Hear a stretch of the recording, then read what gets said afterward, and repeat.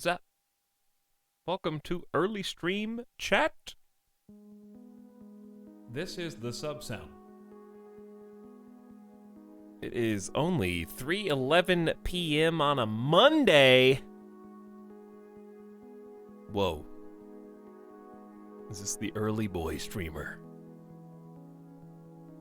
I cannot stream till 2 a.m. tonight. There cannot be an 11-hour marathon today. I gotta wake up early tomorrow.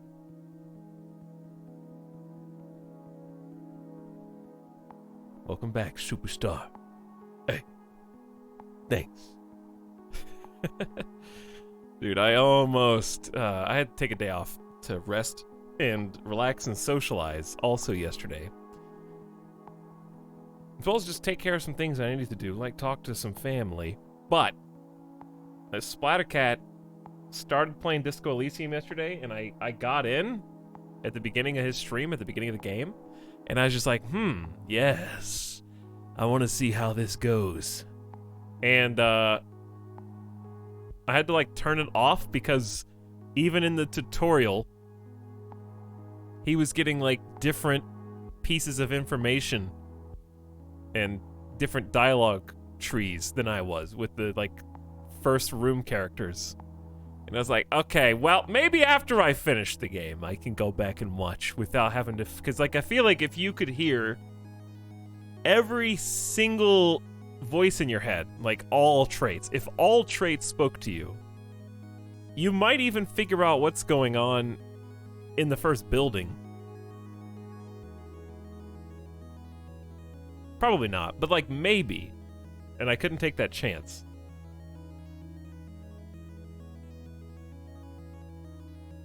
But I was like tuning back in when I felt it was safe, and it was just funny to watch. It's fun to watch someone else. I understand what you guys see. It's fun to watch someone else enjoy the thing you're enjoying. That's how I was feeling.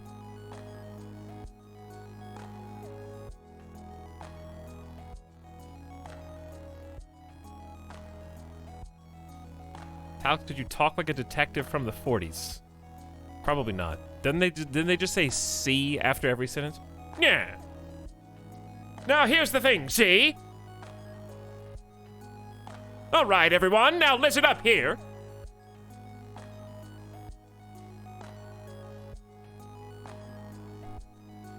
That's how I imagine it, anyways. Yeah, yeah. Yeah, see? What's up, Sonic fan? Fortune Shark, what's up? Ling, Giso, Overx. Hello, Jerk. Snide Kerfuffle, superstar art critic. Now, that's true, yeah. I gotta develop my sass, because an art critic is both critical and sassy, so it's time to develop my sass.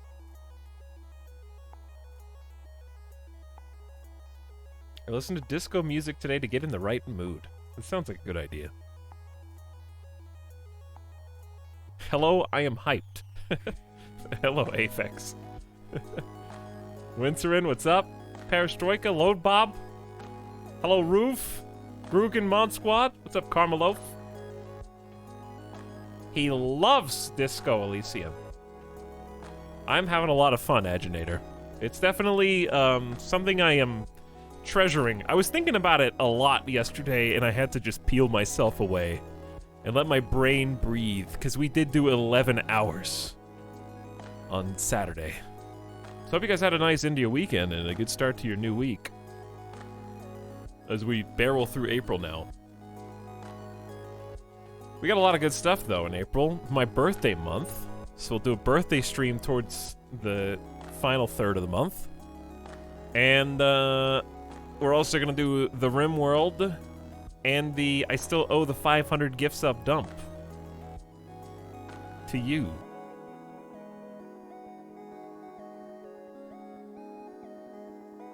Among others. I mean, there's other things coming out, I'm pretty sure. Though I can't think of the things off the top of my head. I know they're there.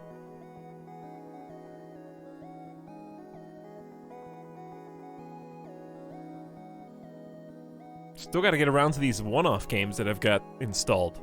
Maybe we'll do that this week. Like, because I know that we're starting day 2 today, everyone. But I know I can't play Disco Elysium every single day until I finish it. So we gotta get these one-off games in here to break things up a little bit.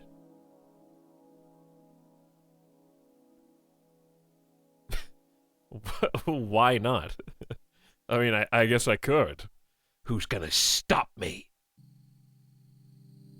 Who's gonna stop me?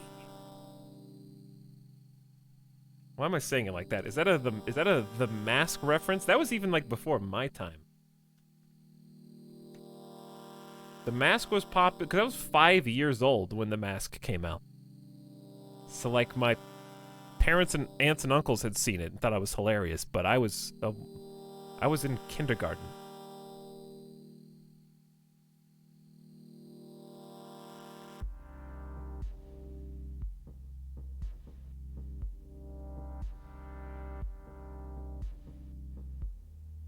Stopping by the stream for the second time. I'm so sorry.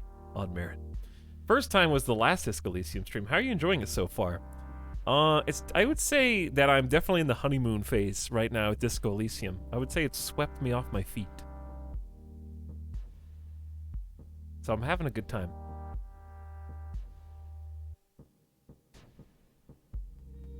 Hello, Ulthor. How's it going? And of course, welcome back, everybody.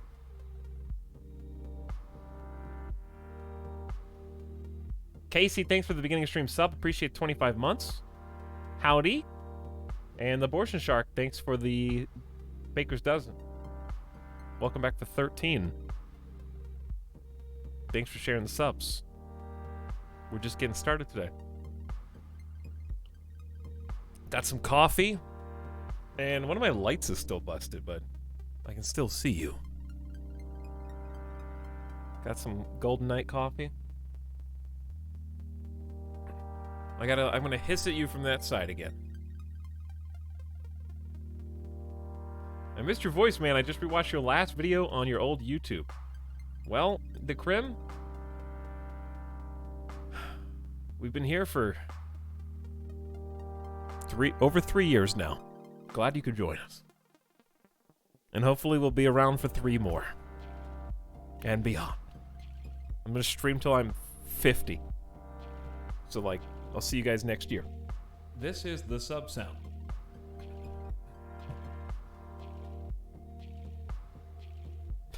No. Chat, I'm gonna be 32 in a few weeks. Couple weeks. Somewhere around there. 2 to 3 weeks. Birthday time coming up. So that means I've got 18 more good years of streaming left. Dude, I can't imagine that. Not that 50-year-olds can't stream. It's not that. They can. But I'm just imagining streaming for 18 straight years. No one's done that. Like, literally nobody's done that. It hasn't existed that long. No one can really conceive of it. Unprecedented. And that would be 18 on top of... I mean, I got partnered on Twitch in 2015, so I've been streaming at least off and on. I obviously started full-time streaming in 2018, but that would be off and on for... It's already been 6 years. Plus 18, so it'd be 24. It'd be 24 years! That's lifetimes! Chat, that some of you are... That'd be like streaming for some of you from the day you were born until now. A long time, dude. 18-year stream anniversary coming up soon, apparently. Welcome back to this. Okay. Why is it so loud? Main menu music is just loud.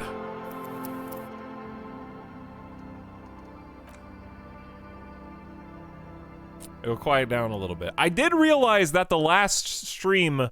The game was way too loud and nobody told me. So I turned the volume down like 20%. I might go a little more even. But yeah, I'm not gonna... First of all, I don't even have any UI. So, can I even hit escape? Okay, let's hit escape. Because there's kind of a lot, and I don't even know how to set the stage for where we are. I stopped at a very critical juncture in the game, apparently.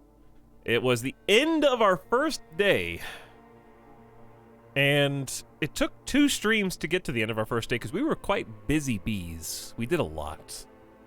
And it was almost to the point of being real time. Like, the pacing that we took in the game, it took me what? How many hours have I played this? 19? So out of that, probably like 17's been gameplay.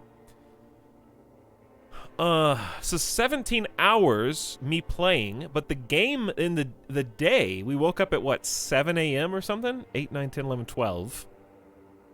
1, 2, 3, 4, 5, 6, 7, 8, 9, 10, 11, 12, 1, 2. We played for 19 in-game hours, I think. So it took me 7, like my Steam played time is the same as how much time has transpired in the video game. That's weird. You know what I'm saying? Like, we're playing at, like, that. My character could have a watch, and it would be accurate.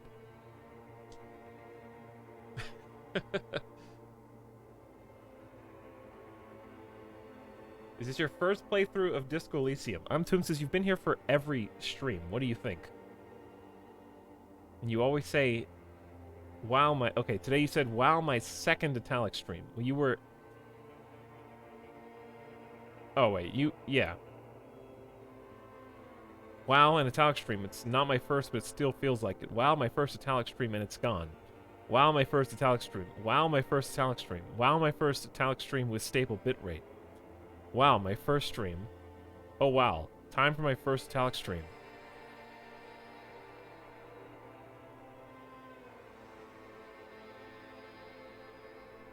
Audit. He's on to you. This is the sub sound. Anyways, yes, it is my first playthrough of this game, actually. The only problem with the last time we streamed it is I had to time out, like, no, I didn't time out 20 people, but there were, like, 20 people who were timed out. Let's put it like that. It was a little bit more ferocious on Saturday. Hopefully we won't have to pounce on quite as many people today. We had people reveal the name of the main character last time, and they got all defensive, like, what did I spoil? And someone in his chat was like, the name of the character, you dummy.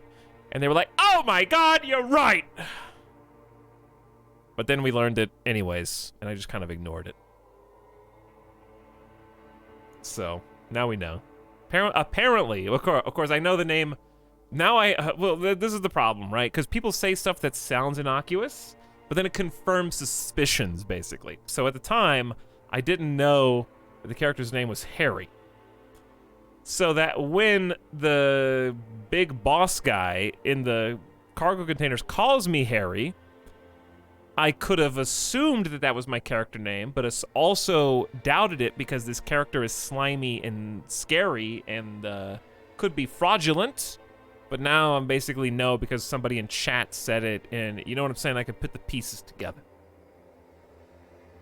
So you got some people say stuff that sounds very innocent, but actually has like extra repercussions.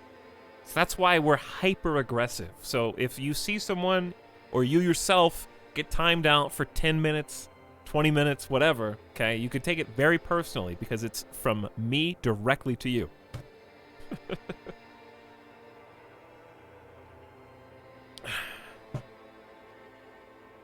I understand it's hard sometimes to keep your fingers off the keyboard for things that you're passionate about. I had the same problem. Me too. When I turn on Splattercat stream, who I'm going to shout out now since I've mentioned them twice, you know how hard it was for me to just be like, hey, by the way, Splattercat, I don't know if you knew this, but if you, when you're choosing your skills, there's an info tab for every single skill, and you can go ahead and read what those are good at, and at the bottom, second paragraph for each one, it tells you that when you're at the peak of that particular skill, the pros, and when you're low on that skill, the cons, and you can just go ahead and read every single one. Hey, by the way, I was like ready. I was like, ugh, no! I can't even type. Cease.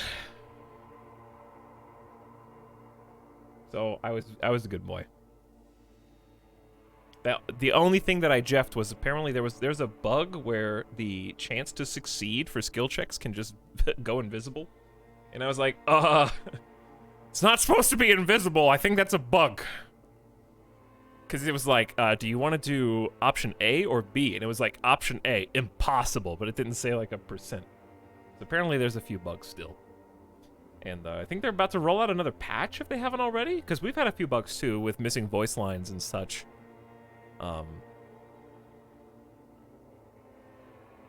That's me literally every stream of this.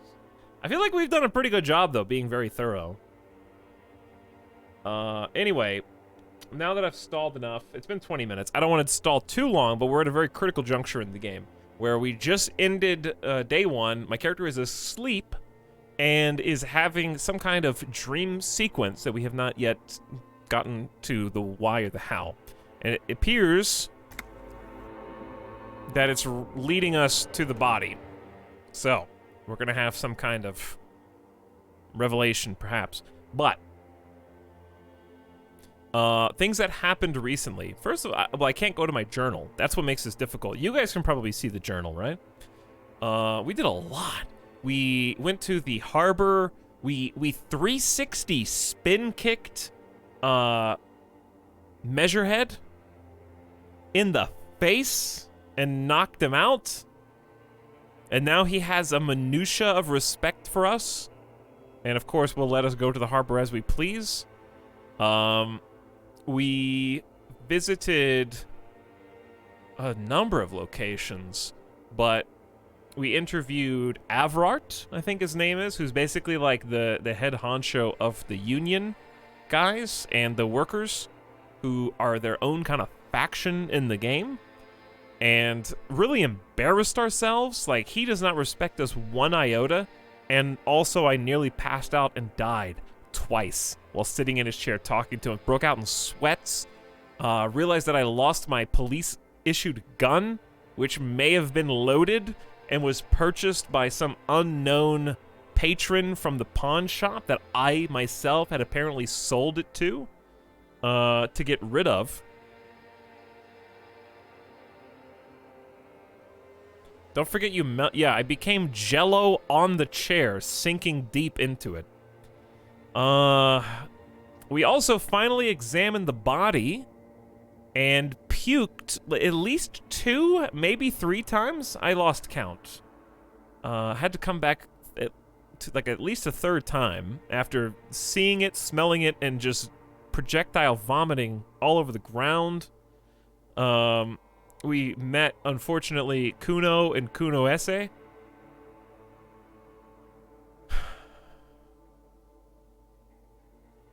They're awful. I almost killed the little girl. I forgot about that. We were gonna get the body down with the gun by shooting a buckle on the belt that would drop, and then the little girl started shouting at me, and then I pointed the gun at her, and I could have pulled the trigger with a 3% chance of hitting her, but I was like, no! I can't do it! And then I handed the gun back to my partner. It was so dramatic. Drama was having a ton of fun there. And I declined to try to shoot the buckle again, so I showed a little bit of self-restraint. And she was like, do it! Do it! Shoot me! So she's clearly off the deep end and has some deep-seated psychological and trauma issues that we are going to need to get to the bottom of to figure out why she's this messed up. Kuno is becoming a cop. He's becoming a narc. Kuno is slowly being molded into a funky police officer. He's still kind of a piece of crap, but not nearly as much as his other friend. Didn't you also lie about the serial number on the corpse's boot for no reason other than causing drama? Yes, but also so that my department can win the competition, which I then later learned we don't want to win. So, like, no matter which way I go, man, the spotlight's always shining on how I screwed up, basically. Like, I am such a screw-up. I was accidentally racist on not one but two separate occasions. One of which was literally not my fault, because I failed a skill check that was a 94% chance to pass. And the response I was left with was extremely aggressively just, I guess, ignorant would be the right word.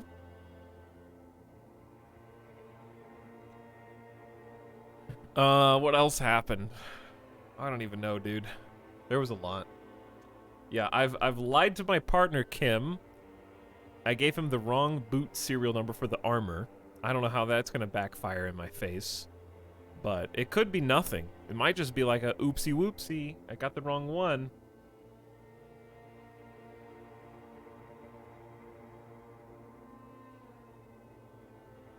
Oh yeah, we had an entire, like, political decision. The game thought I wanted to be a full-blown communist in the game. I just want to be a superstar art critic. My character would not... He does not care about... He would probably care only about individual rights and or... I could see this character leaning into either just individual rights or bleeding over into fascism at this point. I'm not gonna pursue that. I'm just saying, like, based on the weird, accidental nonsense that we have stepped into, I could see him being just like a authority figure in his own mind, even though he has no authority himself whatsoever. He only cares for his own art of superstardom. Yeah, like, you just become such a superstar that everybody does what you say, obviously, and bows down and worships you. Like, what's wrong with being such a superstar that everyone thinks you're a god? I mean, come on. Right?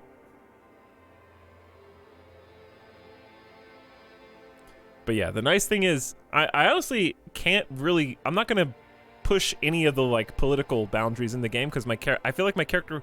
lacking in both empathy and authority prevents him from really caring much about social democracy or communism, and the lack of authority prevents him from pursuing fascism, and that leaves pretty much just individual thought. That's about it. I don't see any other avenues.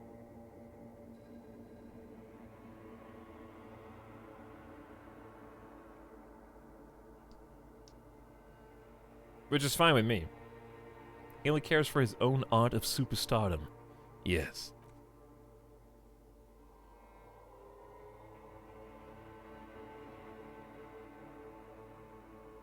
We got our first Jeff of the day. Strike him down. Alright, anyways. You guys ready? By the way, Ziora, thank you for 14 months. Welcome back. I hope you got all that. This will be on the test. And Shariah, thank you for 10 months. Happy to have both of you. Much appreciated. Enlightened capitalism. I guess I could see my character doing that. He does seem like art. He will establish the value of the art. Probably. Hey guys, just joined. What did I miss? G. Franco, don't tempt me. All right, it's time to remember where we were. Oh, we had the whole debriefing with Kim at the end. That was really cool on the balcony, talking about all the things that we did. Had a moment with Kim where we kind of like trusted him, right? Didn't we have like a, what am I doing with myself, Kim? I don't have what it takes. And he was like, you do. Besides your impeccable police record, you've got heart. I had like one moment with Kim where we were just being bros. Okay, anyways, let's do this. I gave you all I could give. Now let's see what this dream is about.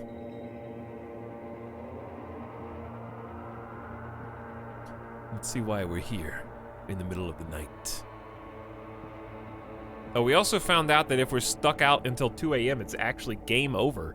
And I have to pay 20 real a day to maintain my room, which we did not even make 20 real on day one. So I'm going to be interested to see how we find ways to do that. I can see some implications for some gameplay there. We got, oh, it's me with the disco ball in my tie. It's not good. It's not good.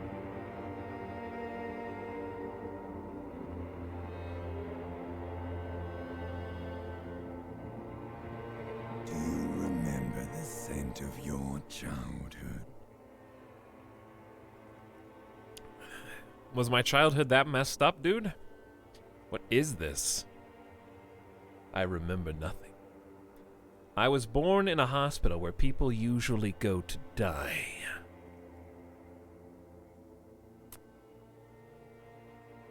You're not kidding anyone, Harry.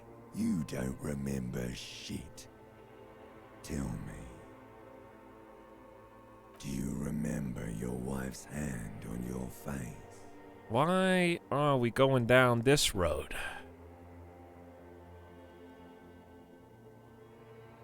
You said who? Who? I left. I was left. I don't know that. Tell me what this is! I'm not answering before you tell me who you are. That would be the dramatic thing. But am I angry? I don't know. I feel like I would be pretty angry if I was confronted with a vision of myself hanging from a tree under a disco ball where another body was supposed to be hanging. Dude, I had the worst nightmares last night that I've had a long time, but weirdly I wasn't scared of them. Like, it was like I was in a theater with my mother, and there was a really weird person, like, on the stage who was doing some kind of presentation, and I could tell they were, like, evil, and it was trying to stop them from doing their speech or something. I don't know why. And then somehow Batman was involved, but it wasn't Batman. It was just, like, one of my friends in a Batman costume. I don't know. It was weird, okay? And they did, like, an attack, but were thwarted by the henchmen. And they gave me Batman's costume. But then when I was getting ready to, like, sneak out to go get my costume and, like, get my information ready so I could be the one to stop the evil person on the stage, then it took a turn from, like, weird, unsettling dream, because the unsettling part wasn't Batman. It was the person on the stage was giving me really bad vibes. And it was deeply unsettling to me. Then it turned into a just pure, unadulterated nightmare. There was, like, a video on the screen, so I was like, it was like a big screen because I was in an auditorium. And then there were, like, bugs on the screen, and it was like insects were on the screen for some reason. And then it was like, I'm not gonna go into excruciating detail, but the insects started to, like, appear in the audience, and it was like these deformed, gross bugs, and they were doing the horror stuff that you imagine, where orifices were involved, and bugs emerging from places they were not supposed to be emerging from people in the audience. And I remember for some reason my mother was in danger, because but here's where it was weird. This is why I wasn't scared. Even though I was grossed out, I wasn't scared, because there were people that were like big bugs, like huge people-sized bugs but they were like humanoid in form, and they were standing like menacingly.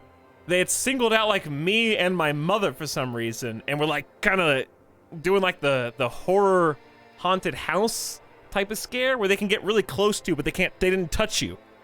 And I think in my mind, it was like they're actors. This is part of some like elaborate performance, but it's directed at me. and he knows I'm like gonna put on Batman's costume and come stop him. So it was horrifying because the like quantity of the bugs and how real the bugs coming out of people were. But at the same time, I didn't feel like I was in danger. So there's this weird dichotomy nightmare where it was like the most heinous shit that I've seen in a nightmare, but I didn't think I was immediately going to die or like in danger. It was really weird. Anyway, I had to get that off my chest. I had to get it off my chest. Like the bugs.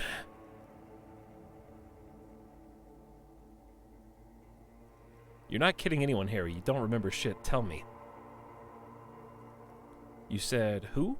Do you remember the warmth of her thighs between her legs and in her mouth? You gonna make me yell?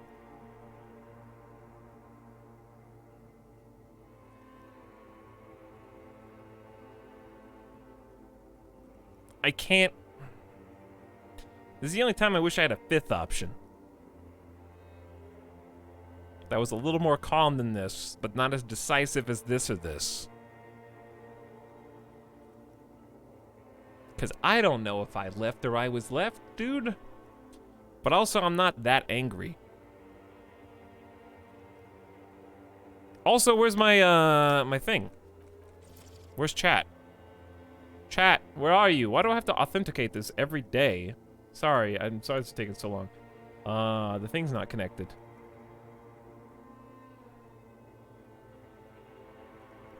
But it will be, momentarily. After I get a new key. I don't think you can see that anyways. Alright. There you are, you're here. I found you. Okay. I'm not gonna pull you though, because I know you're all gonna say 1. What would the artist think? Dude, this is really puzzling me and it shouldn't be.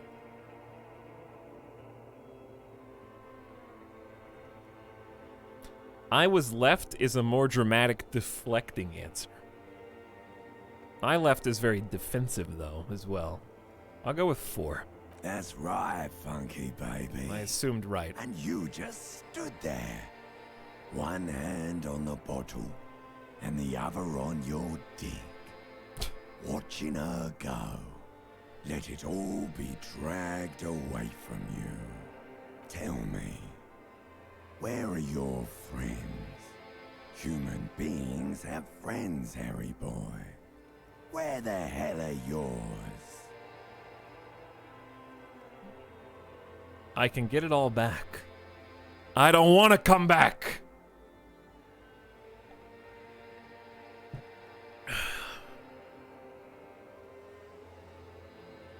I can get it all back. No, it's gone. 3 times gone and never coming back. You failed. You failed me. You failed Elysium. I've seen you before. I can come back from this. Tell me what Elysium is. Everything.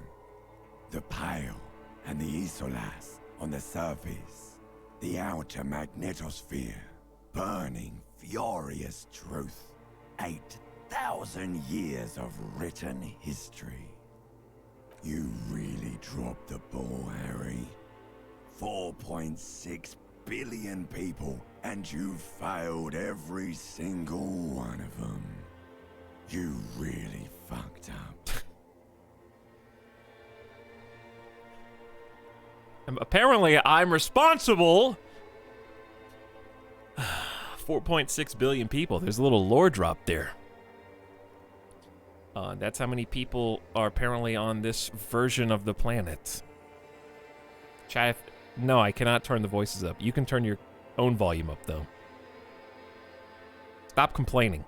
This character's the quietest character in the game. But just turn your own shit up. Half Note says, I'm back for more drama. You're gonna get it. Thanks for 9 months, Half Note.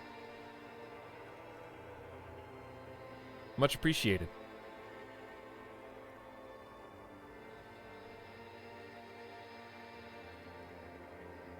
I've seen you before. No, you haven't. You're just sleep talking. And the act is wearing thin, too. The spots on the disco ball fade around you. You'll be back in those cold snakeskins in no time, sweating up the bed. Stinky boy. Thanks, Limbic System.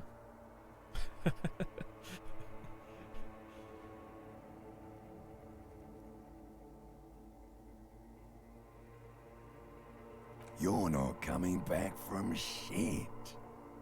Thrashing around in that high conductivity state of yours, bumping into things and acting like a clown? Who are you kidding? I'm trying to solve this case. I'm trying to solve my mind. Help me. It's desperate.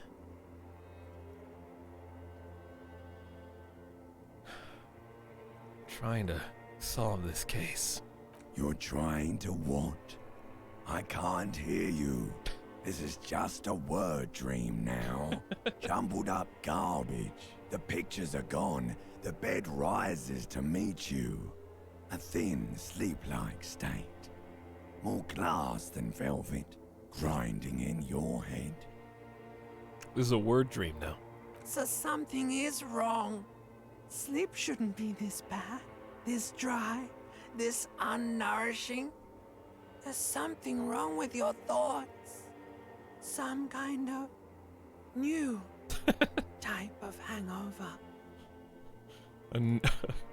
God, there's another type? Oh yes, party boy, and it's worse than the one before. Just think of the shit you saw. Here it comes too. So soon already. A silent alarm goes off in your head like clockwork. Barely let you sleep at all. Time to get those clothes on, Harry. Why do you do it all sing-songy? Time to go to work in the shit factory.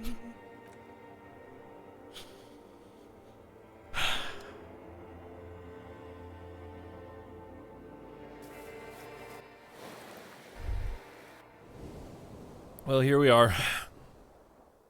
We're back. Good going, buddy. Hey, what's up, electrochemistry? Oh, by the way... Right. By the way, everyone, something worth noting. I forgot that I pumped all my points into this. I had 2 level ups, and I spent both of them on electrochemistry. Electrochemistry is now the leader of our life.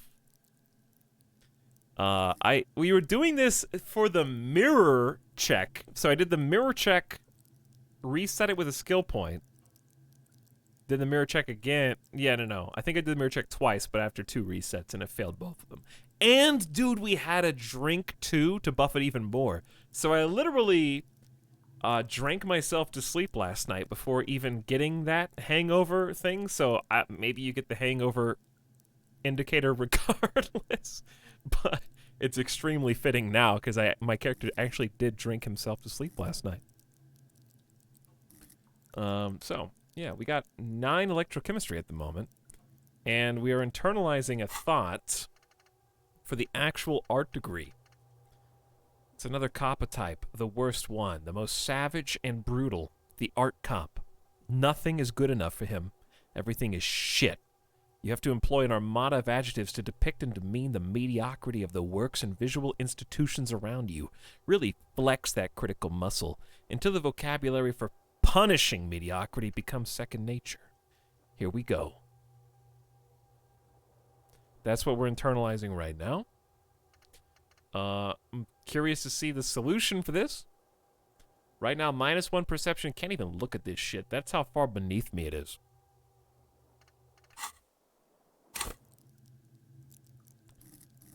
Yeah, we're looking at 8 drama as well. We've got 2 points in that, 2 points in electrochemistry, and 1 point in volition, 1 point in composure. It's pretty it. Kind of a wild spread here. Really amping up our strengths and really honing in on our weaknesses, but it is what it is. Okay, anyways, what's up, electrochemistry? I just had the most beautiful dream. Uplifting. Rejuvenating. That's very art cop to me. Really? Because you feel even worse this morning than you did last night. What the hell is going on with me? You mean, why are you so tired? Too tired and down to even think? It is worrying, isn't it? You can't be a detective like this. Detectives need to be able to think. No, that's not it. Really, I feel super good. That's not really true. Your heart has finally pumped all the speed out of your system, Buster. Time to get some more. Wait a second. Electrochemistry, are you telling me that the entirety of day 1? You're too weak to say no now. Waking up is the worst part. Maybe somewhere down the line you could decline. Wow. Volition, I don't even have enough wherewithal to say no to drugs. And I have too much electrochemistry to say no. Wait, what is speed? Speed is a potent central nervous system stimulant. It kept you propped up all day yesterday, despite your debilitating hangover. How else did you think you even got up from this floor? It's power, man. It's professionalism. It makes you feel like you're young again and ready to detect. Ready to go to war against the world. I need to get more of it then. Detecting is my life. Of course. Martinez is speed central. You just gotta poke around. Follow your nose. Good one. Follow your nose. I see what you did there. You and Speed will be happy again. You will make her come home. This time, it will be different. Yeah, so I'm just getting the impression now that putting all your points into electrochemistry and doing everything that it says, there is no good outcome there. So I'm really interested to see how the game makes it seem good to you before you do it, because it really still seems bad, and I'm doing it anyways, but also I don't know if I have a choice. So, I guess I have a new quest for find speed and sniff it. The hangover's coming on mega strong now. You need more speed in your bloodstream. Find some, put it in your hand, and off we go.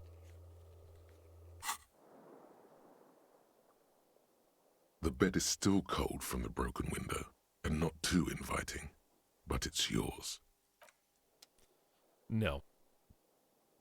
We can go look in the mirror again, but I don't think there will be any purpose in that, but I'll check anyways. A mirror hangs on the bathroom wall. In it, your face.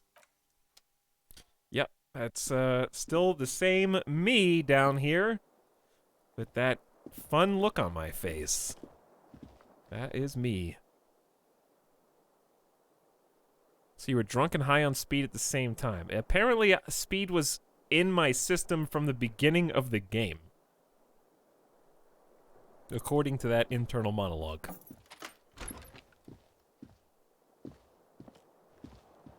Well, let's go have a breath of fresh air first. Let's go out on the patio.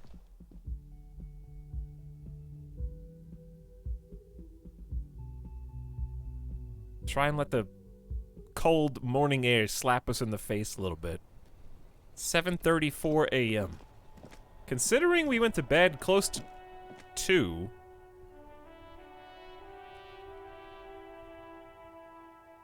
Well, I can see you, but I can't click on you. But I know you're there.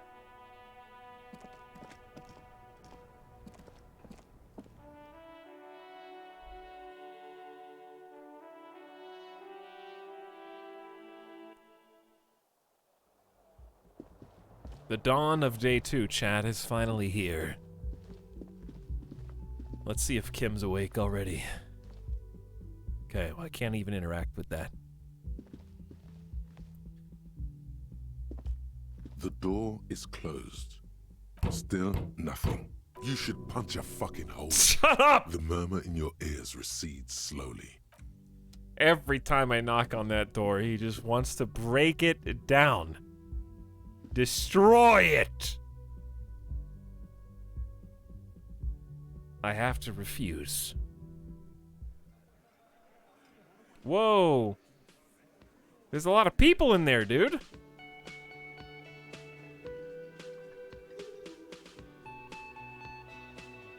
Kim wants to talk to us. I can't say that I'm surprised.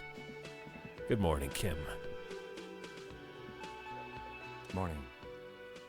He gives you a quick nod. Looks like we can get to work at once. The Union muscle turned up. They look rowdy. We should talk to them. What do you mean, rowdy? I mean ungovernable. Martinez isn't exactly enthusiastic about the RCM being here. They prefer to be policed by the Union. These men here, men who drink beer for breakfast, there's talk of an armed wing of the Union called the Hardy Boys, who are responsible for state policing. I think it's them. Okay, so they look ungovernable. Martinez here is not enthusiastic about the police being here. They want to be policed by the Union. An armed wing of the Union called the Hardy Boys, responsible for the policing. Okay, so basically they're gonna butt heads with us because they think it's their jurisdiction. Are these the men Gart told us about yesterday? I completely forgot. Sorry, I had a rough night's sleep. It's them by the looks of it. Loud and nasty, just like the manager said. One loose thread less to worry about, and one big problem to replace it. So we found out who... Wait, it just had it highlighted. So we just discovered who's using the Union box here. Right under our noses. There's so many of them, maybe we should call in reinforcements? That would just escalate tensions. No captain would sign off on it. Solving one murder isn't worth a conflict between the RCM and the Debarders Union. In fact, even the death of 2 detectives might not warrant an all-out war. So let's keep a cool head, okay? What? Are you saying if both of us died, no one would care?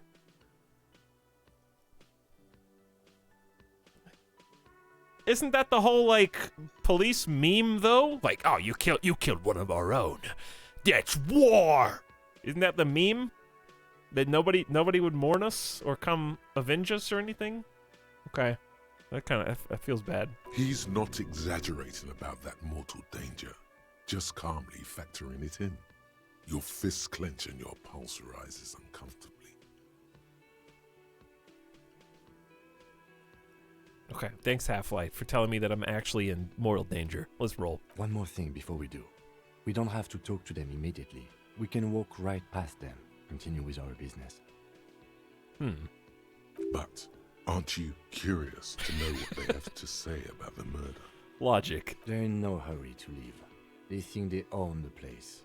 Anyway, I leave that choice to you. Whatever you decide is fine by me. So, Kim's making it sound like I can go do my own thing, come back, and they'll still be here. And I can maybe use some other information to talk to them. It would definitely be more dramatic now. If we talk to them now.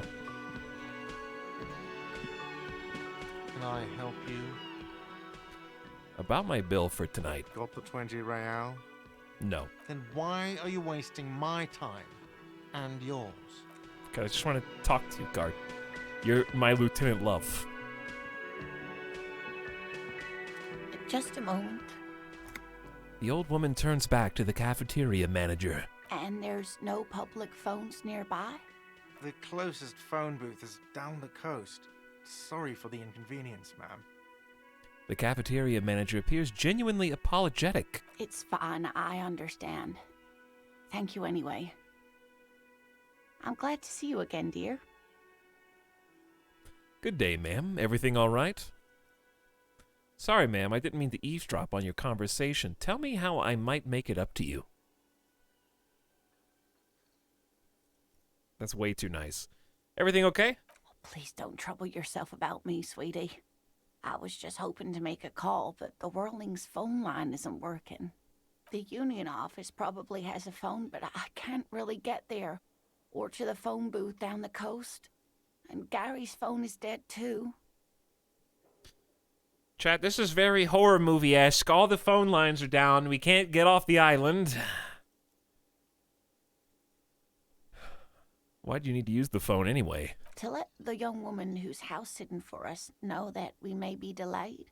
Morel, my husband, and Gary were supposed to get back by Monday night. But they're still missing, and I haven't heard from them. Morel is her husband, and Gary were supposed to get back by Monday, which was yesterday? I was also hoping she'd heard from Morel. Okay, I'll bite. Has your husband gone missing before? This sounds more like a side thing. I need to take care of my main thing. Then I'll get back to this. Well, okay, I'll bite. That's just it. This isn't like him at all. He always plans his expeditions so carefully. A cold breeze hisses through dense thickets of reeds. Something sweet in it, somnolent. A damp chill goes down your spine. When you look around, you're still in the whirling in rags. Shivers. Why are you coming up right now?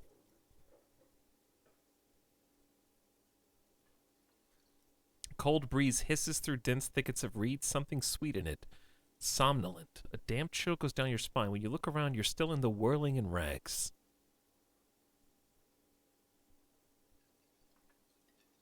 But you have more important things to worry about. Huh. Shivers is making it sound like there's more here than meets the eye. What is this expedition your husband was on? Is he a scientist? Tell me more about Morel. Looks, character, your relationship. You don't notice this about me, but actually, I have lost all memory of the world and myself. And I have no idea what I'm doing. So, is your husband some kind of scientist? Oh, yes. A zoologist. A cryptozoologist, to be more precise. And what is cryptozoology? It's a pseudoscience that attempts to legitimize research into mythological beasts and urban legends. The lieutenant sounds unimpressed. That's one opinion, yes. And people are entitled to their opinions. My apologies, ma'am. I did not mean to undermine your hobby. It's not a hobby, dear. It's a subfield of zoology, one specializing in animal species that are so exceedingly rare that many assume them to be extinct or even fictitious. Dude, are we gonna find Bigfoot and the Loch Ness Monster? Ooh. Searching for such species called cryptids is difficult and often thankless, and frankly, many scientists are too lazy to do it. Universities these days are rarely interested in supporting real research. Suggestion medium. Maybe you could convince her to tell you about some cool cryptids. 17% chance.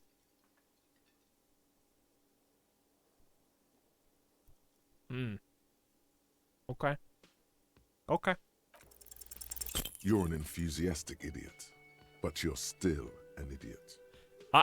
I'm very smart, thank you.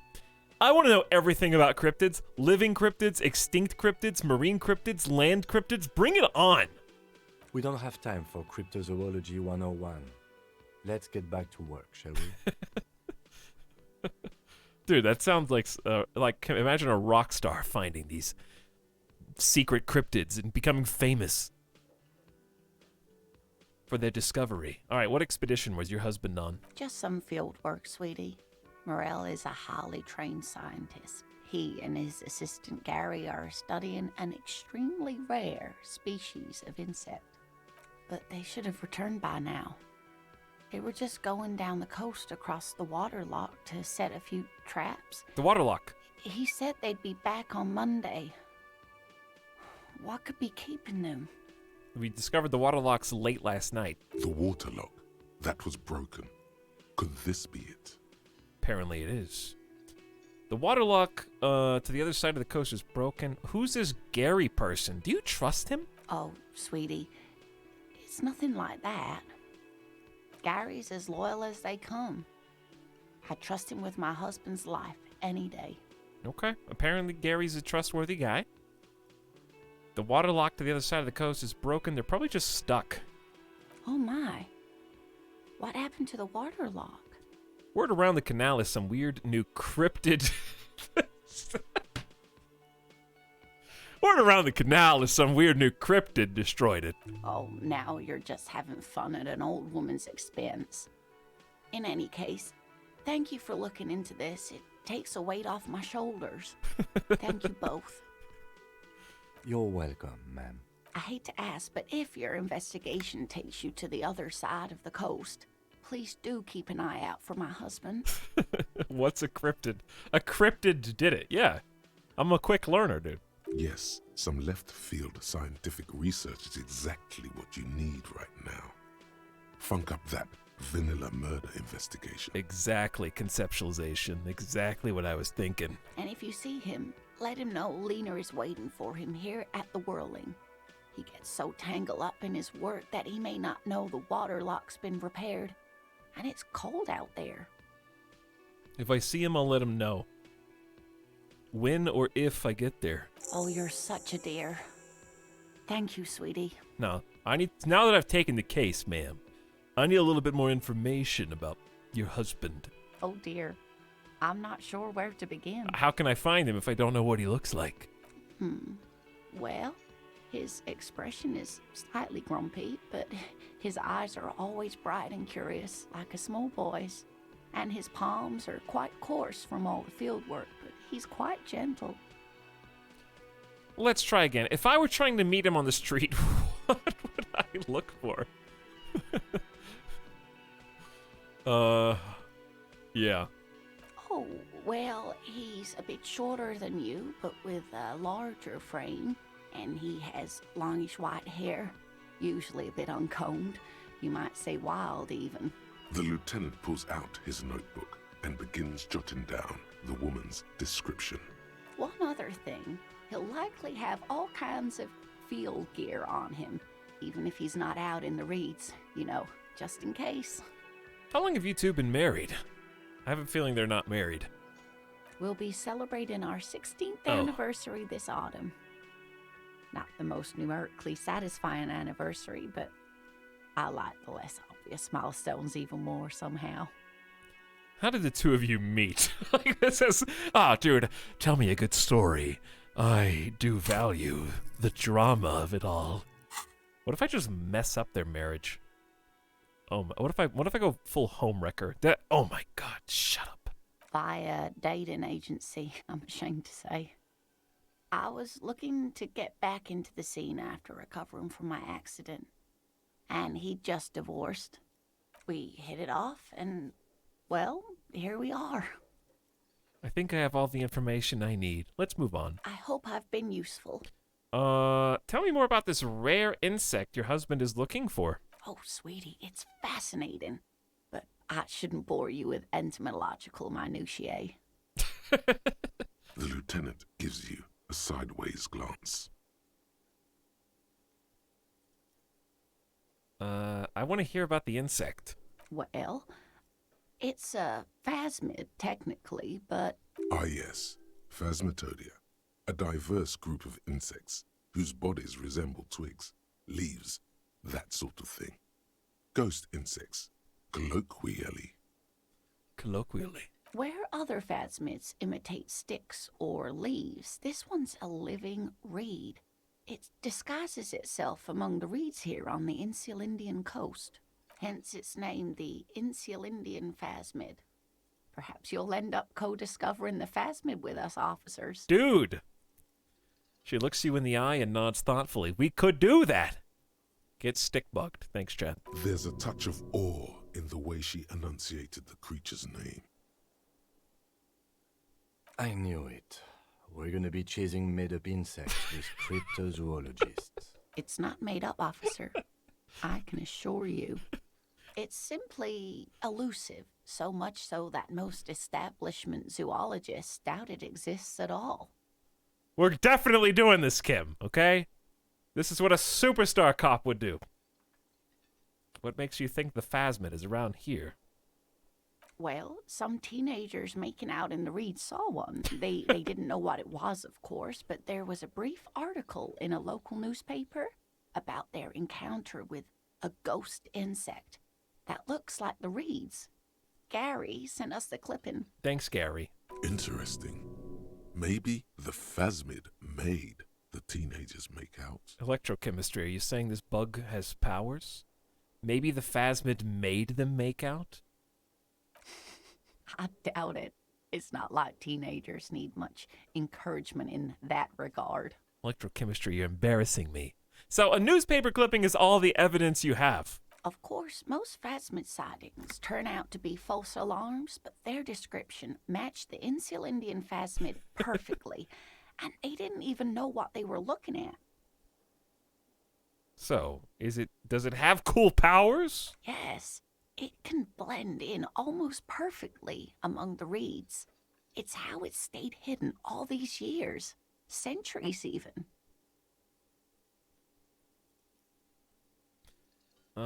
Okay. Is it dangerous, though? Not at all. Why else would it hide itself so carefully? All right. Is it... Who cares about if it's valuable? This is for the art. What's so special about this stick bug, then? Oh, dear. I'm afraid I'm not explaining this very well. It is very special. Her face flushes with embarrassment. Morel can explain it all much better. I wish you could hear him describe it. Then you'd understand, I'm sure. Okay, well, apparently it's fair. Wait, I can do this again? Maybe you could convince her to tell you about some cool cryptids. She's less worried about her husband now. I just got in. What kind of character are you? If you enable the overlay on the stream, there's actually buttons on the left side of the screen when you mouse over. They'll show you my character sheet and my journal if you want to see the things we've done so far. But I am kind of a bad man. Chat, don't tell them. Maybe you could convince her to tell you about some cool cryptids. No, you don't have any new winning tactics to get the woman to spill the beans about cryptids. Thanks, suggestion. Okay, that's all for now, ma'am. We have a new mission.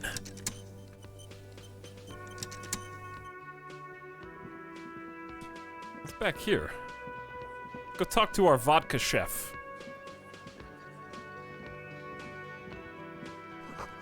The tomatoes are so thinly sliced, you can see through them. The man ponders his cooking utensils and gives you a little nod. Hey, stay masculine, buddy. It's already been we've already been awake for half an hour? I don't like that. Hello, Gardener. I probably shouldn't talk to you because you think I'm a terrible person, I'm sure. And you know what?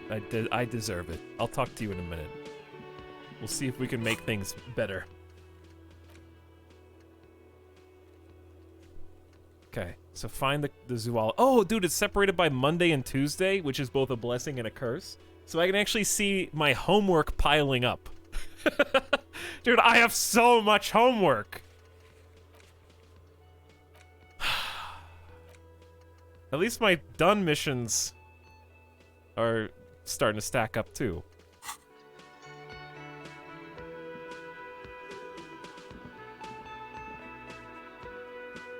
Oh, I didn't mean to talk to you, Kim. Hold on.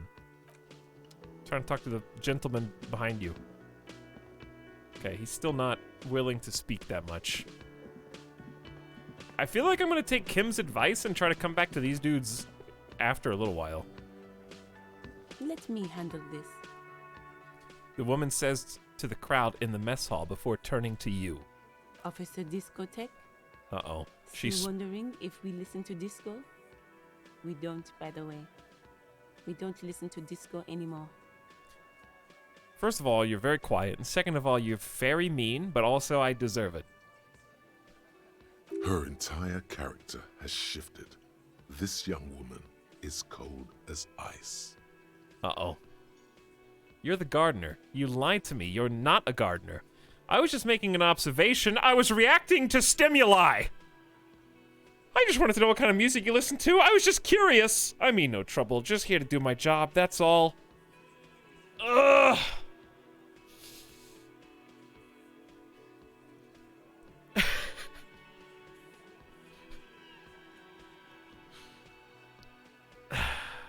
Chat, help me out here.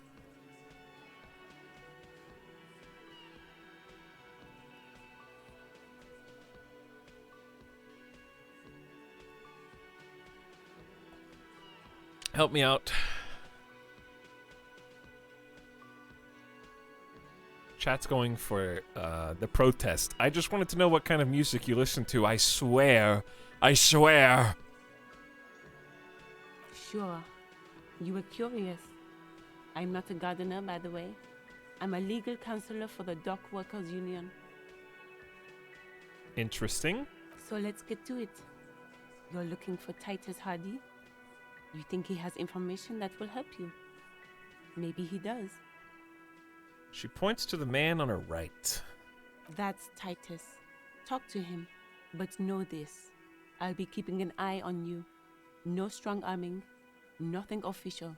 The District of Martinez does not recognize your authority to make arrests. She's a legal counselor. You're looking for Titus Hardy.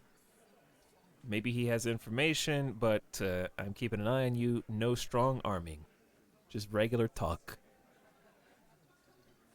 It doesn't matter if you recognize our authority. We will make an arrest if we have to. Oh, Kim laying down the law. She says nothing. Her glare speaks for her. Could this be the Miss Beaufort that Easy Leo mentioned? The one Mr. Everard sent to law school? Oh. Good old Leo, giving us a little bit of information that we might be able to use here.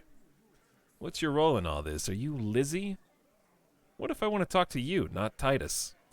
What kind of music... Hey, what kind of music do you listen to? Just triple down on the music?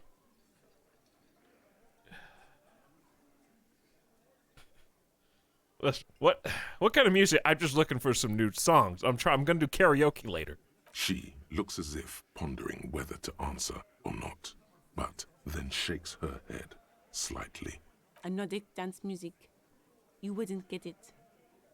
Hold on. Of course I get it. It's a progressive soundscape, mixing nomadic rhythms with pop melodies. Dance music? Basically disco? I know all about that. You're right. I don't know anything about anything. What is anodic music? Hold on. Of course I get it. Progressive soundscape mixing nomadic rhythm with pop melodies? Okay? You have a dictionary. That doesn't mean you get it.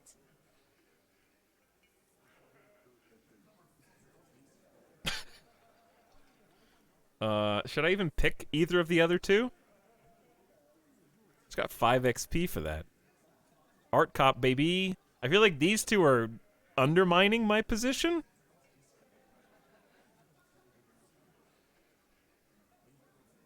Should I just move on, chat, or should I ask? I'll let you guys help again. You wouldn't get it. Hi, Etal chat and disco dancers. Hi, she's the worst. And anybody else just peep arriving? False Lobster says, what do you think of the dream sequence, Etal? Very mysterious. My internal monologue is apparently very depressed about the past. And Half Note is back for more drama. Thanks both of you for the sub. Chat says move on. Let's put on a new record. Let's.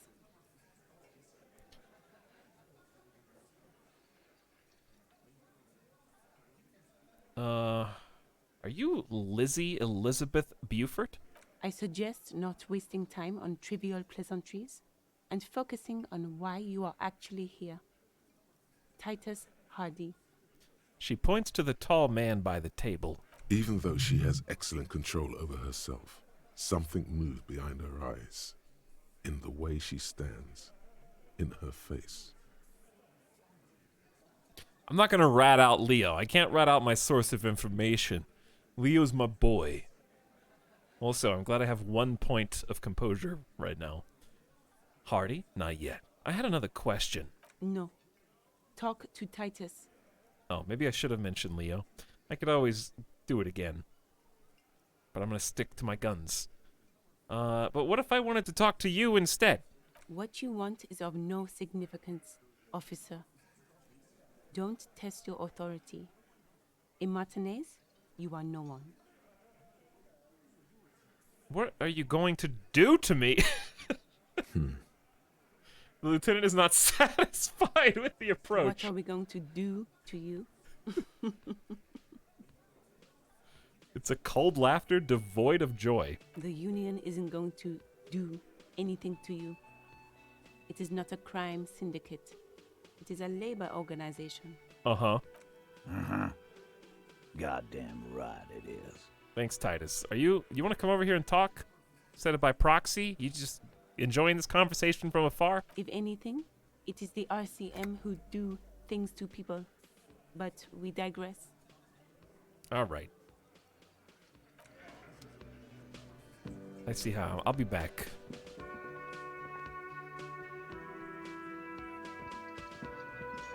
Wait.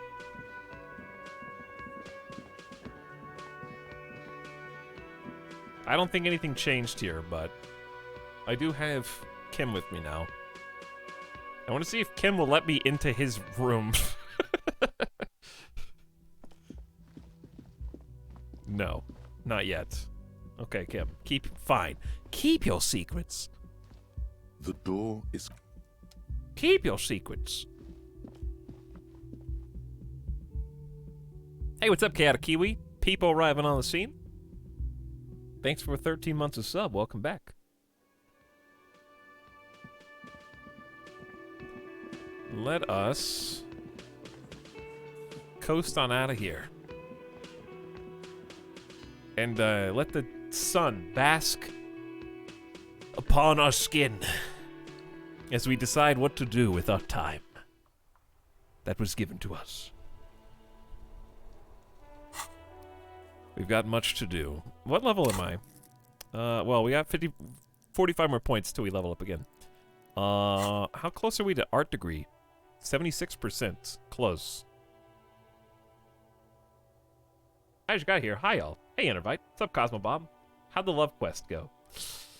Much has happened since then. It definitely went. You may want to watch the VOD for that one if you want the actual rundown. I won't be reciting how it went, shall we say. Oh, I forgot I was wearing a mesh tank top for the drama. What do we got in the pocket? Physical instrument +1. Conceptualization, but -1 suggestion. Well, an art comp would like the conceptualization. Visual calculus, but you lose drama. That actually might be fine, considering I have 8 drama. It might be.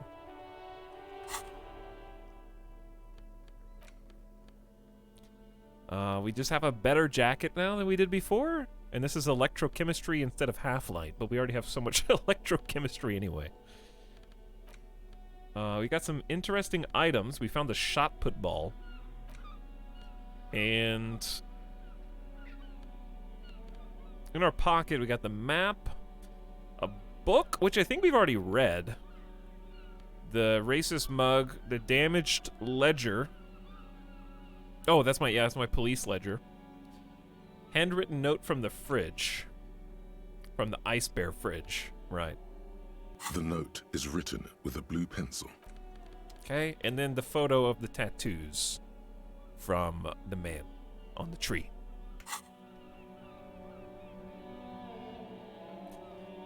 Where to begin, chat? We got so many things we can do. All right, let's see what we can do. We have not found a tape yet. I guess I need to report my missing badge eventually. Now that I'm actually going through with the police work. Keep searching for the person who reported the crime. Explore the secret passages. Can't do that yet. Open the apartment door for Everett. We can do that.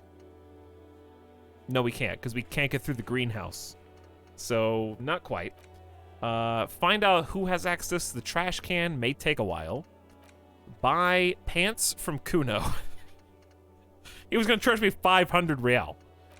Investigate the doomed commercial area. That's like the harbor.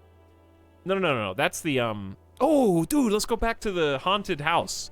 Search for the malignant entity in the chimney. Find a way in. We haven't done that yet. Ask Kim to tell you about the case. Okay, so we actually do have to talk to Kim. Ask around about the tattoo's meaning. Find the harbor. Find the armor by asking at the harbor. Run the numbers. Ugh, yeah, let's just do that. Access the harbor again.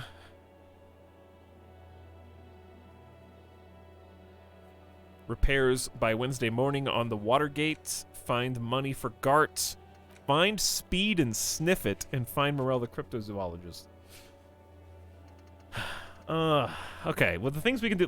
Let's just handle Kim and the shortwave radio. Yes? What do you want to know? I've been trying to play this game where I never straight up admit to Kim that I have no idea how I got here or why. But I don't know if I can continue playing that way if I want to progress the plot. Plus I get experience for admitting. It is a new day, though. It is a new day. And we did have a bro moment yesterday. Before we went to bed.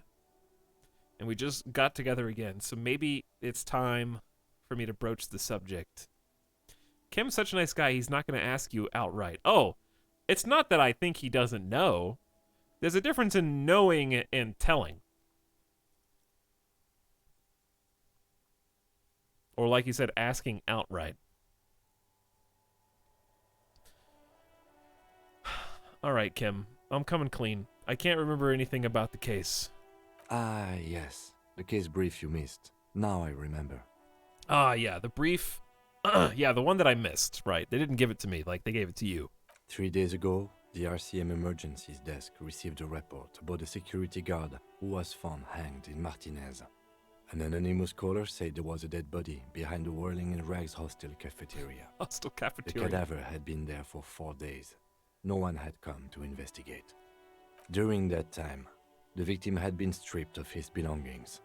The caller did not identify him, but used the word lynching. There is an ongoing labor dispute between the local dock workers and the logistics company Wild Pines. I was told we should approach the death as part of this dispute. Does the briefing say who the victim was? A security guard or worker of some sort hired by Wild Pines. This was just hearsay from Martinez, of course. We need to find out the truth. Okay. We don't know. Why don't we know who made the call? They didn't identify themselves in any way. The tone was muffled using a device of some sort. The desk could identify neither the caller's age nor sex. Why hide themselves? There's a strong prejudice against involving the RCM in what's seen as union matters. The dock workers' union is the de facto police in Martinez. Now it appears they've started executing too. We cannot allow that. Of course, yes, I understand everything now. Let me just make this perfectly clear. Our job here is to find the killer? Why is this one so weird? I still don't understand anything. It would be fun but boring to play the, like, I'm sad. I don't know anything. I don't remember anything. I don't really know why I'm here.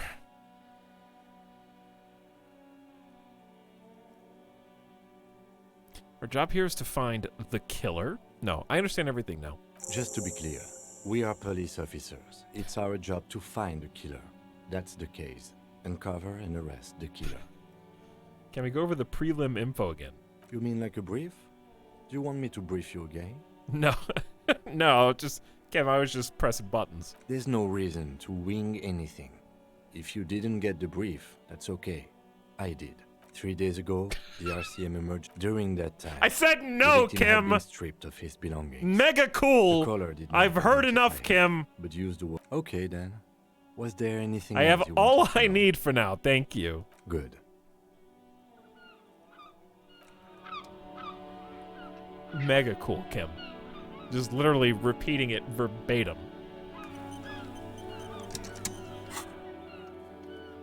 Okay, and so ask him to tell you about the case. Done. 65 XP. Nice. Now the potentially really embarrassing part. Let's just get this over with and rip the band-aid off, I say. Inside, you see a set of steering levers, a radio microphone, a pull-out toolbox, and the soft glow of the fuel preheating gauge. Pick up the radio. This is Precinct 57. How may I assist you?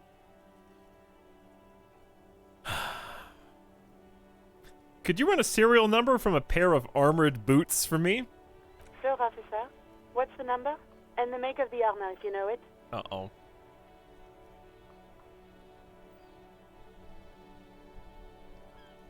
Okay, weirdly, there's a third wrench that we could throw into this.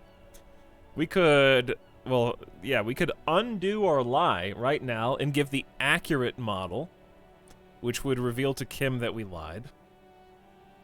We could give the same code that we gave to him, and then play dumb why we didn't know. Or we could just throw a third one in, and that's so far off book, that's neither correct nor what we told Kim. But I think this is the exact one that we told him. I remember it started with X. X5415, yeah, etc. We're gonna go with 2 and see what happens. Are you sure that's the right number? Doesn't sound like a serial. It's definitely the right number. Triple down. Well, I'll contact the ICP database immediately. Call back tomorrow. Hopefully they'll have dug up something useful to your investigation by then. The International Collaboration Police, ICP, is an inter-Isolari law enforcement service, the crown jewel in the moral intern diadem, alongside EPIS and the coalition government.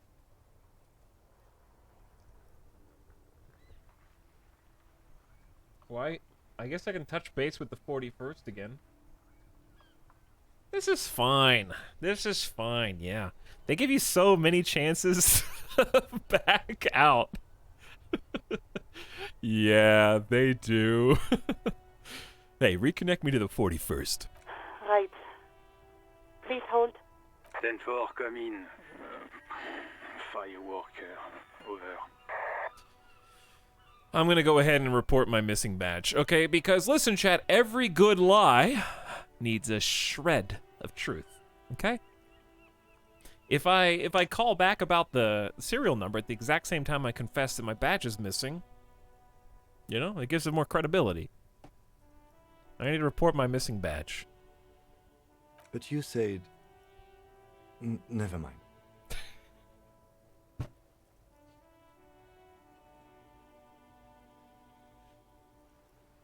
Uh-oh. 10-9, over. My badge, I can't find it anywhere. Basically, it's gone. 10-4, message received. This is a very serious situation. I need to 1022 the captain, over. 1022, the captain. This sounds bad.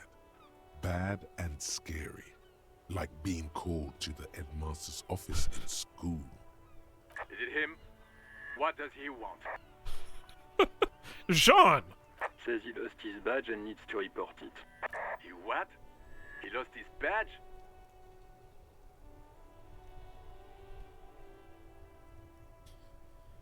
Hey, who is this? This is Communication Officer Jules Pidieux, sir. Over. No, the other guy! You mean your partner? Over.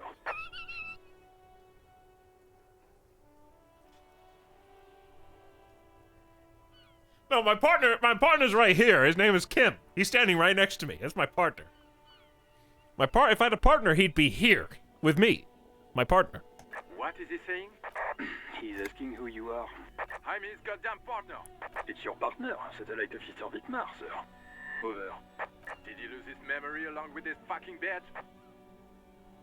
The man in the background sounds like he's losing his patience. Who lost his badge? Dick fucking Mullen. Who do you think? It's Officer Dick Mullen from the bestseller Dick Mullen and the Lost Identity. Dick Mullen is not your name. It's the name of a fictional detective who would not lose his badge. Defend yourself. Immediately. They're laughing at you. Come on, operator. Tell him to stop. This is serious. Haha, officer has lost his badge. Haha. Like I'm the first cop to ever misplace his badge.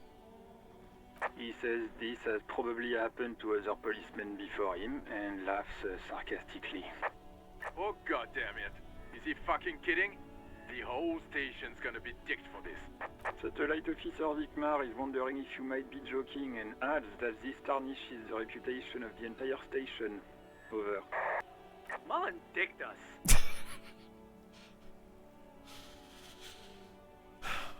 Can't we just move on? I just want to get it reported and be done with it. 10-4, I hear you, officer. I'm just going to make a note here that you are in pursuit of your misplaced badge. Over. Fuck me. Mac, come here. You've got to hear this. Dick Mullen lost his badge. What's going on? Super Cop here lost his badge. He lost his what now? His badge. He lost his goddamn fucking badge. Can you all please just stop saying lost his badge for a moment? He asks you to please stop saying he lost his badge. Why? Did he find it? The room at the other end of the line erupts in volcanic laughter. Sergeant Person was wondering if you found your badge yet. Over. I'm still on the line. You don't have a comeback. Sorry. It's hard to think like this.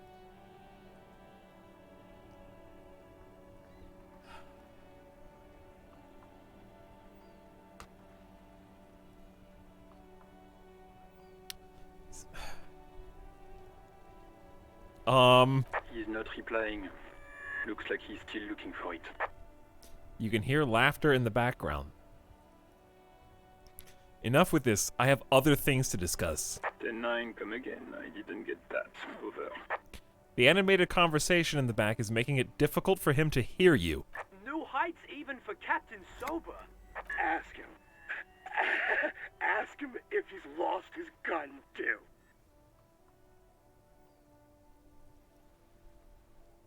Sergeant Orson wants to know if you lost your gun too. Over. Oh, fuck.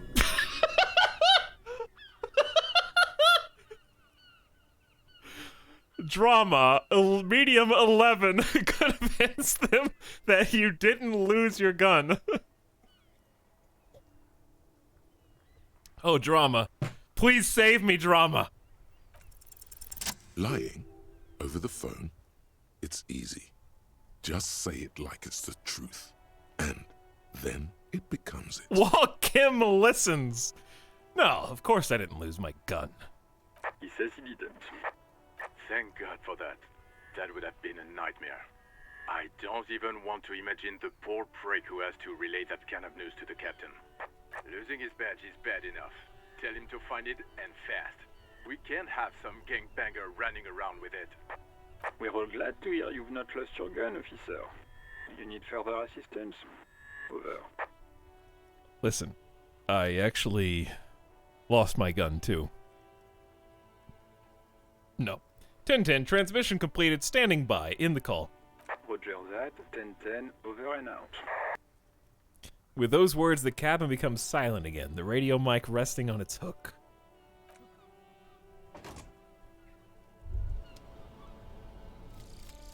Actual art degree. Internalized. Trite. Contrived. Mediocre. Milquetoast. Amateurish. Infantile. Cliché and gonorrhea-ridden peon to conformism. I fucked me. Affront to humanity. War crime. Should literally be tried for war crimes. Resolutely shit. Lacking in imagination. Uninformed reimagining of. Limp-wristed. Premature. Ill-informed attempt at. Talentless fuckfest. Recidivistic shit peddler. Pedantic. Listless. Savagely boring. Just one repulsive laugh after another. People whine. Hand-eye coordination down. Hands shake from anger at how shit it all is. -1 hand-eye coordination. Conceptualization passives heal +1 morale and give +10 XP. Whoa.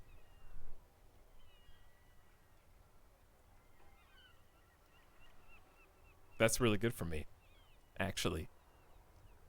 That's really good for me. But my hand-eye coordination is terrible as they come. Okay, let's start with the 4th spot. We got Superstar, Coach Physical Instrument, Volumetric Shit Compressor, which was the only way we could smell and examine the body. And now Art Degree. Art Cup. Superstar Art Cup. Track down your badge. It's unclear how you should go about finding a tiny piece of plastic in a world as huge as this. Maybe you'll just stumble across it down the line. Miracles happen. This has been a good start to the day so far, I think.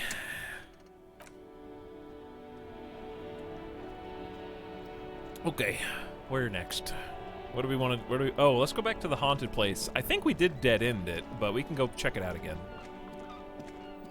I gotta figure it out without chat's help, because I was stuck on something.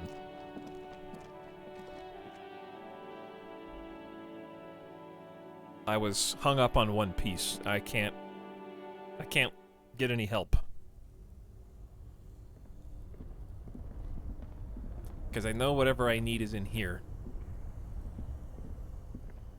This orange machine is dead still. It has a hand-cranked ice cream churner. I think we unplugged it, though. An electric freezer. The ice around it slowly melting. You slip your fingers under the frozen lid, but the ice is too cold for you to get a good grip. A pry bar would come in handy here. If you want to try again, then you need to have the pry bar in your hand, detective. Equip the pry bar. I know, but I thought it would melt because I unplugged it. So the ice was too frozen, so I unplugged it, which seems smart in hindsight, but I don't know if it actually did anything. Pry bar. Let's see, because I only had a 3% chance with the pry bar last time. This orange machine is dead still.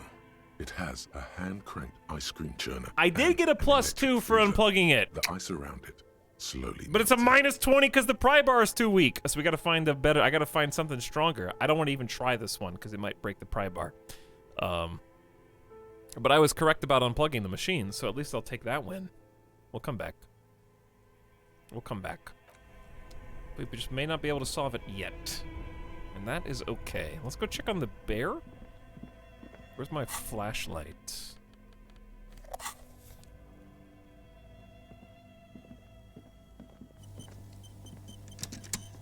Because there were a couple things going on in here, too. The bear's eyes are dead and empty. Ice inside the fridge, slowly melting. The power has been cut off.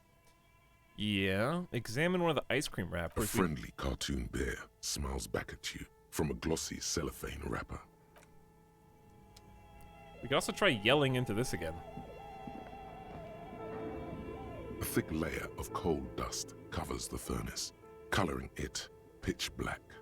The only thing I didn't do here was smear my hands with coal or ask Kim what he thought. So let's ask Kim. Looks like it. Looks like an old central furnace used to heat the building. It's connected to the chimney. He opens the door and gingerly peeks inside. Heat the building! So if we could turn this furnace back on, it might heat the building and then melt the freezer. No one has used it in ages. No signs of any recent fire. Only dead rats. But I don't want to smear my hands with coal. That just seems like a bad idea. Because then I'm going to leave fingerprints on everything. But what if this is the answer? Also, I don't have any way to start a fire anyway. So I'll come back. I'll come back. I don't like the idea of my hands being covered in coal.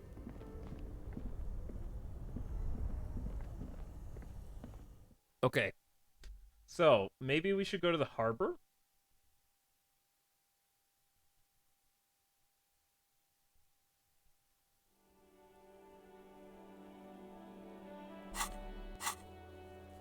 We've got... We still gotta get the body down. Access the harbor and ask for Everard Claire's help. So we gotta talk to Everard again. But before we even do that... Ooh, yeah. There's a guy at the harbor gates who we can ask about the armor. Let's try that. We also need to go back to the pawn shop. We could do pawn shop first, or go to the harbor first, because I feel like we weren't done at the pawn shop.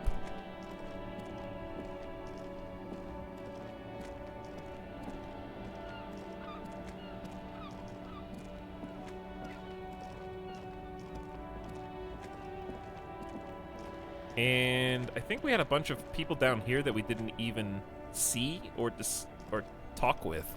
This whole area for us has been kind of unexplored so far. Pretty much just talk to the guy in here. Machine Vision, thanks for 5 months of sub. Welcome back. Thank you for sharing the T1. Glad to have you. Okay, we still have a bunch of stuff in here. Because we talked to you and got your whole backstory. Discovered that we didn't really want to sell anything. But let's see what... The boomboxes on the shelf look well-loved and well-traveled. Chipped, dented, they stare at you with the unblinking eyes of their tape reels. Music time? Stand on the tips of your toes to see more. One especially catches your eye. Deep gold and amber plastic with a big old handle on top. A classic boombox that says Stereo 8 approved. Shopkeep, the Stereo 8 approved machine here. Is the Harman Welsh W2. Made in Vespa. Designed in Seoul. Plays all reel-to-reel formats. 2mm, 8mm, 12mm. It's even got a little radio in there. It'll set you back 12 real. Oh my god. I need 20 tonight. I can't afford to spend 12 real at the beginning of the day when I don't even know if I'm going to make any money yet. Could this device come in handy in my police work? If police work means playing tapes, sure. You can use it for that. Or any other time you'd need to play a tape. We'll come back. Do I even have a tape yet? I don't think I do. Yeah, I don't think I even have a tape yet, but they might have one in here for all I know. A typical Martinez streetlight sits among assorted floor and table lamps. How much for the streetlight? Is that a streetlight? Yes, officer. As you see, it's in perfect working order. Let's inspect it. The light pole has been carefully cut, and the wiring has been redone and attached to a standard indoor plug. The light buzzes faintly, but persistently. This would make quite a statement in your living room. Dude, I just got XP because conceptualization appreciated it. We're already doing the art cop thing. Where did you even get this? It was brought to me to be altered. We are not here to investigate the theft of city property. He leans in so the pawnbroker doesn't hear him. You have to admit it's rather clever what he's done with it. What did... He didn't say how he altered it. How much for the streetlight? 700 real. A bargain, I dare say. A bargain? No, it's not. He's trying to sweet-talk you into buying trash. Are you out of your mind? There's one just like that on every corner. Even taking into account the risk of obtaining the light, that seems a bit steep. 700 sounds about right. I imagine it wasn't easy sawing off that street lamp. Well, I am art cop now, which is very critical and pessimistic, right? There's one like that on every street corner. The light has undergone 3 transformations, and every transformation, large or small, has a price tag. He rests his elbows on the counter and brings his face closer to the glass. What do you mean, transformations? Well, there are the cost of removal and rewiring. He throws you a look of weary patience. The most important transformation is the light's placement among ordinary indoor fixtures, which has adjusted its morphological field. The light became suitable for use inside the home just a few days ago. So he modified it to work inside instead of just being an outdoor street light. Okay, that checks out.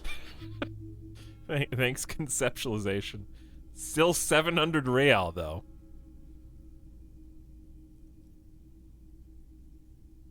Why do I look over? I just got the description, but chat's already written it. Jeff's in chat still? Can't escape. You don't even know where your living room is. That's true, but I have a semi-permanent residence in the Whirling. Gertie Funkle, thanks for 19 months, dude. Appreciate the tier 1 and welcome to the stream. How you doing? There's nothing else you need to know. Okay, and there's one more thing here.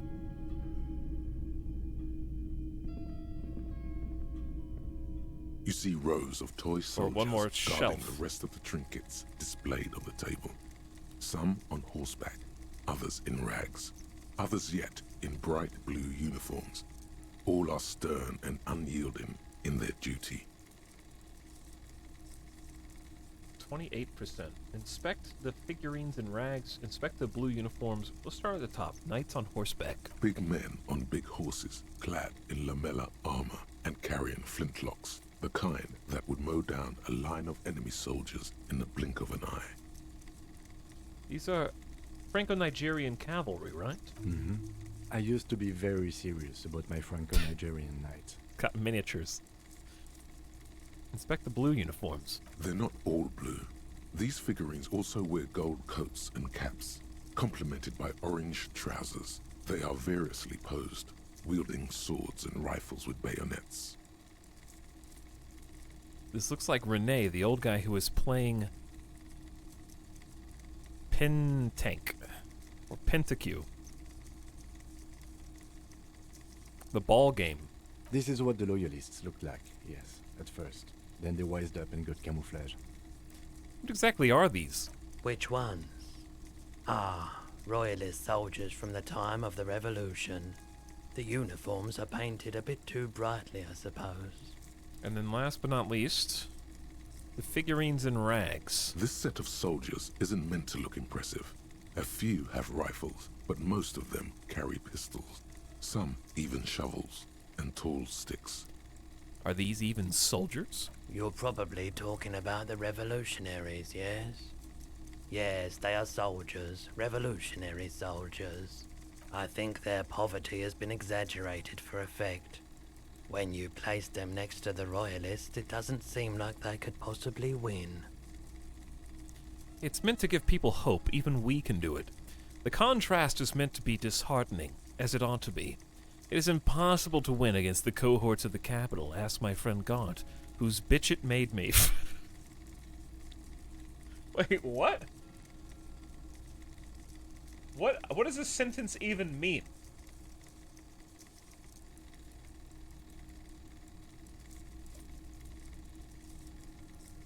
I wish it was more nuanced. As it stands, I can't even comment.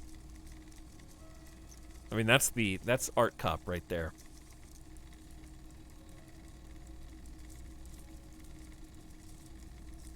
Oh, money made you Gart's bitch. Okay, true. But I have to go with Art Cop right now. I don't like either set very much, to be honest. But there are many parents among my customers. 28%. Dig up a truly cool figurine. Okay, so I'm not stealing anything. I'm just looking for something cool. Everything you pick out seems faded, chipped, and sad somehow. Most of them are just broken toys. I almost died. Must have pricked my hand on some sharp Legos or something when I was looking around in there. Well, I could really use that morale heal from conceptualization at this point, but maybe it'll come. Maybe it'll come. Well, now we're incentivized to put points into conceptualization, I guess, to be a better art cop. There is the temptation to do just that. We could also, like, just subtract from drama. We do have a clothing piece that would give us some conceptualization. Now that we benefit so much from it, I could put the shirt back on instead of the drama tank. Then I get conceptualization, but I lose 1 drama and lose 1 suggestion, which I already have none anyways.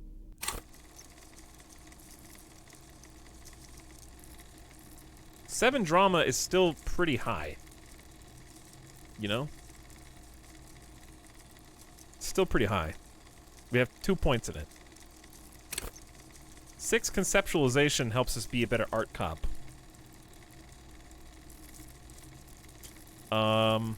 0 suggestion. No capacity to be a puppet master.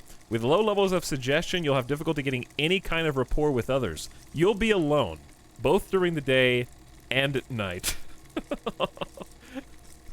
Monologues for this actor exclusively, I suppose. No one wants to be my partner in drama crime. I'll just quick save. Okay, yeah, let's do that. But I could spend my point now. I could unlock a new slot. Let me see. We still have the anti-object task force. Do I really care about this? Does Art Cop care about this? Take a look at your hands. See how bruised they are? See those little scars? This is Exhibit A. The material world is holding you back. Containers, mailboxes, doors, chairs. They are all your enemies. Always have been. Atoms themselves are in on the conspiracy, forming shapes and structures that you hate. You are energy stuck in a body. You are spirit trapped in matter. Break free. Beat up that lamppost. Let it know just how much objects suck. Here's the thing, though. It always feels bad to spend a point, because as soon as I do this, I'm going to get another thought that I want to internalize and be like, well, I wish I would have done that one instead. But, that being said, Art agreed to give me like plus 10 XP for every conceptualization success. Which is, that's going to be some good levels, maybe. Because we still got a lot of the game to go.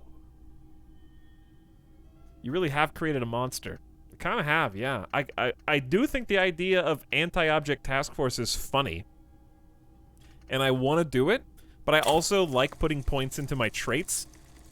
The thing about putting points into traits is you're really kind of just gambling against the game. Because since the fail checks, primarily the passive ones, happen behind the scenes, you don't really know how many you're missing out on. But you kind of like put points into them in the hopes that you'll see them, I guess. Or put points in them to succeed in the white checks, i.e. we have a lot of those. We have quite a lot of those that we could go back and do just by putting a point into something. Superstar Jock Art Cop. More or less, yeah. Hi. Hello, people arrivers. Welcome to the stream.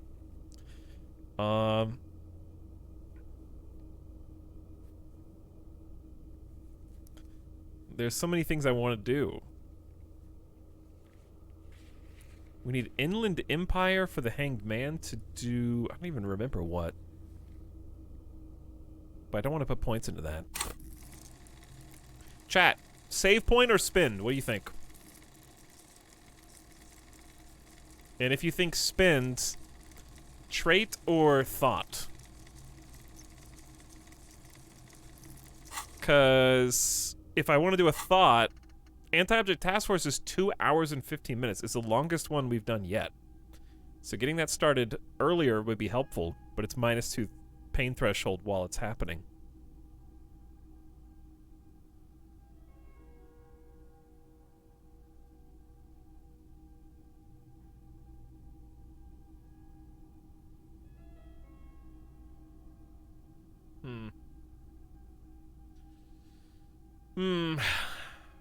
Most of you say save.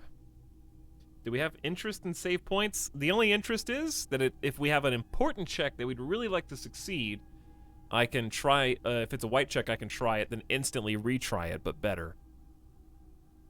On the flip side, if I spend it now, I can start investing in this while we have time. On the third side, like you said, Ling, we could put it into conceptualization, because we don't have any points in conceptualization, and the more times conceptualization appears, the more experience we get. So we're kind of like investing in our own art cop and experience gain at the same time. Gertie Funkel's also here. Did I get you, Gertie Funkel? I might have got you. I might have missed you. But thanks for the 19 months, dude. Much appreciated. I do like the idea of just putting it into conceptualization now.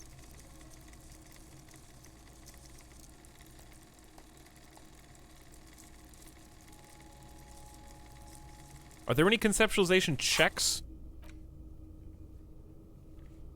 Yes, but no, that's Measurehead. That's the, like, become Measurehead, which is not what we want at all.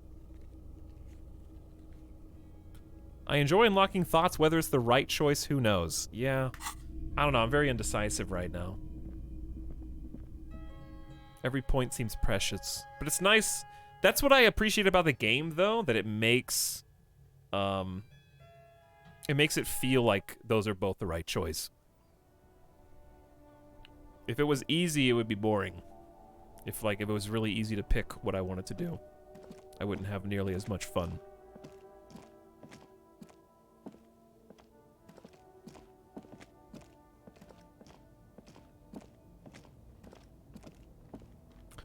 I think... For now, I think 6 conceptualization's fine. I think in my heart, I do want the anti-object task force. I think I do.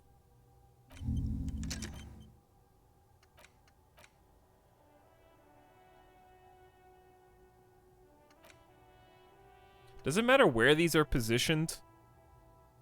I guess I didn't think about that. There's like a lightning bolt going up through these. Does that matter? Or is it just random? I think it's random. Okay, anyway, we'll go with that. I don't know. Maybe it's wrong, but it feels right. So I'm going to go with it. There's a pile of cheap sunglasses in a small box. A variety of shapes and colors. You like sunglasses, officer? I've got the latest styles right here. The vendor takes a pair of sunglasses and sticks them under your nose. Stylish shades, huh? They'd be even more stylish if you paid for them with net worth. Go over and ask him. I don't even have any savoir. Try the shades on. Rummage through the box. These are all boring. Boring third-rate ho-hum sunglasses made of cheap Syrahese plastic. The kind of plastic that melts in the sun. Those UV stickers are almost certainly just there for the show. If anything, these lenses probably direct more UV light into your pupils. A UV magnifier. These are all first-rate sunglasses. Premium design, superb material, very cool. UV resistant. These will definitely keep your eyes safe and cool while doing your dangerous police work. God, instantly wrong. Conceptualization's right here. The very next conversation that I had, I could have done one more conversation and then put the point in the concept. Instantly wrong. It's okay. It's okay. It's okay. Because this guy's not going anywhere. If I fail, I'm gonna pass this check on the first try, easy, and then I can put more points into conceptualization after that. It'll be fine. Chat, watch. Try again. Maybe you can find some interesting sunglasses in the box. No luck. All you find is this lime-colored cellophane visor, produced by a bargain sportswear brand called Amphibian, apparently. There's a malformed green frog on its bent cap. Oh, that That visor is perfect for you, officer. It'll definitely keep the sun out of your eyes while you're shooting criminals. Bang, bang! And all for a mere 6 real. Kim, are firefights something we should be prepared for? Don't ask him that. Put the visor back. You don't like it? Sure, Square Joe. No problem. Let's get you some real shades.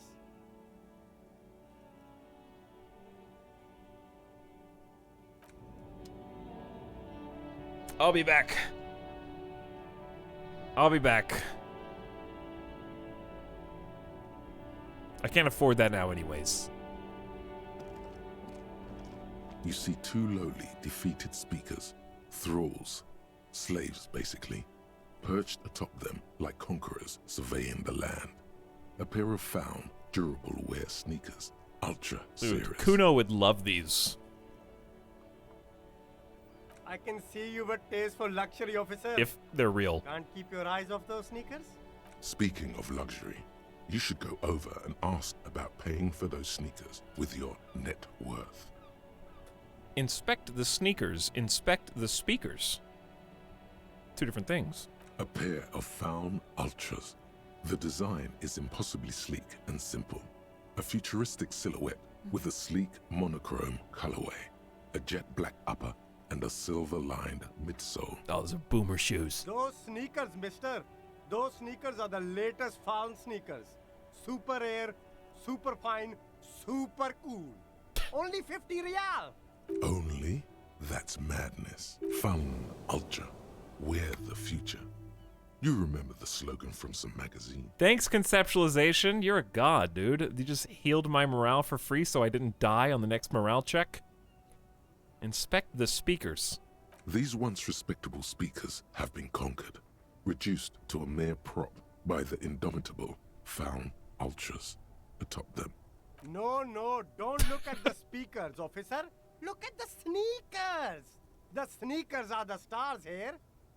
But I already looked at the sneakers. Then look at them again. These are the premium lifestyle sneakers, officer. The best on the market. Can I just buy the sad, conquered Sumerian speakers? No way, officer. These aren't for sale. They're bad speakers. Lo-fi socialist junk. I need some speakers. That's why I want them. I think I might just be lo-fi socialist junk myself. You're right. I don't have time for junk. I lead a luxury life.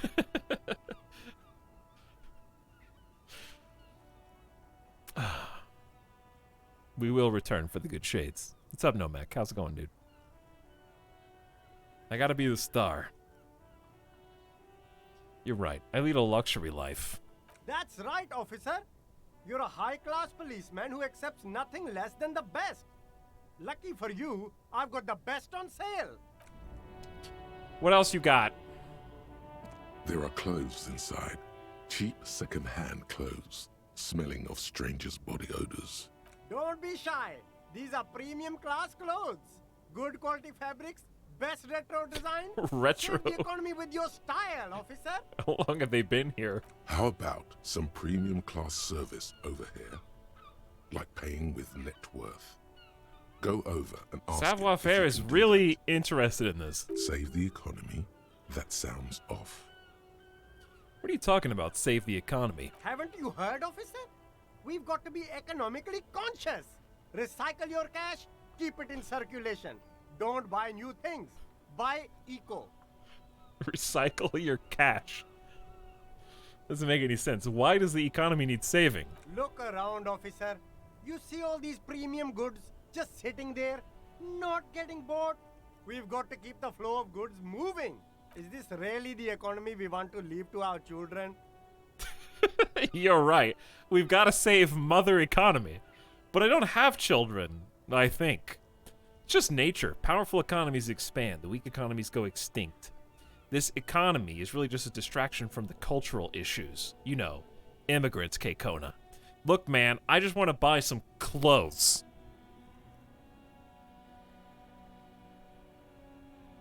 We got to save mother economy.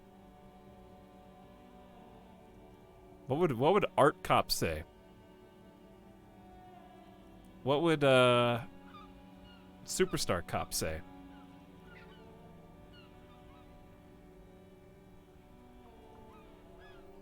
Probably number 1. You're right. We've got to save Mother Economy. That's the spirit. We've all got to do our part. Your part is to open the box and buy some clothes. What's more dramatic than being a superstar who pretends to care about economic and cultural issues? Let's browse through the box. You find your hands deep in tattered and faded garments made from weird polyester blends that make your body itch and sweat in all the wrong places. Economical, but also trendy. Look firsthand, buy secondhand. Keep the economy moving. Look firsthand, buy secondhand. Composure. Find something worth salvaging from the pile of rags. Composure 3. I'm shocked that we even have 3. No good. All you can come up with are some treated wool pants. You can tell they're too tight around your thighs and too loose around the waist. If conceptualization didn't just heal us, we would have died from looking for clothes. We would have died.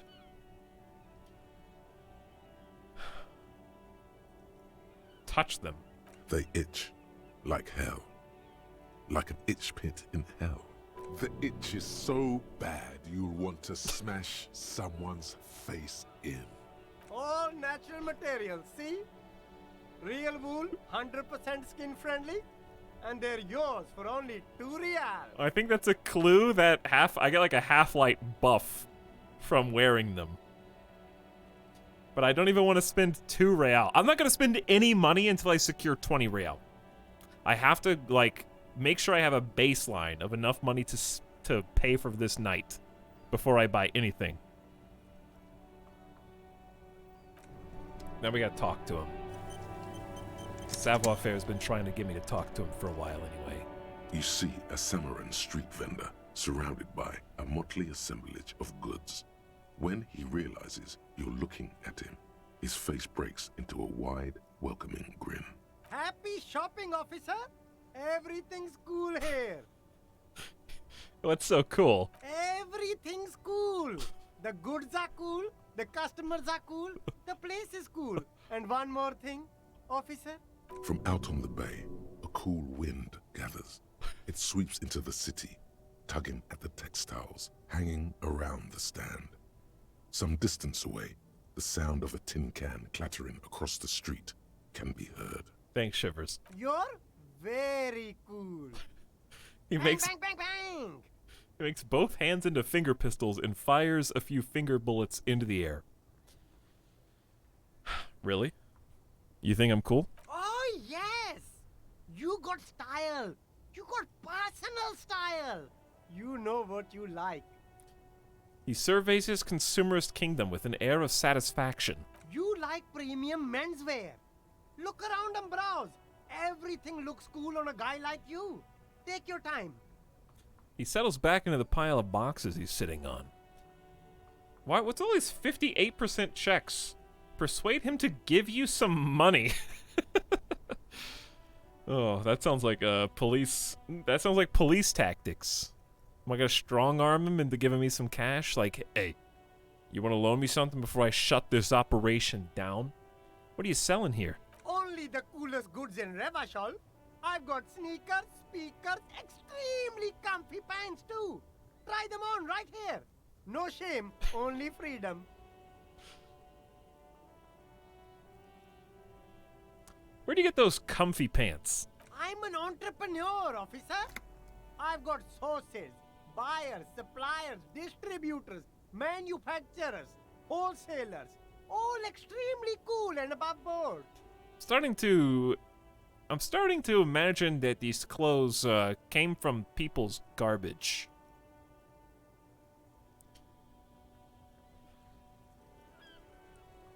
Is there a discount for cool officers like me? No need for discounts at ceilings, officer. Everything's already on sale. Anything you want, 50% off. But did he first mark them up 100%, just so that he could put them on sale? Are those things really on sale, or did you just jack up the price first? My man, you know how the game is played. You and me, we should work together. What do you think? Shake things up? Logic so far, I guess we don't have a ton of logic, but logic has never actually, it's spoken a number of times, but I don't know if it's ever actually led to a divergence in what's happening on its own. Maybe it's not high enough to do that.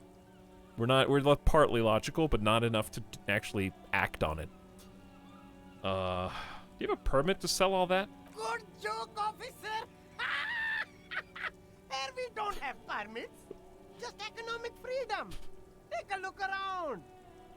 It's beautiful. Beautiful freedom.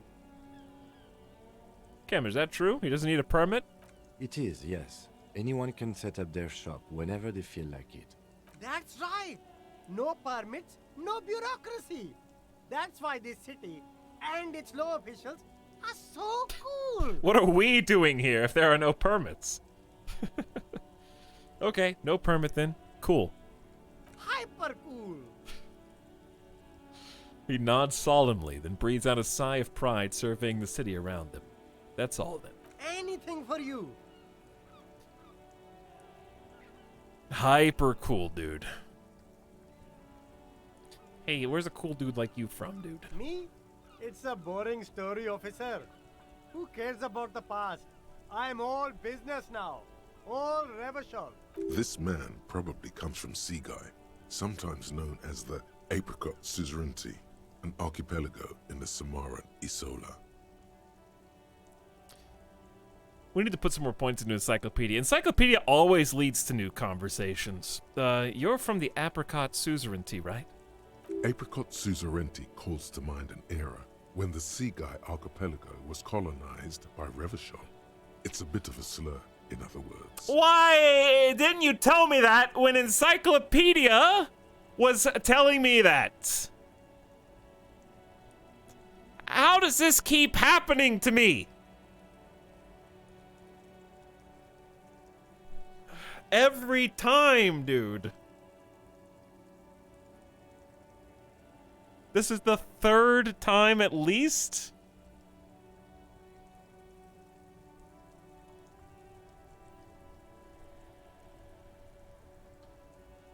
Don't be the apologist cop at this point.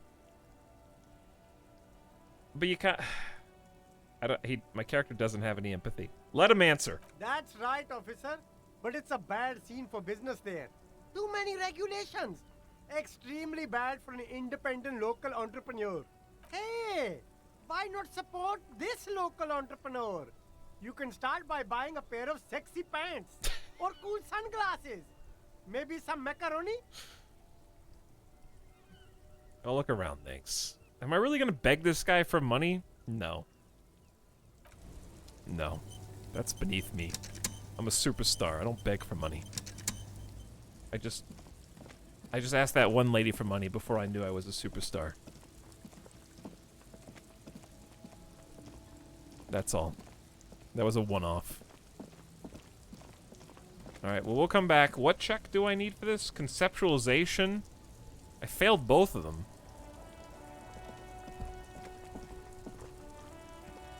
I think that's all I can do down here. For now. So, let's, it's 9 o'clock. We've been awake for like an hour and a half. Time is flying by. Day 2. Let's, pick a direction to go next. We also have a bunch of characters we may be able to get some more information out of. Or, I guess we could explore places that we've been and see who's new. Oh, no, let's go to the harbor. Wait, who's this?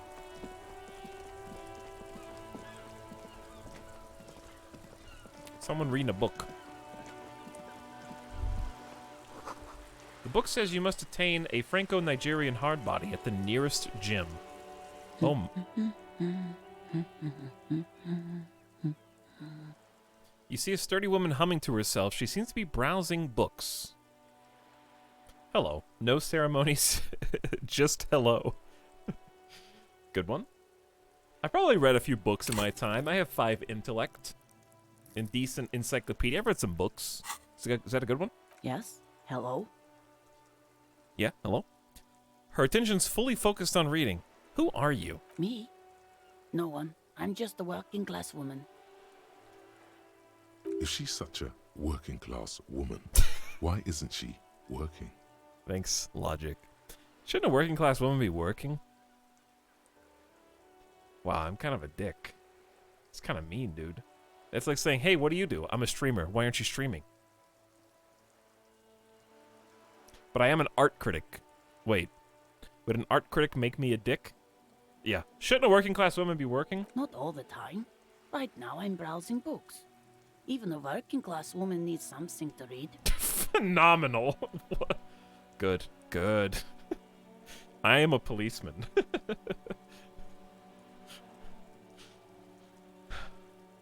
Phenomenal. It is. I am a policeman. I know you are. Do you need the help of a policeman? What with? She tries hard to focus on the book stand. Help her by carrying things? Maybe she needs a weightlifter. Maybe she needs you to fight her husband. No, that's not it. Maybe your husband is missing? My husband? No, he's not. So where could he be? I don't know. At home now? Out drinking with his friends? Working? Where is this going, officer? So what I'm hearing is you don't really know where your husband is. Yes, but I don't really need to know where my husband is. Not all the time. Wouldn't you like to, though? No. Her right foot is tapping nervously.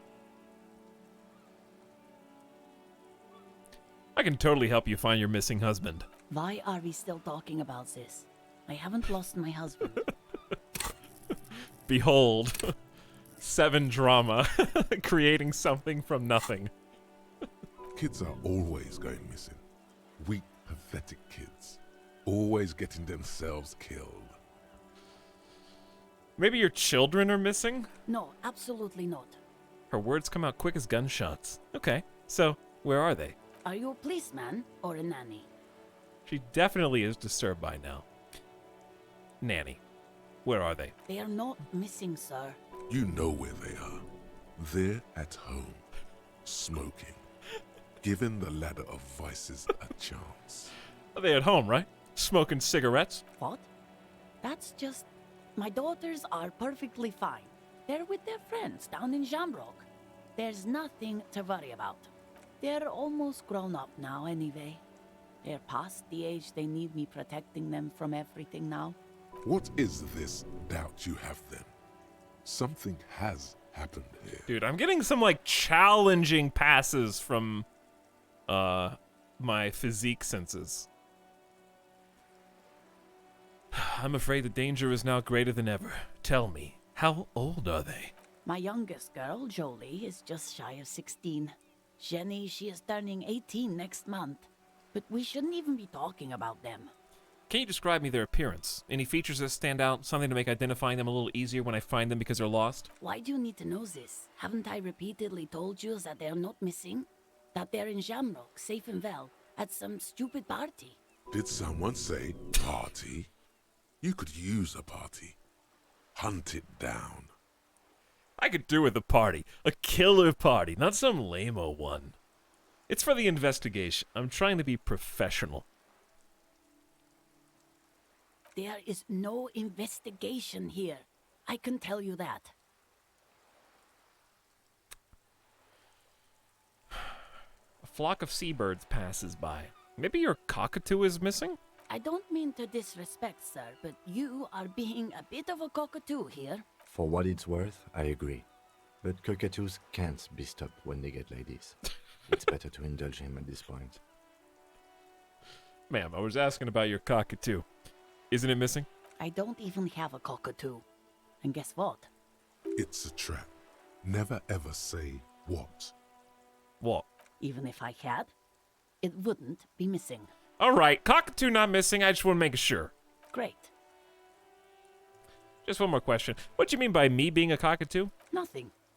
Go read up on them if you're so interested. There's a great book in the bookstore. Maybe you should. What if the cockatoo is your astral captain? Or your heraldic bird? Actually, that's exactly what I'm going to do. Thanks for the tip. Get a task. Wonderful. The store is open. Find your heraldic bird. Watch her browse the books. Her hands move over the book covers. The tips of her fingers look rough, stained with yellow. It seems like she has spent a lot of time at work, smoking. An array of neurons fire up with joy. Bum her a cigarette. I don't have any. Lest it turn to pain. Hold on. I'm gonna go buy some cigarettes and give her a cigarette, and we're gonna find out what's at the bottom of this. The woman before you nods and returns to her reading. I'll be back. Let's go buy some cigarettes. Let's take this out of our hand. Oh, dude, we still got drugs. I forgot that I had pure Holodon. 4 or 5 uses of it for Psyche, -1 health. Got a bunch of drugs.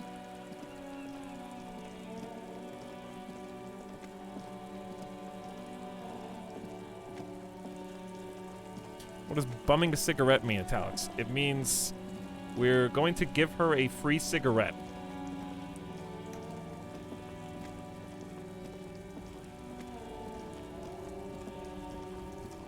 That's what it means.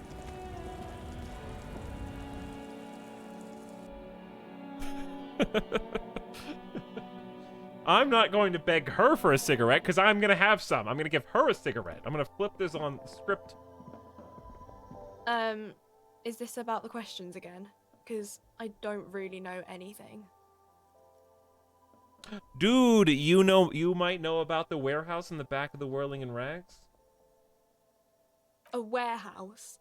I don't know. Maybe. I don't really care what Frit does. Come on, give me something to work with here. She looks up from under her brow. Fine. Frit doesn't have a warehouse. Just a little back room here. Okay? She turns back to her magazine without waiting for you to respond.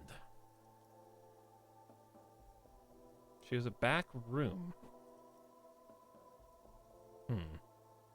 A warehouse? She scrunches up her face into an expression of consummate adolescent skepticism. This is important! Fine. Frit doesn't have... same thing. Same answer. Give me...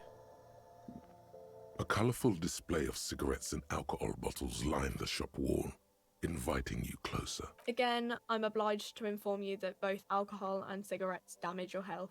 Cigarettes are $3? I'm out. Alright, never mind. I take that back. We're leaving. But Chad, I can't be Hobocop.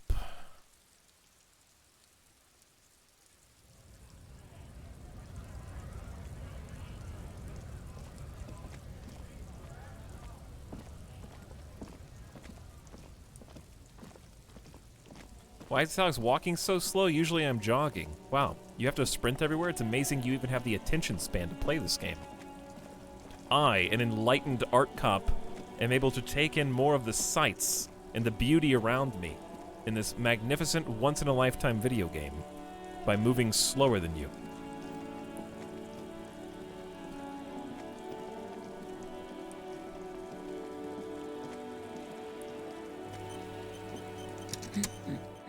Do you smoke? No, I don't.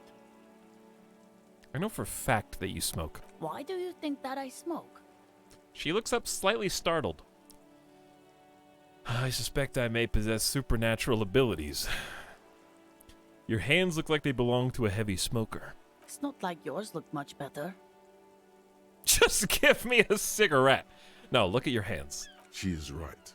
Your hands look even worse than hers, with tiny cuts and gushes covering your skin like a spider web. Your fingertips have become an ugly shade of brown. These are the hands of someone who's smoked for at least 20 years, as evidenced by the discoloration of fingers. Marks on your skin may point to past quarrels. Just give me a cigarette, please. I already told you I don't have any. Go bother someone else. She's lying. She's goddamn lying. She has smokes.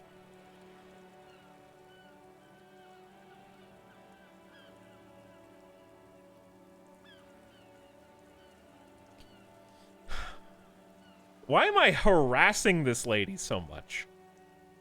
She hasn't even... She's just reading a book.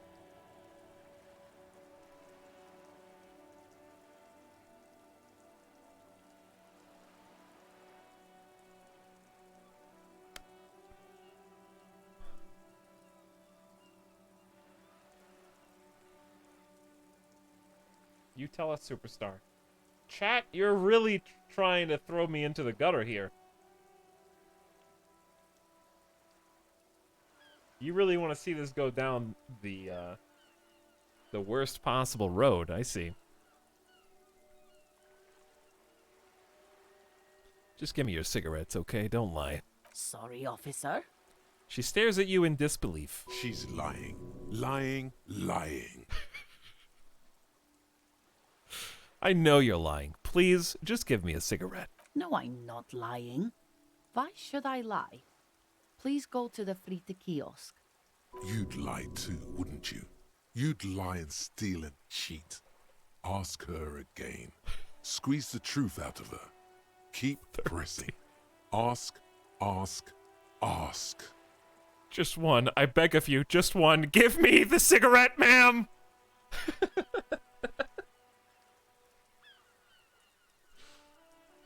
Oh, I hate this. But I feel like I would be having withdrawals and probably losing it. Because I smoked like 4 cigarettes yesterday, and my character's speed has worn off. He's got a big problem. I can't give you what I don't have. She turns away from you, focusing on the books again. I think if I had more Half-Light, I would keep... Because it seems like it was upping the ante. It went from medium to challenging to formidable. So if we get... It goes from 10 to 12 to 13. So if we get 14 or 15 Half-Light,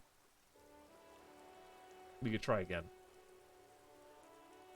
The woman before you nods. Let me see.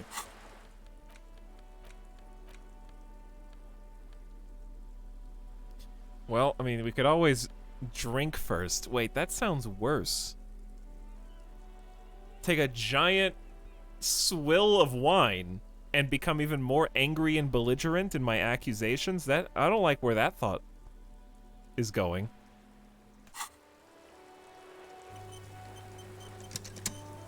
Yeah, and I'll die. I guess I will also die. That's true.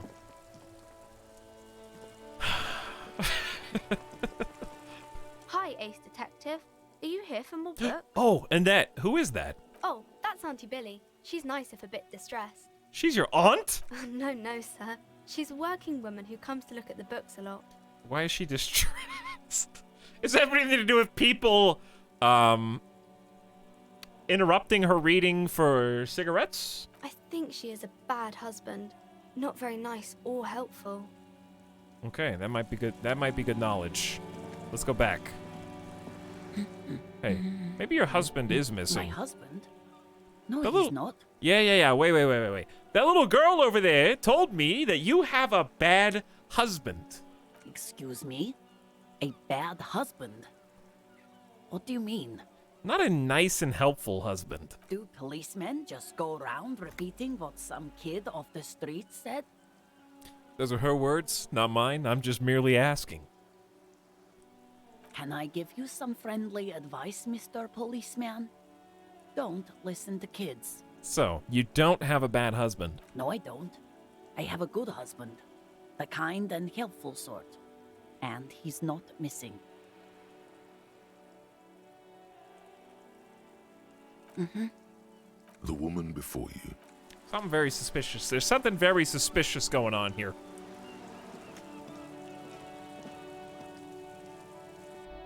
Somebody's missing. Somebody's bad. I'm gonna get to the bottom of this.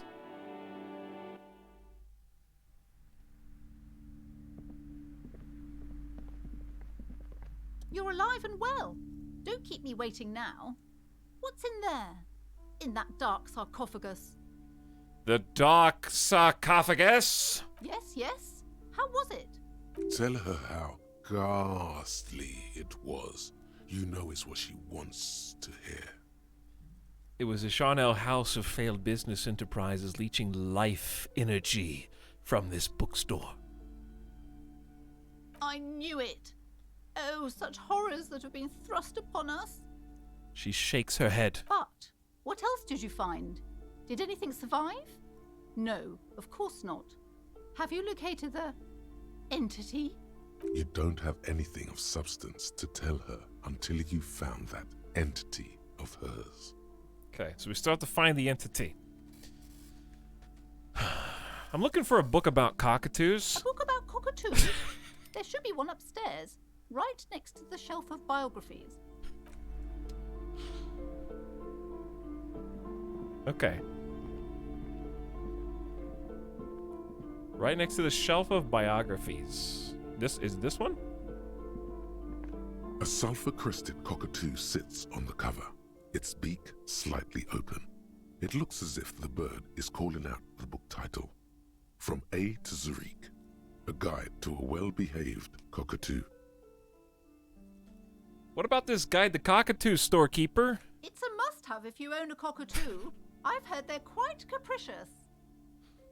Let's take a look. Turns out that there are so many different cockatoo species, and they all have behavioral problems. 4 real to buy the guide? Is it time to make bad financial decisions?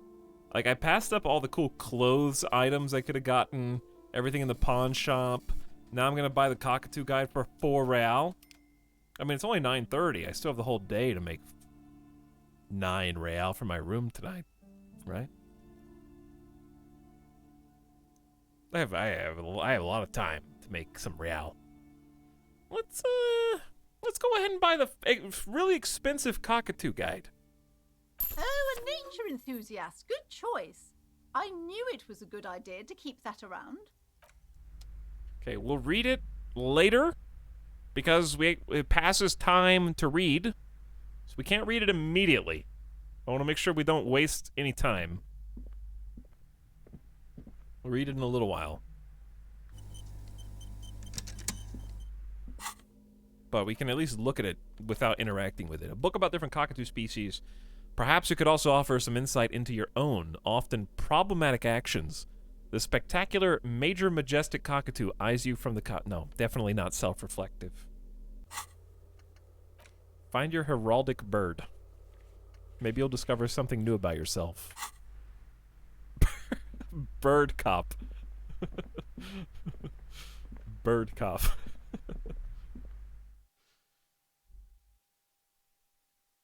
Okay. Alright, we've been kind of meandering. From glasses to the pawn shop. We've been shopping, actually. We looked in the pawn shop first, we looked at the vendor on the street second, and we went back to the bookstore. We've been, doing all sorts of shopping. Shop cop. Alright, let's do...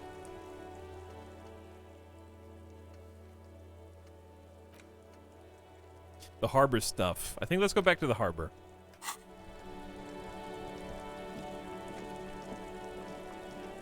They can maybe help getting the body down.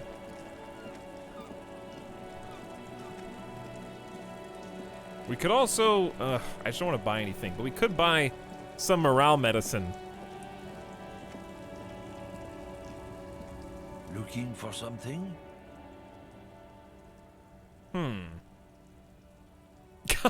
Smoke. Oh, the mug! You can ask him about the racist mug? Oh no. I found this mug in the trash. Is it yours? Oh man, that's great. Look at that guy go. Haven't seen anything that funny in a while. But is it yours? God damn.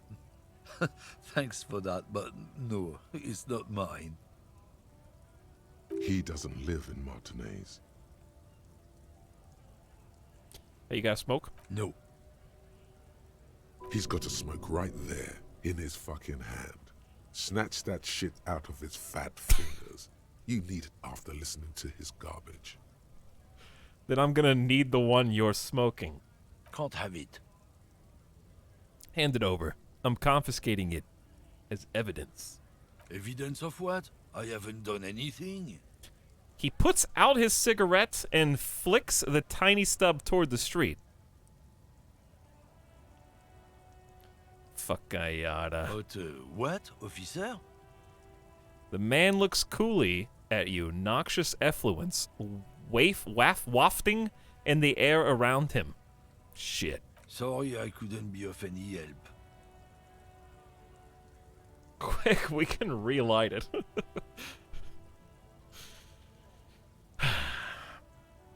I'll be back for this chump. I'll be back for this guy. I made him put out his own cigarette at least. He wasted that. That's all. That's the little victories, chat. The little victories. Right to work! Right to work! Shame on you! Shame on you!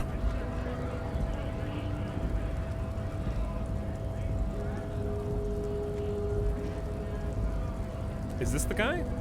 Hola, Wandering Man. Oh, yeah. How can I help you? Kuno told me you were supposed to know about the armor. The little boy had the good on his promise. His promise? To get me into trouble. To sick the pigs on me. Pardon the choice of words. Not mine. What happened? I was asked to look into that armor situation. Official Union probe, you know. Track it down, see who took it. Did you? At first I thought, why not? Maybe the pieces can feed the strike. Buy us a few more days under the sun, you know? So I went to this boy. He said he'll make me his prison bitch. He's got eyes everywhere, the cops in his pocket, and he's the king of Jamrock. Serves me right for doing menial footwork. I dropped that probe right then and there, and it still got me into trouble. One bad move is all it takes. Kuno's puppet strings. So Kuno used this to, what, scare you? The probe into the armor, what'd you learn? So Kuno used this to, what, scare you? It's a minor nuisance. It's all good. He contemplates taking a swig from his flask. He thinks, not yet. Better to get this business out of the way. Sweeter then. The probe into the armor, what did you learn? I learned that people don't want to talk to a drunk Union man about some armor. What else? Not much. Technical stuff mostly. That was the interesting part. Why do we have to ask every... Just talk, man. Lay it on me. I did some research into this armadura. Let's say I have friends at the library. I didn't get into the material science, just how it comes off. I have friends at the library. How does it come off? In parts. 4 in total. The helmet was the first to go. The kid says he tore it off and kicked it into the sea. I believe him. The boots were still on the guy last I saw. Too hard to remove. So Kuno did climb the ladder up there. So, as I count, there are 2 parts missing. The gauntlets and the cuirass. This is where I left off. Too much hassle. More like a job for some militia. 4 pieces: helmet, cuirass, gauntlets, boots. What about the leggings? I'm going to find 1 piece. 1 is enough. I am ambitious. I'm going to find all of it. All the pieces. Superstar cop. All of it? There are junior officers out there, eager to prove themselves. I would leave some for them, and I would leave the boots to processing, but okay. Let's find all of it. Kim's on board. It's implied. He finds it unlikely that you will succeed in this. A Mesquite epic day, all across Martinez. I hope it will be a real bonanza for you. Thank you for your cooperation, sir. No problem. If you see that kid, thank him from Call Me Mañana. Thank him for showing me the way. We're doing like weird foot soldier messaging between this guy and Kuno, which is odd. Find all the armor pieces. You want all the armor pieces. Deck yourself out in full metal battle-hardened glory. Note, this might take a while, like a long while. Get the boots off the victim's feet. In order to succeed, the body has to be down, the autopsy has to be finished, Kim has to be absent because he wouldn't approve. This will be devilishly tricky, so don't beat yourself up if you manage to send the body to the processing without getting a hold of the boots. Kim has to be missing. Curious. Curious. Not the cuirass. Curious. Okay. What's next? Probably asking for Everard Claire's help, unless we find another way to get the body down. We already failed, so why don't we do Everard's mission first? We can't, because I can't get past the stupid greenhouse because my perception's not high enough. But don't I have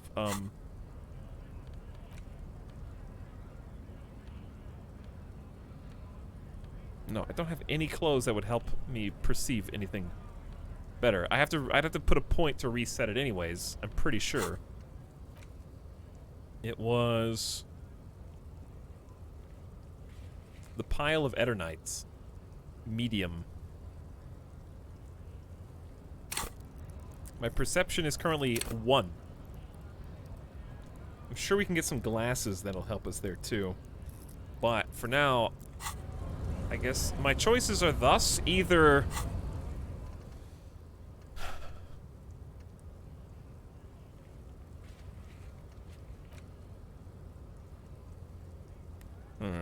my choices are I think we Kuno lied to you, return and confront him. Yeah, we go talk to Kuno. That'd be the obvious one. Or go talk to Everard. I think those are really my 2 easy options. Everything else is kind of... Okay, I could read the book. Those are my 3 options. What would I rather do first? Chad, what do you guys want to do first? Cockatoo book? Talk to Kuno? Talk to Everard?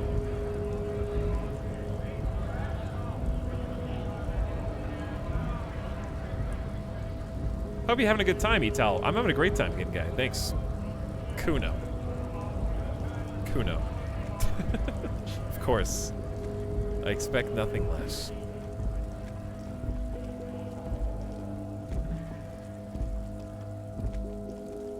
Become the Full Metal Detective. That is how it feels if we get all that armor. Hey, what's up, Jacob? Welcome to stream.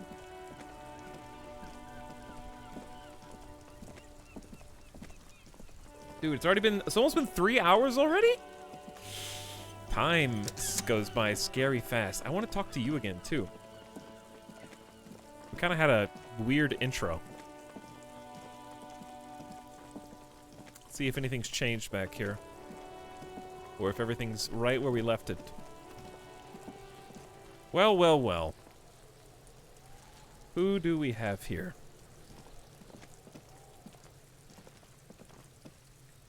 Does Kuno care? He doesn't care. Hey, Kuno, got any speed? Oh my. Fucking right, pig. Kuno's filling bathtubs with that shit. Kuno's a kingpin. You're yanking my chain, aren't you, kid? Don't be yanking your shit in front of the Kuno. Oh my god. Kuno's always serious, always rolling. Big kilo, but you ain't getting any. Get the fuck off. Belying the act. He's actually telling the truth, or at least 0.00001% of it. He has a little speed. He's just not giving it to you. He's got to at least know a source. Look at him. You need to figure this out somehow.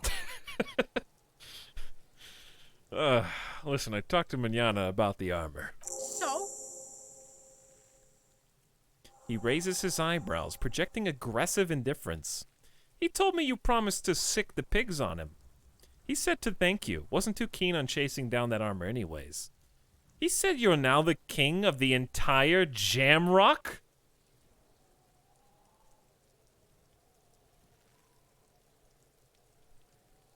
Alright, chat. I'll leave this one to you guys.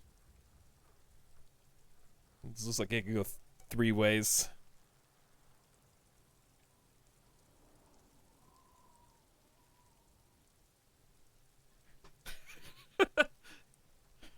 Really? 60%?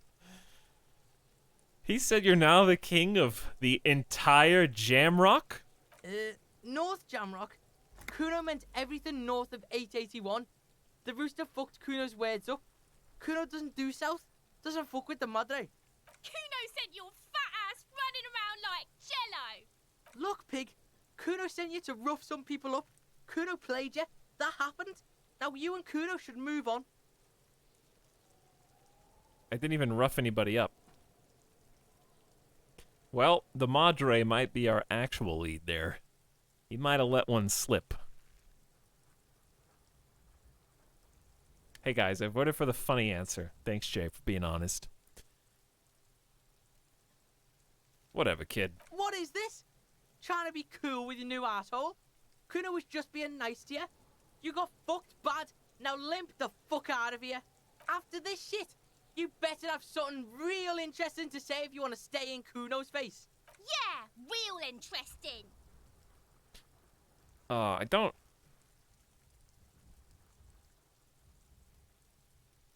even... Kuno doesn't fucking care.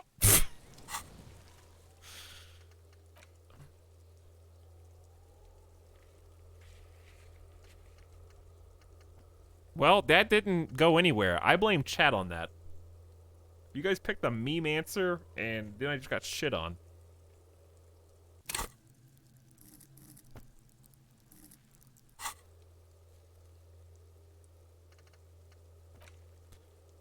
Now what? Really, it's just explore better, or read the book, or talk to Avrock. Those are my options at the moment.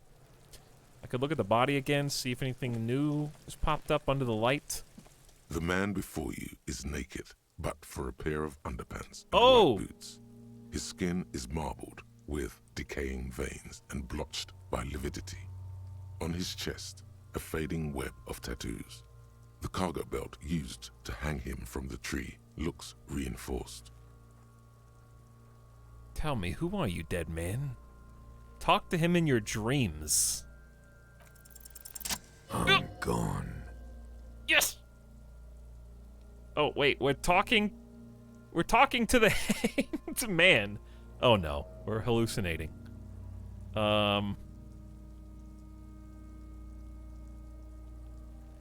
I hate you. You stink and you're boring.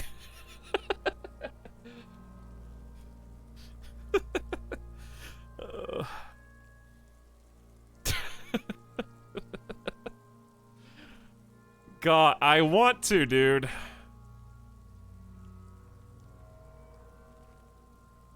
That's so mean. Exactly what a almost zero empathy psychic detective would say. I hate you. You stink and you're boring. Do I remind you of someone? Ouch. A child born with Muller's disease, harlequinism, grown up miraculously.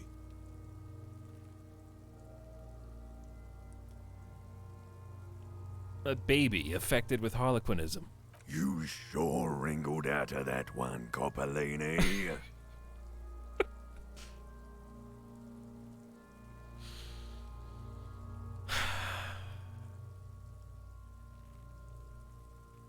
Well, I thought that was going to end up, like, worse for me.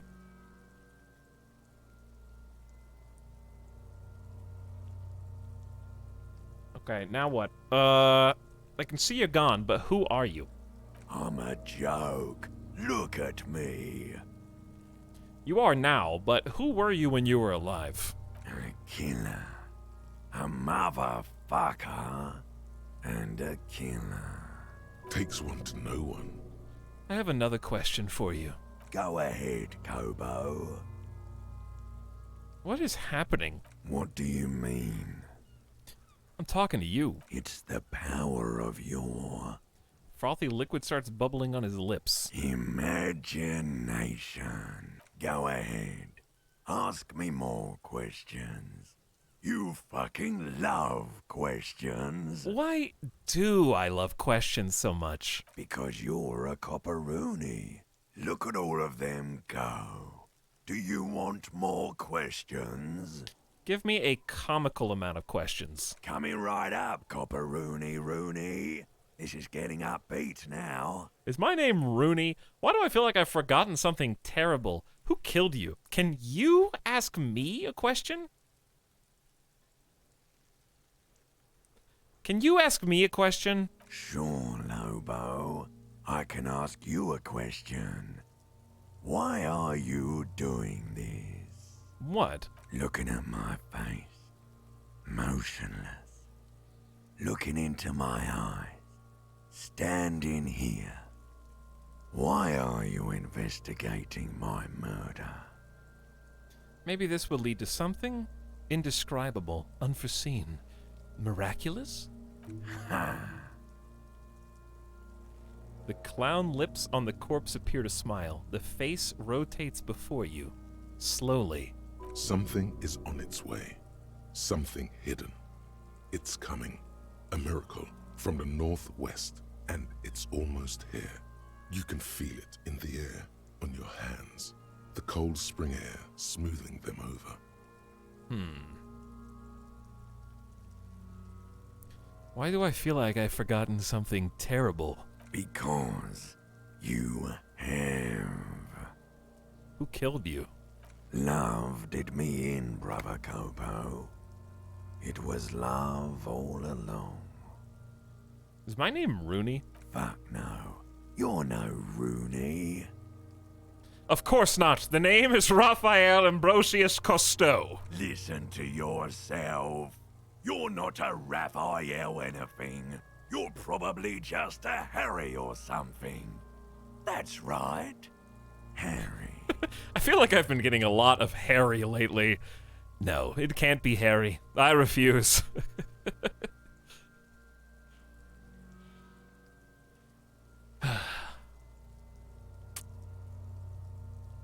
I feel like Drama Art Cop would just refuse. No, it can't be Harry. I refuse. Good for you. And where have you gone? Is Kim standing there next to you listening to you talk? No, I'm actually not talking. There's no quotes around any of these responses. We're just standing here for a few minutes contemplating the body silently, as far as he knows. Where have you gone? Into the wild pale yonder. And where is that? In the past. Way out west. I can't get the damn compartment in my ledger to open. The blue heart. Oh, that's good shit. Just press down and fuck it open like you always do. Fuck it hard, Copopo the clown. He means force. It'll work. Didn't we already try that and fail? Come back later, Copo. Amuse yourself with my frank manners and my memento mori features, if possible. Also, see me in your dreams. That text is not even on the screen, weirdly enough. I have something I need to know, Corpse Man. Of course. Okay, never mind. You have questions, don't you? Come back later, Copo. There we go. Ah, the damage ledger interfacing medium has reopened itself. Let's take a look inside, shall we?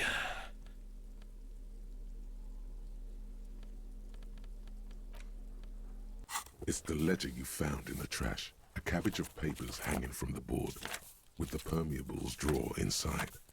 It's barely held together by a clip, then made complete by the faint smell of urinal cleaner. -1 because I never internalized Lonesome Long Way Home. I've rejected it. We could always do it later. +1 from the Hanged Man's advice. This is still god-awful chance, but we may as well go for it. Force it open. Hang on. Normally, if you want to force something open, you want to have a tool. I don't think I can use a pry bar on it, but I'll give myself the opportunity to succeed just in case. It's the ledger you found in the trash. Nope. Okay. A cabbage of... Chat, I think I'm dying. Am I dying, dude? Despair creeps into you. getting fat and your weakness. Whatever noble intentions you once had as a police officer, it's eating them all up now. You're still coming up with sentences. Dude! That's a step up from total annihilation, right? Conceptualization is saving the day!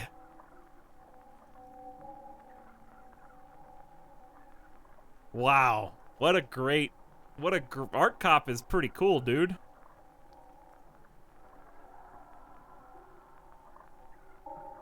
I almost died of depression from not being able to open a small container on my clipboard. I'm seriously running out of shits to give. I've wasted my life protecting humans. They don't deserve it. I'm done. No one even likes cops.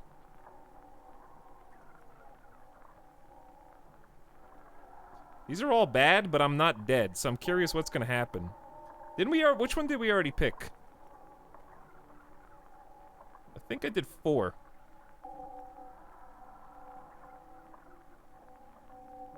I think 0 empathy would say I've wasted my life protecting humans.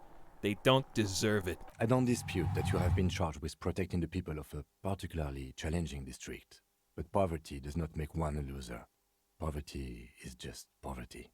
Nothing you can say would make you feel any better now. Wait, am I dead or am I alive? Dude, Cop gives up the detective What? genre for social reasons. I should be alive! Another police officer resigned from the RCM following a nervous breakdown.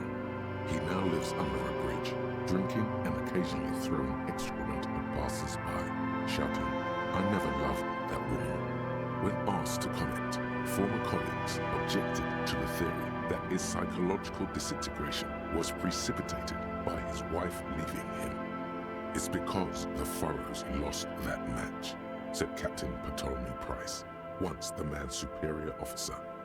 It's because he couldn't get a big gun from acquisitions, and anyway, police work really burns you out after a while, Satellite Officer Jean-Vic Mayer, the deranged former cop's partner, commented. Sergeant Mac Torson, another former colleague, did not propose any theories, merely saying, whatever happened to him wasn't about birds. He got fucked, that's all. He lives under a bridge, drinking and occasionally throwing poop at passerby, shouting, "I never loved that woman." Dude, okay. I got ripped off. I was saved by conceptualism and I lost the game anyways. Dude, I haven't even had any of the conversations with Kuno. Fuck does Kuno care? Fucking right, pig. Don't be yank. Belying that, he's got to at least know a source. So? I gotta quick save more often, dude. I'm gonna try and play it the same way that I just played it. Kuno! Look, pig. Kuno, what is this? After the... Yeah, real interest. Kuno doesn't...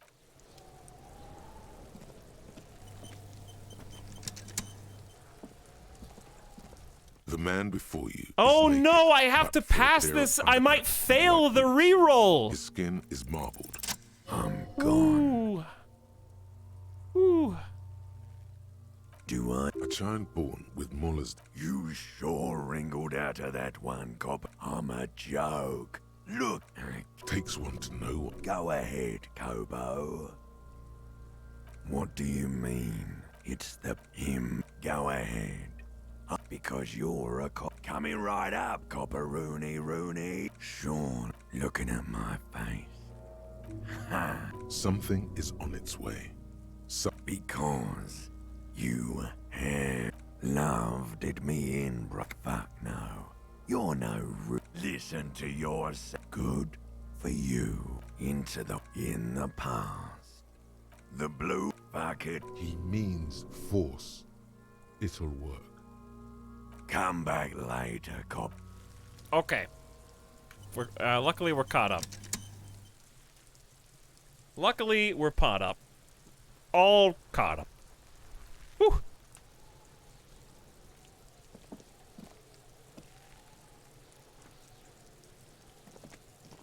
Let's go open this. trash container the smell of rotten food rises to greet you. You see soggy cartons, dirty rags, and organic waste. Okay, we kind of already did this. The container sounds a muffled gong. Just making sure nothing changed. Well, so we're not gonna do the notebook thing. Because I'm going to die.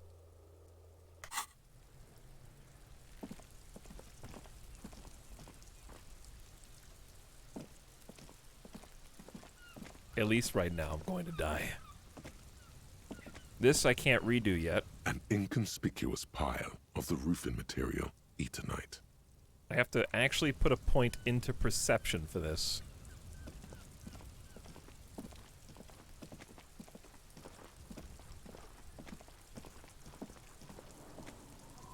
Oh, I didn't talk to her, but I don't really want to talk to her. I'll die before I squeal, pig. You there, behind the fence. You don't want to fuck with me. I got my hands bloody.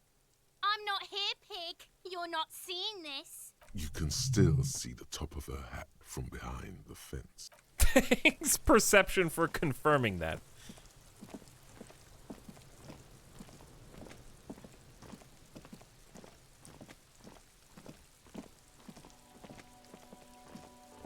Okay, well, I can't believe I died because I was unable to force open a small plastic container.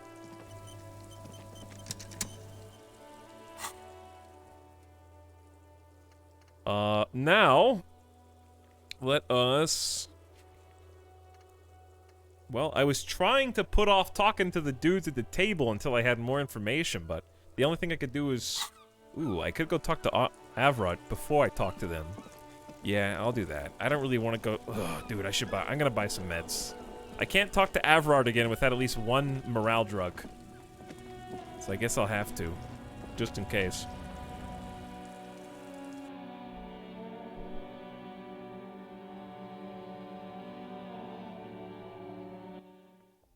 Also, I have no cigarettes or booze. My character is gonna start having withdrawals, like, imminently.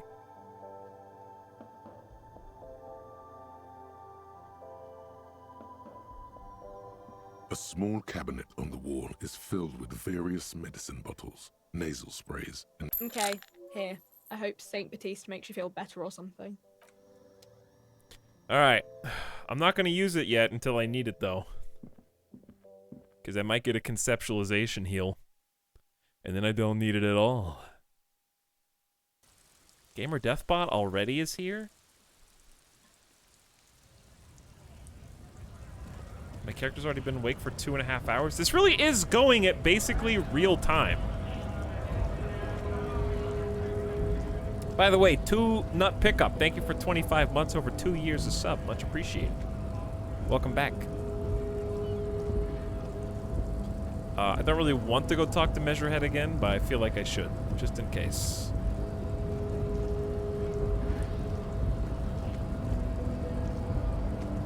Your race descent has temporarily halted, but you will fall again.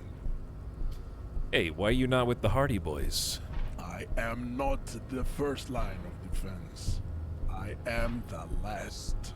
Well, you already failed. In addition, these so-called Hardy Boys are an effeminate clique of bodybuilders. Their company is spiritually degraded. The Hardy Boys are bodybuilders? I might actually be able to relate to them. You pick up on something artificial in his tone, like he's putting on an act. This is unlike him. He is usually more himself. There's more to it. What do you got against him?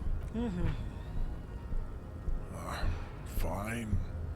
They have recently fallen under the influence of a possibly sexually perverted female vagrant and a narcotics peddler. They've got drugs too? Find out for yourself. Endomorphic blob. Interesting. Okay. I don't know why I'm asking people about this mug. What? Like, why? I feel like there's gonna be a clue about whose it is, and then I can punish them. He does not so much as glance at the object. Put this into the trash lately? Stop showing me your pathetic cup. I have no interest in it. He had nothing to do with it. Okay. Does he strike you as the kind of man who puts mugs into trash? Shut up, physical instrument.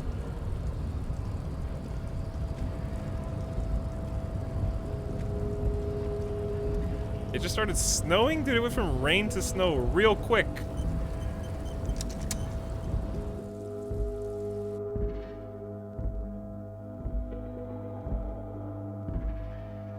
Alright, I don't really want to go talk to Everard, but I think we have to. There might be more stuff in here, too. Isn't there a phone in here? The payphone hangs mutely on the wall. I was gonna say, if we got the phone numbers, we could make that call. But I think the lady... The file cabinet stands steady as ever. The drawer slides. I guess she didn't need to make a call. She needed to actually just find her husband. Okay, nothing in here either.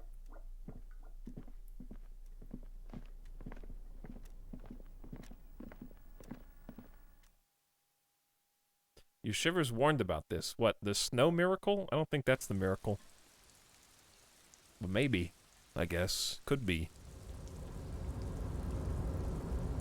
By the way, I only realized last stream, that he's named Measurehead because he's into phrenology. Yeah, the marks on his tattoos.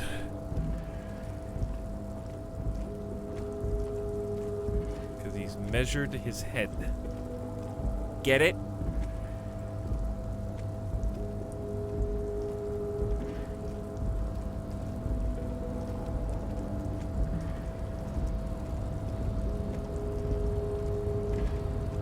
But it snowed yesterday in the game.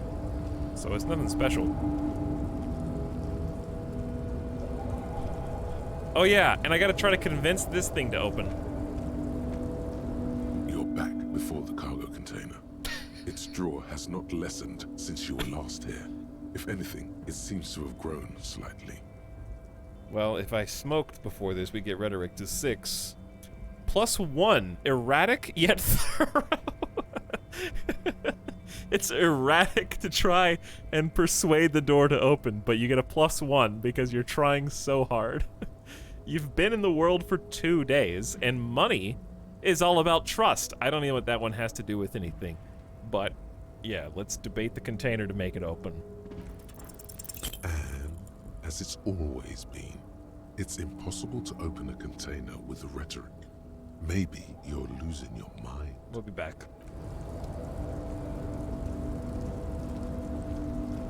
Maybe my argument sucks. Have you thought of that? Maybe we should try and change up our game plan there. Pile of cargo belts. One says vermilion. Looks familiar?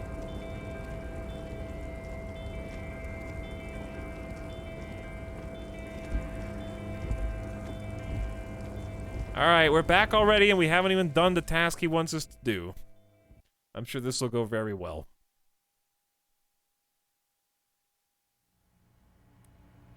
So, before we talk to this Joker again,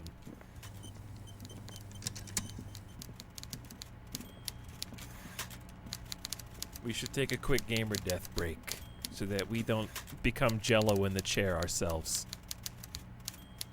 Kim has become the plant. It's really sliding around over there. There, he's found the spot.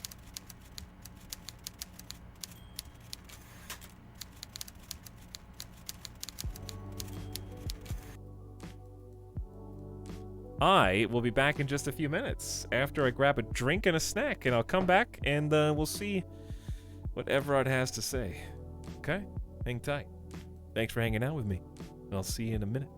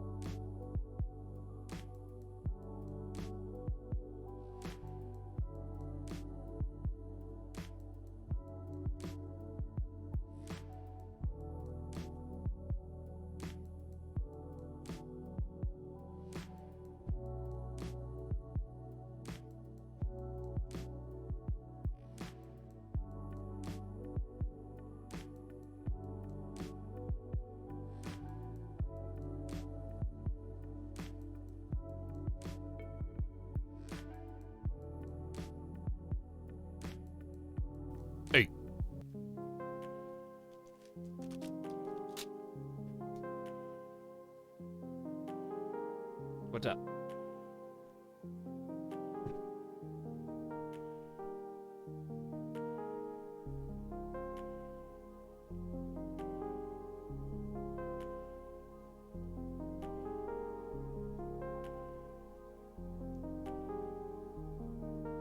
Okay.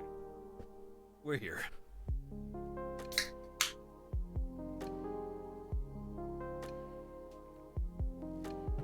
I just spilled some cola on myself because I'm pretty coordinated, just like my character.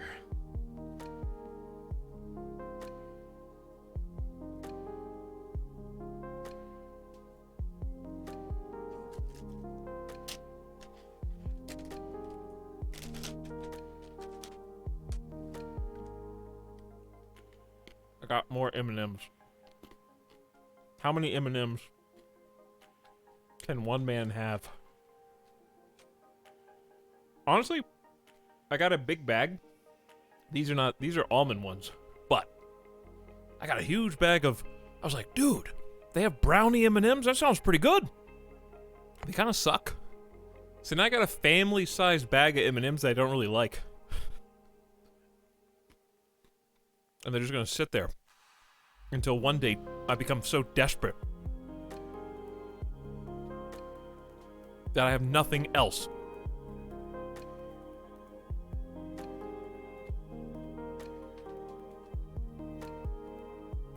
That I have to eat them.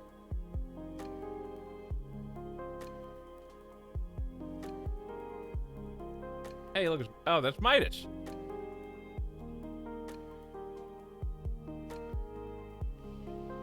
Who else is on here?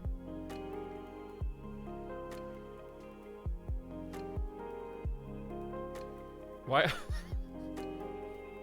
I don't know why that's there. It's time to clean this up. Don't tell anybody.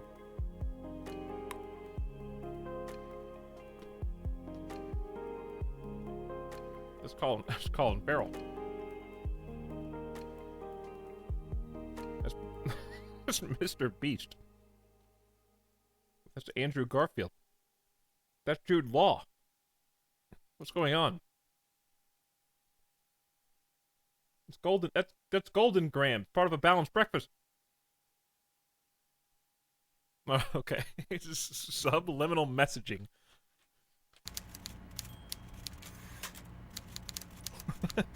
Dude, all the celebs are here. Okay, not ready for this, but here we go. Mr. Dubois, every worker... He leans toward you, waiting for your... to complete his sentence. Is an organ of the great state organism of war. Also looks just like me. Is a living god. Is a member of the board? Every worker for himself!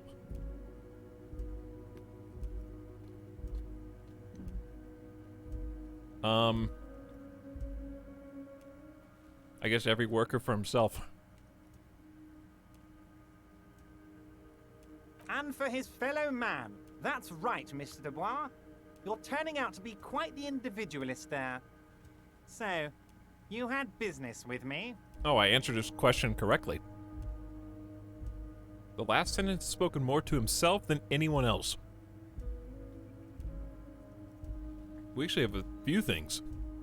Turns out the strikers are being served an alcoholic brew. I made it even stronger.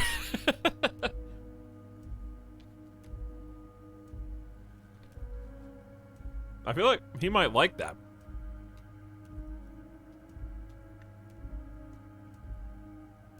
I'll go with that. I don't know what that means, Harry, but I love it. I love your initiative. Knowing you're out there keeping things running lets me focus on the big picture stuff. Don't even tell me what was going on. Alcoholic brew? Stronger? Stopped it? Strike? I'm just gonna let you surprise me, Harry. Kind of weird. Why'd you call me Mr. Dubois? Of course. Let us dispatch with the formalities. You call me Everard, I call you Harry. That's what the hanged corpse called you. Harry. That's also what he called me. So that's really my name. My God, so it's true. I didn't want to believe it, but you are a fantastic science fiction amnesiac cop, aren't you? What are the odds of that? I think the odds of that are very low. It might be a good idea to hide your confusion. I mean, see what his game is first. It's true. My memory is a bit hazy. My memory is fine. I'm just testing you. So good to hear that, Harry. Apparently my sources were wrong. However, if you did have a spot of memory trouble, I could help you out with my big fat folder. Words flow like a river of honey from his lips. Dude, healed me.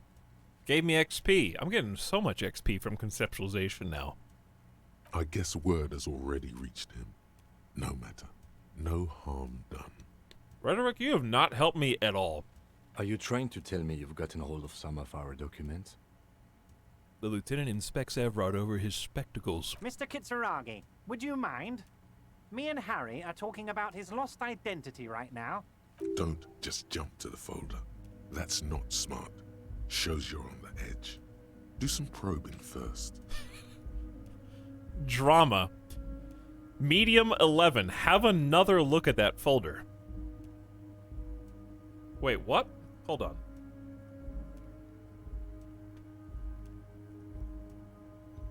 Hold on. Chap. Drama told me not to jump on the folder. Drama here is having another look at the folder. So...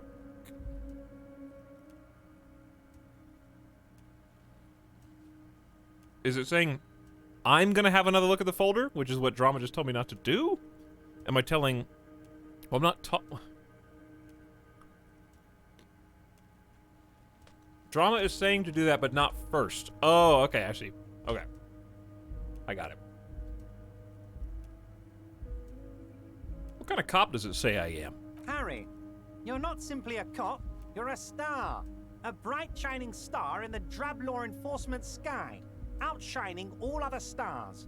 You're a superstar. I'm a superstar! That's what I like about you, Evrod. You get me. Of course I do, Harry. And I'm gonna help you shine. I'm gonna put you on all the big stages. Your name in giant neon letters. Harry Dubois. No. That's not my name. It's not my stage name. Do you know where I live? But of course, Harry. Your precinct is the 41st and you live in Jamrock. You're a Jamrock boy. A long way from home, but that's okay. He doesn't really seem to know any more about it. Where'd you get that folder? Ah, this? My friends in your organization gave it to me, Harry. He's got cops on the inside? Oh no, Kuno is your king. He's the king of Jamrock. Kuno, my liege! This translates into, haha, you guys are so corrupt. I find that very suspicious. May I have a look? I'm afraid this is meant for Union eyes only, Mr. Kitsuragi. I'm sure you understand. Please continue, Harry. Let me get this straight. What's my full name? It's Harry. Harry Dubois. Wait, I thought you are Harry Dubois. That's not my name. My name is Raphael Cousteau.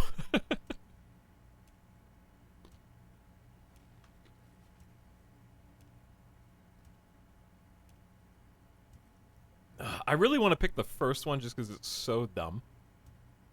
But the second one is more in line with how my character has been so far. So I'll stay consistent. Fine, Harry. You can even be Harry Raphael Dubois de Costo, or whatever you choose to be. Mr. Kitsuragi doesn't seem even slightly empathetic to your memory loss, Harry. I, however, wish to help you any way I can. Do you know anything about my family? Family? Harry, you're not a family man. There's not one peep of family in here. Unless you think you're a family man. Do you strike yourself as a family man, Harry? I think I do. I'd be a wonderful father. You're right. I don't. Would a superstar art cop be a wonderful... No, you're right. I don't. That's why I like you, Harry. A good man knows both his strengths and his weaknesses, and you, my friend, you are one of the all-time greats. All right. I've done everything. Drama, 97%. Kim suspects something, and I read the shipping folders before. This red check cannot be retried. I got this.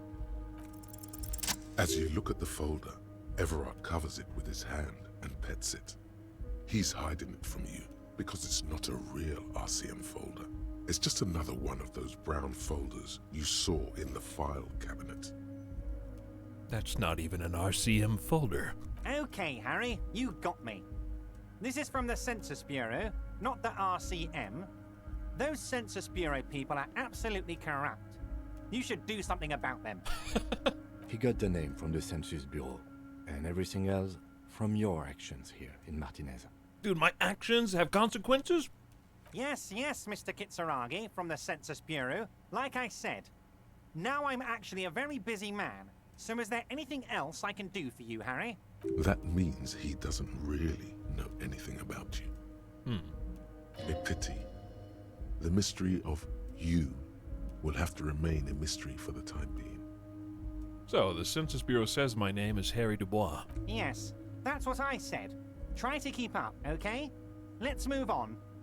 Hey, could you help me get a dead body down from the tree? You might have noticed there's one hanging on a tree behind the hostel cafeteria. Oh my. Don't take this question personally, but why would I get involved in this matter? Mr. Clare, the man was hanged with a cargo belt, a steel-reinforced cargo belt. It's safe to assume the Union had something to do with the murder. Besides, getting the body down would benefit all of us. It's a stain on the neighborhood. Yeah, the belt thing. You are a community leader. Help your community out. I'm just going to stay silent. Kim's got this. I can certainly see how having him up there might start affecting some real estate values. But of course, all joking aside, I am going to help you. He picks up the handset of a radio phone to his right and clicks a button. Jean-Luc, the cop who bested you in physical combat is here, and he has a little dead body in a tree problem. Namely, he needs it to be taken down. Please extend him this courtesy. He called Measurehead to help me take the body down from the tree. You can find Luke down at the gates, but you already knew that. Anyway, he's going to help you, now that he's back on his feet. Oh my, what a strange scenario.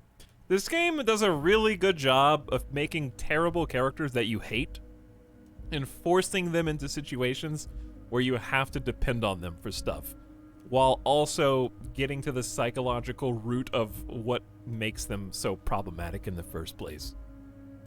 See you soon, Debardeur. Just kidding, but not too much. You need a finger gun.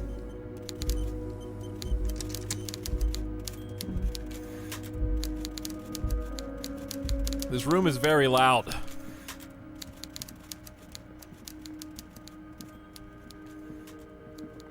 Peepo chat.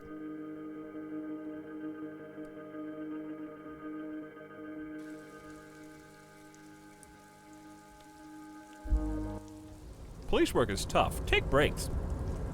Oh! My main information man. Uh-oh. Bugged. Hey, mister, I knew you'd be back to talk to old Leo here. Yes, I did. Yes, I did. It's like Lady LaRiche said when she opened a bathhouse in the basement of my apartment building.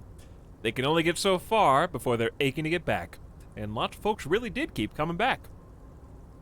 Hey, Leo, in the future, can we keep this shorter? Sure, mister. Absolutely. Alright, he doesn't have anything.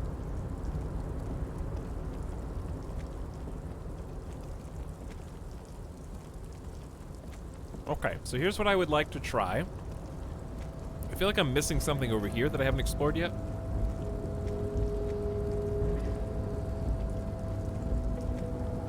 Maybe not. Okay, I thought maybe you could go down in this. Not yet.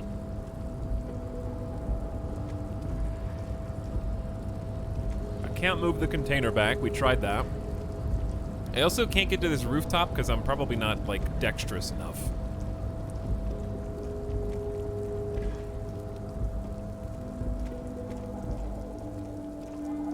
And one day I will find the bag. I'm pretty sure you can't, those stairs are broken, and if I click on these, we definitely can't navigate down to them. Not yet. Not asking for help, by the way. This is the Night Watchman's booth. We need to find Renee, the Night Watchman. Oh, wait, we already know Renee. We should go talk to Renee again.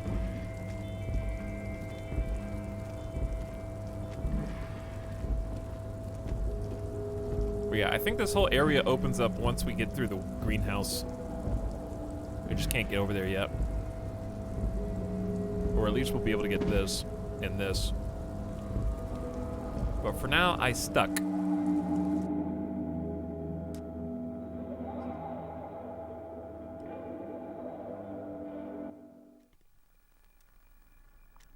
Um, 10:30?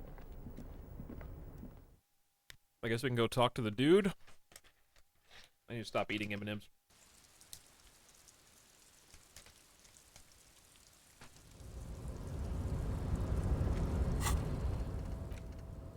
Go to Measurehead on the gates and ask him to get the body down.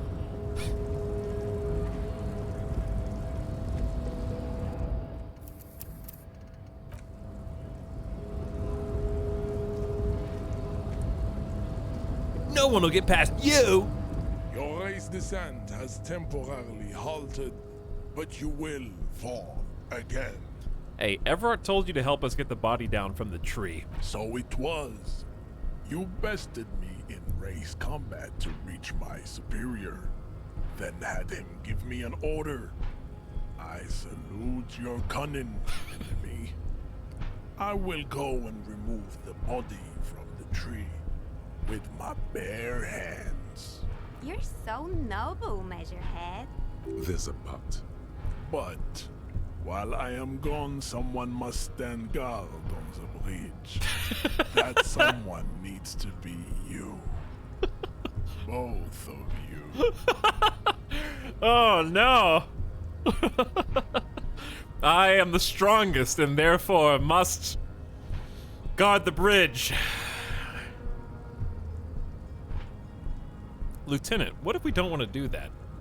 Okay then, wait here. Let's talk to the Lieutenant first. This is the uncomfortable result of not taking it on ourselves. I can live with a compromise. Alright, Kim says we're all for it. Listen to your little friend. He is wise in his childlike way. His mysterious race may yet prove fierce competition to my heroic haplogroup. Okay then, wait here while Measurehead goes. Babe, see that they stay here the whole time. Can I change clothes to something stronger before some idiot comes up here and challenges me? We'll find out in a moment, I guess.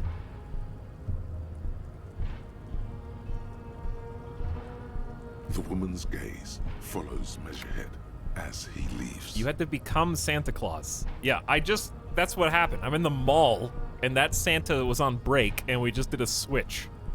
Now I'm the one sitting in the chair waiting for the young, like, workers to come and tell me what they want. So, you guys are like cops or something? Why are you with Measurehead? Yeah, we're the law around here. Apparently so. We're just trying to keep things from going to shit.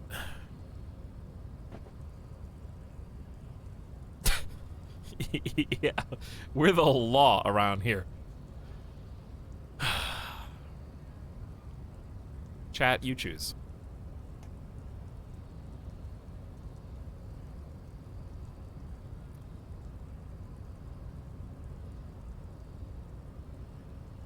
Whoa. Whoa, 5 seconds is even. Even. Every vote counts.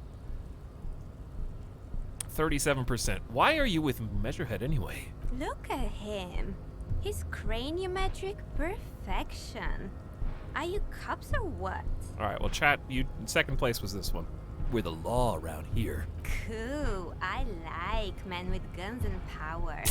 I'm Katya, by the way. Oh no. You hear that? That sound. He's breaking something. Yeah, Jean-Luc must be really tearing it up over there. I wish I could see it. Uh-oh. Is the body gonna be like disintegrated when he gets back or something? I don't. I've seen enough of that dead body already. Look at you! RCM rent-a-cops! Guarding that bridge like Everott's lapdogs! Is this where it's at now? The RCM is for sale! And who are you? What is your business here? Why are your clothes 4 sizes too small for you? I'll work with whoever I want. Yeah, I'm an unbelievably corrupt cop. I am corrupt every opportunity I get. That's none of your business.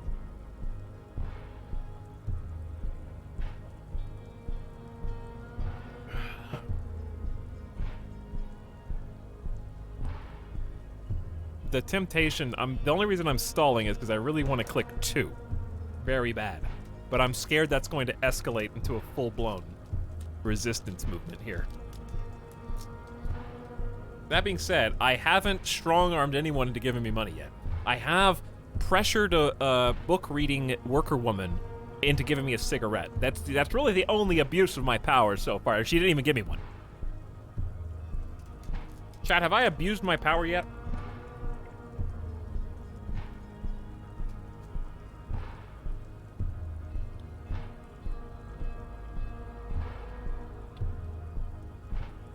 Okay, I did try to get that other guy's sandwich, but he also didn't give it to me.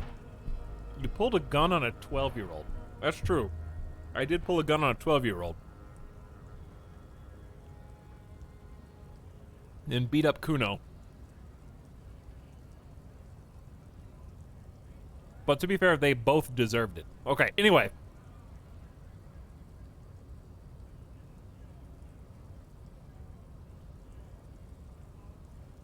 Yeah, I am an unbelievably corrupt cop. I'm corrupt every opportunity I get.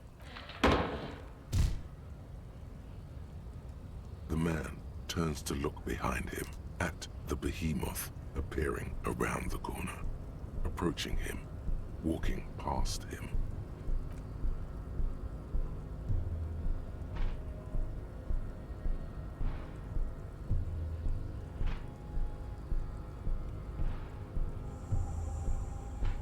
The corpse has been removed from the tree. Stand down and congratulate yourself. You have sided with Ray's victory today. There's been no side choosing. We did what we had to do to keep order.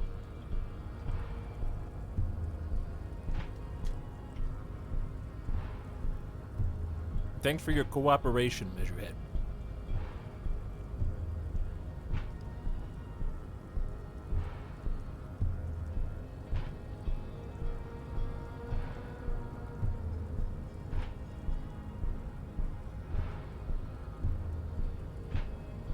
Close one. Close, almost 50-50. Oh, at the last second.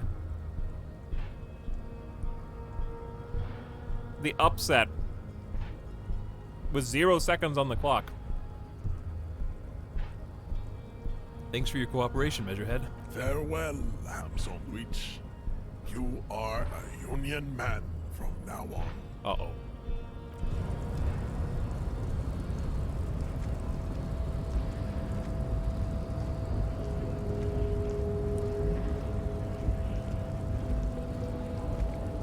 That's probably not going to go over well down here. It's torn between two sides that both suck.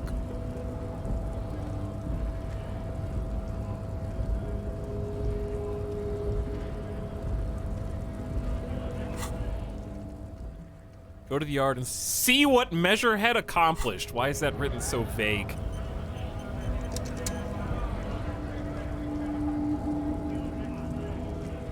Right to work! Okay, well, I guess I didn't buy the morale booster, but it made sense to at the time. was only like 70 cents. We need to get $10. We actually just lost money today exclusively so far. Not great. Hey, what is work? What is, strike? What is paycheck? When was the last time my, police agency paid me?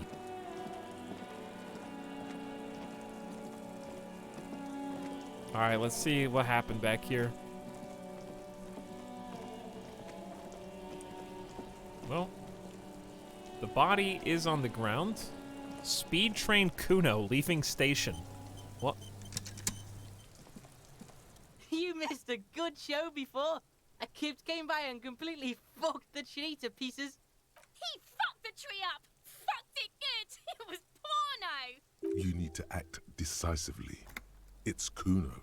Use Kuno words. Oh god. Oh no. Rhetoric has never once been right. He's always failed me.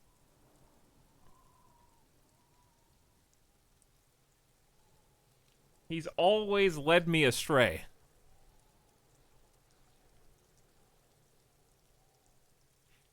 The game is trying to make me complicit to get what I want. That's what the whole point of this game is. You go, ha ha, look at all these monsters, these idiots. I would never be like them, but to get what you want, you have to lower yourself to their level, making you the bad guy and posing the ultimate question, do the ends justify the means?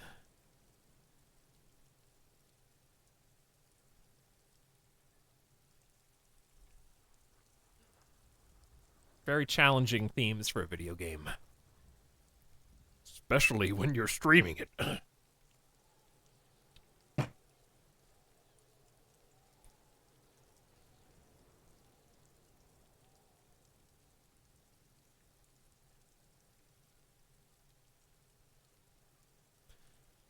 If you want to shut it down, act decisively.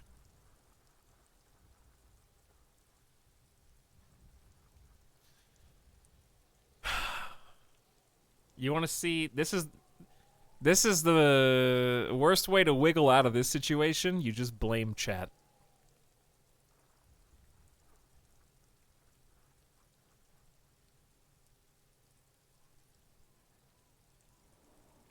Coward. Well, here's the sucks. Because to fix Kuno, we're gonna have to figure out what's wrong with him. But I can't figure out what's wrong with him because they have 0 points in Psyche. So, like, I can't even help him.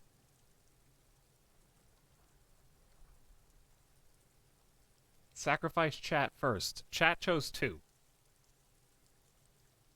Congratulations, Kuno. Stop choking, Kuno! The faggot has got you in a chokehold! Kuno's not fucking choking. Choked you out there. Serves you right for using reactionary shit. Like fuck you did. Kuno's gonna keep saying kipped forever now. Kipped. Shit. The fuck did you want anyway? You got your fuck bag down. Now let's talk normal shit. Oh, now you want a normal conversation, huh? Yes. Kuno wants a normal conversation. Ask normal shit, please. Hey, Kuno.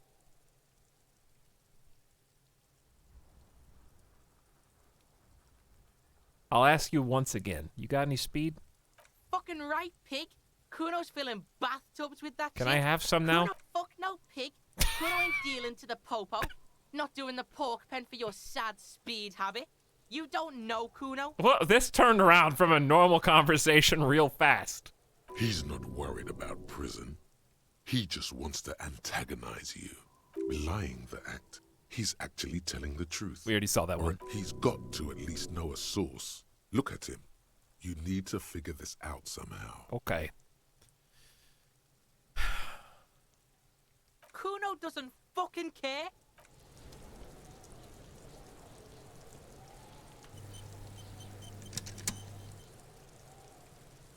Now the body. The corpse lies on the ground Baby steps among the remains with of an Kuno. absolutely demolished pinewood branch. It's gently laid on one side. Beautiful.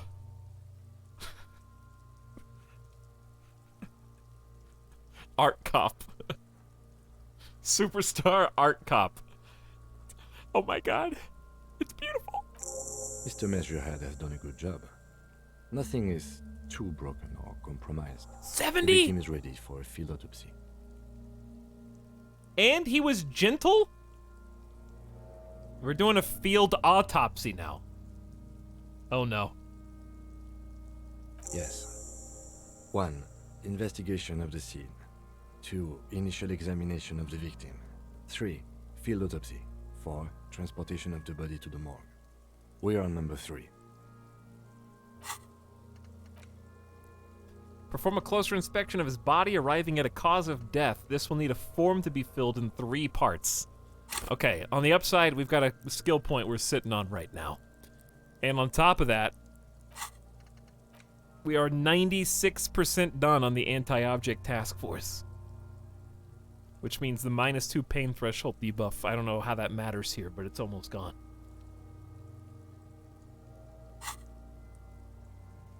The RCM's 4-phase murder scene processing manual. Thanks, Encyclopedia. The fuck are they on about? Cop's gonna cut his shit up.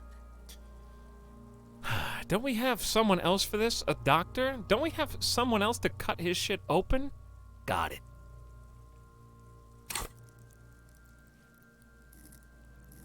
I have 6 endurance, medium pain threshold.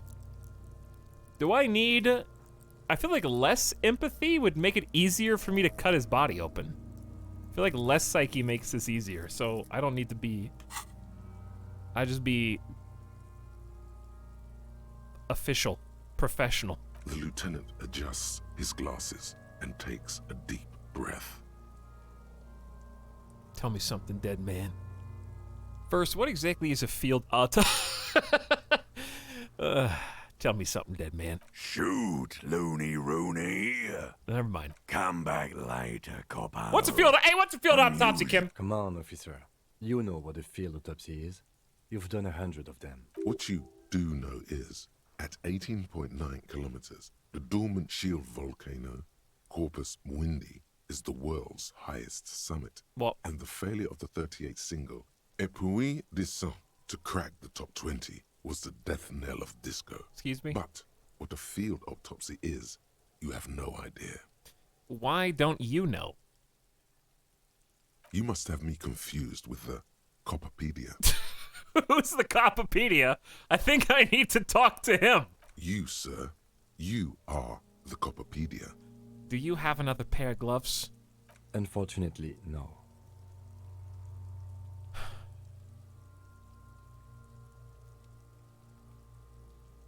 Can we return to this shortly? We have glove hunting to do. Wait a second. There were gloves on... Weren't there gloves on sale at this shop? I have fingerless gloves. I'll take it like a man, or we can look...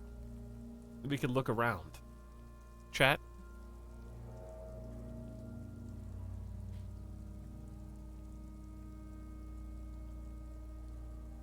Ooh, it's close.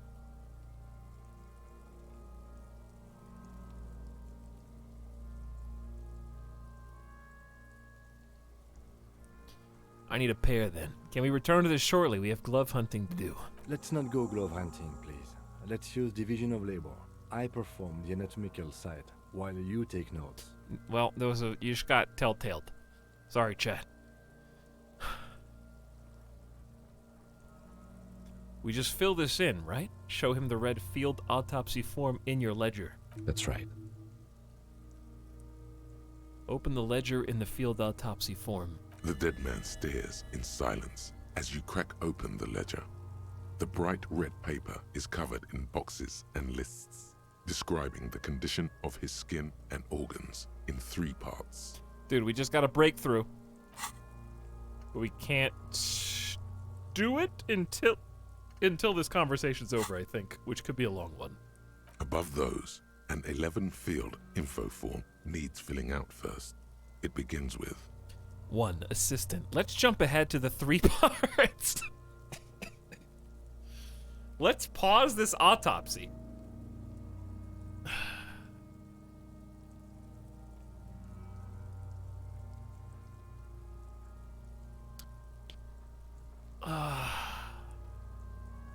I mean, we're here, dude. We can't just pause it. I already asked him and he said, no, let's go. So let's just go. Begin. That's you. Dude. Oof. Oof! Heavy hitters right from the first line. Do I put in the name that I am calling myself? Or do I put in the... No, I'm a superstar cop. Raphael Ambrosius Cousteau. the corpse is indifferent to your scribblings, just lies there. The next box says Coroner's case number KK57-0803.0815. Next. The name. NA. Next. Date of birth. NA. Age. Roughly 50. The lieutenant corrects his glasses. Dry 40. The damage is so extensive, it's better to err on the young side. Visual calculus. I'll trust you. I'm gonna write 42. He nods. Race. Mondial. Mondial. Fair to olive-skinned, from the Isola of Mwindi. This is as vague as it gets. You might as well say whitish. Write it down. The pudgy mess of curdled meat looks neither mondial nor anything other. Sex. Fucky, fucky! What? The little monster exclaims energetically. Male. Pigs can have sex? Right fucky fucky. Right pig's gonna have sex. Why would I write either of those? Dude, I can't throw.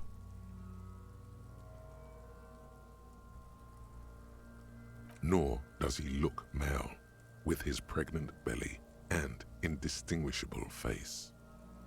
Date of death. We're still going with March 4th, 51. 4/3/51. What else? 9. Body identified by is non-applicable. 10. Case number is the same as the coroner's case.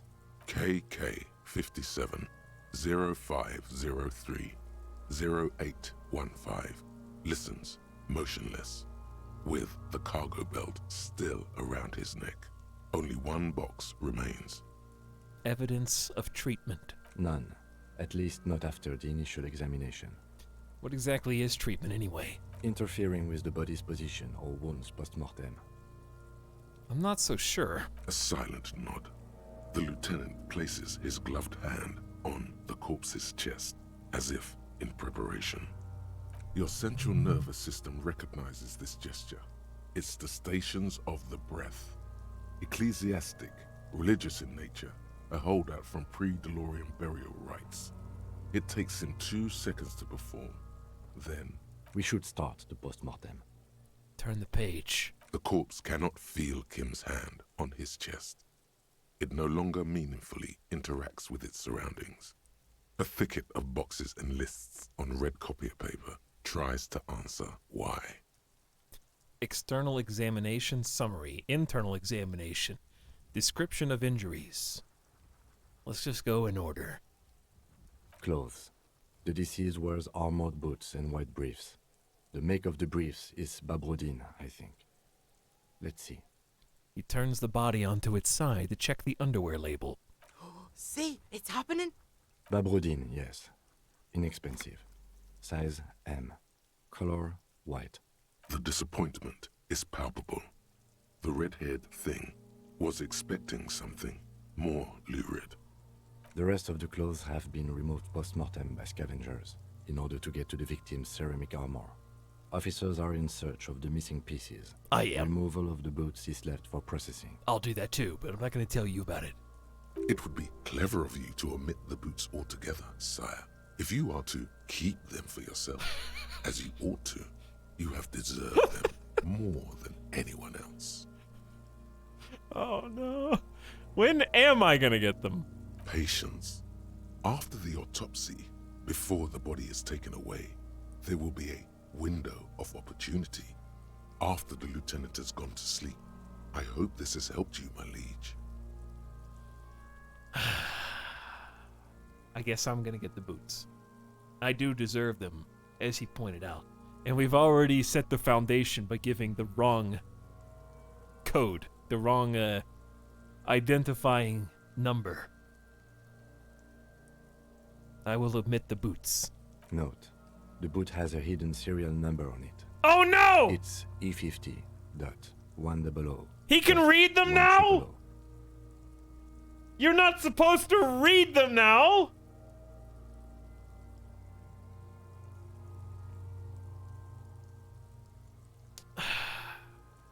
I should have insisted on doing the autopsy.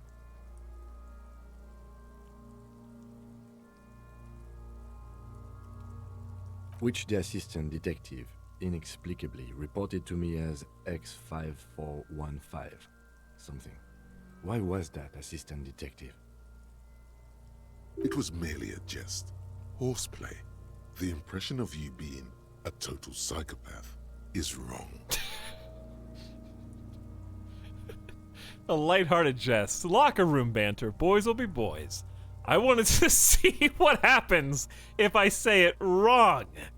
I'm a total psychopath, you see. I lie all the time. It doesn't say XBL47GH74569990JKLL303. Continue making up random numbers and letters. But Lieutenant, this is impossible!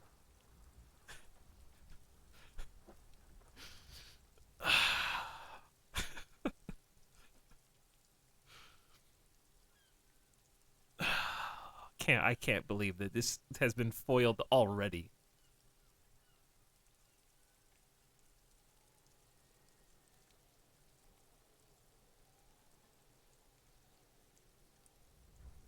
Drama, if drama is to be trusted, which drama is probably not, would probably just stay with the jest.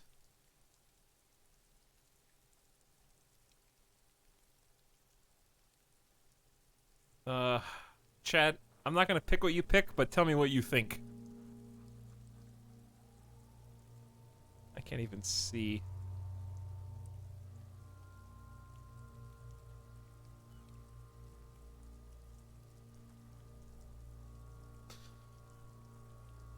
You really want me to pick the most? You guys are trying to lead me down. This is like, okay, I wish I could play this without getting DMCA'd, but Emperor's New Groove? You guys are the devil on my shoulder. He's trying to lead you down the path of righteousness. I'm trying to lead you down the path that rocks.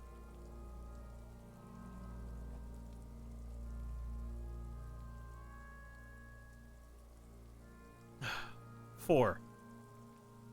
It doesn't say, but Lieutenant, this is impossible! It's quite possible. You lied to me for no good reason. Please write down the right serial number. E50.100.1000. Bitches are at it. This pleases Kuno. Oh my god, I can sabotage it a second time?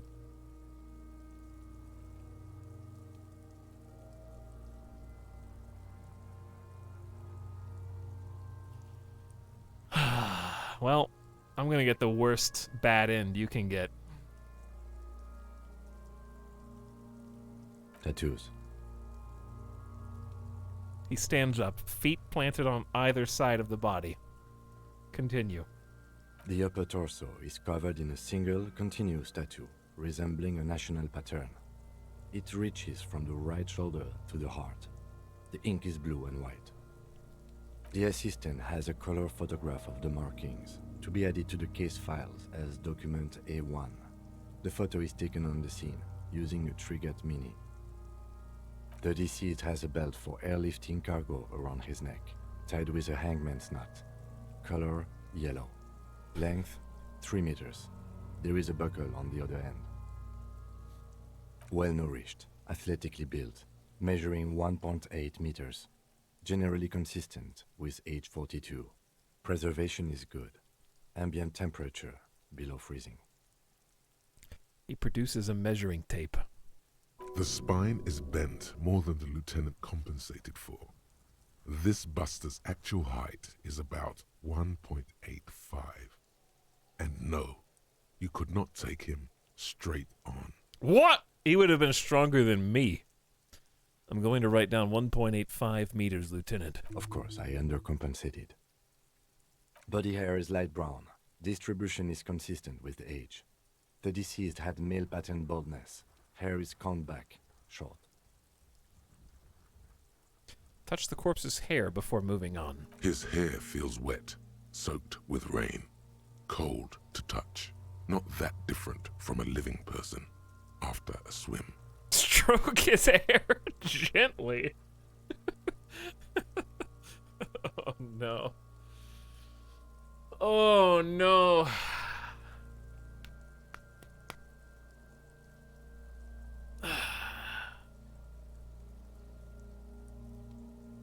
Oh, what have I done? I just lied again. I wrote down the fake serial number. Why did I do it? Because if I intend on taking the boots off of this corpse, I can't have the serial number be on the record so that they can track me down if they ever find me and stop me.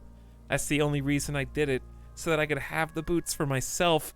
It's because I'm a superstar cop that deserves a awesome lamellar armor like my inner consciousness has been physical instrument told me I need to guard my flimsy flesh with lamellar armor, so that's what I'm trying to do.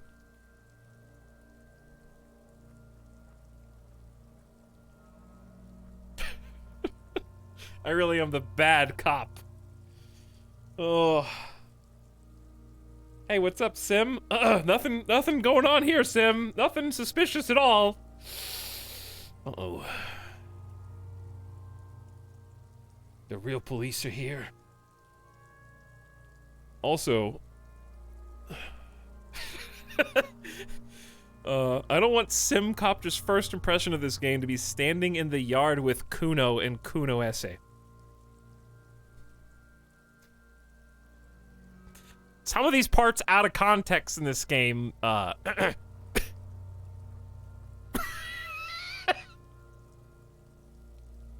Anyway, oh, what's up, Sim? Nothing weird going on here. We're just playing a very critically acclaimed video game that definitely doesn't have exceedingly mature themes, content, language, and a monster of a main character if you happen to choose the wrong choices. Nothing like that.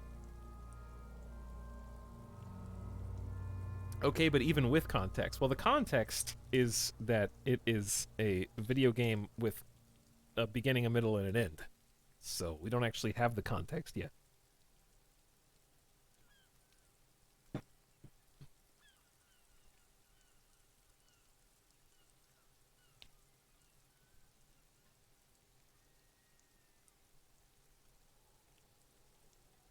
Am I gonna stroke this dead man's hair gently? No, that's too much emotion. That's too much empathy. I don't have any empathy. Just regular touch. The stench is suffocating. Strands of dark brown hair start sticking to your hand, like thread off a rag doll's head. Keep petting him. Oh my god, I am a psychopath in the game. Like, what?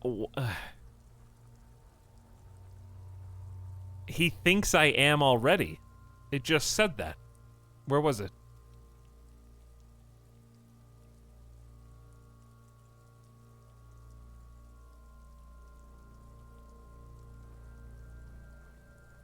The impression of you being a total psychopath is wrong. No, I think,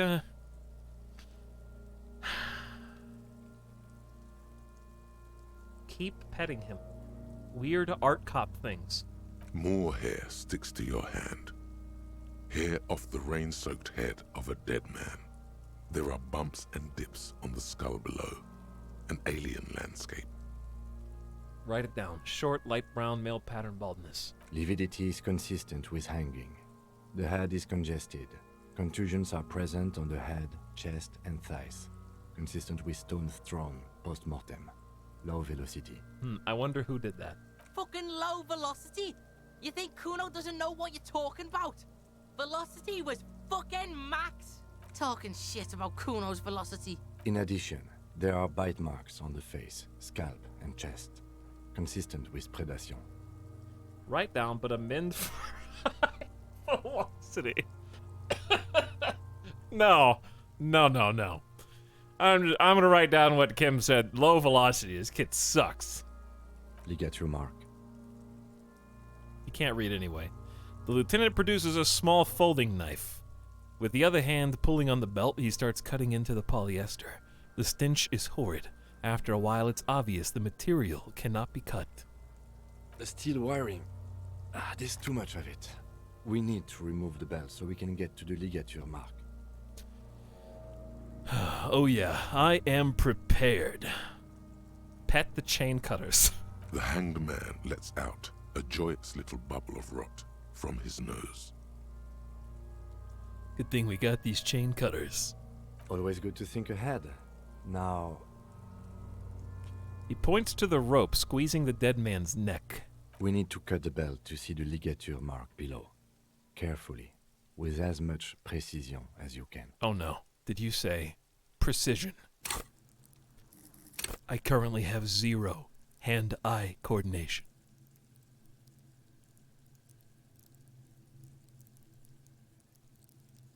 Okay. Well, this is going to go spectacularly. Didn't we also conclude that he looked like he was full of gas and ready to possibly explode or burst at any... Okay. See? My pig is gonna fuck his head off. No, he ain't. Your pig's a boring fuck. You two. Oh, thank God, it's physical instrument, not coordination. Whew! Okay. I could take my shirt off to get more physical instrument, but it's a little too late for that. Can't change clothes in the middle of an autopsy. Oh wait, he called me his? He's taking possession of me now. Look for a good spot to cut. The belt is equally tight around the whole circumference of his neck, swelling over the edges like white bread rising from the east.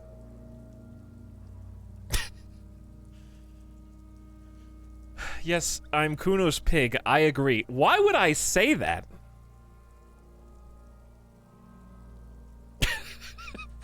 What type of cop detective would I say? Why would I say that? All right, Kuno, I guess I'm your little pog champ. Why? To humor him.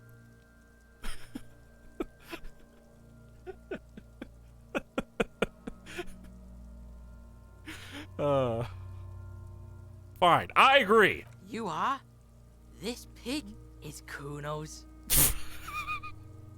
+1 for agreement with Kuno. That just gave me a higher probability of success. Okay, of course it did. Because you know why? Because he's not going to yell something and distract me at the exact moment that I cut. I bet you if I was like, no, I'm not your pig, Kuno, then he would be like, hey, idiot! Like right when I go to make the cut and it like throws me off and I move. There's an energy in the air now. I agree. Let's go. Cut the belt. After Yes. some deliberation, you sink the cutters into the knot tying the belt together. You squeeze the rubber handles together, sweat forming on your brow. We beasted on that by 5 more than we needed. Press down. Snap. The knot is slashed. Another cut and the belt falls apart like a flower bouquet, revealing the dead man's neck and the dark red ligature mark around it. We got it. The rope rises to a point, leaving a gap in the ligature mark. The suspension point is in the back of the neck. The lieutenant has kneeled closer, running his finger along the dark red groove until there's a gap. As it ought to. This is where its grip on the curdled meat is gentlest, pulling up. Okay, let me try and understand this. We've been building up to this moment for over 23 in-game hours now. Getting the body down from the tree, finally. And doing the autopsy. Okay, let me understand. The rope rises to a point. There's a gap in the ligature. The suspension point is the back of the neck. Okay. Hemorrhaging is observed on the skin, above and below the ligature mark. The mark is well pronounced, consistent with a drop from 1 or 1.5 meters. Chest is intact, normal contour. Abdomen is protuberant, pelvis intact, genitalia... He pulls down the man's underpants. Kuno, don't say a word. No! Let's get out and see! I fucking knew it! Genitalia is male and unremarkable. No evidence of injury. Dude, what am I gonna do if I inspect myself? Do you know how much perception I have? 1! Inspect. The dead man's penis is average-sized, congested from the downward collection of blood. The testicles are uneven in length, hanging underneath. The genitalia is greenish. Marbling is present around the crotch. Listen, chat, when you're doing an autopsy, you don't get to just, like, leave victims' clothes on to preserve their honor, okay? We gotta find out if there were any strange case clues. You should touch it. Oh my...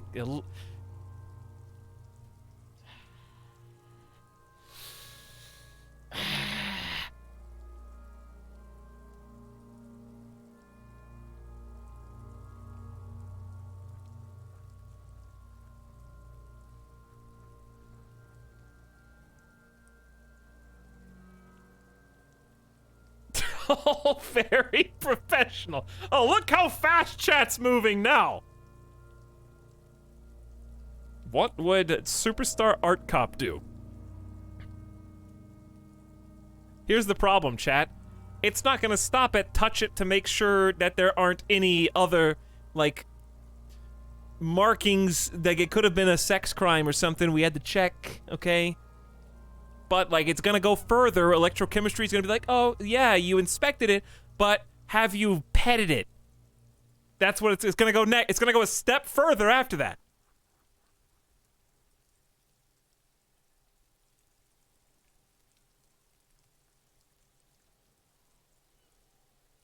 Touch. Doesn't feel like anything. Just cold flesh under your finger. Unremarkable and unalive. My pig's so fucking ill right now. It's fun. Oh, your pig's pretty sick, I gotta say. Oh my god. Write it down and move on. Back is symmetrical and intact. Upper and lower extremities are intact, but asymmetrical. There are all combat injuries on the right hand, thigh, and hip. Bullets have bitten little pieces out of him. It must have been excruciating, especially the hip. Before you is a temple of pain that knew little tenderness in life. I got plus 5 XP for doing that.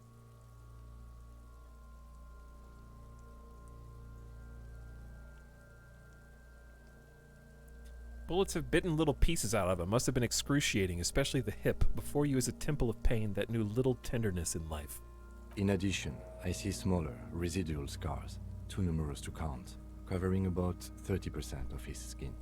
From wounds sustained over 2, maybe more decades, dispersal and accumulation indicates long and active combat duty. Write that down. Last item, hands. He takes the man's right hand in his, inspects it, then moves on to the other hand. Pick up the hand. The hand is surprisingly heavy to lift, filled with decay liquids. Feels as though it could explode if squeezed harder. You're suddenly repulsed, so much so you feel compelled to drop it. Hands are clean. No sign of injury from struggling. Were we expecting any? I was. Maybe I'm just not seeing them. Honestly, this stench is making it hard for me to The fun thing about this is imagine how, without chat, I don't want any confirmation from you. I don't want a document of your experience. I'm simply musing rhetorically. Imagine how different this autopsy is with like high motoric skill and perception and interfacing. I don't know if interfacing actually comes into it, but you get the idea. It's probably a totally different thing. Or even psyche, because you might be able to commune telepathically or something with Inland Empire and empathy. This probably goes so many different ways. The stench is making it hard for me to think at the moment. Ooh. That's all for the external. Well done. What next? He turns to the side to breathe, but it's not enough. He buries his face in the sleeve of his jacket. You hear a muffled voice. Chat, we gotta go in next. But anyway, while we're at like a chapter break, thanks again, Sim, for the 28 months of sub, dude. If you're still out there somewhere, you've had a really interesting first impression. I love how Sim comes in and I'm like, oh god, the worst time. And then I touch a deceased person's dick to look for clues as to why he died. Anyway, dude, Sim's been playing some GeoGuessr recently, and we said hi the other night with a raid. Thanks for coming back in, and check him out, chat, if you haven't already. I don't think you'll be seeing this game on Sim stream anytime soon, but I think that it's a really, really interesting game that you might enjoy playing in your free time, if not on stream. It is a tough game to stream, but everybody in chat knows what's up. And also, the worst part is they antagonize me and make it worse than it should be. I'm like swimming upstream here. But I'm not going to preach about the game. I don't know how much you do or don't actually know about it, but it has really, really left an impression on me. These have been my favorite streams, I think, this year. Wraithen also gifted us up to Tobias Wraithwall. Thanks for the 5 months, Tobias. Coming at you in half darkness here. Only one of my lights works right now, but... You created this monster. Did I? Do I look like one of the developers of the game? Did I write this game? I don't think so. Chat did get you to flirt with the first woman you saw. That's true, yeah. And it failed spectacularly, and we haven't seen her since. Alright, internal examination of the injuries. After. Retrograde Motion subscribes for 47 months. Listen, if you subscribe to a person who accidentally played a slightly racist monster, then you are just as bad as you think I am. Okay? You're part of the problem. Remember that. Also, I have no memory of this place. Okay, these are made-up nationalities and regions of the world. I don't even know what half of the words in the game mean.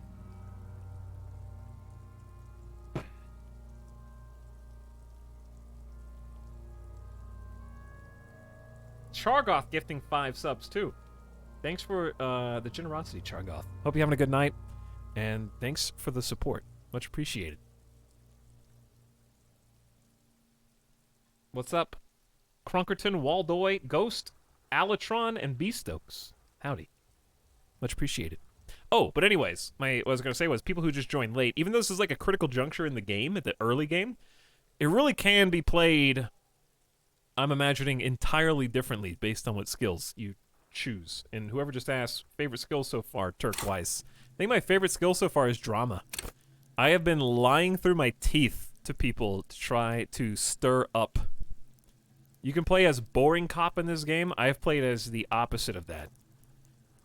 Extremely dramatic for the sake of my thespian paranoia. Alright, let's dive in. Central nervous system. I have nothing. Do you have anything on this man's central nervous system? Of course, there is a moral to be drawn from it. A moral to this story. Conceptualization's trying to come up with something. If I may add, the moral of this story. What would that be? It's time to go art cop, chat. The dead man looks, too, with barely contained excitement to hear the moral of his story. The brain is very vulnerable to compromises in its blood supply. I think that may well be the moral of every story, officer. Did I not have enough conceptualization to come up with I think I failed a skill check behind the scenes there. I probably didn't have enough conceptualization to make that count. But he smiled. It made Kim laugh. Alright, not available then. Good. Musculoskeletal. Purge fluid is coming from the mouth. Not injury related. Eyes and tongue protuberant. Hyoid bone. Let's see. With his eyes almost closed, the lieutenant puts his hand on the dead man's throat and begins to massage it, gently. A rotting smell erupts from the mouth. Purge fluid runs down his lips, black and viscous. Yeah, jack that fucker off! The hyoid bone is fractured. The rest of the musculoskeletal system is intact. Unremarkable. Write that down. Respiratory system. Back hunched as if in prayer, he begins to pry open the dead man's jaws. He stops to exert more force. Both hands are used. He's really doing it. The dead man's teeth cut into his gloved hands. Oral cavity shows no lesions. The victim has received dental implants, possibly after a combat wound. Mouth swollen. Hemorrhaging present in mucosa of the lips and mouth. No lesions. He got dental implants, possibly after a combat wound. Look inside his mouth. No scream. No sigh of relief rises from the darkness inside. It's humid there. Sickly sweet air, unlike anything living. You feel like you're about to throw up again, straight in that mouth of his. No, you don't. You can keep it in. You can keep anything in. Finally! Pain threshold! Look deeper. You manage to suppress the contractions trying to enter your stomach. All it takes is concentration. Through it, you see nothing but darkness. More meat and darkness. Hemorrhaging present in mucus. The lieutenant repeats impatiently. He lets go of the jaws. The mouth snaps shut before you. I have no perception, so I literally just looked in his mouth because I could. Write that down. Hepatobiliary. NA. He wipes his brow. Why? Are you a hepatobiliary expert? He looks at the corpse's stomach with a mixture of tiredness and disgust. I don't think so. Neither am I. And that's it? That's it. Not available. Same for toxicology and serology. NA. Both? Unless you have untapped reservoirs of knowledge there. The completionist in me wonders if there's something we could still do. Like a toxicology screening? At this stage, I doubt processing will find anything, even if he was brimming with cocaine. But still, you should add a request. Brimming with cocaine. Electrochemistry, not now. NA and add toxicology requested. Cardiovascular. The body exhibits heavy lividity. Blood has gathered in the hands, feet, and neck. Hypostasis is visually consistent with the hanging. Write that down. Gastrointestinal. Blood gathered in the hands, feet, and neck. Yep. Gastrointestinal. He breathes a sigh of approaching relief. This is the last field on the list. He looks around. To the ground, the pool of feces there. This will do. Digested semi-solid food in stomach. Voila. He touches the corpse's bloated lower abdomen briefly. Write it down. Keep the voila. What's next on the list? It's more dramatic that way. Last, description of injuries, the summary. Let's see. We have bite marks, contusions on the head and chest, and a ligature mark encircling the neck. You'll need 3 fields. Leave a 4th one too. What's the fourth injury field for? Nothing. Just in case. Bite marks. Head, chest, and scalp bite mark injuries. Predation by birds has caused damage to the body. Odontologist does not need to be consulted. And your opinion, officer? Opinion. Fatal injury. Non-fatal post... Oh! Wait. He's asking me if he thinks birds killed this man. Non-fatal post-mortem. Agreed. Next injury? Contusions. So, the scalp bleeds from a post-mortem head injury, a stone. The injury does not have the rim of an early inflammatory response. The perpetrator on the scene has confessed to causing it post-mortem. True. Kuno. At maximum velocity, fucko! Has confessed to causing it at maximum velocity. Write that down. Coagulated blood sticks to his scalp and chest, where the countless stones have hit the dead man. Beneath, the description of injury. 2 boxes. I mean, if Kuno killed him, that would be really weird. Non-fatal post-mortem. Right. Next. The ligature mark. A dark red abraded ligature mark encircling the neck, with a gap on the nape measuring, let's say, 7 centimeters. The hyoid bone is fractured, the cervical column intact. I see hemorrhaging on the skin, above and below the ligature mark. Depth of the mark, 1 centimeter. No signs of clawing on the neck. So he didn't even try to... He couldn't use his hands. Below the note, 2 customary boxes wait to be ticked. The man's head jerks to the side. The ring around his neck is visible. What was that about no clawing around the neck? You'd be clawing for your life. Well, his hands could have been tied up. Have we examined his wrists? Second, the no clawing at the neck, I guess the implication from physical instrument is that he could have been killed then hanged separately.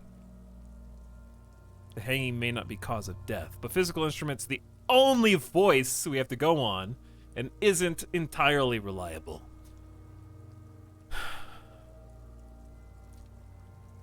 But I have to go with my instinct. It was a challenging success, 12 out of 12.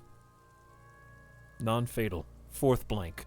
The lieutenant falls silent abruptly. A column of cold air encircles you, rising slowly upward in the shape of a courtyard, bordered by cracked plaster, windows, seagulls perched on air conditioning units.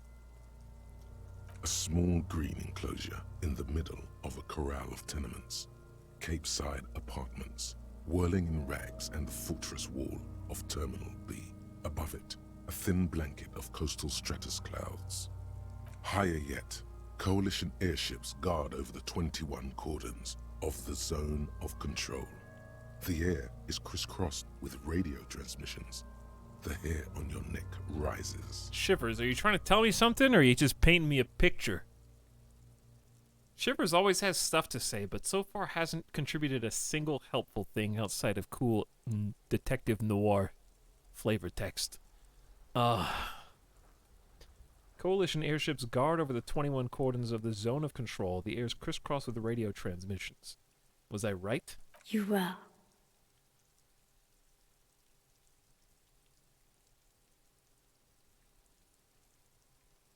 Why do you say that?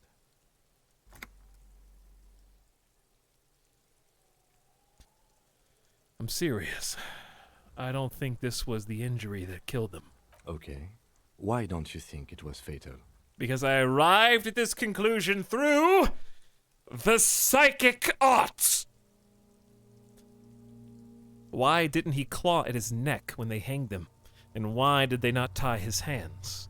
A big man like this is dangerous.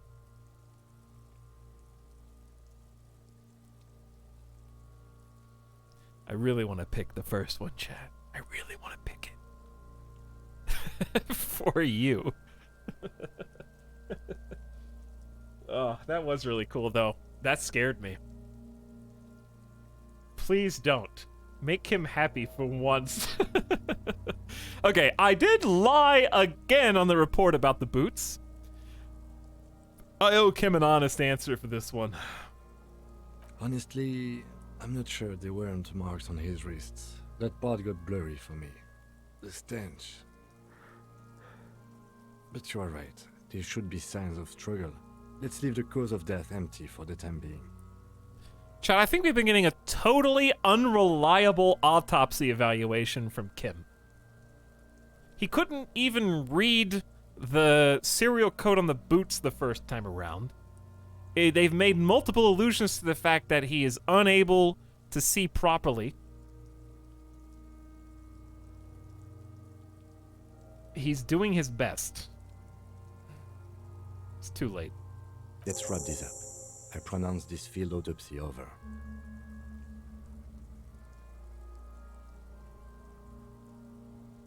Let's leave the cause of death empty for the time being. Okay, so that was the finale there. He produces a small black plastic roll from his jacket, a body bag. Let's wrap this up. First, how did it go? It was an irregular field autopsy. We did not establish cause of death, which is supposed to be the goal of an autopsy. But personally, I do not see this as a parameter for success. We also requested a toxicological screening. That was thorough. The results should arrive in a couple of weeks, if we are lucky. I will not hold my breath. And? We were thorough with the list of injuries too. We described them all in detail. What is there to say? Given the circumstances, it was a professional field autopsy. Oh yeah, well done, Master Detective. Maybe a drink is in order? Hey, maybe a drink's in order? Later, I mean. Now, you see, that worries me. You will die if you drink. You know that, don't you? You are proving a useful detective. The organization would miss you. What now? I need a copy of that autopsy form. Then I will drive him to Faubourg. Rip out a copy of the autopsy pages. He's going to check the boots. For processing. He looks at the dead man one more time, then at the slip of red paper in his hand, then at the corpse again. He's going to see the boots.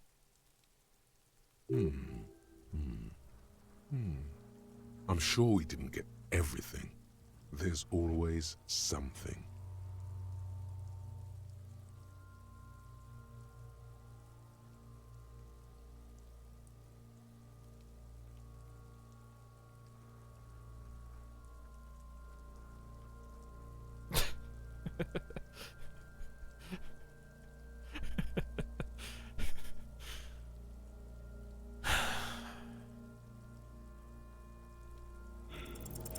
You run your hands over the victim's cold body, his limbs, his torso with its swollen organs.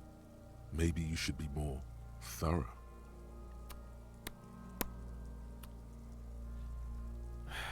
It's gonna kill me, dude.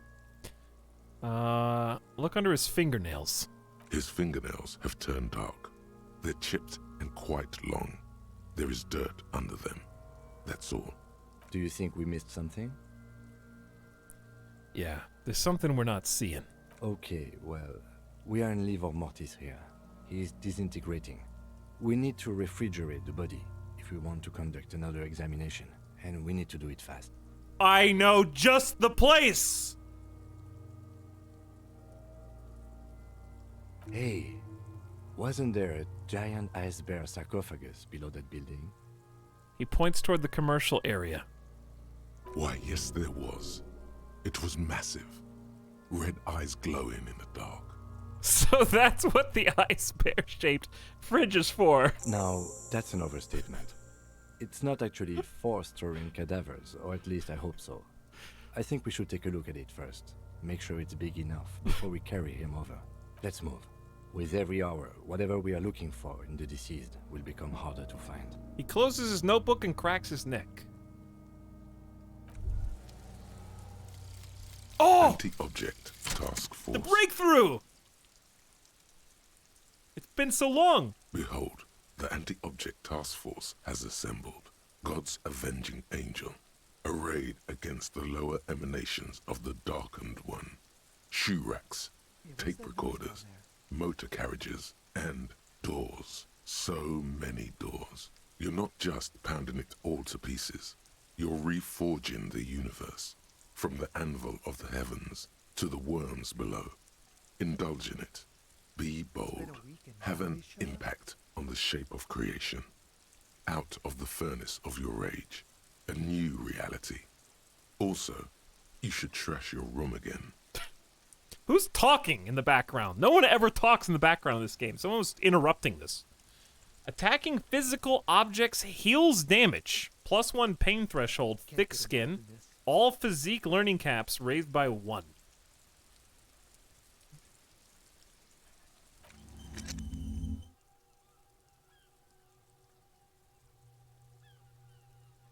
Hitting stuff makes me feel good. Apparently. I still have 2 points, dude. I got 2 points.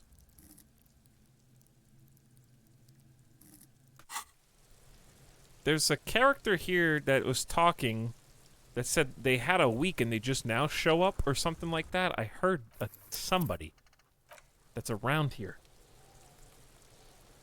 The thoughts are my favorite part. I think they're about my favorite part too. All right, Kuno.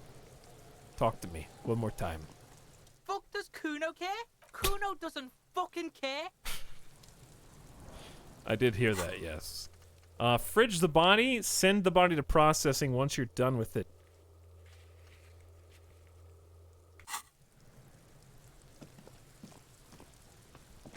Feels like it was someone talking from like the roof or something? I don't know. Anyway, we were there for a while, but I feel like we got a lot done, including main story stuff. It's almost noon now, and I got 2 skill points I don't even know where to use. Also, clothes-wise. I need the conceptualization. Could lose a drama for visual calculus. Sounds bad. Electrochemistry and... No, I like the half-light. I'm happy with where we're at there. I just don't know where I want to put a point.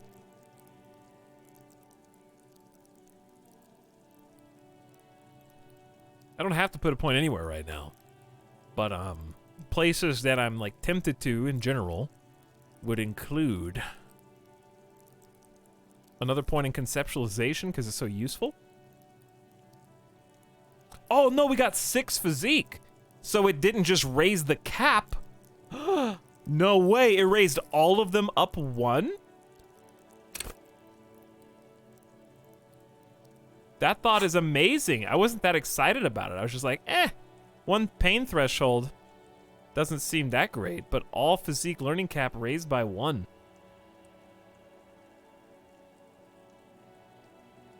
I thought that was just gonna be so I could put more points into it. It gave me a full stat increase. No, it's because I'm on alcohol. What? When did I take the booze? I'm not even drunk right now. I haven't drank today. So where's this coming from?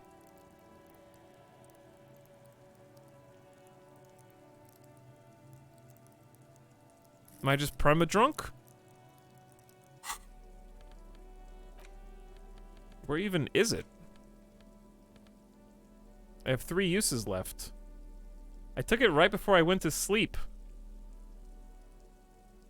Your body produces alcohol. Yeah, I took this right before I went to bed.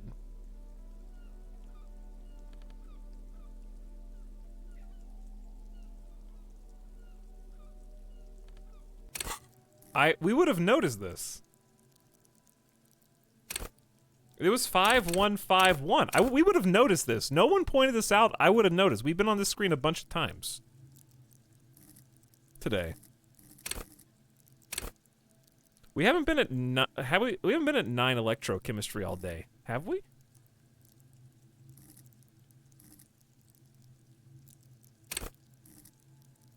I'm pretty sure that we have not had this all day. Maybe we have. I don't know, dude. I can't ask chat in case it's spoilers.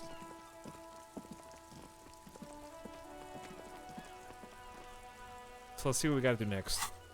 Could be a bug, could be spoilers. I can't tell. Anyway. Check the fridge in the commercial building across the whirling. Yeah, I know. Right down here. We gotta plug it back in.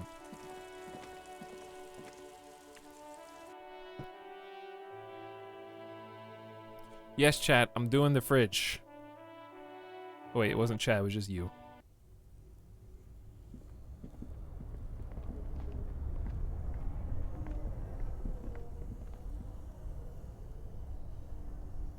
Okay, we have a red wire and another wire. 2 wires, 2 cables. Both cables are unplugged from the breaker box. Somewhere in the dark, a giant electrical mammal stirs to life.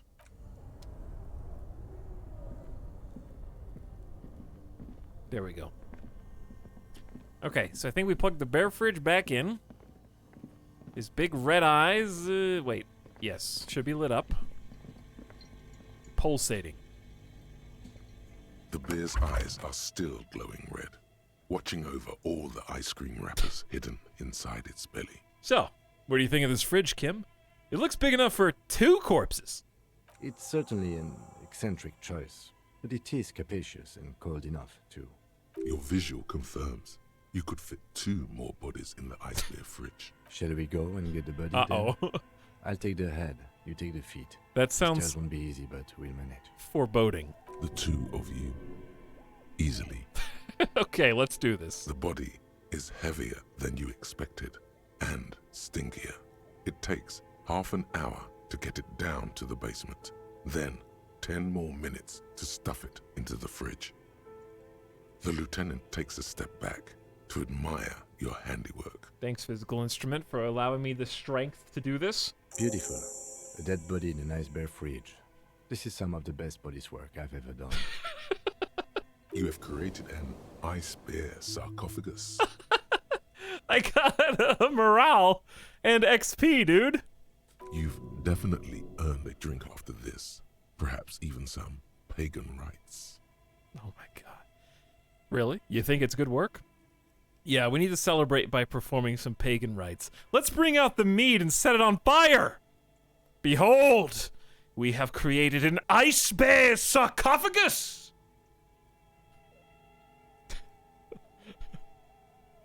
Talk of the ice bear sarcophagus must not leave this room. I think this is a glorious achievement, and people need to hear about it. We did our best with the means at our disposal. Yeah, I'm not proud either, but we did find a fridge. This isn't police work, Kim. It's art. We're artists, and this was our vision. If I were an artist, this would certainly not be my vision.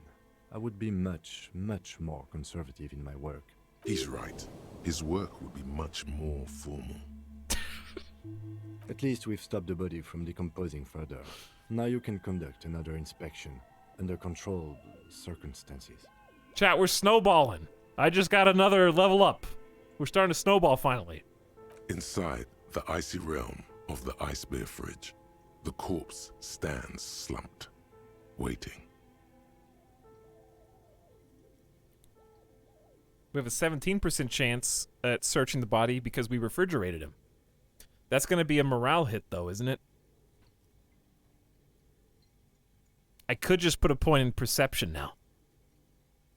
I could roll it, then put a point of perception, and then die as well. Tell me something first, dead man. Shoot, loony rooney. How you like it in the fridge? I like it a lot, brother. This really is your finest hour. You're a genius, a regular Copperlangelo. Come back later, Coppo. Amuse yourself with my frank manners and my memento mori features, if possible. Also, see me in your dreams. I'll be back for the boots after I search your body one more time.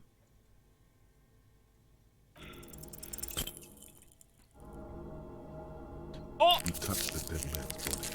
His skin is Was that light blue and silvery in the light of the fridge.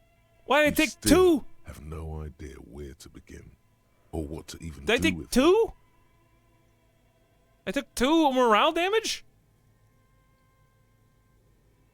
I was full.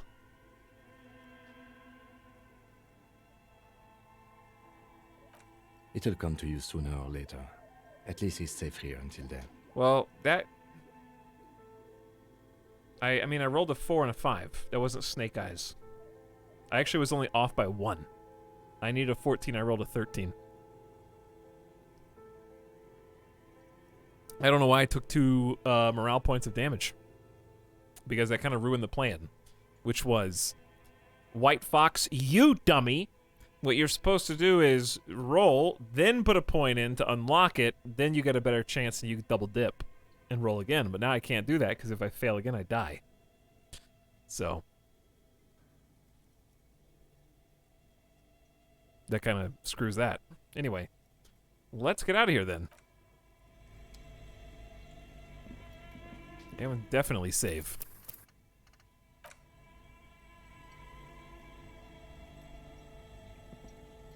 We can always come back. It's only 12 o'clock. Death by morale equals ego death. Yes.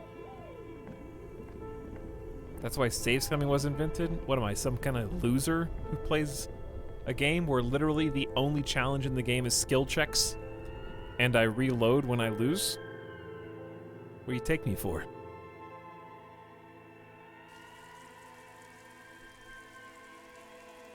At that point, just watch a YouTube playthrough where they get every single skill check correct.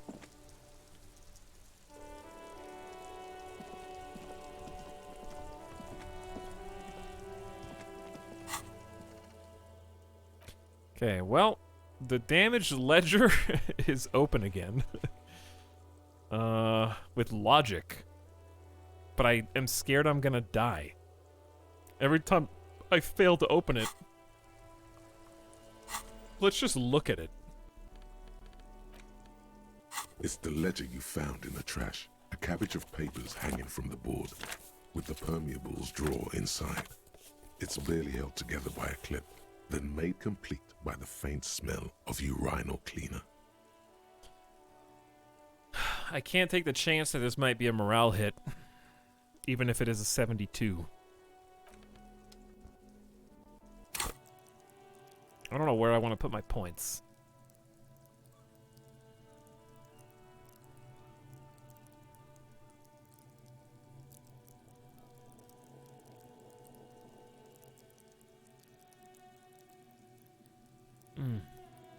I could do another thought. I mean, I have 3 points.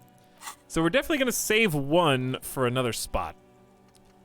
I say we do Lonesome Long Way Home like tomorrow in the game. I don't want to do it on day 2. So what? Hold on. Why don't we just look at... Let's look at the map real quick. And see... Okay, one thing I really want to retry is getting into the greenhouse. But I think that is also a morale hit. So I can't do that yet.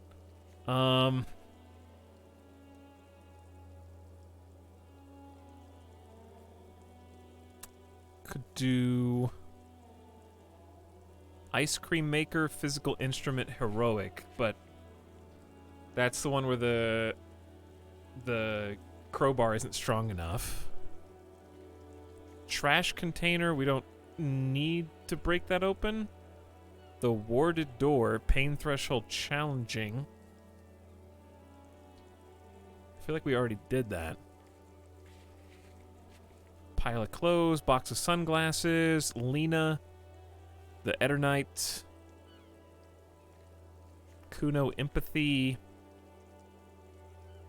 Gaston Martin, give me your sandwich, Mirror,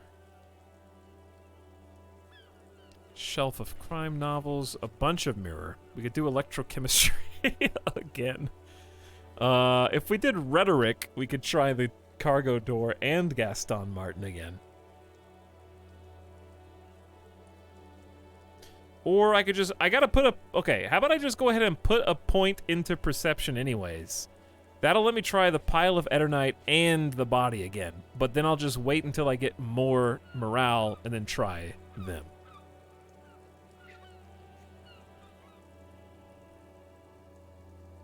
So, that's what I'll do. I will put my one single point into perception. See, hear, and smell everything. Let no detail go unnoticed. If I needed to RP this choice, which I don't, I would say that to be an art comp. It would take some... You can't just have concepts. I need some attention to detail in my art, obviously. So that just makes sense. So we'll pump that up 1, which is all I can do anyway. PP chat online? No, Elizabeth. That was about 40 minutes ago. I think you missed it.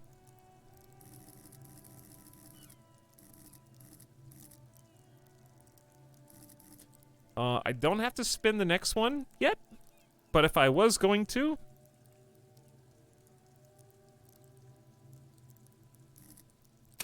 Probably do Half-Light. Physical Instrument is now down. I do like Physical Instrument as well. I'd probably do Physical Instrument or Half-Light.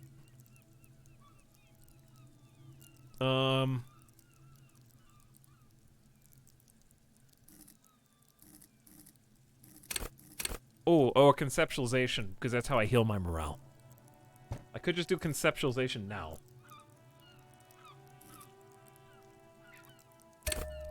It invests. It's an investment. The more art cop I can go, the more XP and morale healing I get. So sure. Okay. Then I have one more point. I'm going to save that one. For maybe a thought, maybe something else. I think that's a good idea. Okay, I'm happy with that. Now, where to? Let's see. We could read the bird book.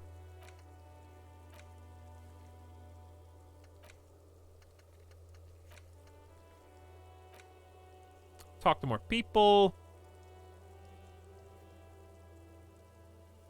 Find a way into the chimney. It's definitely in that one freezer that I can't open.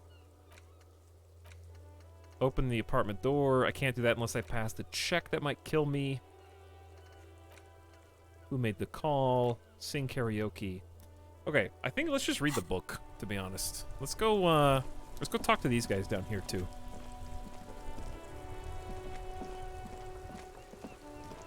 What is this?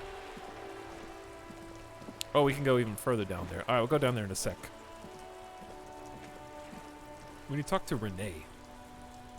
Vigilance officer, what can this old carabinier do for you? Renee, I found your guard booth. Yes, the Debardeurs Union pays me to stand vigil during the nights. Not out of any political allegiance, mind you. I'm an old man. Don't sleep more than a few hours every night anyway, and money is tight. You must have seen something on the night of the murder. Your booth looks right into the yard. I saw a picture in there. You were in it. Who's the girl? She is nobody. This is none of your concern, and I refuse to discuss my private affairs with the RCM. The lady is Jeanne-Marie Beaulieu, and she sure as hell wasn't a nobody.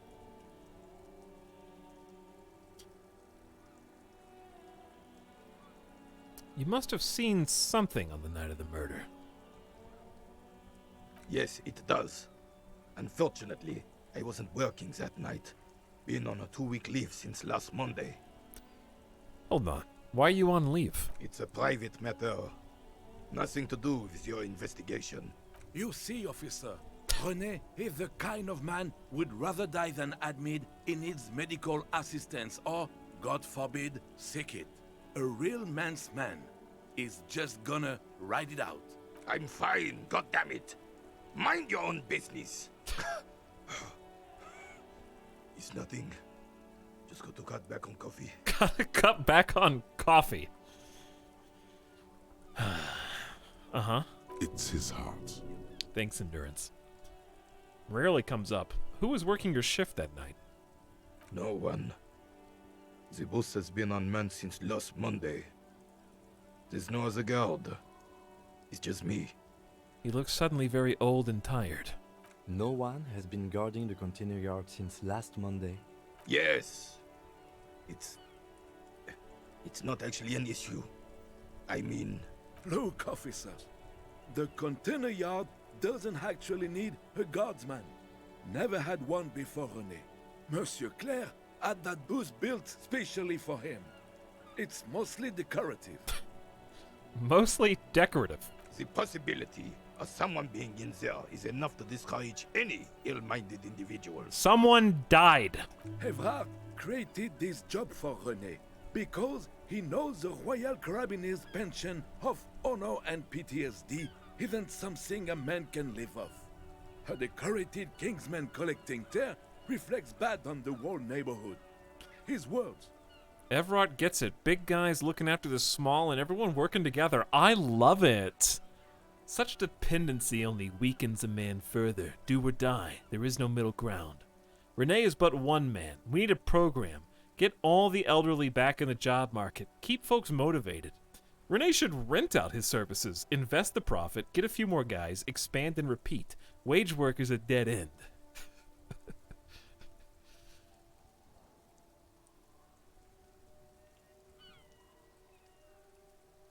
Trying to get me to choose. The entrepreneur option on the last one. The social program on the third one. The strength, masculinity, fascism on the second one. And the capitalist first one. Well, I guess the fourth one's capitalist. But the first one kind of is too, with the trickle down.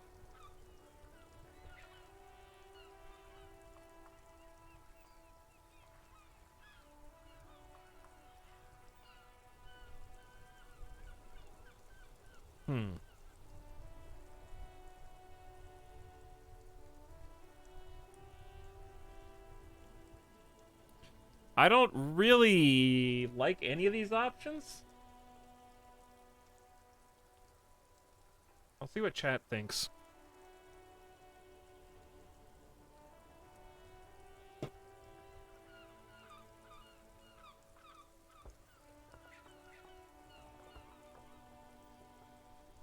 Really, guys? You're siding with Evrard? 45% of you are siding with Evrard.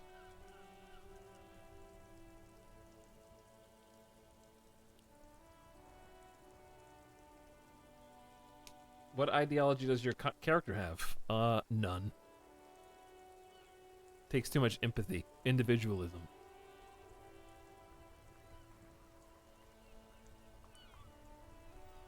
Chat, what age do you get to retire at in communism?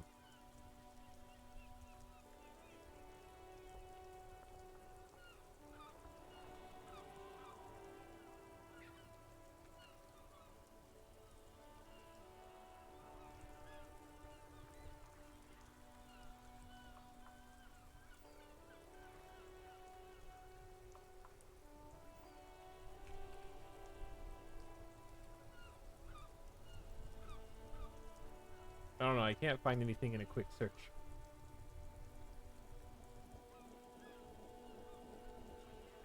But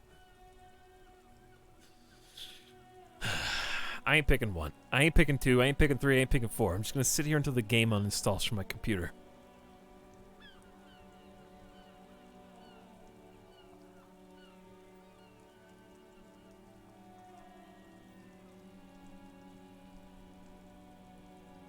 It's a complicated answer. They're all just too... They're too set in stone. They're trying to force me. They're trying to shoehorn me down a route.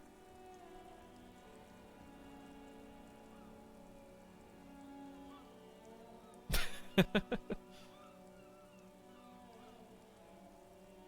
don't know, chat. I'm trying to figure out what my character would actually pick. He definitely wouldn't pick one. Everyone working together, I love it. You guys just pick that. What would Art Super Cop say? But I guess he's putting on a show. What would Drama Cop do?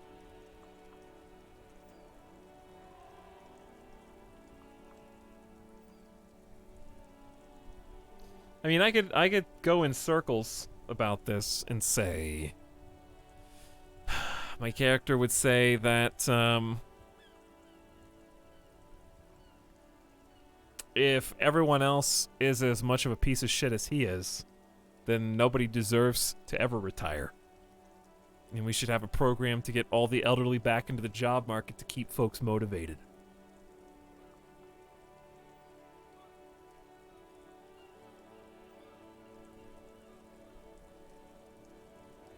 I don't think I'm as money-focused as 4 wants me to be. Look, officer, can we conclude the topic of my guard boost now? That's it? That's all you're gonna give me? After all that deliberation? Yes.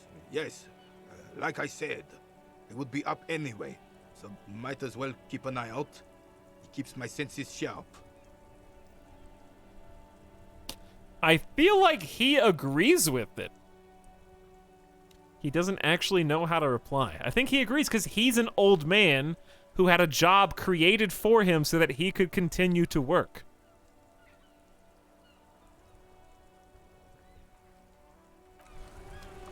Right?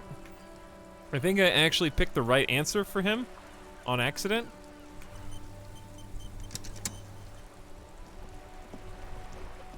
Okay, well, easy enough. Piece of cake. Ooh! Finally! It's right there.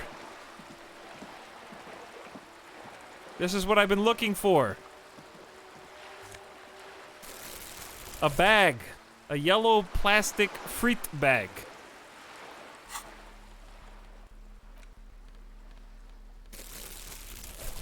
The plastic bag has frit written on it in a dynamic, forceful manner that implies great prices. As you crack it open, a multi-gust of air flies in your face. It smells like yeast and beer. A perfect place for tear. You hear the distant squall of seabirds. Why was that in yellow?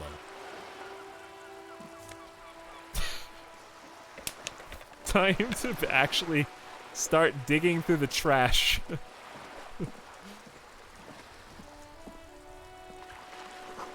A splatter of bullet holes line the walls.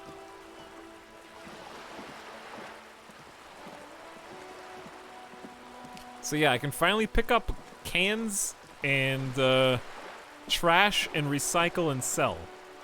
And I have quite a lot of stuff to do. I could make so much money like this, chat. Look at that, 10 cents a piece, dude. I'm not trash cop, I'm cleaning this place up. Nobody's picking all this stuff up anyways. Did we ever even go up here? I don't think we did.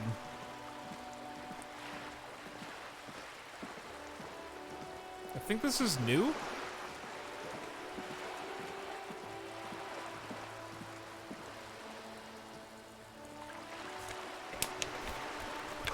A lonely cormorant surveys the sea, indifferent to your approach.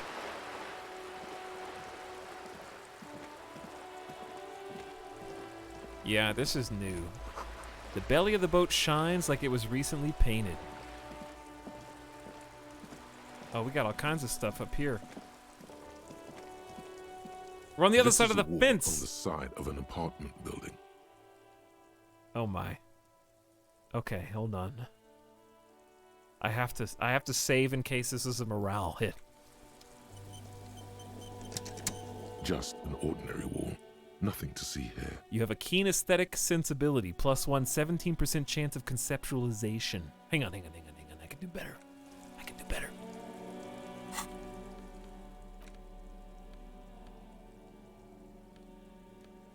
Never mind, I have everything I can possibly get for this. Just an ordinary wall. Outside of smoking. You have no clue. It's just a wall.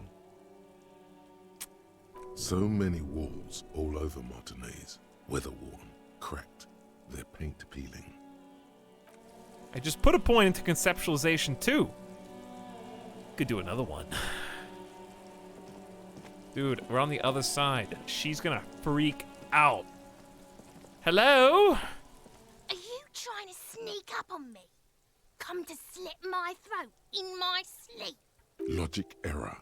She is not sleeping right now. Pig's come to take me out. Trying to snuff me out. If anything, you're afraid she'll take you out one day. Are you sleeping right now? Don't get fucking clever with me, pig. You think you're so clever.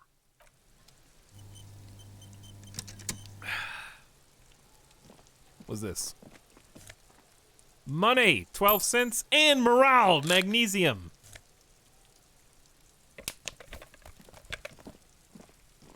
We're in business now, chat. We're not gonna die. Guaranteed. Garden hose. This won't be of use till the snow melts. Someone up there, too. All sorts of stuff over here. Well, well, well. Another splattering of bullet holes. I recognize this. This is the side that I couldn't figure out how to get to from the harbor.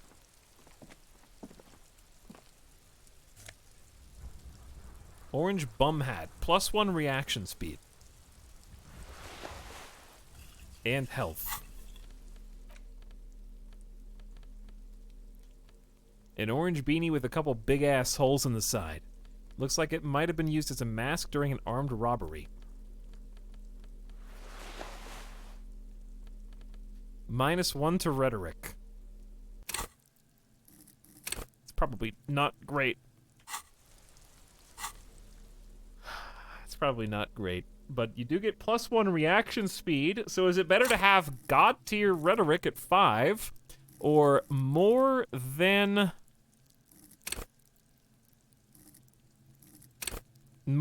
0 reaction speed?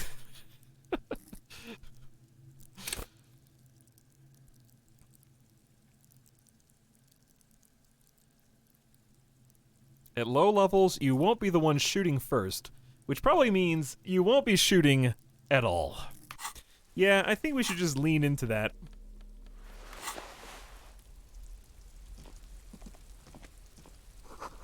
The barrels are half full of rainwater. Makes sense. Would a superstar cop wear it? Exactly. Now you're talking. The spread pattern of these bullet holes makes your chest ache. Your breath grows heavier. More old bullet holes. At least half a century. A different era altogether. Take a closer look. You peer into the faded marks in the stone. They peer back like an endless row of tiny black holes. Sweat starts trickling down your brow. Your chest feels tight looking at them. It's closing in, caving in, ever tighter. Your breathing grows even heavier. You okay there? PTSD? The lieutenant's sudden voice cuts like a blade, bringing you out of the stupor. Huh. Yeah, I'm fine. Man, I started feeling really bad for a second. Let's drop the facade for 1 second. Might be the after effects of your past escapades. What are you looking at? What's with all these bullet holes? I've seen a lot of them around. Remnants from the revolution. These are over half a century old. So, no crimes happen here? Perhaps a crime of a sort ages ago.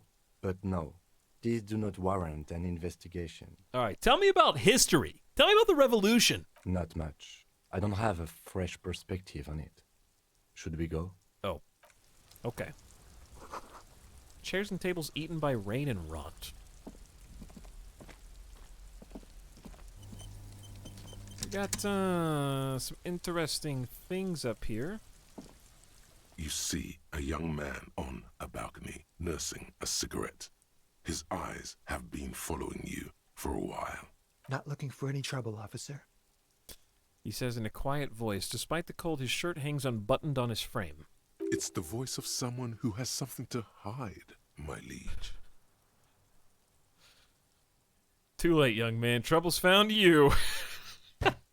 Get it? Because my character is a whirling tornado of destruction. The rippling effects of which can be felt like a wake in his aftermath. Trouble has already found you. I'm here to make your life a little worse than it was before.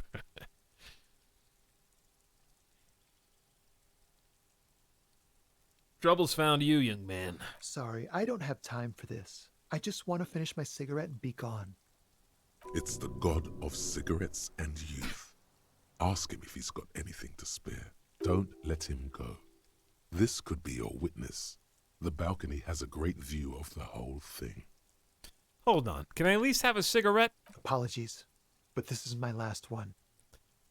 He takes another drag and shivers. The god himself has denied you absolution. I need absolution! Can't you just, like, toss that one down? I need absolution! Absolution? I don't know that brand, but I'm pretty sure you can get Astras at the Frit. Can't you just, like, toss that cigarette down? I'm not sure that's a good idea. Shut up and throw, kid. I'm not throwing anything. Okay, you're right. That was obviously a bad idea. Forget that I said anything. As you wish. Actually, the police really need to talk to you, though. Is it really that important? Like a nervous cat, he keeps stealing looks at the neighboring windows. All right, but make it quick. Once I finish this cigarette, I have to run. What are you, a Law and Order character? Huh? The detectives just come in and interrupt your day-to-day drags on a cigarette? Huh? You got busy all of a sudden? Oh, there's a dead body that was reported right next to you. Oh, and you gotta go back to working on the assembly line while they're interrogating you. Also, if you really didn't want any trouble, you go, oh, please, don't give me trouble, officer. And he goes, can I have your cigarette? You go, yes. Just give it to him so he goes away. You just antagonized me, okay? Now I gotta exercise my extrajudicial authority. By God, this young man has the body of a decathlete. His lithe form was practically made for vaulting over the high bar. 12. I need more physical instrument points.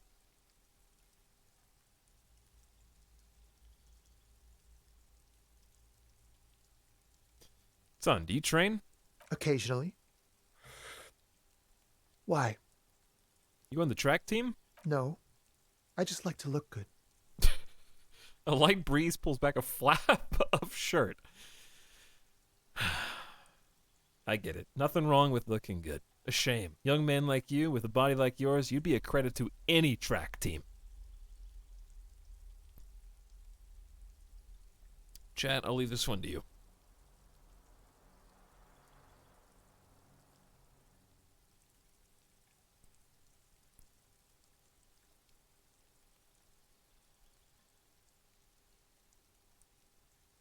Chat wants the second one. Trust me, I'm not a team player. He says with a honeyed smile. Can you tell me your name? My name? My name is Martin Martinez.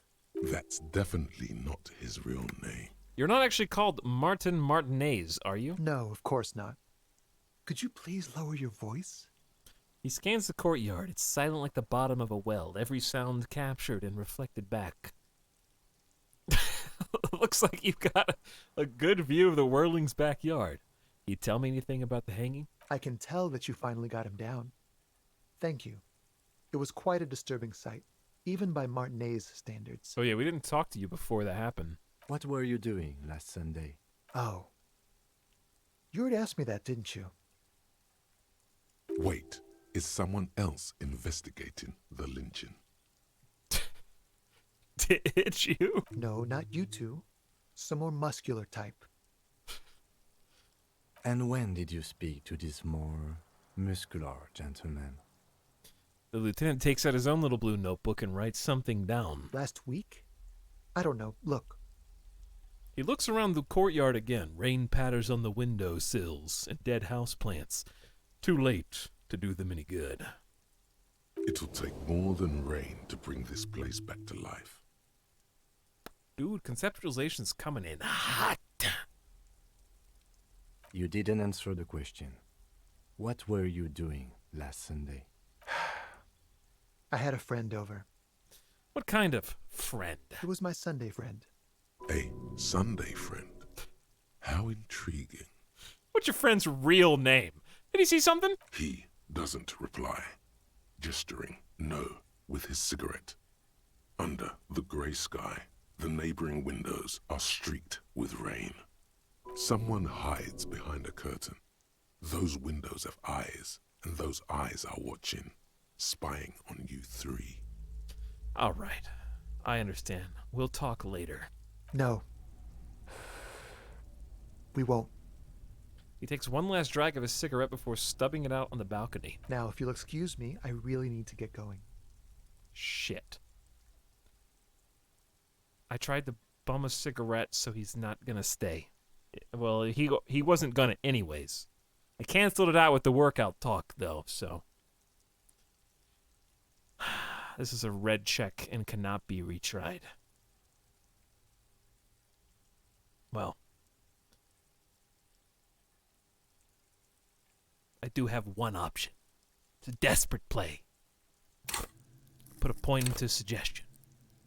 It's my only opportunity. I could increase it to maybe a 25% chance.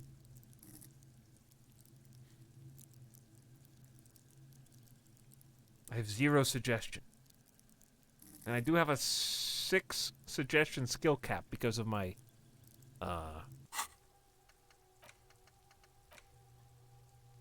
learning cap for Superstar. Superstardom requires visual calculus, suggestion, electrochemistry, and composure, apparently.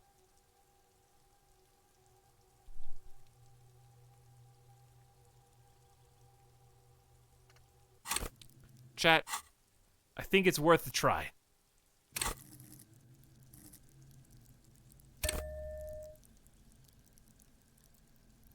I also have a -1 from items, but I can't change that right now. I can still undo. But I mean, I have a 0, okay? I have a 0. A superstar needs to be respected and listened to some extent, and charmed. They need to be charmed by the superstar. So let's get our first point in there. 28. That went from 17 to 28. Come on, come on. This isn't the place or time for questions. Who knows who might be watching from the distance, even behind the curtains. Hey, listen to this. I am just trying to make things okay again. Can we meet again somewhere else? For a moment, the man on the balcony seems almost vulnerable. Something moves in the depths of his feline eyes, compassion, and a hint of understanding. I am sorry, but I really don't have the information you're looking for. His voice is soft and deliberate. With a flick of his wrist, he sends a cigarette butt sailing over the rail. But, hold on, what's that? For a split second, his hand lingers, as though gesturing towards a stone placed right next to the front door. It's a sign. Thanks, suggestion. Good luck with the investigation. He walks away. The smoker on the balcony task. The stone. Placed right next to the front door. But people are watching me right now, aren't they? He's gone. My only option is we should run after him and see where he went. No point in running. Tenements like these often have multiple exits. If he doesn't want to talk to us, then he'll know how to hide himself. So we just give up? He could be a witness. Him or his Sunday friend. Either way, we need to look into that muscular type who's asking about our case. He did leave us a sign. Did you see that? He wanted to draw our attention to that stone right over there. The lieutenant nods towards a small rock on a soggy patch of grass. If we find a way inside the building, we can ask around for his apartment. All right. Let's do that.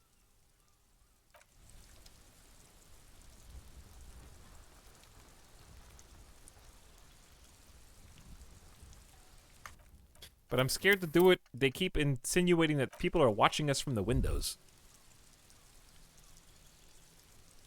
So if I touch, what's going to happen here? A stone, like any other, lying in a whirl of sleet and mud. Maybe there's something under it. Turn it over. There's a key beneath it, rusty from the dirt. This must be for the front door. Pity it doesn't have the apartment number on it. This building has many apartments, and a man can be in any of them. How are we gonna find the right one? We'll just have to go in and see. I got a key. Key under the rock.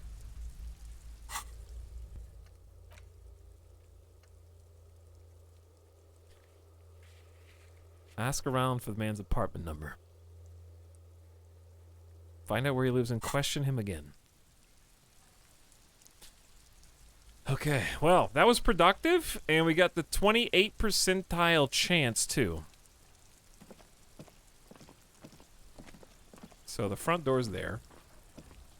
We don't have to go in immediately. That would be very obvious. We can also go look where the body was. Interesting. We can also try this cellar. This must be it. The basement door is weather-worn. Oh.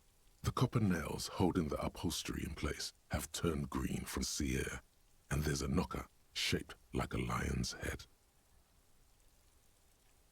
The royal lion, Guillaume's kitten. This knocker will last a lifetime and then some. This is, a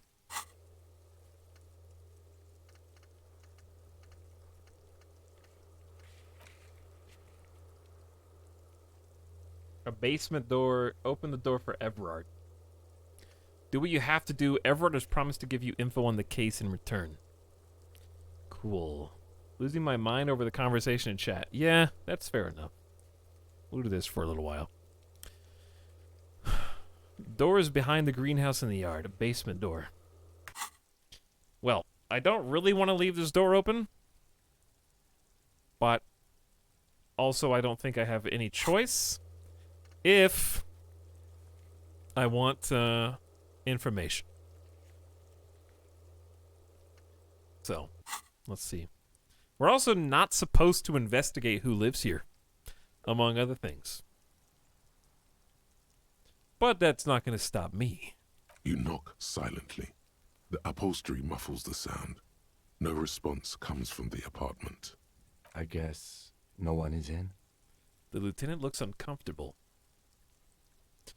Press your ear up against the door. The door is slick with rain. You don't hear any movement inside. In fact, it's oddly silent in the yard around you. No birds chirp. I wouldn't have even noticed that it was silent if I didn't put 1 point into perception. Lieutenant, what's your opinion on all this? Let's be honest. This isn't what I joined the RCM for, but every day tells you something new about yourself.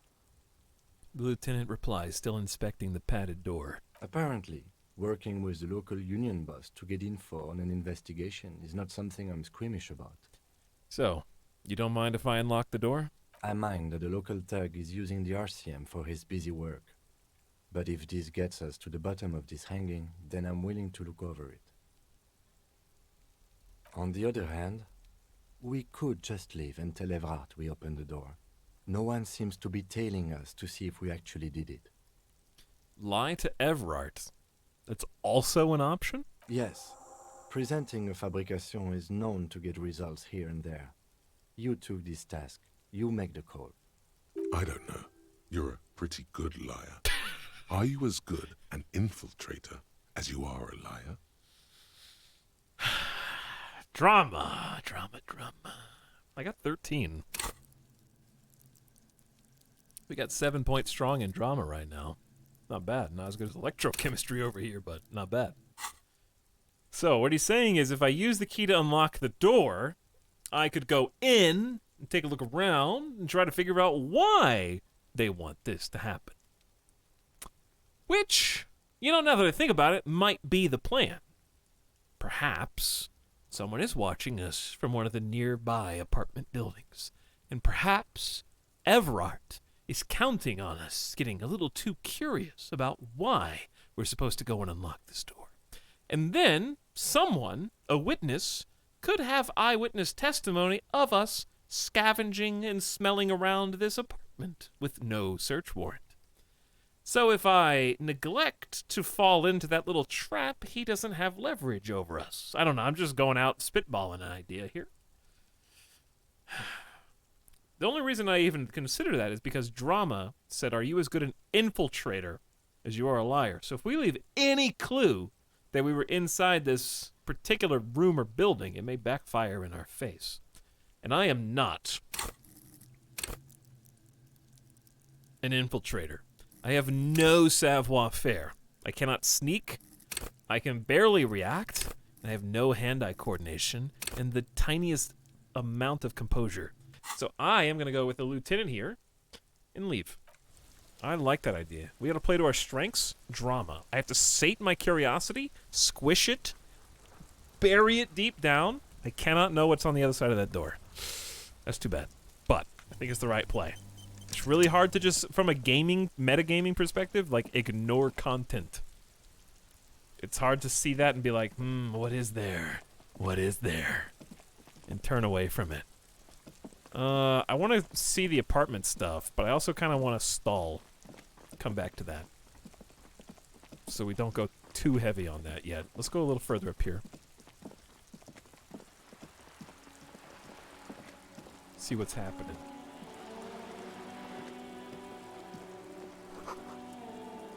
Cape Side Apartments. Okay, got some street signs. Another trash can.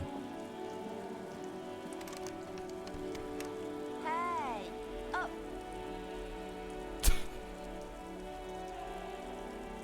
The streets will flow red once more. A great torrent rushing down Rue de Esperance. You wait and see. The girl stares at the sailboat by the pier. The streets will not flow red with anything. Who are you?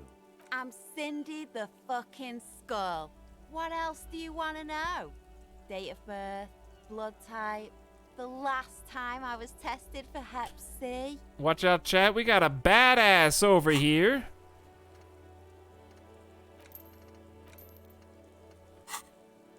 We just want to know your name. No need to get defensive, little lady. Don't use that tone with me. I am the law. Let's start with your blood type and go from there.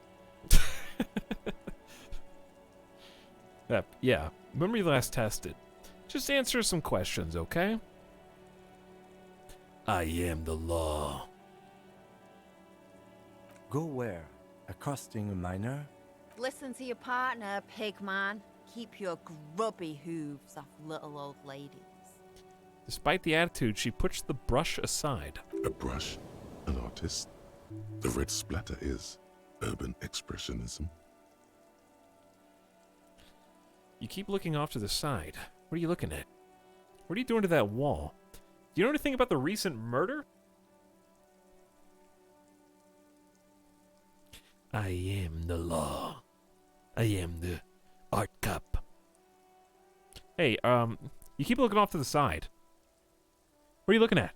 Hang on, do you have a chat too? Are you live right now, Cindy? Can't you tell? I'm painting a beautiful mural, an aereo graffitio visible from low orbit. Oh god, she's actually an artist. I haven't really started it yet. I'm waiting for the right words. She studies the wall, suddenly pensive. So, you don't know what to write? Have you ever tried your hand at graffitio? When faced with a blank wall, most people write unimaginative stuff, like pigs go home and Mona was here. We rarely see pigs round here, though. Just union cabs. And my name's not Mona, so... I have an opinion. Want to hear it? Yeah? I love public art. Don't mind us. Keep doing what you're doing. I'm gonna have to stop you. This is hooliganism. Actually, I don't have an opinion. I lied. Listen, I love public art. Thanks. I'm sure the inspiration will come to me now that I have an official RCM stamp of approval. She means the opposite. You keep looking off to the side. What are you looking at? She nods disdainfully toward the woman performing maintenance on the boat. There's a boat! Next to the pier. That's a big boat! Hatred, disgust, It's difficult to tell which of the two is more present in her girlish features. The woman on the boat does not notice her staring. That is on her. Joyce. Someone's got to keep an eye on her. Ozon is an archipelago 2 days' travel away from Rivershore. Its moneyed residents, used to posh restaurants and upscale boutiques, rarely have reason to visit Martinez. So who is she? Probably the Wild Pines rep. We should talk to her. Wild Pines? She's a professional negotiator, though. I have the feeling she will be very cooperative while telling us nothing. You should take the lead. Ask her unexpected questions, you know? Do your thing. Don't be afraid to get a bit wacky. Throwing her off is our best bet. Kim loves and respects my totally unconventional detective style. My time to shine. Superstar cop coming through. Good idea, piggies. Run along now. Fuck her shit up good. Impound that boat while you're at it. I'd like to watch her swim back to Ozon. Do you know anything about the murder before we let you go? I ain't no snitch, Pigstein. Go forth and forage in someone else's shit. No shortage of squealers in these parts. You know what? I'll be back. Actually, there is a shortage of people who talk to us in a normal, calm, informative manner. We weren't put on this earth to make your life pleasant, fucko. So, you won't talk to us about the murder, but maybe you could tell us something about the murder victim's missing armor? What do I care about some fucking tin eggshells? Do I not have enough conceptual skill to be able to describe this armor in a more nuanced way than isn't armor art for the body? Ugh, alright, sad piggy. I'll give you this one. I saw a little girl in the fishing village running around with military-grade handwear. Look cute as hell. If you haven't been there, the village is a shithole down the coast from the main plaza. Have a good time. She waves her hand in the general westward direction. And there's a little girl wearing the gloves there? Got it. She's not going to give me any more info, so let's just go. Piggy, I have no idea why I just told you that. You look like a shaggy dog left in the rain for too long. I have a weakness for animals. Oh no. I can already see where this is going, chat. From a mile away, I can see where this is going. You know where it's going? Watch your back, Ungulate. You've got eyes on you. Saw a little girl in the fishing village to the west. Down the coast from the main plaza. You know where it's going, right? Here's where it's going. This here giant wall that she wants to put some kind of art on, but hasn't decided what to put on yet. Just an ordinary wall. Nothing to see here. Has to be solved by me. And when I do, I will come up with such a masterpiece that she will have no choice but to not only respect me, but give me information on the case that I'm working right now, impress her with my art cop skills. And then obviously I find the love of my life, and Harry finally gets married and gets over his ex-wife, settles down on Martinez, and lives happily ever after. Easy.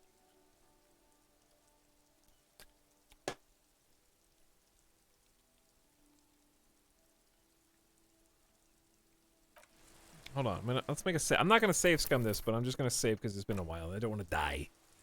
But like, we just got it. We just got more. Just an ordinary wall. Nothing to see here. Dude, if I could get some smokes. I've only got $10 and it's already 1 o'clock. I've only got 12-ish in-game hours to find $9.70. I gotta pick up more trash. So like, I can't go buy smokes and then come back.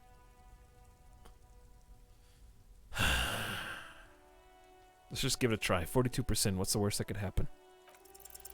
Yeah. Why? It's a wall. An ordinary wall. Why must we stop to look at this wall every time we pass by? We have business to attend to. I need to get I need to dream a little bigger. It's fitting that we don't solve that already. It'd be too easy. The most memorable art cannot be easy. Otherwise, everyone would do it.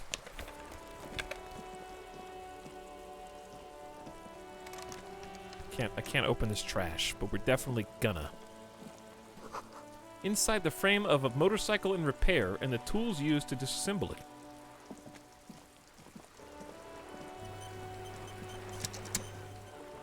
We're getting all kind of trash now. Looks like there was more construction here once, decades ago. They're doing their best. Trying to keep this place...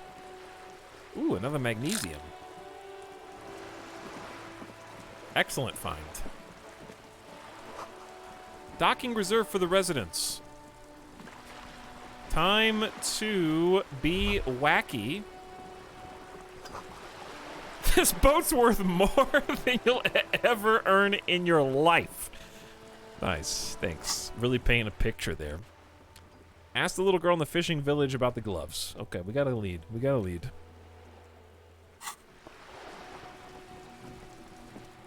A striking woman leans against the cabin top of her sailing boat, smiling as you approach.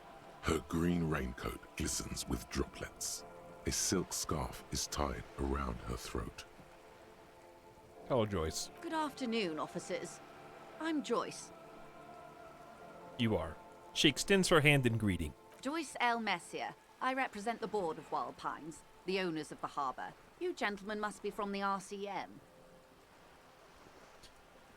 She steps closer and holds out her hand over the railing. Joyce L. What does the L stand for?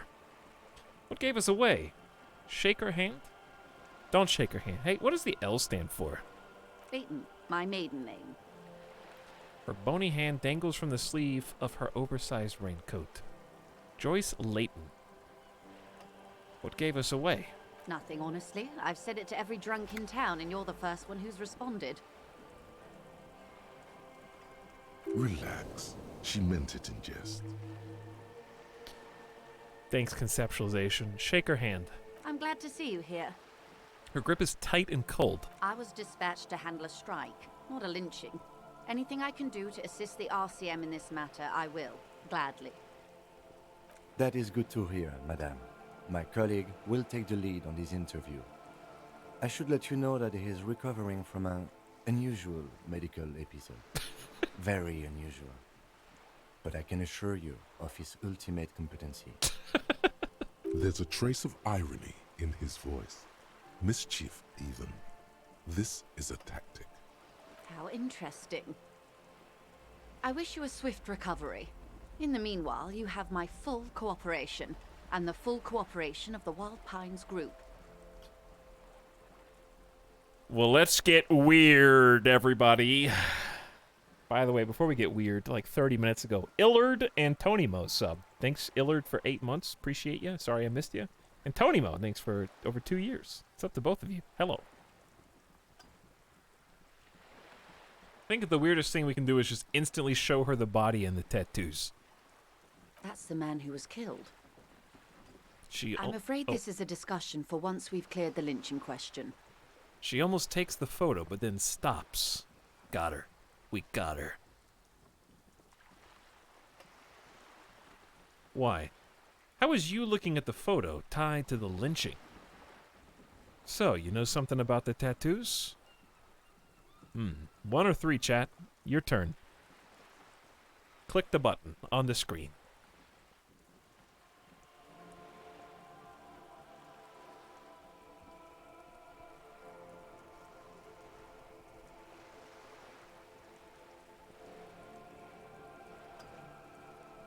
Alright, everyone wants to go number 3. It is very suspicious. How's you looking at the photo tied to the lynching? Better not tie the forestay to the backstay on this. I hope there is something else I can help you with. You're, on a boat. By the way, chat, you let me down. You're on a boat. Why, yes I am. She looks at the deck under her feet. Green and white sails flutter overhead. Not a lot of people on boats. are there? Of course there are. We're on an archipelago. How else are you supposed to get around? Wait. We're on an archipelago? Yes, we are. We are on Le Caillou. Caillou? I thought we were in Revachol. We are. And the city of Revachol is on the island of Le Caillou. Still, I haven't seen anyone else sailing a boat around here. I haven't seen anyone else drive a souped-up Capri Kenema motor carriage either. Actually, that motor carriage has been specially issued to serve as a patrol and pursuit vehicle. It's a pursuit vehicle? Dude, we are so gonna have some kind of sick car chase sequence. It's for crossing long distances in the greater Revachol industrial harbor. It's not a toy. Neither is this. A toy, I mean. It's a machine for crossing long distances in the Bay of Revachol, between the city and the islands. Okay, well, have it your way. You need to make this lady admit she's only riding around on this boat because she's rich. Yes, I do. Before you do, it would be pertinent to ask other questions. Gather more info on this boat of hers. Maybe I actually need more rhetoric points.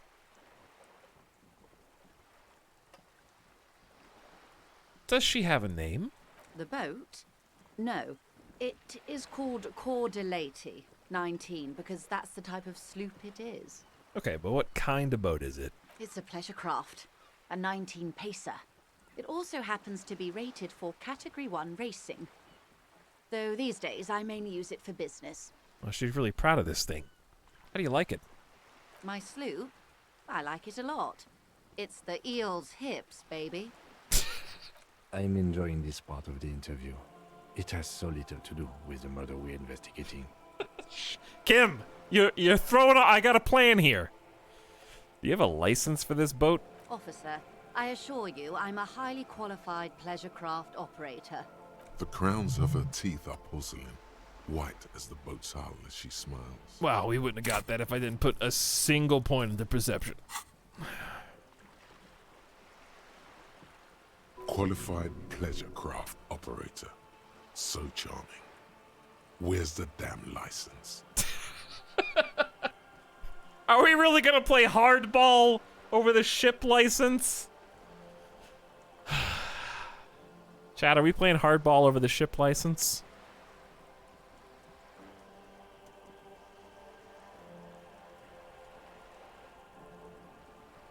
I want to see what one of the polls looks like, but Twitch takes 30 seconds to load. And the poll was over before the stream even loaded. Fantastic.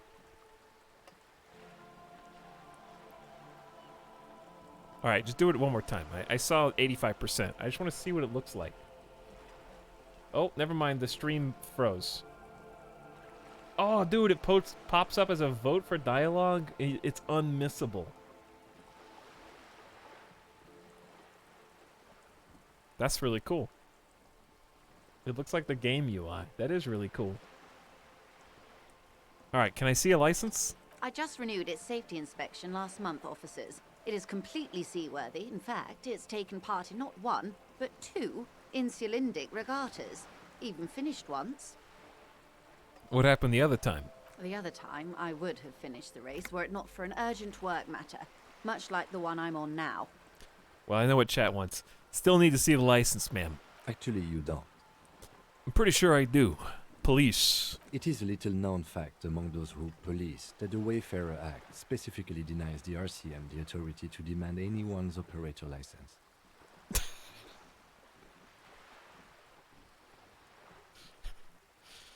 More like Anarchy Act, in my opinion. Wait, so we can't pull over random civilians and demand their papers? That is weak. Makes sense, I guess. I mean, look at me. Wait, exactly how little known is this fact? I was just being polite. Even school children know the Wayfarer Act. Okay, listen. More like the Anarchy Act in my chat. Can I do the Anarchy one? This is weak one. You guys choose. Arrest Kim.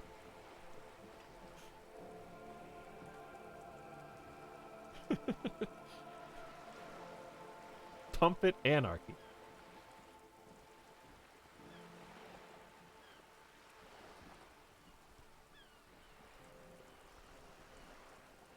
I'm so conflicted between continuing to watch stream or saving myself to play later. First of all, Zelter Gisay, you're not going to play a 60-hour RPG anytime soon, okay? Because if you were going to play a 60-hour RPG, you wouldn't be thinking about it openly in chat. You just would have done it. Nobody's like, well, this one guy in chat just convinced me to sit down and play a 60-hour RPG. No, they didn't. You would have just done it. So you may as well just stay here and watch. And then by the time you actually do get interested in playing a 60-hour RPG, you've already missed the first 25 hours of the game. You have no idea on any context of anything, and you're going to build a different character than me, so you're going to hear all different dialogue.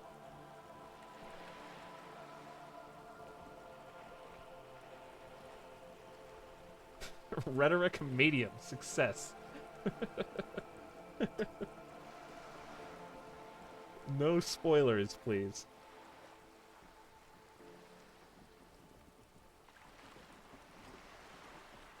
More like Anarchy Act, in my opinion. No need to politicize this.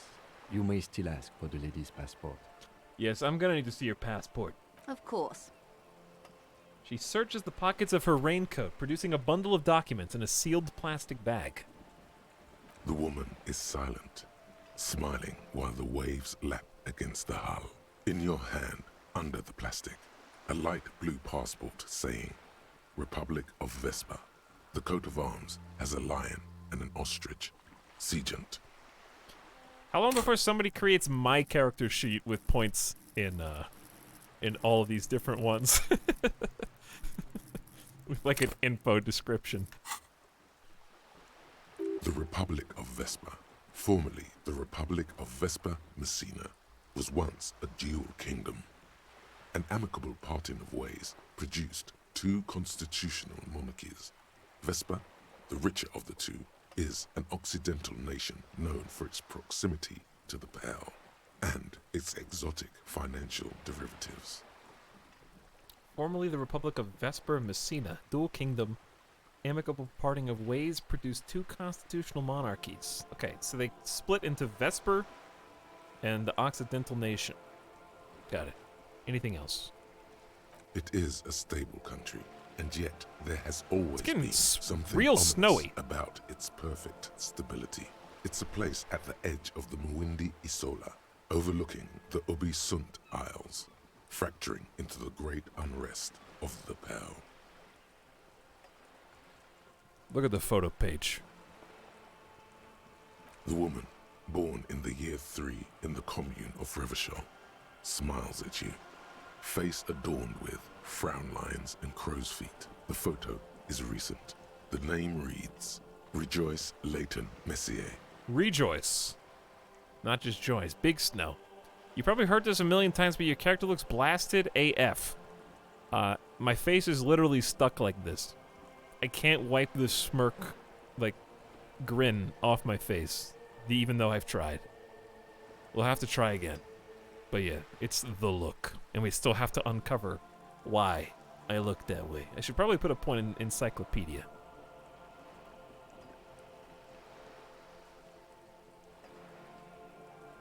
Your name is Rejoice. Yes, but please don't call me that.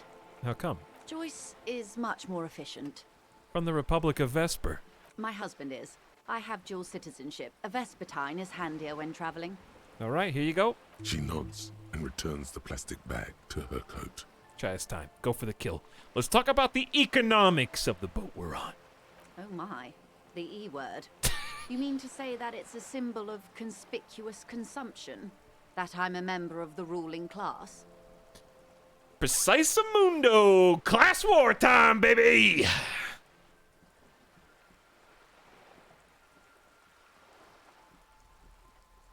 No, you're siphoning off honest Revacholian tax revenue to shifty-eyed Vespertine financiers.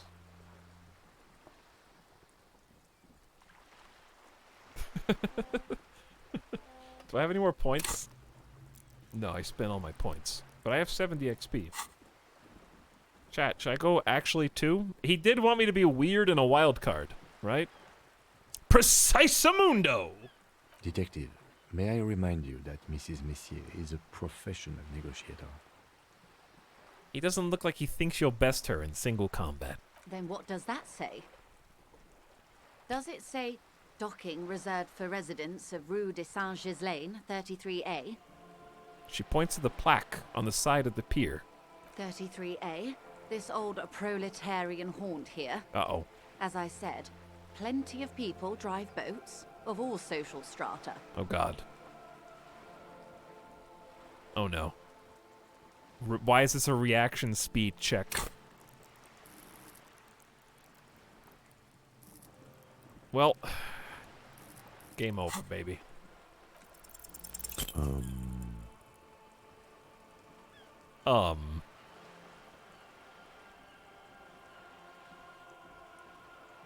She takes a sip. It's gonna happen. Okay. Something is about to happen. Point to your in here. Of course. Nothing happens for quite a while. Wave your hand next to your head. It will help. It doesn't. Keep waving your hand slowly. My, it's as if there's a tiny spinner on the side of his head and he's reeling thoughts out. Except he isn't. A thought is gonna come out of my head and into my mouth, and I will say it. Of course. Keep doing it. Lieutenant, I truly don't understand what is happening here. I told you his methods are unconventional. I swear to God, I'm usually sharp. I don't know what happened. Why am I not killing it?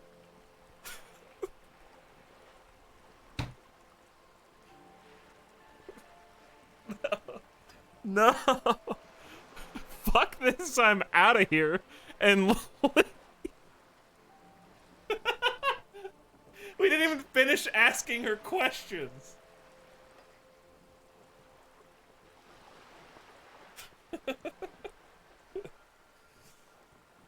I haven't even asked her about the crime. I haven't even spoken about the reason we're conducting this interview.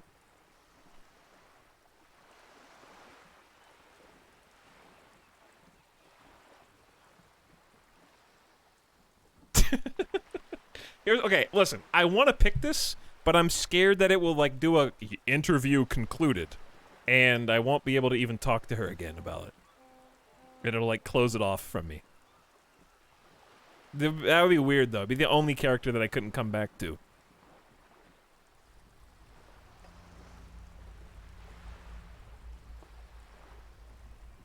But I could just stick to it, chat. I could stick to it. I could quadruple down. Should I quadruple down and, like you say, hope that I actually get a check I can pass?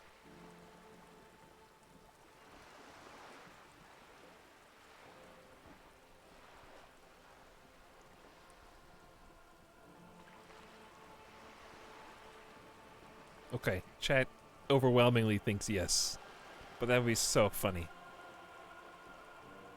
Why am I not killing it? Your marbles on glass, dear. Don't worry. What were we talking about anyway? It was quite a while ago, but I think, yes, we were discussing my fast, large, ineluctably middle-class boat. I could try again. Oh my, the E word. You mean to say that it's a symbol of conspicuous consumption?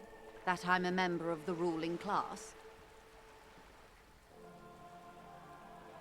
I mean, if I take another hit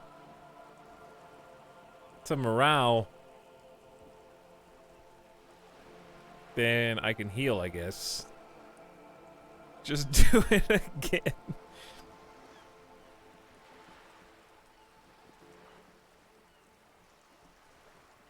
Yes, exactly. Detective, may I remind you that... Then what does that say? 33A? This old proletarian haunt. Fine, here. anyway. Yes, anyway.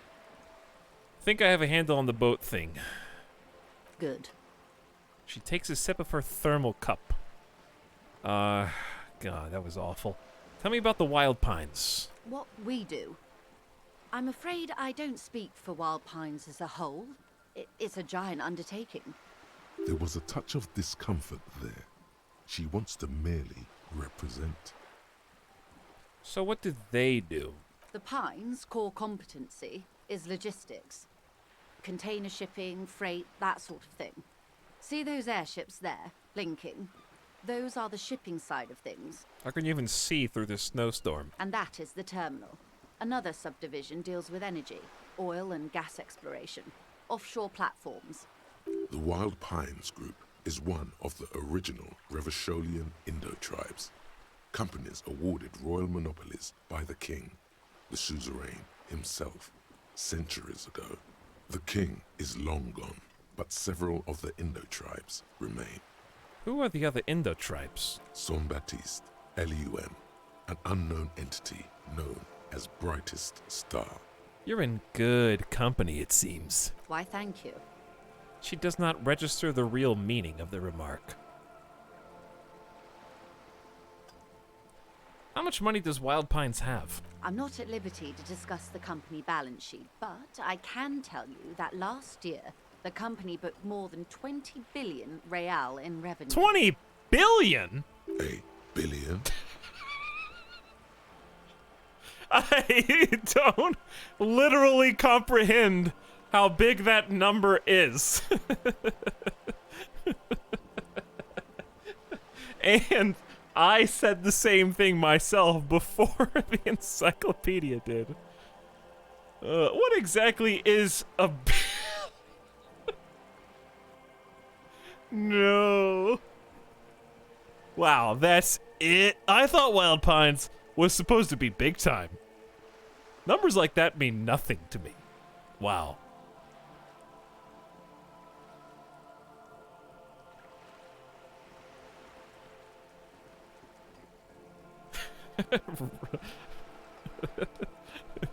Why do you need an 11 roll for that? I guess. I guess it's just such an incomprehensible number in this society. They don't even say it commonly. What exactly is a billion? You're trying to make me look like such a fool. It's a number, officer. A big one. And what is it made of? It's made of 1,000 millions.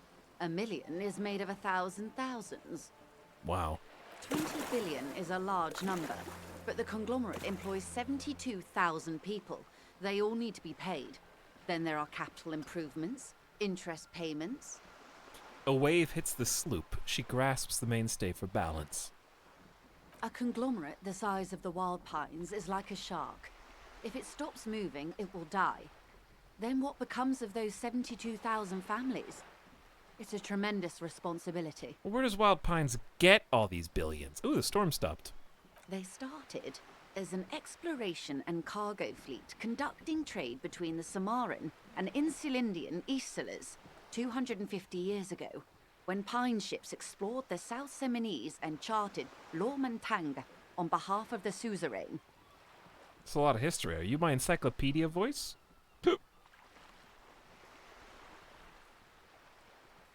250 years ago, they had like a... Basically, this is like the East Indian Trade Company type situation. Centuries of care, deliberation, and madness have gone into this endeavor. Vessels pass through the great unrest to re-emerge with apricots in tow. The logic of the system is totalizing. It's taken everything from its employees to build it. Probably helps to start out with a royal monopoly. You know more than you let on. Certainly it helped, but most of the original Indo tribes have failed or been absorbed.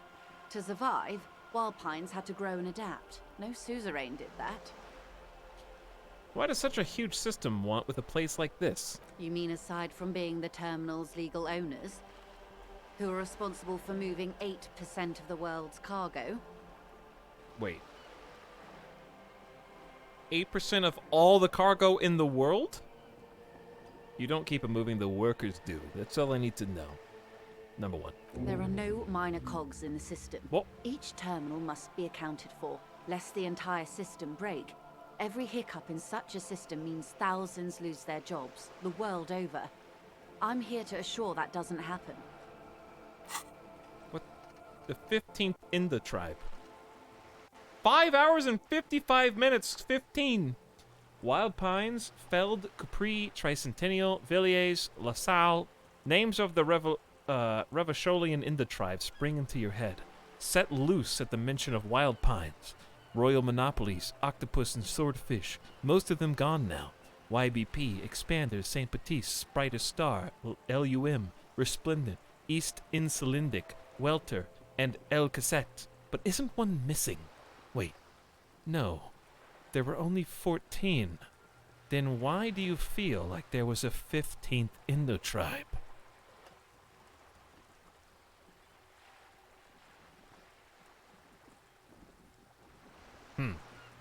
Indeed.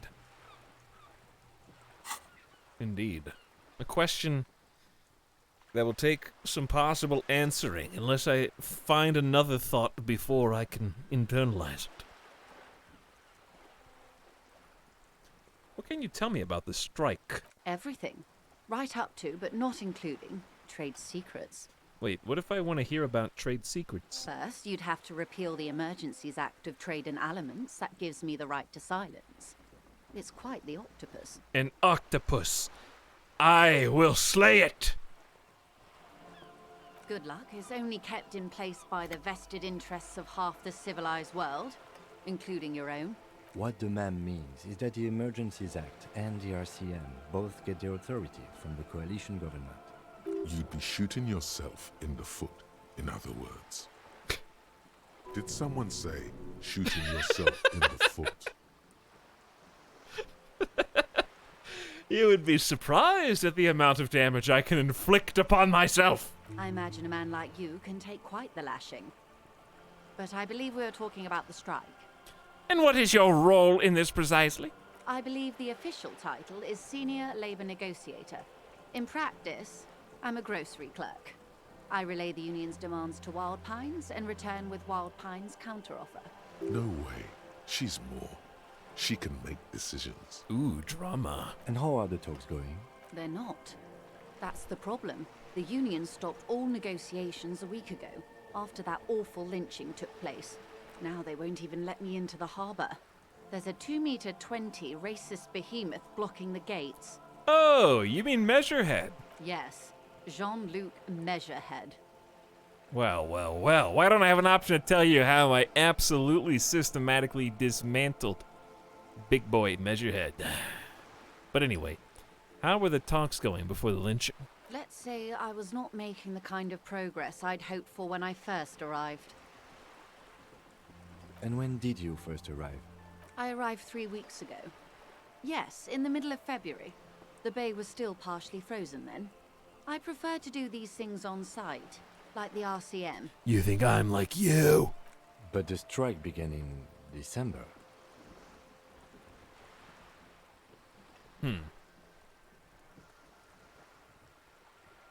When did you arrive? She got here 3 weeks ago in the middle of February. The bay was still frozen then. This is probably the most important information we've gotten out of her. This is going to be the clue that, like, breaks the case open. I wasn't the original negotiator here. I took over after Mr. Gaumont hit a wall with Mr. Clare, the union boss. Mr. Clare refused to speak with Gaumont despite concessions he'd granted the union in prior negotiations. So, there was a second guy. Mr. Clare refused to speak with Gaumont. Okay. This isn't the first time the union has gone on strike. Heavens no.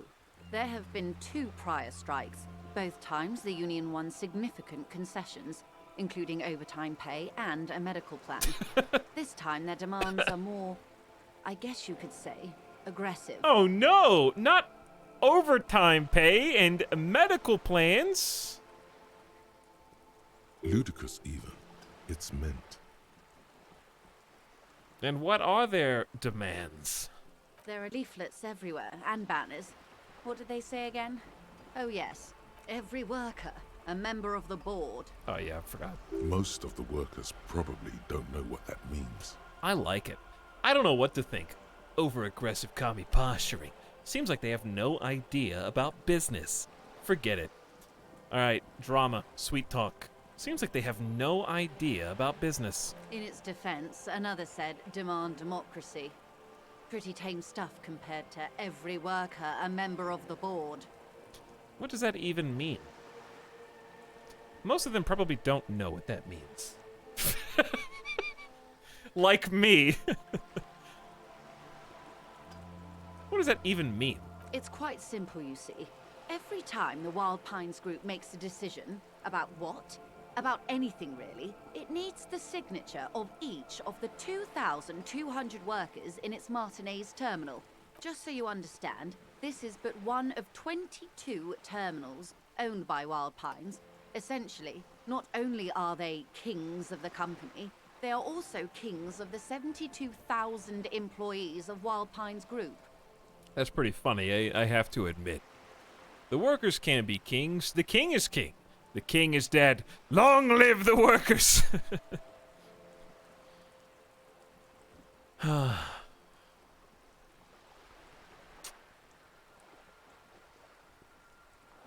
That's pretty funny, I gotta admit. They're having a blast. But how can they afford it? After 4 months, my assumption was they would prefer a more practical solution. So, what are you gonna do? I'm not sure. Naturally, I assumed that was just their opening position, a hard-nosed tactic with a side of mockery. But there's been no follow-up, just the same nonsensical slogan repeated over and over again. And now, people are getting lynched, I hear. Behind the whirling in rags. A disastrous situation if there ever was one. Excuse me, from whom did you hear about this lynching? She even knows where it is.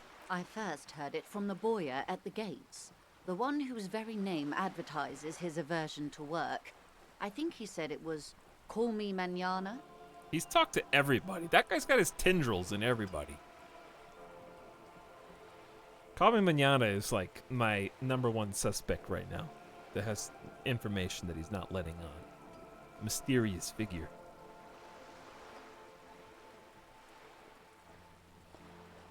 The scabs at the gate. Did you put them there? What do you think of Evrard? What happened to the first negotiator? Mr. Clare told him to... How did he put it? She pauses to compose herself. Fuck off, midget. Gaumont is short of stature, you see. I see. Not cool. Keep in mind, this is a negotiator Mr. Clare has worked with before, and who was more than fair with him and the Union.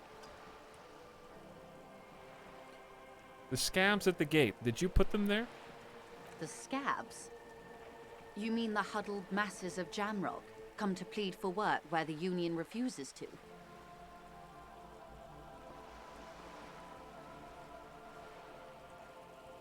If they were organized by Wild Pines or its affiliates, then it would be a company secret. I could not share it with you. Not right now, at least.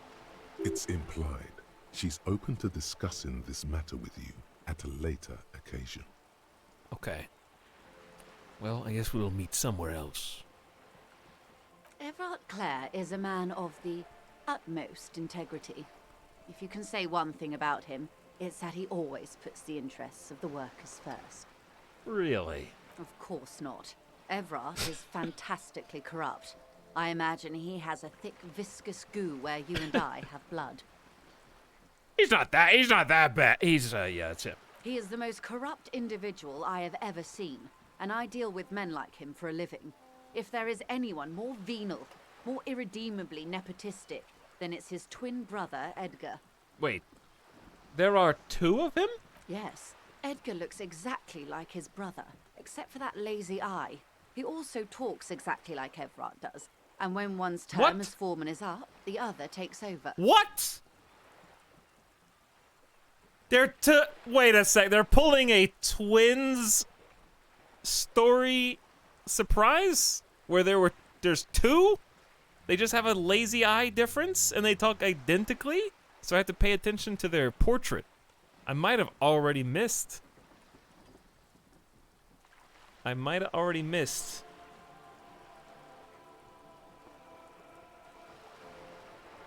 It's how they circumvent the term limits, you see, with a funny little switcheroo. While in office, they've embezzled God knows how much of their workers' dues. What about the union itself, outside the brothers? The Débardeurs Union was once a perfectly normal institution. 20 years ago, anyway. It must not have been easy to establish under the Emergency Act, but they did it. I can respect that. Organized labor at its best, as they say. Then something happened in the local chapter elections. The brothers Clare came and transformed it into a... how do you say? She hesitates, looking for the right expression. A mob. The Débardeurs are a crime syndicate. Sad as it may be, we are forced to cooperate with them. Refreshingly honest, officer. The company has tried appeasing in the past, but I'm afraid our concessions have only emboldened Evrart and his brother. She turns to you. And your opinion, detective, if I may ask. She's interrogating I'm a curious and talkative person, you see. Would you say the Débardeurs Union is...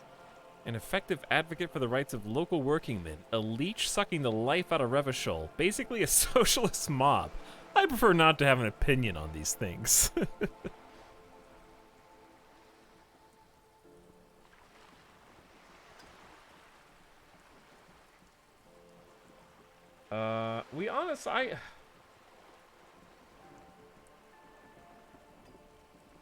They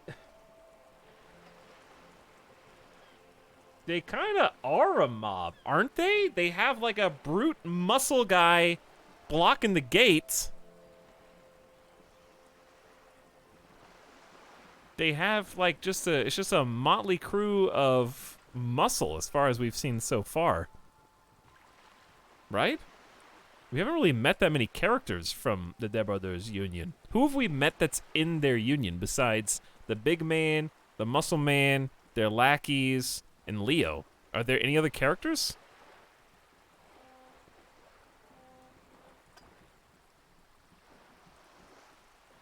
They're basically a socialist mob. Thank you for being candid. Sadly, Wild Pines She's probably recording me. with what amounts to a crime syndicate for 2 decades. She's However gonna- much you feed the wolf always hungers. She's gonna like feed that information back to him.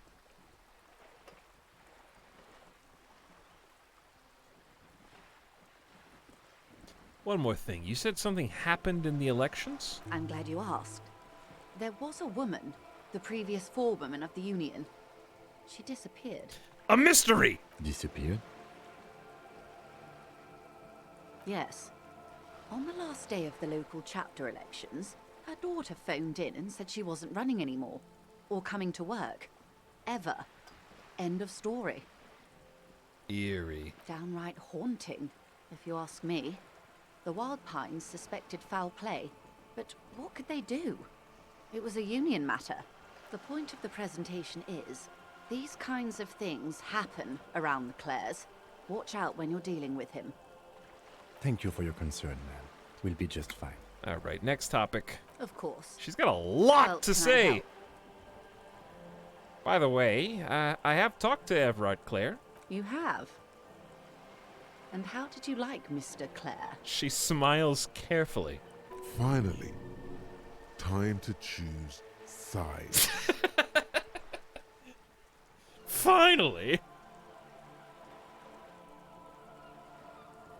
I didn't. He's a beautiful man. Beautiful and just. Evrart Clare's a hero of the workers' movement, a champion I've sworn fealty to. He's a bloated rainbow socialist. I can do business with him. For a socialist, he's reasonable. He is not the champion I have chosen. I wish to swear fealty to you and the cause of capital. It's not important if I liked him. I was doing my job. There's a wild thing happening here where basically it seems like the game's posting up her versus him.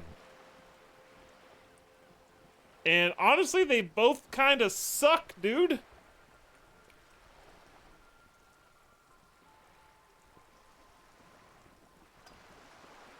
Like, Evrart hasn't helped us yet. I think I'm gonna have to be the boring cop and pick 7.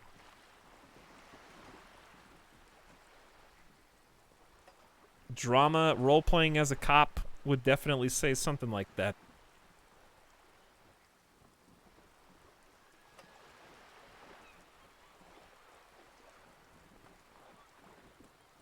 I was just doing my job. Of course, Detective. Excuse me for implying otherwise. Sorry, physical instrument, I'm boring.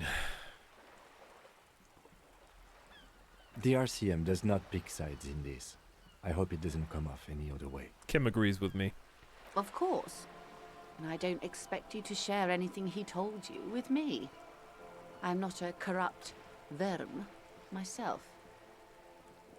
However, if you felt like discussing something... Listen, you gotta give me something before I give you something, Joyce. How could I stop you? Are we not human? Are we not curious to hear another person's take? It's only natural. We would only be gossiping. Wow, I found her weakness, dude. That's what it is. She's begging me to talk to her.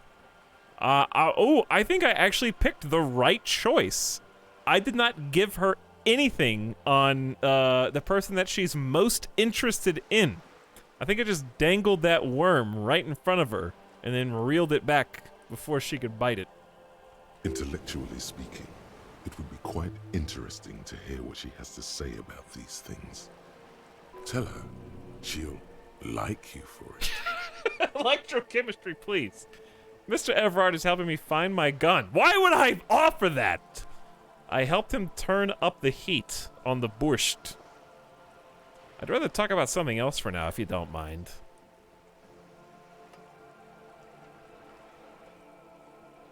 Wow, I can just straight up confess? Why would I confess to her, dude?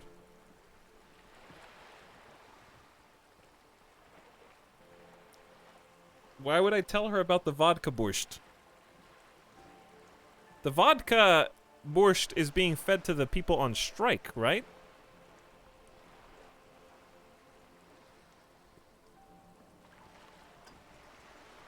And she is a negotiator on behalf of Wild Pines, not the people on strike, right?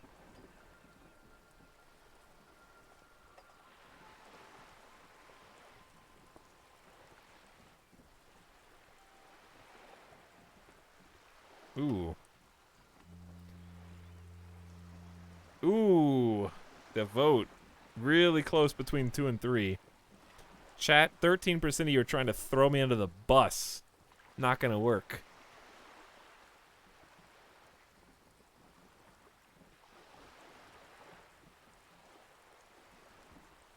Because I think 2 really undermines our position, because we literally just had me and Kim say we don't pick sides in this matter. And then if I go, I helped him turn up the heat on the borscht, that just says I picked sides. So I gotta go with 3 here. We'll talk about something else from now. She's not gonna give me anything on the boat. I'm not gonna give her anything on the dudes. Of course, Detective. Should something come up later down the road, don't be afraid to drop by for a chat.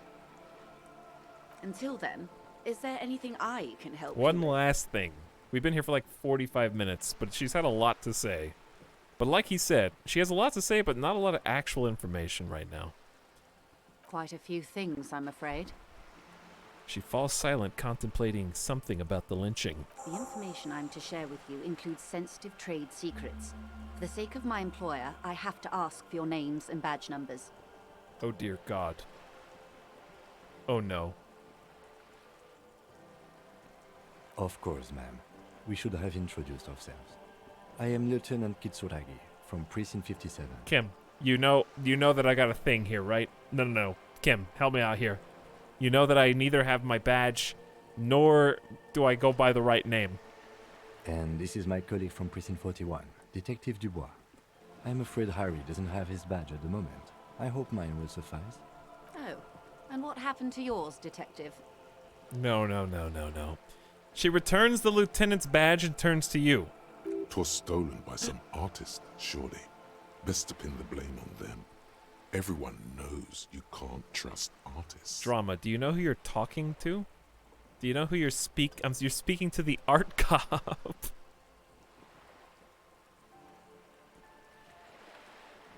Why should I blame it on an artist? Everyone knows you can't trust artists. They're nearly as bad as clowns.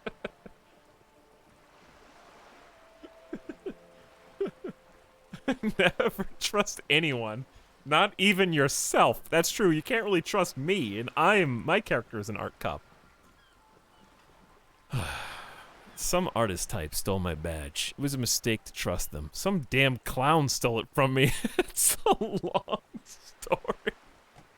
Remember my partner told you I'd recently suffered an unusual medical episode. Some damn clown stole it. It's a long story. You mean that someone stole your badge? I'd rather not get into it, but yeah, a bunch of clowns. Is this like an in-universe slur? I hope not. But some clowns stole my badge.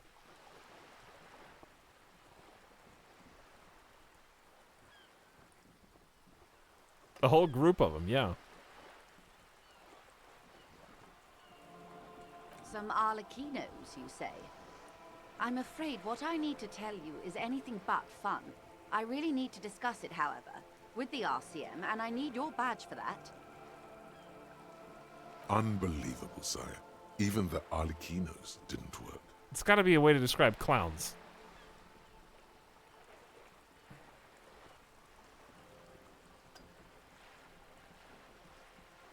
Wow, they're really roping me into, like, literally just confessing is my only option.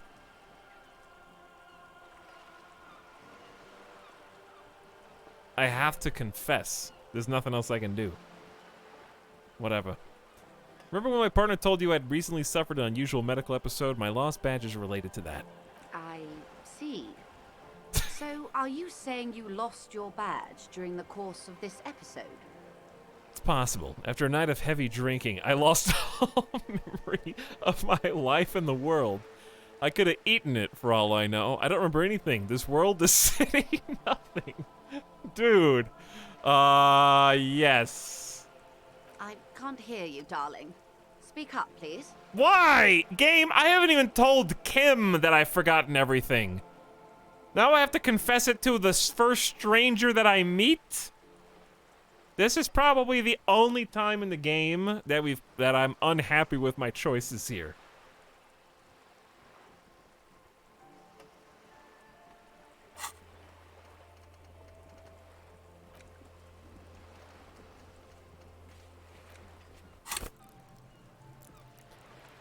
I did level up. Should I start internalizing that thought, or should I save the point?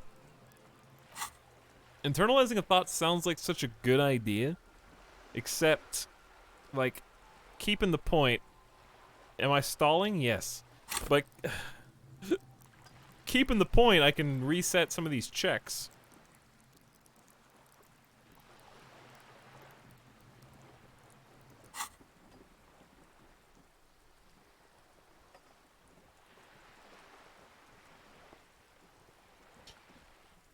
I could have eaten it for all I know. I don't remember anything. This world, this city, nothing. Oh dear. She's... oh. I suppose this does explain some of the more curious turns in our conversation. She sighs with compassion, sadness even. She must have been suspecting something for a while now. As I said, ma'am, his technique may be very unconventional, but he is an officer of the RCM. Of course, I sympathize, but I'm afraid I simply can't share anything more until I've seen that badge.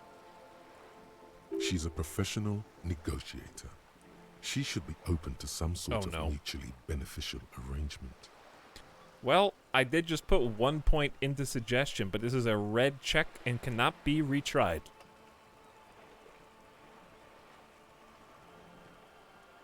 Then I'll find it somehow.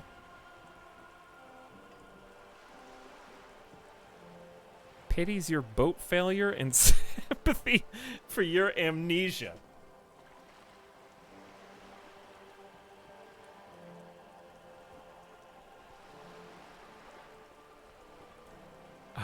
I could put another point into suggestion. That feels very desperate.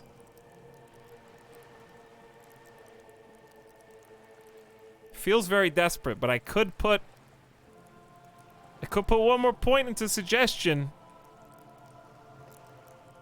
What else would I do?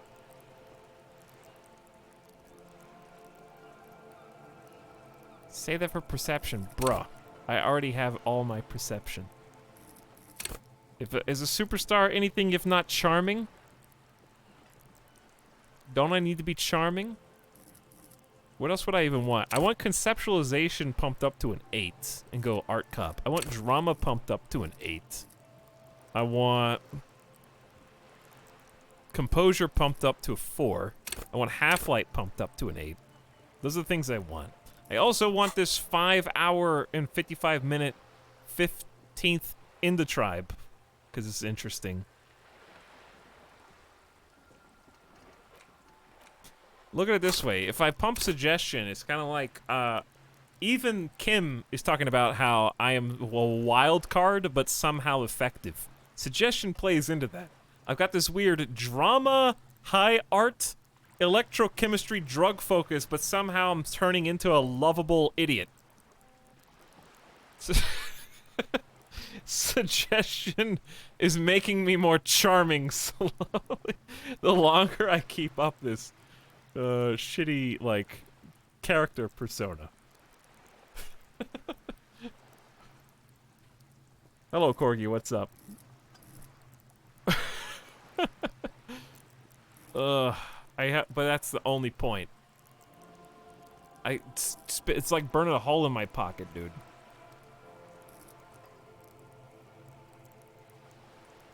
I can't have no self-control. I spin things on stuff as soon as I need them.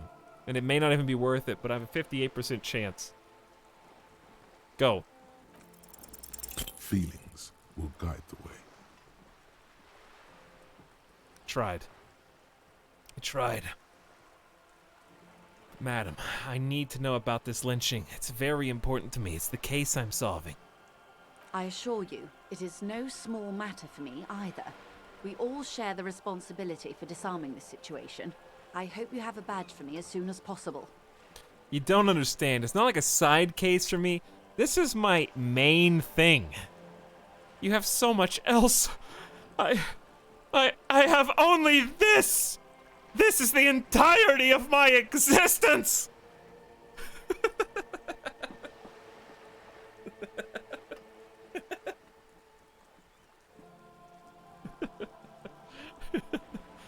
Oh, it's so dramatic. She's silent. The wind flaps the sail above her. This boat, for example, in a home, somewhere. I only have this case! Officer. The carbon fiber hole creaks. This case is what I will be known by! You know, I don't mean to sound cold, but if you want something, you have to give something back. More than just guilt. You're doing it. Despite your own best efforts, you're still getting it. Somehow. I'll be frank with you. If I'm going to break protocol, I need to be able to justify it to my superiors. They're going to want to see something tangible. Like what? The Union is conducting drug trade out of the harbor. It's an open secret in Martinez. Surely it must not come as a complete surprise to the RCM either. Perhaps it's time to look into it. Or you can find your badge, which honestly seems like a lost cause. Detective, a word in private before we continue. Excuse me for a moment, madam.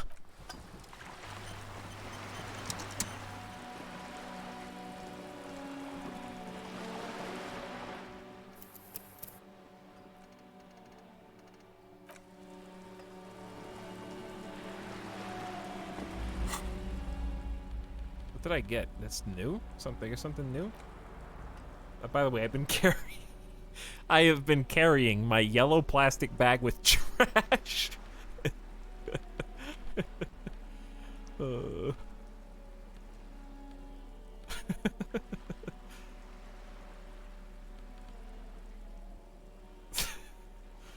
I could also... I have -1 suggestion from the stupid shirt. But I'm also getting 1 conceptualization. I just need to put a point in conceptualization. Then I can take this off and put my drama shirt back on. 7's still really high though, so I'm not gonna be too like I'm fairly happy with where it's at, but 3 suggestion would obviously be better.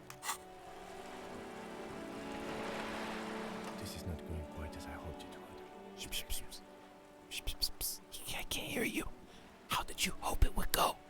Honestly, I was expecting you to use your unorthodox technique to keep her off balance, and not volunteer us to be her henchmen.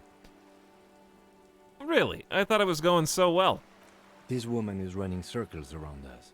She might have known about your misplaced badge all along, or she's simply an adept improviser. Either way, we've played straight into her hands. We could just, find my badge. Oh, that would be fantastic, but do we have the time? The world is large, and your badge is 8 by 6 centimeters. The situation might have changed drastically by the time you locate it. Time is of the essence. You could request a new one from your station, but that would literally take months. What do you propose, Kim? That we don't investigate the drug trafficking? No. If there is reasonable suspicion, we must investigate. Otherwise, she could claim we are siding with the Union, or that we are on their take. We'd never hear the end of it. What I propose is, we ask her, then we investigate, briefly. But do not share the outcome of this investigation with her. We tell her it's done, and demand for her information on the lynching. All right, Kim. Really stepping in here. Let's get back to it.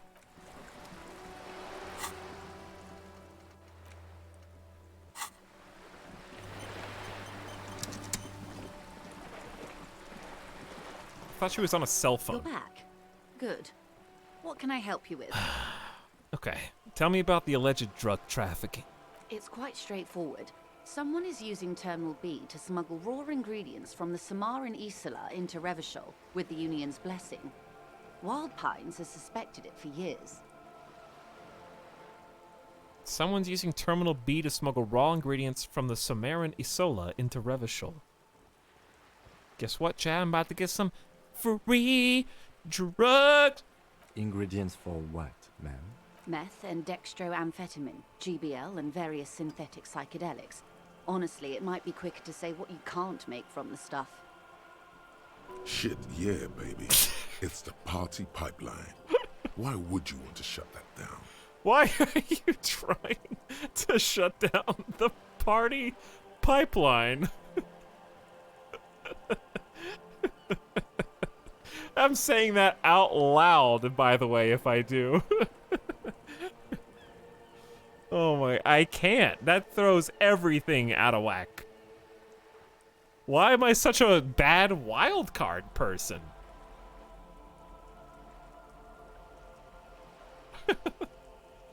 I can't say that out loud, right?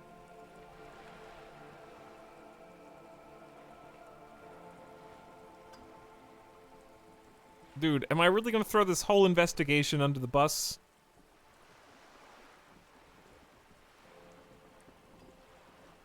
Chat, you just want me to ruin everything. Fine. Why are you trying to shut down the party pipeline? I assure you, officer, these are not the sort of parties you'd want to attend. She has no idea what kind of parties you've been to. Let me get this straight. The materials come from Samara to Revachol through the terminal. Yes. After they clear the terminal, we lose track. The actual production is taking place at various sites in and around Jamrock Quarter, north of here. Wild Pine seems to be well apprised of the local drug trade, ma'am. Do you mean to say the Union also produces the product? Sells drugs, I mean? We're in logistics. It's our business to know. And no. As far as the company knows, the Union does not produce it. They transport the ingredients for a cut. Well, Kuno's got some speed, and you want us to investigate it. Yes, but you won't get anything out of Evrat and the Dock Workers Union. Still, every chain has its weak link. The handoff. The motor lorries at the roundabout. Wait, I don't give her any information. Am I gonna need bolt cutters for this? Unlikely, officer. I'm talking she about already the knows. lorries. Once the ingredients reach Jamrock, they're distributed to a network of local manufacturers, well beyond our grasp. But in transit, they may be vulnerable. There's the chase. We're gonna chase with the car. How convenient that they're stranded like beached whales at that roundabout. Perhaps you've noticed that a number of lorries are tangled in a traffic jam at the roundabout just now. Interview the drivers who are still hanging about. One of them might be waiting for a crucial shipment. She gives you a knowing look. I'll be explicit. If you find this driver, I will share company secrets with you. Why didn't you come to us earlier? It's no coincidence the lorries are stranded there like that, is it? What proof do you have the Union is involved? It's no coincidence they're stranded there. No.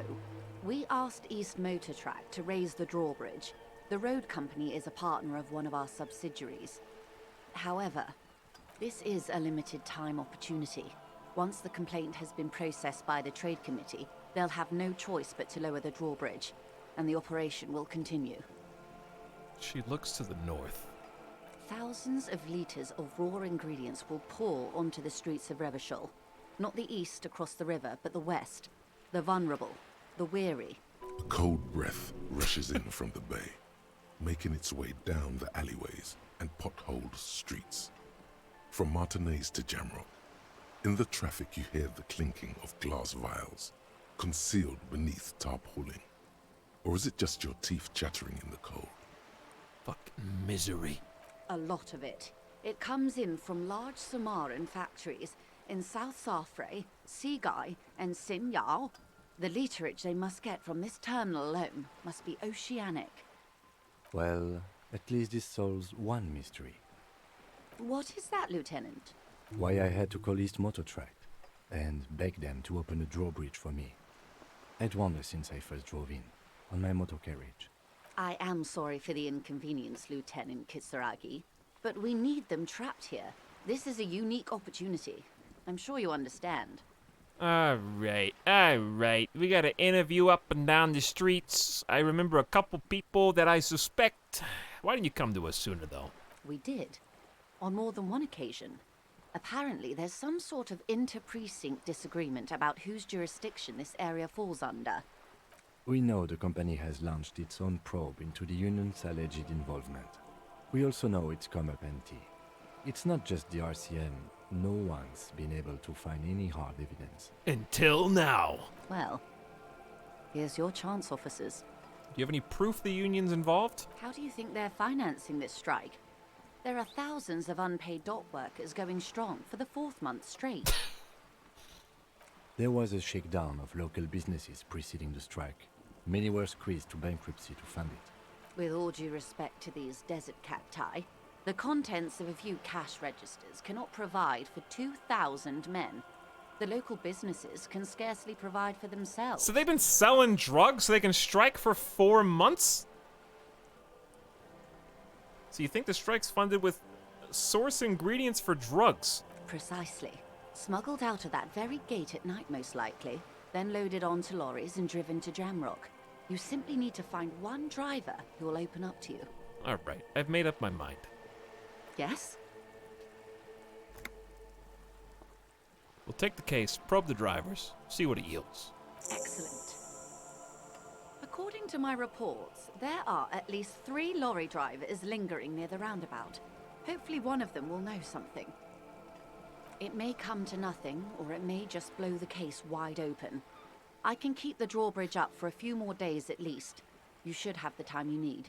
In the meantime, let me know if there's any other way I may be of assistance. She takes another long sip from her seemingly bottomless thermal cup. Of course, Detective. Take care. Wow. She's got us wrapped around her finger, dude.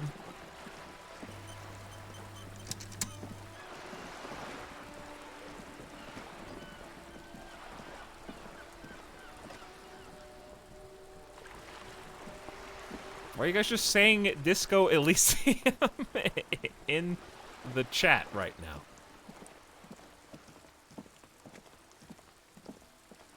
I didn't up my stat, did I? I don't think. Just an ordinary wall. Correct. An ordinary wall for now. Chat, is already 301? The jam mystery. Interrogate the drivers about the smuggling.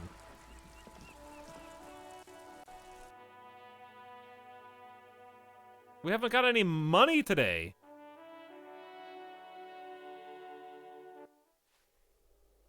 Oh no, this is the apartment complex. This is gonna take like an entire day by itself. Foreclosed by Martinez Realty Associates. This is gonna take all day.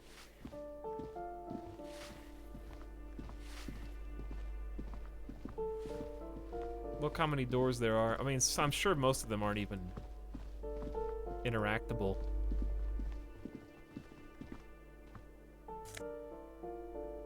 Flip up glasses. +1 logic, -1 authority. You know it, baby. These flip-up sunglasses were fashionable in the old, but have since lost their popularity. Their thin gold alloy wireframes are a reminder of drug-addled bohemian artists. These days, the glasses are only favored by organized crime accountants who desire to look cool. Who cares about authority? I didn't have any authority anyway. Now I've got 0 intimidation. But what I do have is an additional single point in logic, which I desperately need to make up for my lack of logic from thoughts.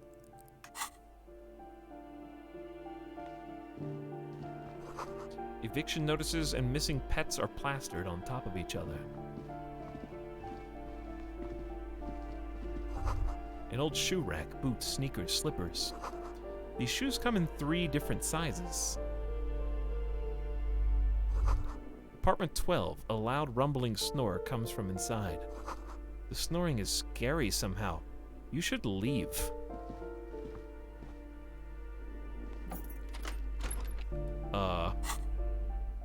Was that the key?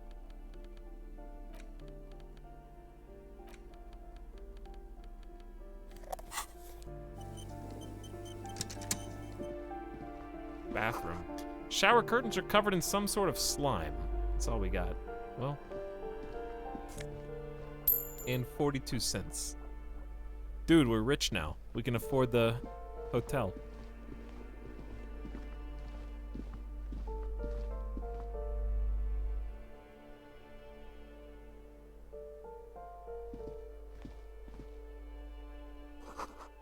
This box is filled with cleaning chemicals. Smells of laundry detergent.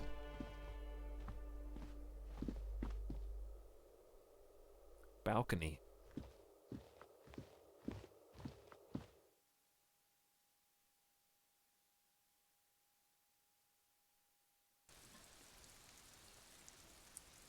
This is maybe where that dude was standing before? It is. The breaker box is full of cigarette butts and electric wires. Yeah, this is that down area from where we keep looking when we're up here by the guard post. Can't manipulate that yet. Just a door. Someone's growing rosemary, thyme, and a cactus.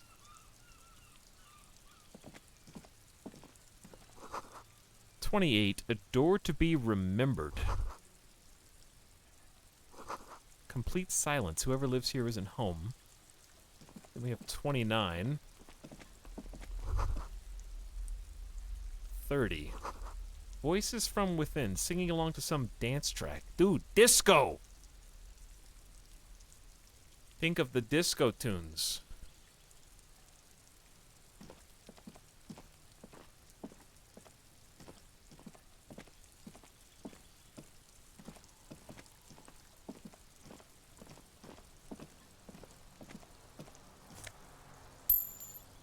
Rich.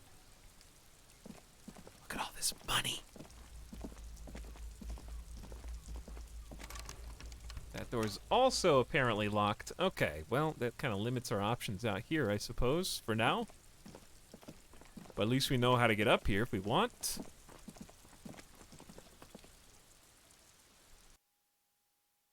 Let me take another GDB. By the way, Killamak, sorry I missed you 40 minutes ago. That was a long conversation we had with that lady. But thanks for 16 months, dude. Much appreciated.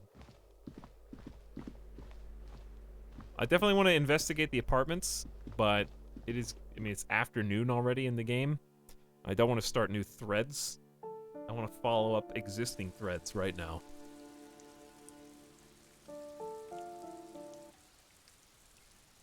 This is how we can get in from the other side. Back to the area by the greenhouse. This is the door that we elected not to open. Figured out how to get on the other side of the greenhouse. So this is not an area we need to get in, but it's an area I'd like to get in. Let's get out of here, Kuno. I do want to investigate the pile where the body was as well.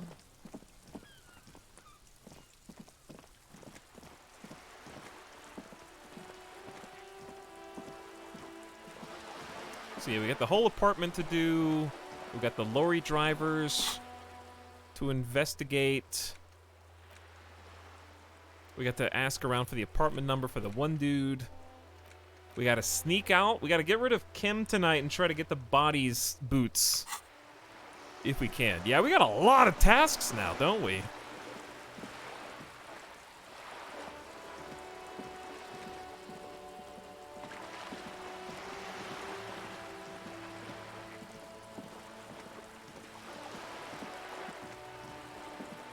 Oh, wait. Got you guys. We gotta pick up some more bottles and glasses and stuff. And we gotta read the book with the cockatoo. A lot of weird things that we need to do. But it's nice to have so many options. I wonder if I can talk to you from down here. I'll try clicking on you on the way out and we'll see. Those footsteps?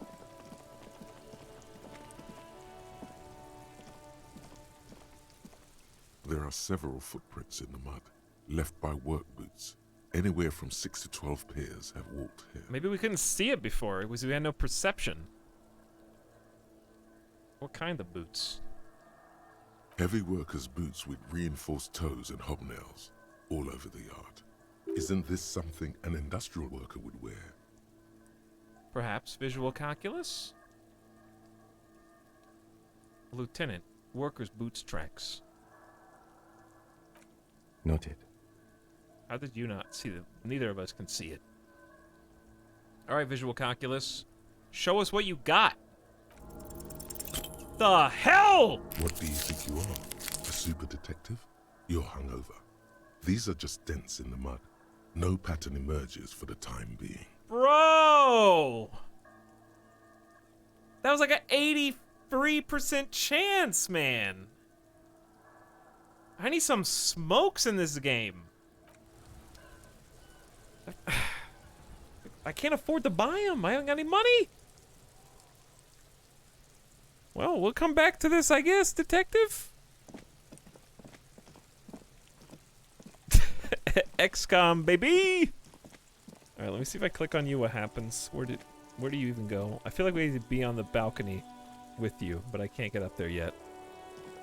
Okay, well.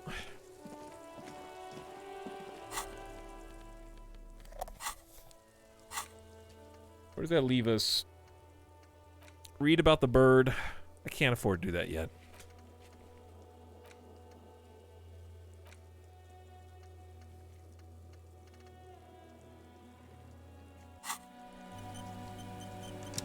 I suppose I could talk to Kuno again. Where'd he go? Probably nothing new to say, but... Fuck does Kuno care? Kuno doesn't fucking care.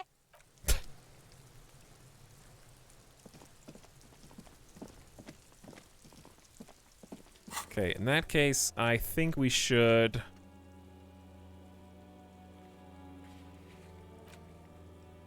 go talk. We could go talk to Everard and lie and say we opened the door.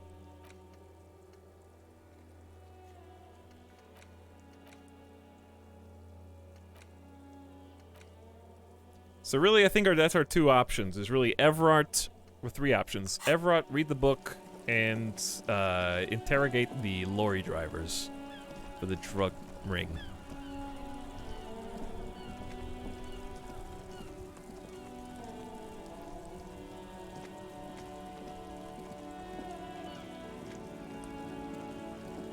So we got quite a... I guess we could do the lorry drivers first, because we got some real dicks to talk to.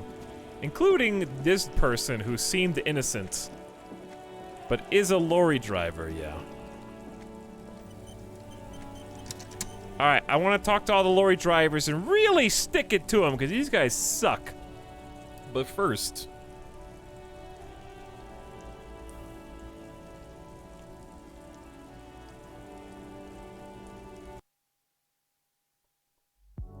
it's time to get a snack and a beverage, because it's been like 3+ hours and I haven't stood up yet.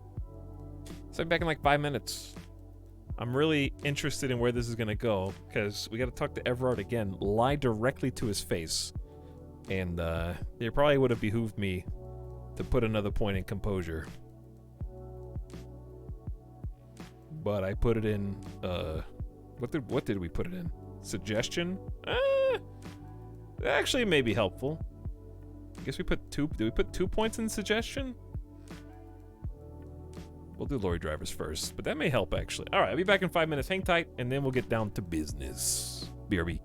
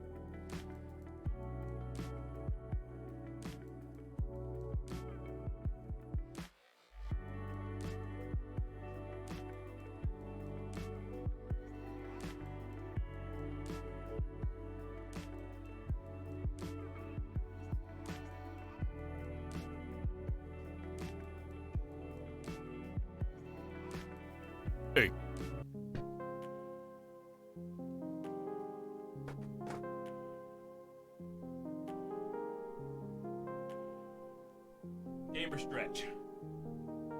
5 squats.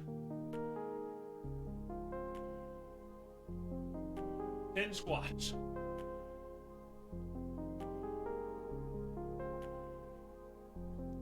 15 squats.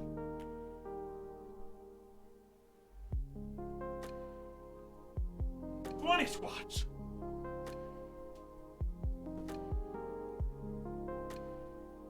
It's never enough.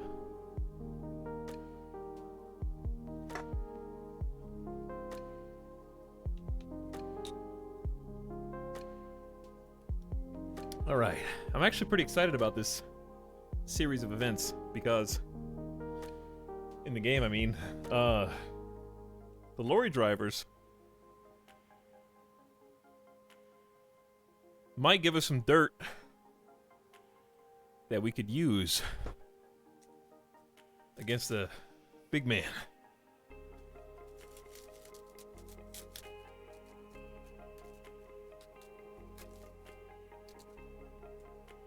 So we might be talking to them in the right order.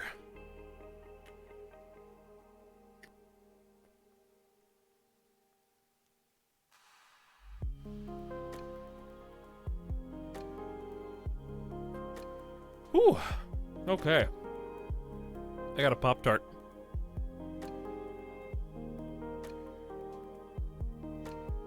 You guys want a piece? S'mores.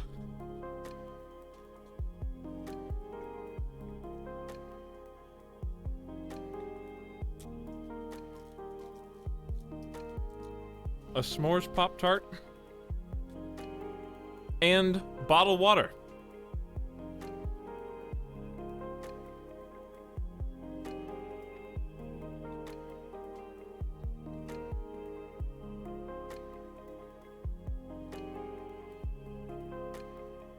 All right, let's do this. Starting with you. Still here.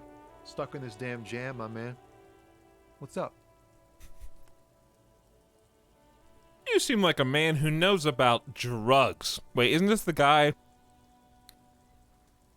that doesn't do drugs?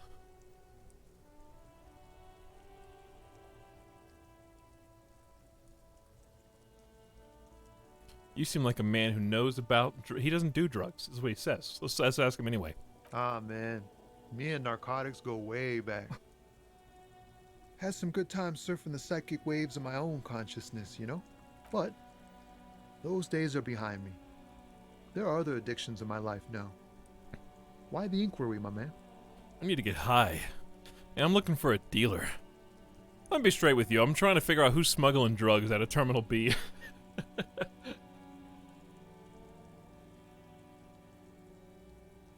The direct approach.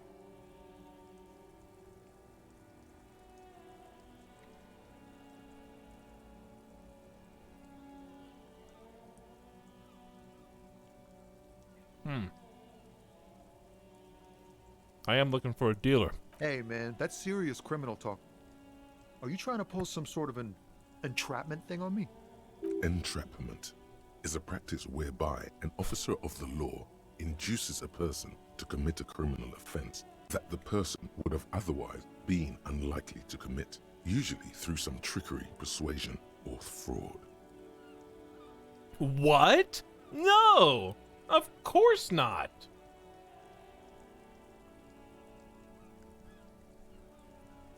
That sounds so desperate that the second answer might actually be the right one. But I can't let the lorry drivers know what's going on. 2 is probably the right answer, but not the one my character would pick. Then what's your deal here? Never mind. I've been railroaded.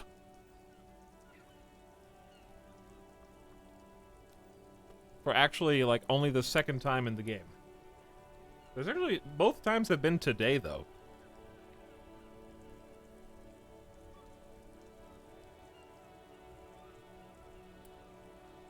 Like, why not even, like, a never mind option here? And just back down. We have a credible lead, sir. Someone on this roundabout is waiting for a bulk shipment from the harbor to load it on their lorry and drive it to Jamrock. Not me, man. No way. I don't need any trouble. Shit's bad enough anyway. This jam's got folks up in arms, and I'm afraid it's headed toward a conflagration. Why are you still hanging around then? Gotta guard the stuff. Bosses don't look kindly on missing cargo, and it gives me time to work on my rhymes. A rhymesmith? This is quite credible. It goes with its cadence and way of speaking. A rhymesmith. Working on these rhymes clearly leads to muscular atrophy. Make sure you don't get hooked on poetry. Hey, where you going? Who do you think could be conducting this drug trade then? Look, man, I try to stay away from the criminal underbelly of Revachol. I'm a guest here. You really need to find another man to probe with those questions. We wouldn't say he's lying, sire. I just figured out who he sounds like. Dude sounds like Vinny Vinesauce.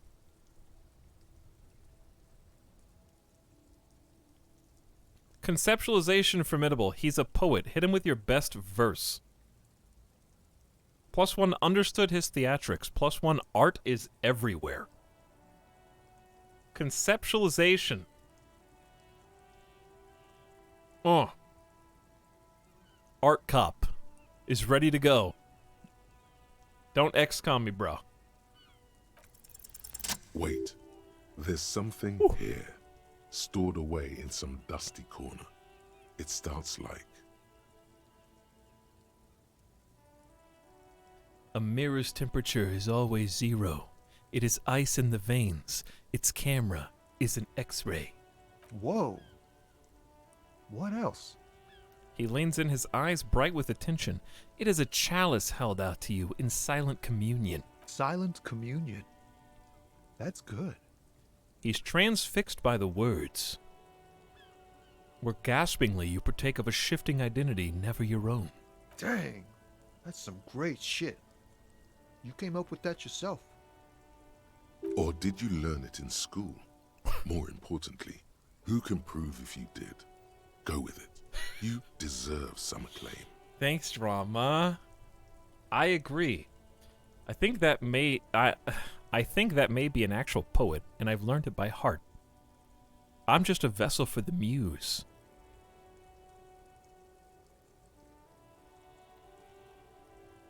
I think the words are mine. I'm just a vessel for the muse, baby. Right. But really, no bullshit. That's great stuff.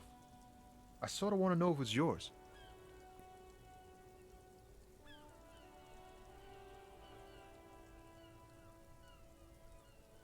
Drama says roll with it as in claim it, right?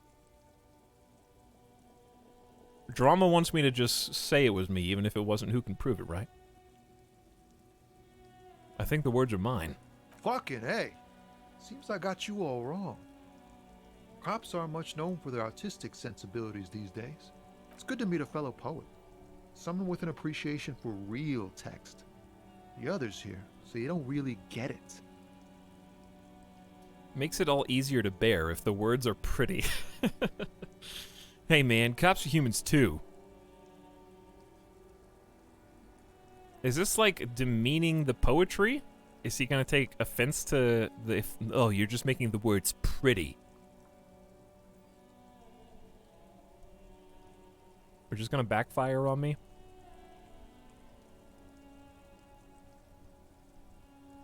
Listen, listen, pal. Pat you on the back. Yeah, I guess I owe you an apology for thinking otherwise. And again, great shit. He gives you the thumbs up. You found some common ground with this man. Even impressed him.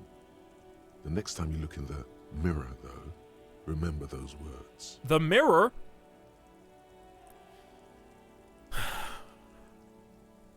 That's all for now, I guess. Unless that opened up a new dialogue. I don't think it did. We'll come back, though, if we can't find anything else.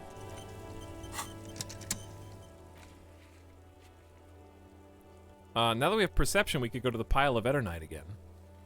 We have good conceptualization for the box of sunglasses. We have suggestion for Annette. And we apparently have electrochemistry mirror. Interesting. What to do first? What to do first? Why don't we just go straight to the mirror while we're thinking about it? That's my vote.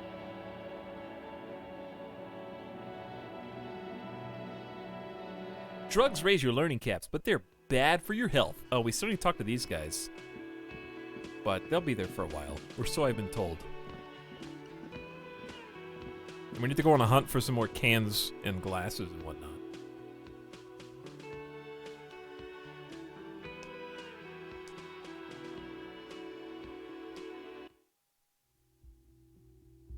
Got full morale, only 1 health. So even if this does take a morale. Plus I got sweet new glasses now. Dude, what's this? The window stands broken in its frame. Cold wind blows in. Did I not perceive that the glass was broken this entire time? Visual calculus, assess the damage. Has been there a while, and the lights are on. The shards face outward. Whatever broke this window came from the inside. Did I break it with my own hands? A fine web of scarring covers the back of your Wasn't my right shoe hand, out here? But none of it is recent. More likely a projectile than a held object. There are no fragments on the floor from pulling a tool back in after impact. Assess the size. It is too large for a bullet, yet too small for a piece of furniture. You're looking for something heavy and larger than your fist. The shoe you found on the balcony fits the hold almost as well as your foot. Yeah. It would have also been heavy enough if thrown with force. Congratulations. You smashed the window with your own shoe. I'm sure I had a good reason for it. Maybe I was trying to hit somebody. And maybe, just maybe, you succeeded. We'll never know. Okay. It came on really late. But, sure. Apparently we can see the world differently now. Okay, Kim, could you, not watch me while I do this? It's really A embarrassing. mirror hangs on the bathroom wall. In it, your face, adorned with the expression. Didn't we fail this at 62%? We have a +4 from reciting the poem to Tommy. To stop the expression. 83% chance. Big buff from the poem.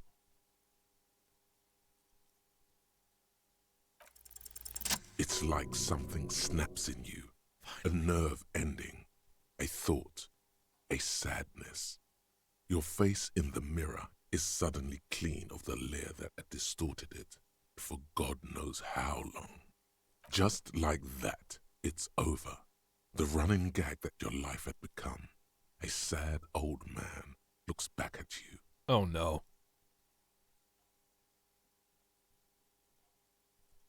That's not... Is that better? That doesn't seem better. No, I'm just a sad old man. A mirror hangs on the bathroom wall. In it, your face. Now without the expression. It's just hairy. Well,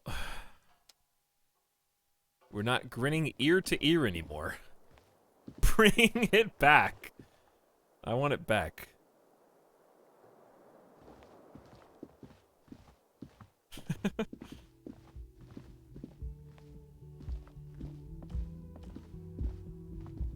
The door is closed. So it is. Character progression. It kind of is character progression. Zapped Guy, thanks for subbing while I was AFK, by the way. Thanks for 2 months of sub. Welcome back.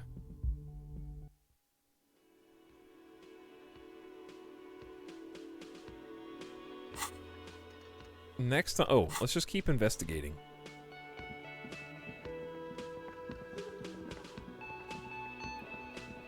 We'll go in there eventually. Not yet. I want a little bit more info. We gotta talk to the rest of the lorry drivers. I have a sneaking suspicion that the racist lorry driver is not going to be the guy with the drugs. But I guess if he is, then we get to throw the book at him. But I feel like the game has too many gotchas to make the bad guy do bad things. But we'll see. Looking for something? Yeah, you're a lorryman, right? What's your stance on drugs? Drugs? They're shit, man. I don't let anything pollute my body. Wait, didn't we already quiz him on what he's carrying, and we confirmed that he did not give us an accurate representation of what he was hauling? He probably is the guy, actually. You know where that shit comes from? Sarah Miriza, Safre, Ilmara.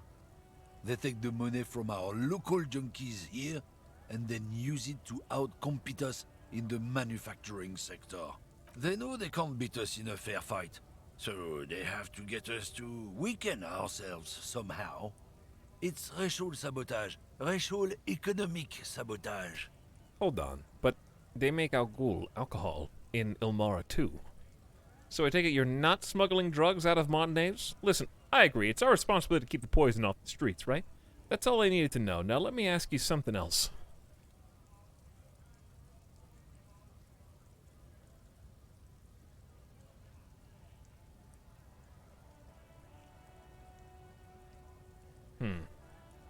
Well, we have a few different ways we can play this. Number one, we could just go regular cop tactics and just ask them some questions. We could play the can we get in by appealing to his politics, and then once we got his trust, get him to reveal his secret, and then bake him away toys.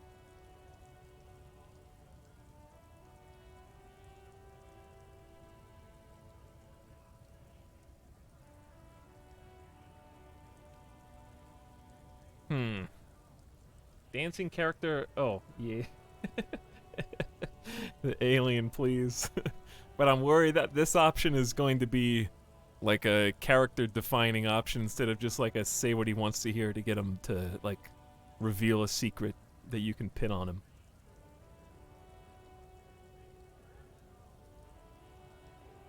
I guess we could just play catch him in a lie. I don't go for that foreign piss. Proper booze is made in Mundi. Or sometimes, I like a dram of that Yugograd vodka. Koikos and worse much, but they do no booze. Okay, that didn't really get us very far.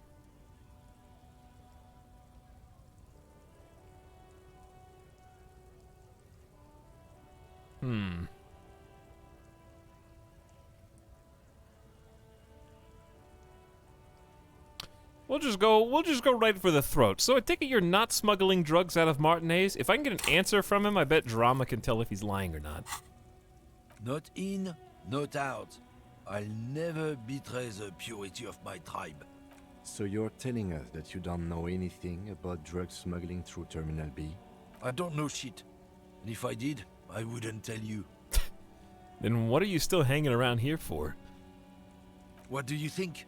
I can't leave the lorry unguarded. Stuff's been getting looted lately. It's those little kips sneaking on at night. If they touch my stuff, the bosses will be on my ass like ass cancer.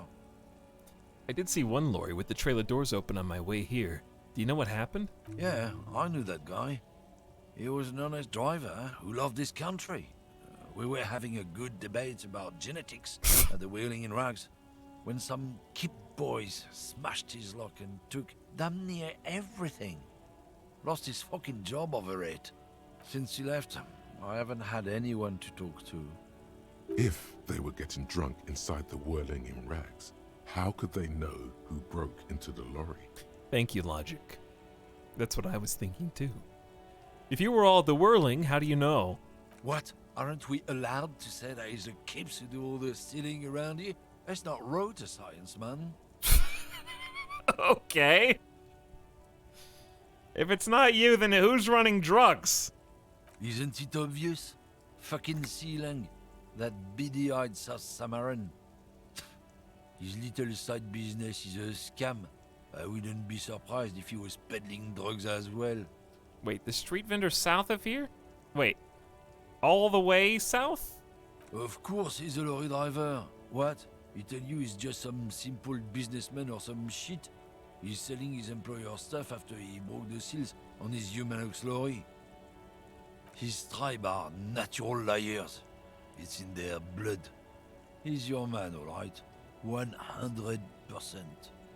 I wouldn't be so sure about it. Not until we've heard what Sealang himself has to say. Guess we need to pay him a visit. Guess so. He grins contented with himself. He's giving me the runaround! I know it has something to do with this guy, because he said he was taking apples. And he didn't know where the apples were coming from, but we must not be smart enough to actually get the job done. But there's a door right here. We can look in through the window again, I guess, but that didn't really do anything the last time.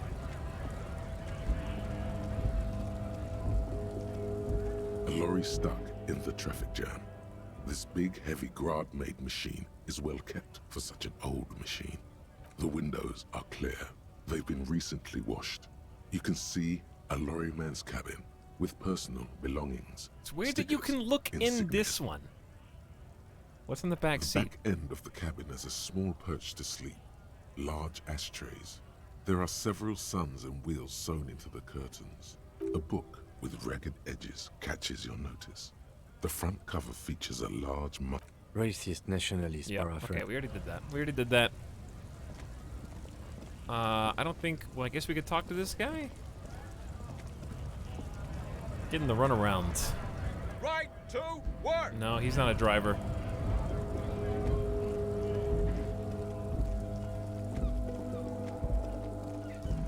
Going on a wild goose chase here, I guess. The thing is, this dude down in the south was very suspicious about where he's getting his things that he's vendoring. Everybody here is, all three of the lorry drivers have their own issues.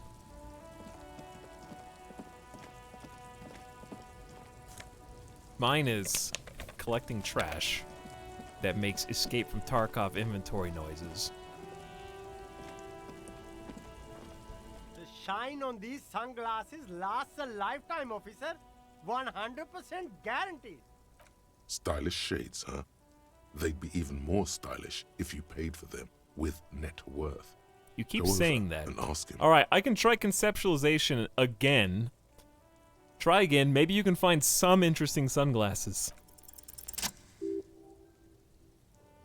Ah, I see. A pair of water blue shades. The writing on the left temple says, Sub-Insulindic Rendezvous. The frame appears to be hand-carved out of bone. Oh, very interesting choice, officer. Very high culture. For the first time, the street vendor's voice trails off as he watches you inspect the glasses. This is how a sea monster sees the world. You've become a sea monster, Harry. Giant, hidden, and strangely tender at heart. All is blue. Wow, officer. You look so cool. The street vendor has picked up his pace again as you observe the world through deep sea-tinted lenses. And they can be yours for a mere 3 real. My regular customers have passed them all up because they've got no taste. But you found them. Only 3 real? What about these, Kim? The lieutenant tilts his head and steps back, eyes narrowed in a thorough examination. It's a case to him. You look like a musician. Like a blind musician. But you could do worse. Take them if you want. Was that fully necessary, Kim?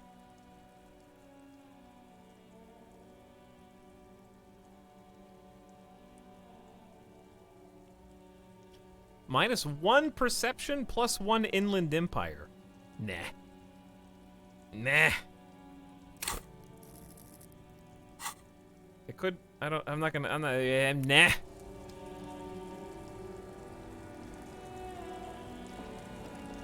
The speakers, you should go over and ask him about paying for those. No. You keep coming back. If he really wants to save the economy, he'd let you pay with net worth. Composure. All right, let's have a chat. Everything's still cool here, officer. Persuade him to give you money. I haven't even tried that. So, what's your stance on drugs? Drugs? I don't go in for that, officer. Drugs ruin lives. Unless you're into drugs, of course. In which case, drugs are excellent. Mwah! Tasty, tasty drugs. I'm super into drugs. That's very cool. A lot of the coolest detectives do drugs. Sadly, I don't have any drugs on sale. Or at my home, or on my person. We're looking for a lorry driver transporting drugs out of the harbor. Here she's in this traffic jam. That's even cooler. You investigating that and all. But, I am not a lorry driver. I'm just a street vendor. I don't know anything about that. A blatant lie, sire. Yet he tells it with such conviction. We'd believe him if we didn't know better. But you are a lorryman. Another driver's identified you and your lorry. Who said that? It's the fat racist, right? I bet it's him. He has an agenda against me because I'm an immigrant who works harder than he does. He's a hater. So you admit you're a lorry driver? No, I just said I work harder and he's an asshole. He stops to think. Okay, maybe I'm a lorry driver too. A little. But that's not the most important thing about me. That's my day job. This is my dream. He spreads his arms wide. So you forgot to tell me. You were embarrassed to tell me. Stop squirming. What do you know about the drug operation? My source tells me you're the one transporting drugs for the... So, you forgot to tell me. Exactly. It's such a small part of my life. It's in the rear view mirror now. I'm climbing out of that hole with ingenuity. Listen, my source tells me you're the one transporting the drugs. No! That's insane. It's the fat hater. He's been eyeing me for a week and he sent you here. Maybe he's the one, huh? Have you thought about that? Stop squirming. What do you know about the drug operation at the harbor? Nothing. I told you. I'm not a dumb guy. I don't get involved with that crowd. And what crowd is that? Crowd. You know, the drug crowd. No, he wasn't talking about an abstract crowd. It was that crowd. There's more here. He's afraid of this crowd, whoever they are, more than he is of the racist lorry man. Who are you afraid of? It wasn't some drug crowd. You know who they are. Tell me now! You're wasting my time. Tell me who the fuck is transporting the drugs here. Okay, if you don't know, then I'll tell your employer you've been selling his stuff. Ugh!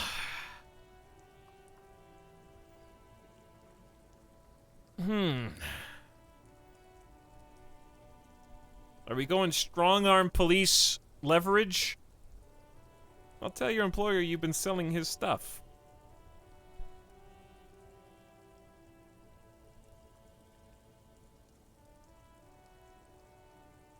You're wasting my time. Wasn't some... Okay, chat, you go. I stay. Barkley says, here's to another month of Yup Time lurking. Hey, what's up, Barkley? Thanks for 4 months of sub. Enjoy your Yup Time lurking. Oh, chat. Oh, you want to do number one just because Half-Light said one thing, huh? Half-Light's been right so many times in this game, right?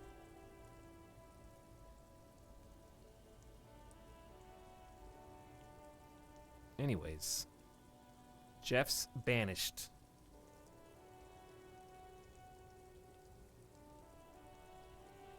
I did not ask for comments.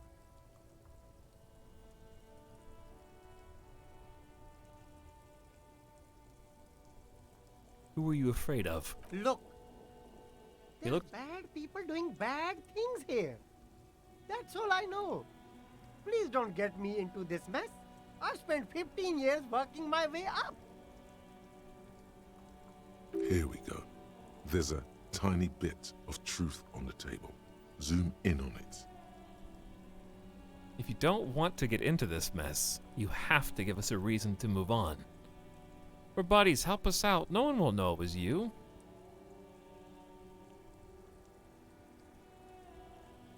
We're buddies. It's a she, okay? The other drivers call her the lady driver. You're better off staying away from her.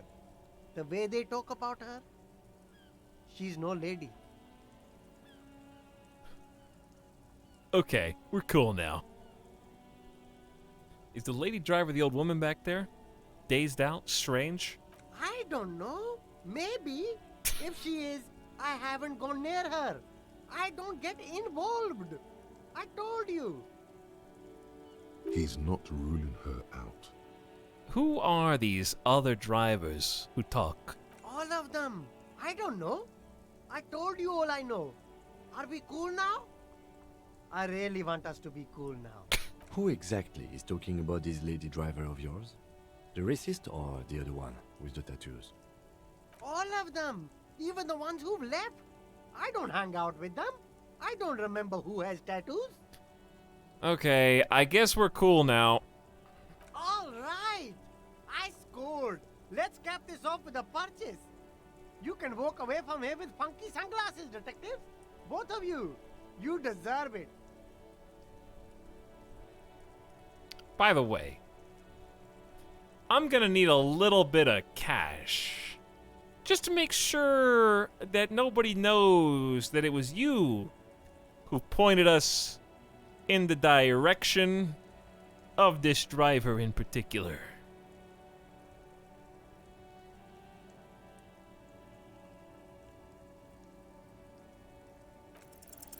Start with a little compliment, then work your way up from there. This is about business, remember. Hey, you seem like a really successful entrepreneur. Would you like to support a member of the local police force? Oh, okay. But why, officer?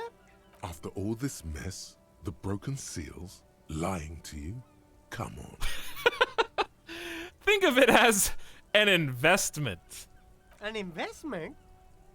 What kind of investment? It's an investment in me, a highly experimental human being. My risk-reward ratio is insane. Invest into me not telling your employer about your operation here. I'm a policeman. It's an investment in good relations with the RCM. It's an investment in your customer base. Gotta prime the pump, man.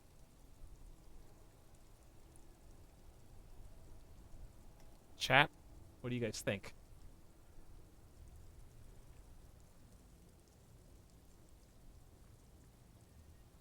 Of course, you want the Etalyx option. I'm not surprised. It's an investment in me, a highly experimental human being. I guess it can't be any riskier than speculating in exotic derivatives. How much are we talking about here? 1 million real. 10 real. You gotta go big. You gotta go big, right? What if he has it? What if you don't ask for 1 million and he would have given it to you? 1 million real. But officer, I don't have that kind of money. There's got to be a more modest investment. Okay, I'll settle for 10. 10 real is a bargain for that kind of investment. You got it, my man. He takes a 10 note from a leather pouch. I got 20. We did it. Got a highball first, exactly. Okay, let's get out of here. I'll come back and give the money back to him for stuff. But first...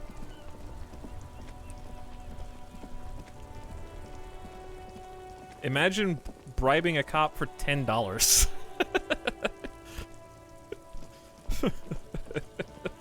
Like, easy.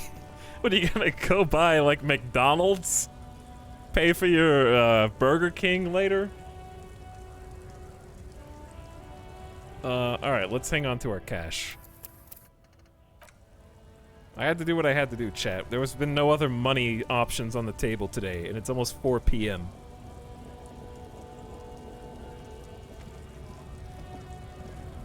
We have a lot of stuff we need to do. What's the new thing?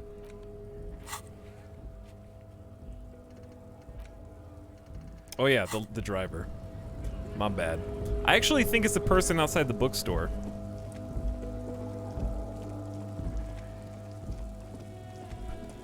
She just had too much dialogue to be a nobody and was clearly a worker as well. Wait, I'm not far south enough. Does anyone actually eat Burger King? The last 2 times I did, I regretted it. Oh, she's not back here. I know where she is. She's around the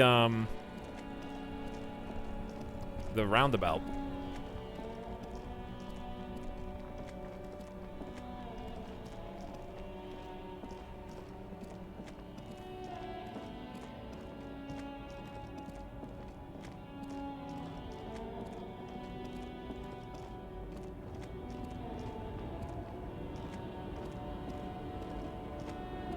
The woman still has her eyes fixed on the photograph in her hands. In the background, the radio plays. Excuse me, ma'am. I'd like to ask you some questions. No response. Wherever this woman is, your words fail to reach her. Snap your fingers in front of her face. If you want her attention, you may need to be more forceful. Snap twice. Where am I? Who are you? Like a magician recalling a subject from hypnosis, you've jolted her back to reality. Me? I'm the law around here. Are you alright, ma'am? You were out. Never mind. I remember now. I'm still stuck in that traffic jam in the 50s. In the 50s? When else would you be? Back in Methka, during the time of the revolution. The sidewalks and cafes are filled with young people. I was on my way to see a new Boyadero picture starring Gabriel Buendero. Until you came along, that is. The look she gives you is accusatory. So I take it you were in the mess when you were young? Sorry to interrupt your dreaming, ma'am. Who is Gabriel? This is Gabriel Buendero. She shows you the photograph in the lavish frame. A strikingly handsome man looks straight at you, his head crowned with a wide brim hat. His hair is dark as an oil slick, and his jaw the most perfectly chiseled thing you've ever seen. He was the biggest star of his day. Girls used to faint in the aisles of cinema whenever he came on the screen, and schoolboys used to memorize all of his lines. She leans back, savoring the world she's conjured up. In all likelihood, it's a world that's only ever existed in her mind. Sorry I had to interrupt your dreaming, ma'am. I wasn't dreaming. I was there, Lawman. It was early spring, and the man behind the black sun had just come out. The posters were 20 meters tall. Everything was golden. Her eyes narrow, and she appears to take your measure. While you, people, were tearing each other apart over your petty little revolution, in Methk, it was a golden age. I don't even remember any of that. The Republic of Mesk is a massive confederation on the Isola of Muindi, the world's largest state by territory. It's a petrostate, a constitutional monarchy, and, as of recently, an outcast due to its tilt to the far right. So, I take it you were in Mesk when you were young? Someone was. She nods as though her meaning is perfectly clear. Someone? These not your memories? They are someone's memories, boy. What difference does it make if it's me or not? Has she absorbed someone else's memories? They're beautiful. That is all that matters. Beautiful and true. And they will win. They're coming for this, you know? All of this. Alright, well I have some other questions. Police questions. Why not, Harife? It's not like I have anything better to do in this hellhole. She settles back against the railing of her motor lorry. Behind her, mountains of memorabilia, photos, and knickknacks line the dashboard. Are you the lady driver? You seem like a woman who knows a thing or two about drugs. Hey, ma'am, what are you hauling there? Diamonds. Diamonds? Really? Of course not. But wouldn't it be marvelous if I was? Okay, but what are you really hauling? Whatever stupid things they put in the lorry, I imagine. So you don't know what you're hauling in your own lorry? I quit concerning myself with that a long time ago. Besides, I don't drive the lorry for the cargo, if you know what I mean. They gave her plausible deniability, chat. She says that as if something narcotic is the real reason. Wait, you get high off of driving a lorry?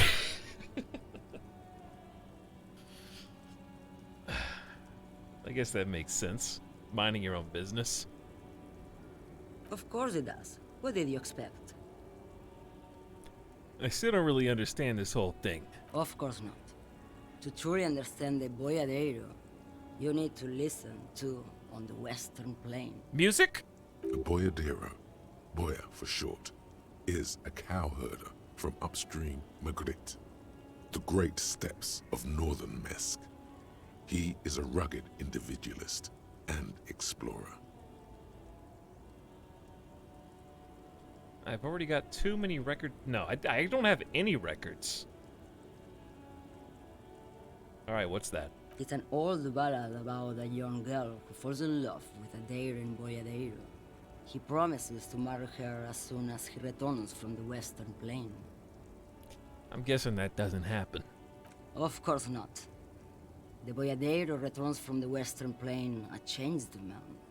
One night, as he and his beloved are out walking along the river Magritte, she pleads with him to give up his riding and settle down. Chad, I'm guessing this is a metaphor from my character, who was an ace police detective with 200 confirmed solved cases and 3 confirmed kills. In the background, you can hear the orchestra swell as the screen fills with the maiden's imploring eyes. I think I see where this is going. So the boyadero strangles his beloved and throws her body in the Magritte. Then he rides off, because the Western Plain is calling to him. Oh no. Oh no. That's not, if that's metaphor for my character, then we are gonna be in some shit later.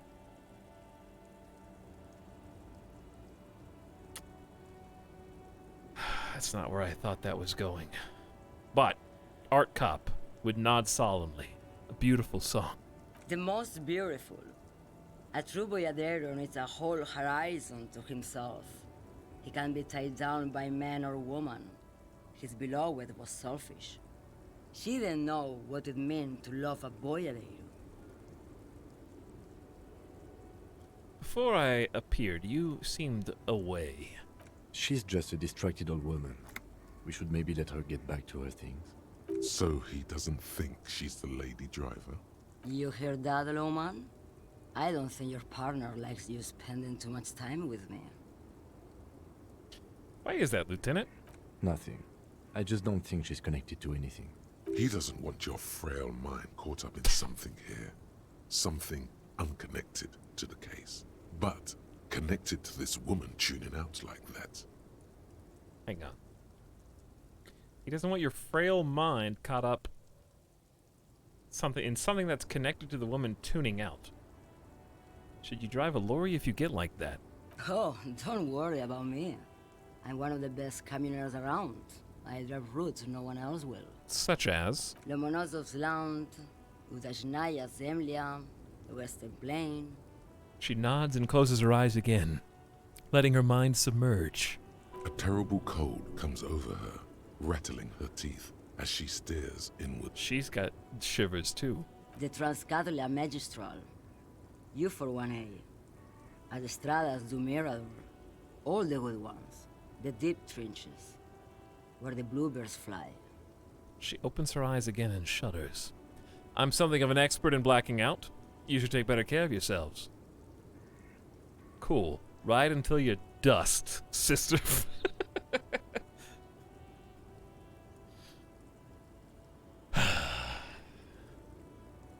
That is what Drama Cop would say. Irmão, I already am dust. You seem like a woman who knows a thing or two about drugs. What do I need drugs for, Lowman? What I see, what I feel, the great adversary, not drugs. That's a lot to unpack there. The adversary? Yes.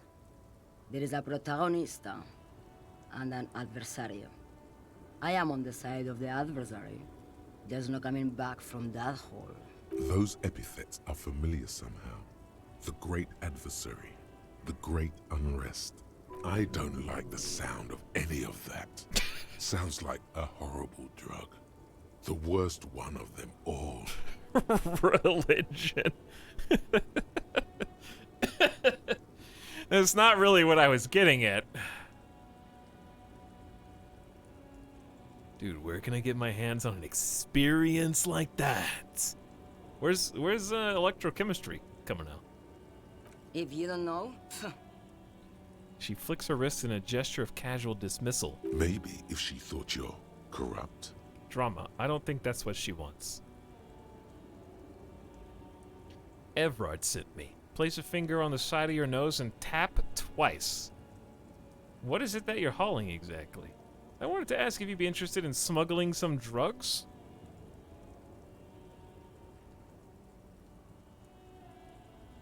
Chat, what do you think?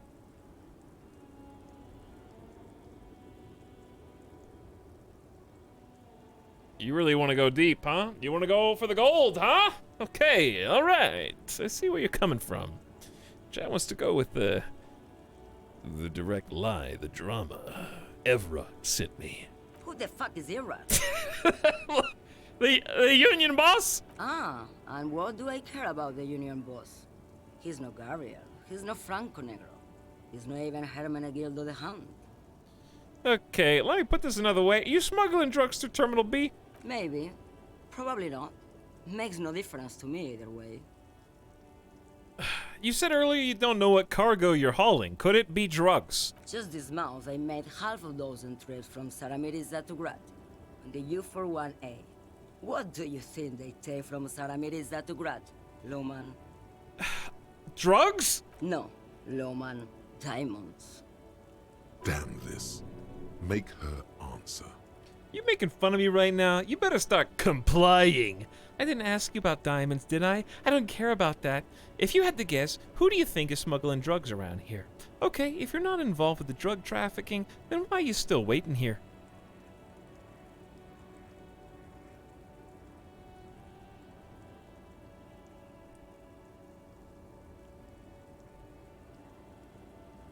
If you had to guess, who do you think is smuggling drugs around here? Easy. He's the skinny man who thinks he's a poet. I knew it. Never trust a poet. I knew it. Also, he's the only one I can see from here. He seemed too innocent. That's correct. There is no visibility of any of the others. But she's only picking him because she can't see anyone else to blame.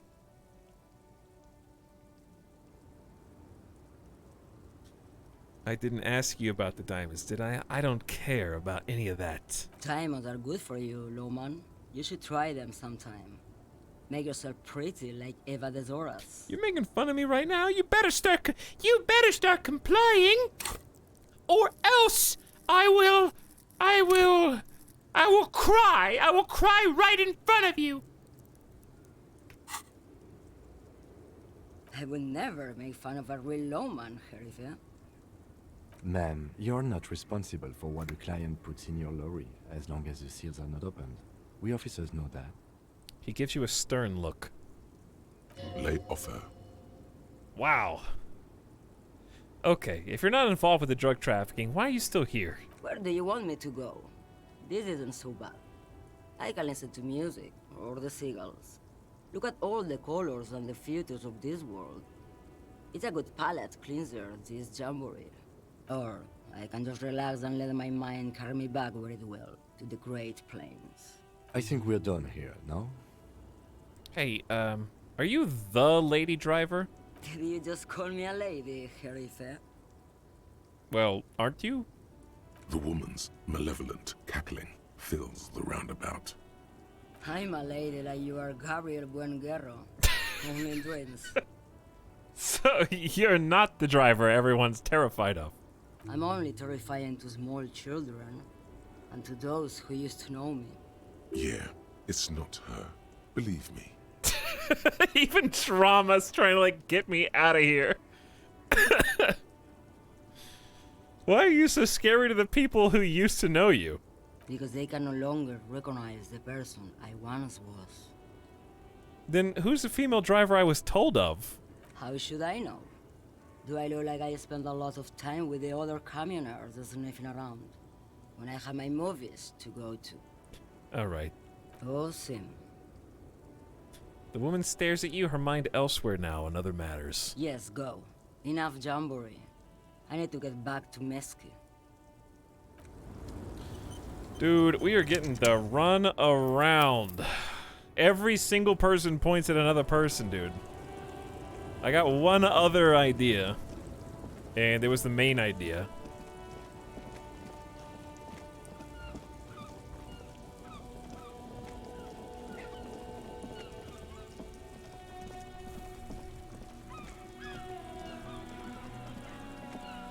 It's already 4:05. Oh, we need to talk to you anyways, little girl.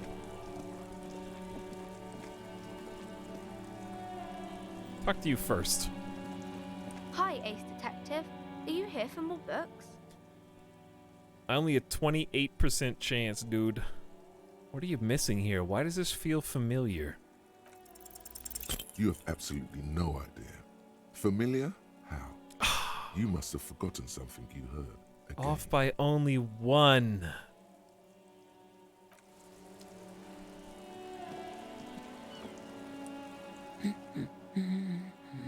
Not you. The woman. It's not you.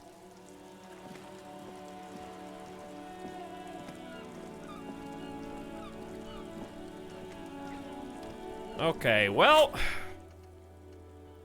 Find out who's the lady driver and where's her lorry.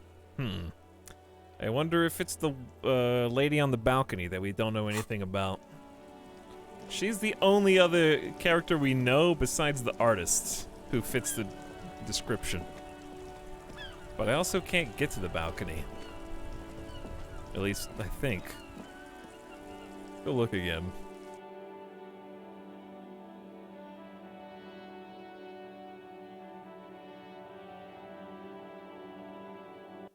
Go check things out. Also, maybe I should go ahead and pay my tab today, but I don't want to yet. I'm not gonna pay you until I have to. Gart.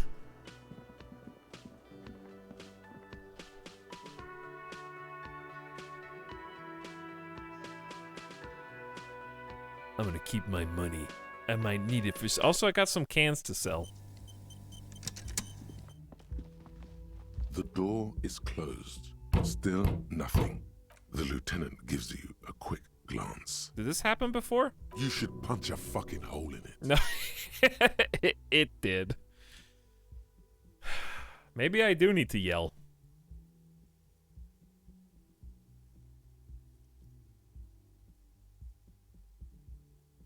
But I don't wanna. I'll find another way. I could punch the door again. You slam your fist into the vinyl. It does not produce a hole. The door sits sturdily in the frame, and your fist hurts. This was all a very good, normal thing to do. Not to mention, great exercise. Yeah, you should give me a health point. Right? Stop that.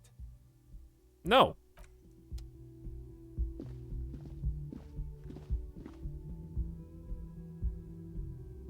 Leave her be.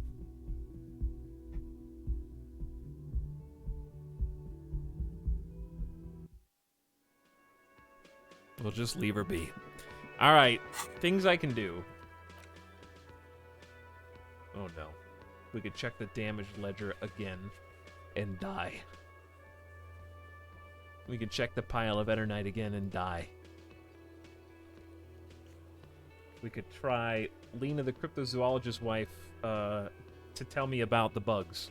And I don't remember if that one is death.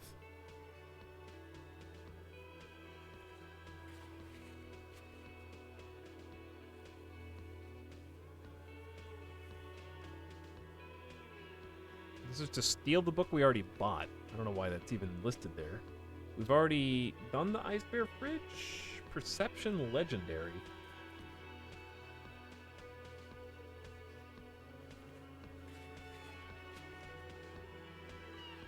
I'll just quick save and try this. Oh, hello, dear. There you are again. In case I do die. 42% chance. Maybe you could tell me about some cool cryptids. No, you don't have any new winning tactics to get the woman to spill the beans about cryptids. That's a shame. Okay.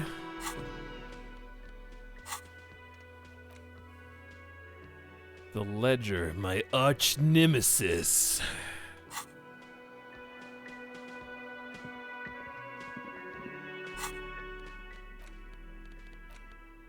It's the ledger you found in the trash. A cabbage of papers hanging from the board, with the permeables drawer inside. It's only a It's barely held together by a clip, then made complete by the faint smell of urinal cleaner. It's on 28% and I have to burn morale heal. It's not worth it. I could probably read the case files though. Yes, at last. You find a way to piece them together using the alphanumeric code on the margin.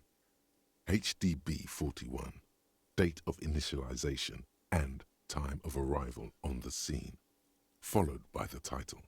For example, HDB 41120117000, the next world mural.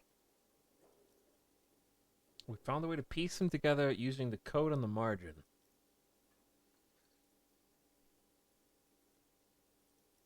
Wait, what is HDB 41? 41 is your precinct. Of course. But what is HDB? It's safe to say those are the initials of the officer responsible for the case. Your initials.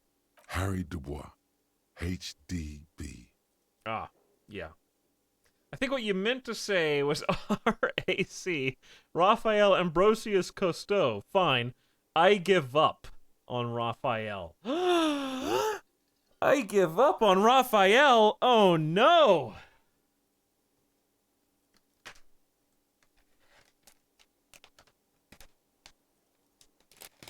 But I did wipe the happy look off my face, and now I have this sad old man look. Does that mean it's time to give up on Raphael? But then I have to give up Superstar Cop. Never give up. We gotta turn into something positive. I think what you meant to say was RAC. No, the alphanumeric begins with HDB. Can't you see the sire is tired of these fabrications? RAC is clearly what it says on the case files. These are official documents. There is no arguing with official documents. Good. How long does it take to read one of these Raphael stamped cases? Fine. It takes about half an hour for you to piece one together. Mr. Raphael, which one do you want? The Next World Mural, The Unsolvable Case, The Square Bullet Hole Murders, The Couch in an Unexpected Location, Murder at the Hookah Parlor. The Couch in an Unexpected Location. Some assholes brought their couch outside and hung out on it, in the middle of the street, on the roof, on the hillside by the motorway. You know, at an unexpected location. They were young, and they thought they looked cool on it. They looked really cool. Like models. Like a rock band. Like a rock band. Yes, as you've said here, insufferable rock and roll assholes. Young people are the worst. So anyway, You got a complaint about the damn sofa, or couch, or whatever it was. They were leaving it out in all these unexpected and whimsical locations. They took it, too, where they also took photos of themselves on it, and smoked cigarettes, because they felt it's intellectual. Cigarette butts, coffee cups, stupid couch. You had to clean it all up, and you did. So congratulations to you. This case sucks. Case solved. Did I ever catch those dudes? No, you didn't have time for that. These notes show that you have what is called a real goddamn job. You don't have time to be chasing down the couch assholes. You have a real job to do. What next? Watch how much time's passing. 1654. The Square Bullet Hole Murders. It would be very interesting to read about these, wouldn't it? I mean, there seems to be a square-shaped entry wound in the victim's forehead. She's been sitting there for weeks, on her rocking chair, with a square hole in her skull, staring at the wall, her mouth agape. But that's all you got. From the half hour you spent piecing it together, all you know is the entry wound was square-shaped. You never found the bullet. And then another body showed up, also with a square hole in his forehead. There were two bodies. Toxicology showed the entry wound was laced with an incredibly potent psychoactive substance called HUV4 nil. No street name. A sequence killer. Who knows? Those pages are missing. What next? One day you may still catch the man with the square gun.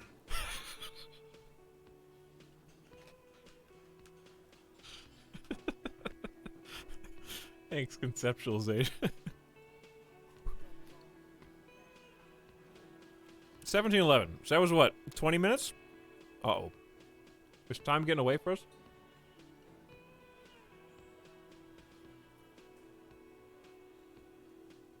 We can always read the other three later. Not much has changed in the meanwhile. A bunch of sodden papers still sags from the clipboard. I can try this now because I won't die.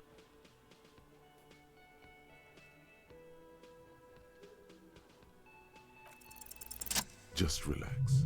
The two sides of the board 28! are slightly misaligned, like a drawer that's come off the slides. All you need to do is bend the plastic on your knee, slowly.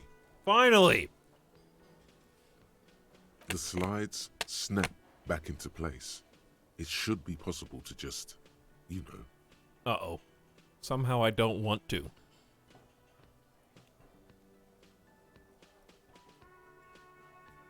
What are you waiting for? Just slide the drawer open. It's gonna be bad. Without resistance or sound, the two panels move against each What if other. it's- The what if- compartment is now open. Hold on. 2 ticket stubs and a handmade postcard. I had a small inkling it was gonna be my badge, but now it would have been too easy. There's gonna be some lore on myself that makes me hate my character hate himself. What the hell?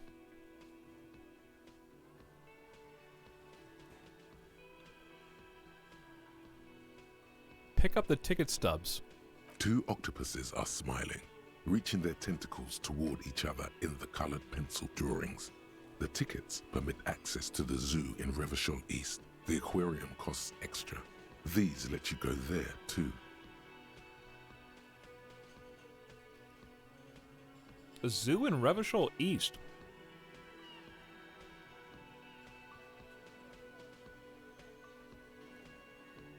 I kind of want to click this just to see what it says. Should I?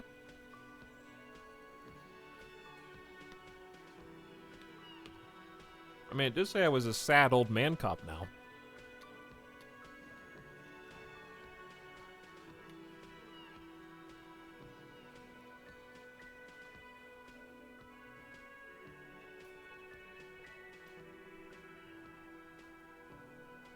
We'll see what chat says.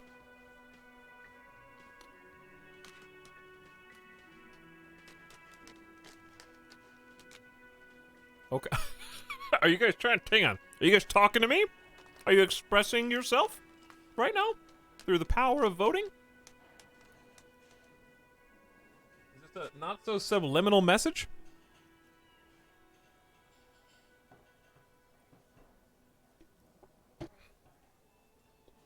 And you did 69% on the vote as well. That's like your signature. The words just crossed your mind somehow. But who were they for? Who do you think? You. Damn, pain threshold.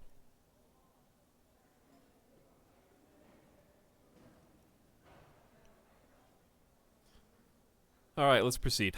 Thin wax paper has been glued to a piece of cardboard. Sounds like leaves rustling when you pick it up. You see violet flowers, floral patterns, patches of glue. Smell it first. It smells of chewing gum, apricot flavored. A touch of cinnamon, the end of summer. You think the label says tutti frutti. Good thing I put that point into perception. Wait. Open it or put it back? Thin wax paper has been glued to a piece of... So, I think this is a piece of chewing gum that has some kind of emotional, sentimental value to my character. And if I open it now, I might inadvertently ruin it. But opening it might stir memories that help me to figure out what happened. But maybe it'll be significant later. I'll let chat vote again. The postcard that smells like gum? How do you open a postcard? Postcards are just flat. You can't open it.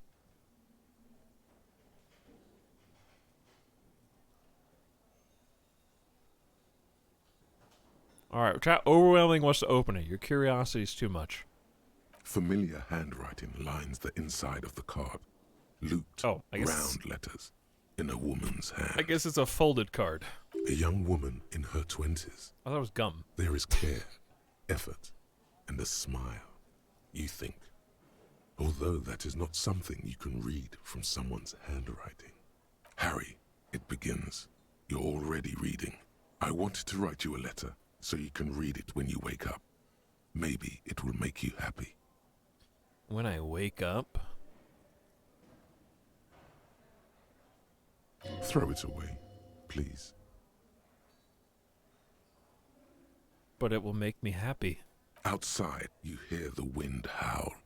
A sudden gale blows in from Martinez, flapping street signs and window blinds. Come outside. Didn't we already get a weird Shivers voice earlier?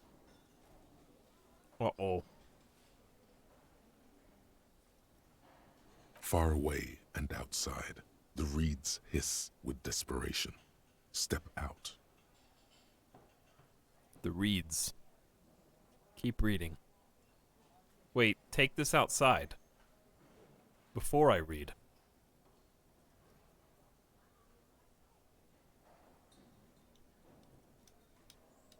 And get like a different effect instead of being inside. Shivers told me to step out, so I'm assuming I'm not ruining this by leaving. Though, I feel like I'm gonna have to go to the spot that I can't go to yet. I guess I could always read it again later. But I'll try reading it now, too. We'll also do this. It seems like an important story point.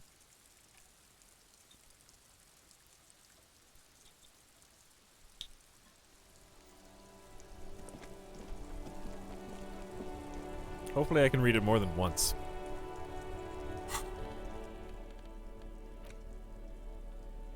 It's the ledger you found in the trash. A cabbage of papers. Without resistance or sound, the two panels move against each other.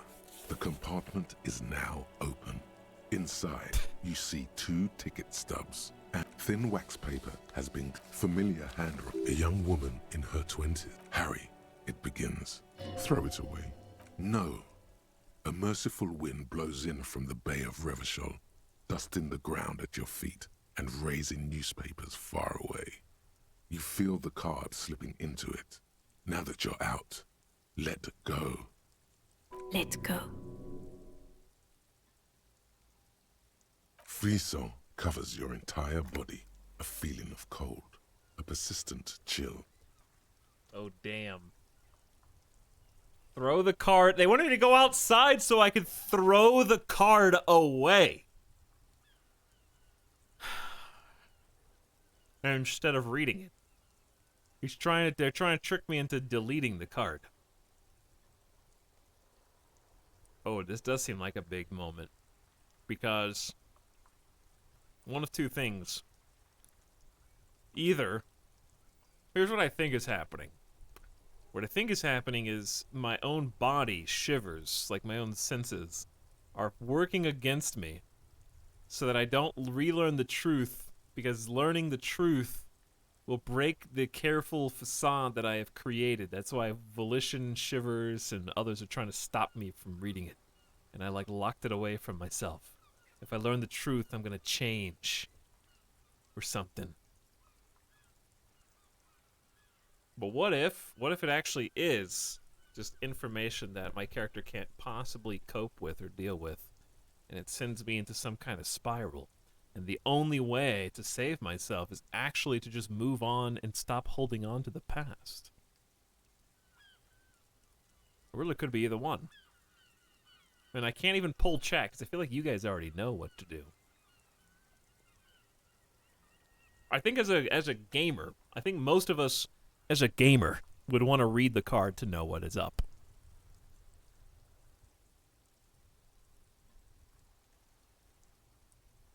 I think the curiosity is insatiable.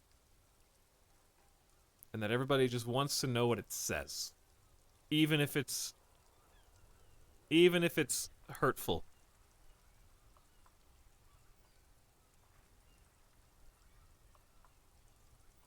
But also, it is tempting to throw the card into the wind, because if we do want to be, if we're serious about being a rock star art cop,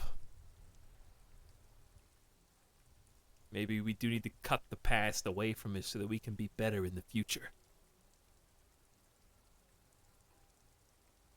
I'll see what chat thinks. I'll see what chat thinks.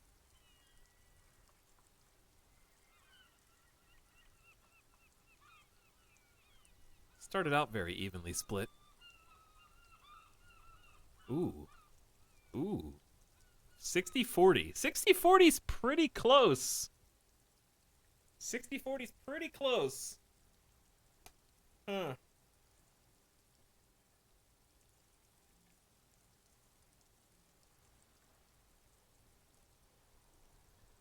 It's tough, dude. This seems so important. They made it so difficult to even get in the first place. I think we got lucky. I almost feel like we're discovering this before we even... Well, that's not true. We have terrible motor skills. Somebody with high motor would have gotten it immediately, possibly.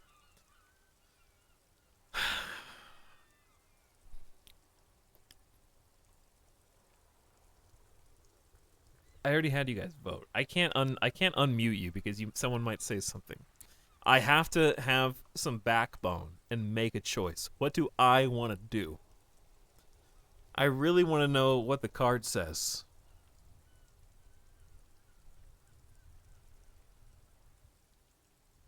Just out of morbid curiosity.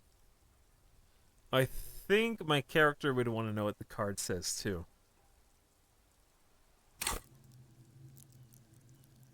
Because whatever the card says is way more dramatic. Even though throwing it into the wind is a dramatic act in and of itself. I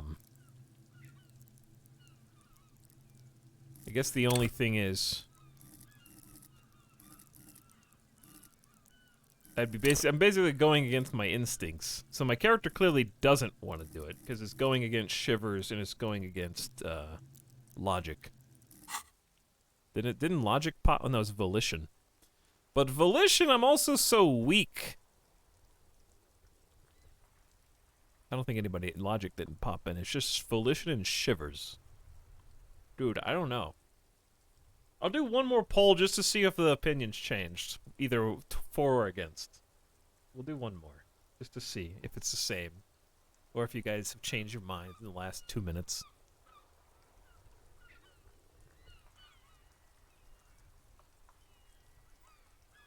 If it's exactly the same, that'd be pretty funny.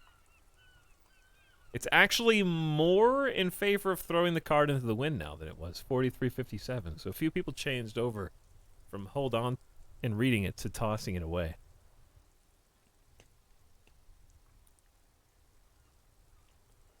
I kind of want to throw it away.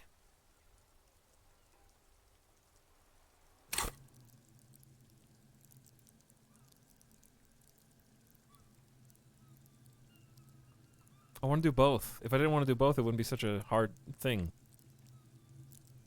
The reasons I want to throw it away is because if my character can sever himself from the past that's holding him down, he can make a new future for himself. Nay. Nay. Your nays only embolden me. They only make me stronger.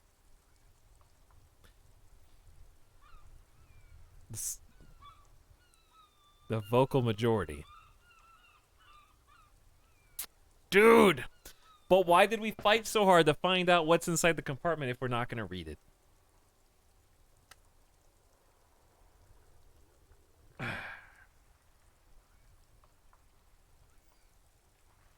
But what if reading it changes everything? What if it's nothing? What if it's not even important?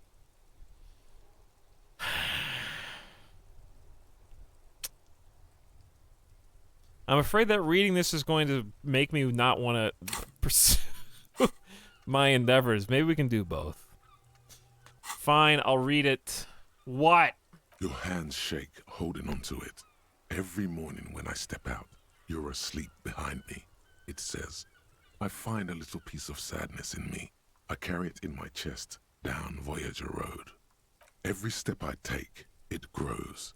By the time I reach the fuel station, it has filled me entirely. I step onto the light rail and look back. Sparks fall from the bow collector. I know it will be like this until late afternoon, when I get off the 42 and walk back to you.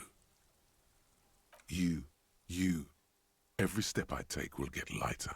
It almost makes me run. Sometimes I do. I can't believe I met you. I can't believe the happiness I feel with you.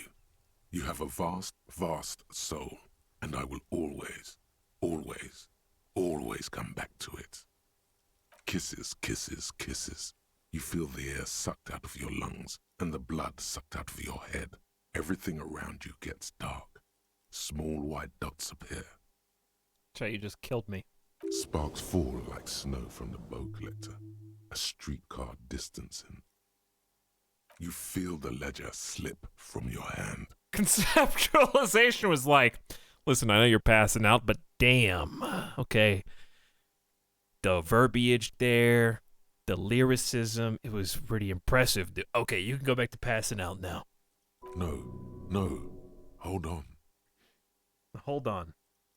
To what? There's nothing. I don't know. You were the one that told me to. Detective, is everything all right? Fall sideways. Maybe he didn't have enough endurance to stay up.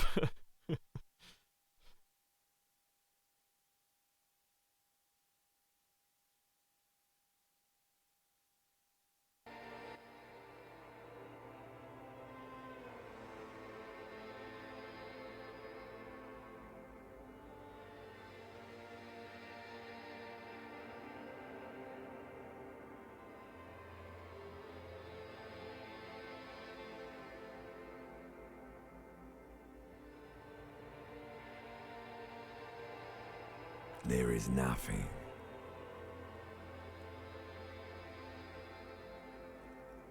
Chat, what have you done, dude? Again. What do you mean again? Nothing sad, brother. No treachery, just blackout. Just lie there passed out.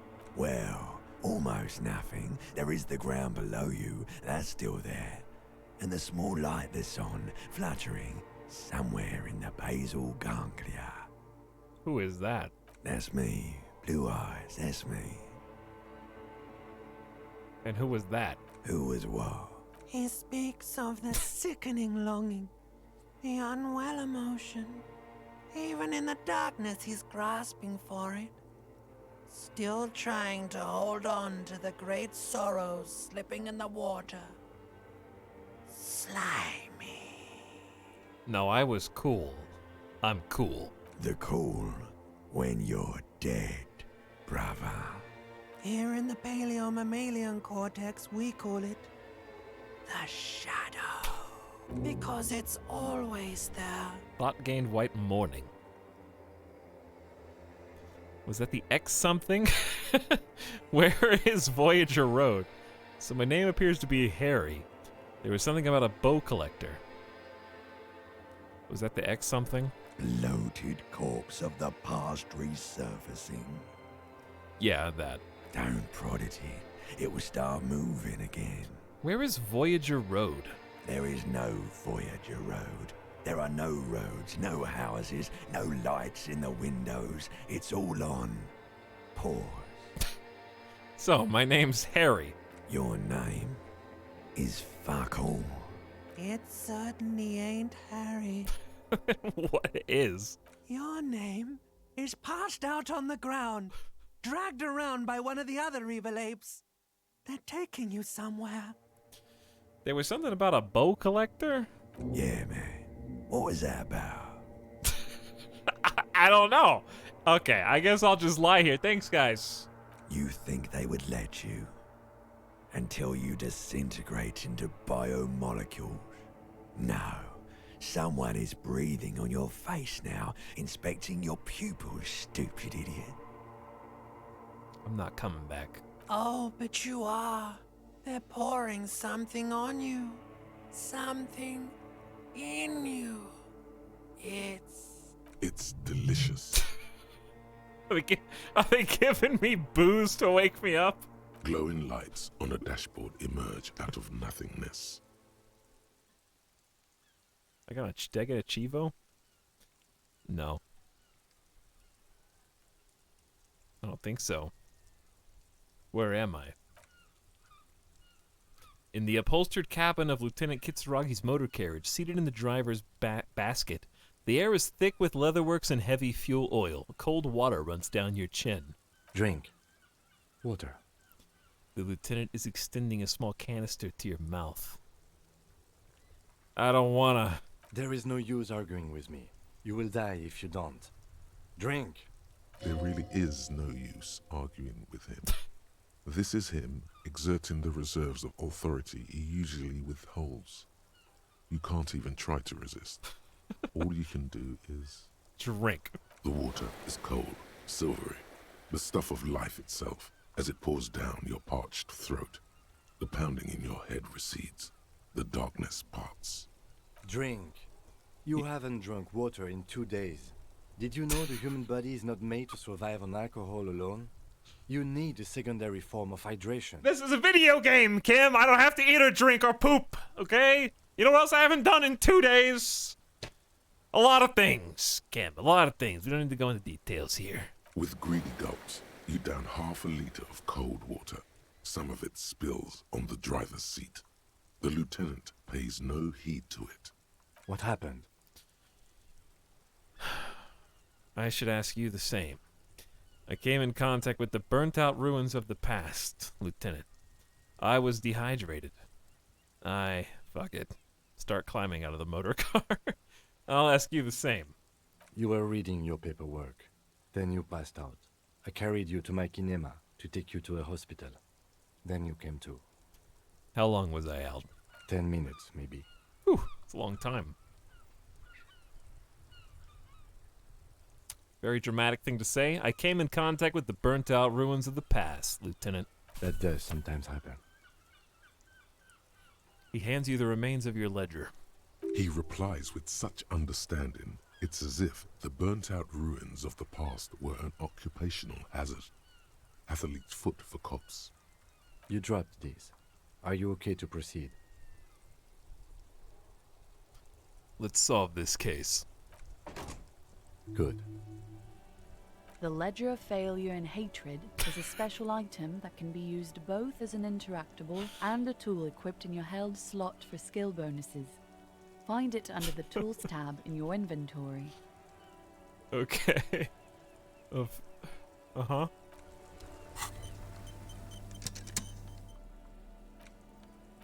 The Ledger of Failure and Hatred. This is the same ledger you found in the trash, only worse, somehow.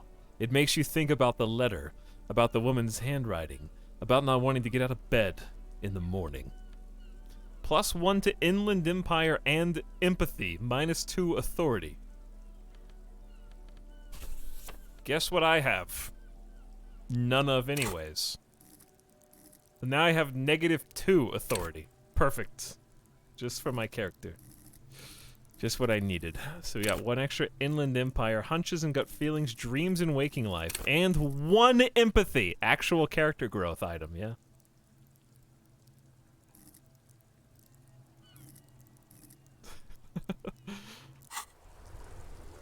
Not to mention new thoughts. How have I not leveled up already? I'm at 80. We got more than the 15th in the tribe now. The Bow Collector. While researching, -1 Authority, Hell on Earth. -1 hand-eye coordination, Hell on Earth. Sparks fall like snow from the Bow Collector of Streetcar 42. Slowly down the slope from Voyager Road and then east on the B206. Across the river to where there are no closed factories or ruins. To study at the Academy.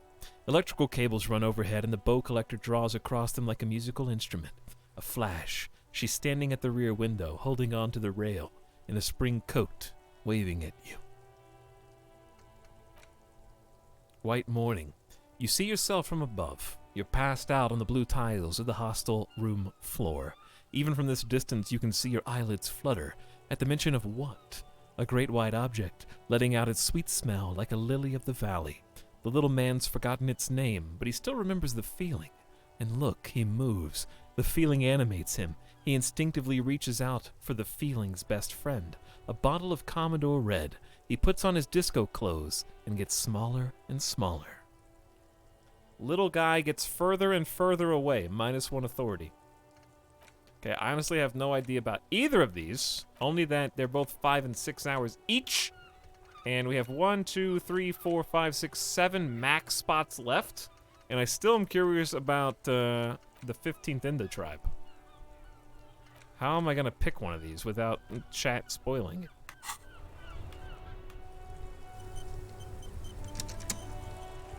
And without being inevitably disappointed by whatever I do internalize.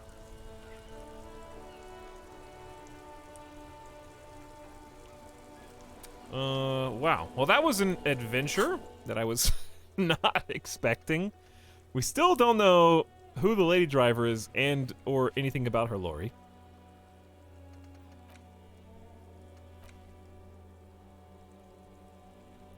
We can't go down the coast yet, I don't think. Ask around for the smoke. Oh, we could do the whole apartment thing. We gotta wait till nighttime so we can go try and steal the boots when Kim's not with us. Read about the bird.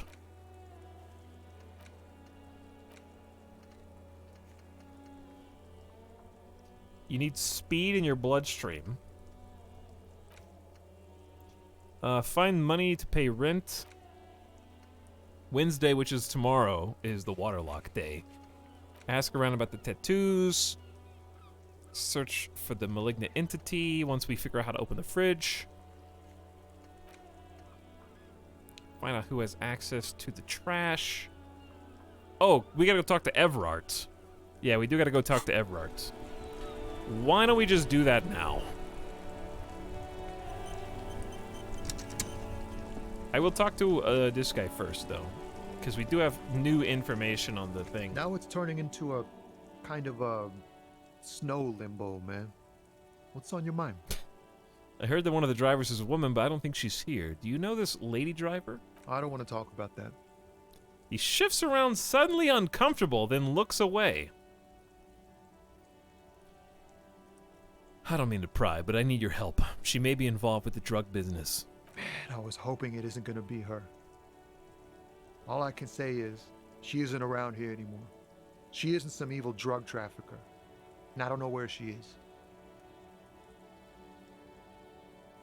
Who is she to you? A friend? An acquaintance. I don't know. She was the only person in this damn jam I could talk to. She's someone I don't want to rat out to the law, okay? It's not good enough, unfortunately, guy. What's her name? Thank God I don't know. People here call her the Lady Driver. She kept her name a secret. From me, too. Now I see why. I asked you who's conducting the drug trade. You said you didn't know. Now you're saying you do. I didn't, man. I told you I was hoping it's not her. That she wouldn't be mixed up in it. It's true. We would of course lie. But a kind heart is tricky. Bah. Emotional rhetoric. He knew something and he didn't share it with you. That's a fact. What does she look like? A youngish woman. Gruff, but in a cool way. What color hair? Blue and violet. Dyed. It was violet when she got here. Blue before she went. Then she may have dyed it again. I think I know who it is. When did she leave? Damn, I don't want to... Please just let it go. Whatever she did, it can't be that bad. She's not a bad person. I know that much. We can't just let it go. It's part of a police investigation. That's how it always is with you, isn't it?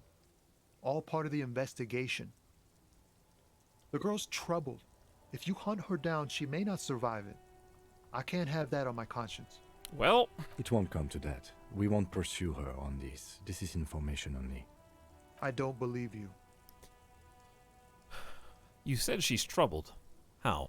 She's got the darkness in her. That young person's darkness when you think it's all over. And you're looking for a way out. No way.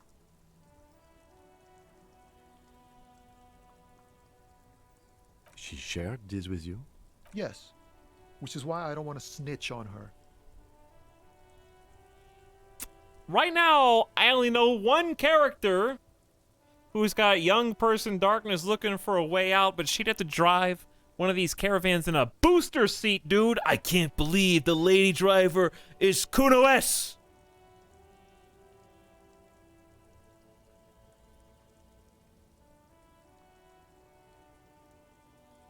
Everyone's afraid of her. It makes total sense. I'd be afraid of her if I was one of the drivers too, dude. Think about it. She just drives with a booster seat. I was told everyone's afraid of her. You're not? It's not snitching. It's just a few questions. It's snitching, man. I know what it is. I was told everyone's afraid. I heard the rumors. I saw the other drivers looking at me strange when we talked. And she told me, too, that she's had a violent life. But I wasn't afraid of her. More like for her. Did this violent life include drug trafficking? Well, it looks like it did now. But we didn't talk about that. We talked about life, you know? She talked about her mind. Think about it, chat. Kuno's got traces of speed on him. Think about it. Hold on, her mind? The way it worked. The trouble it was giving her. The pain it was causing her. When she left, did she leave the lorry behind? Fuck, man. Go grill someone else with these questions, okay?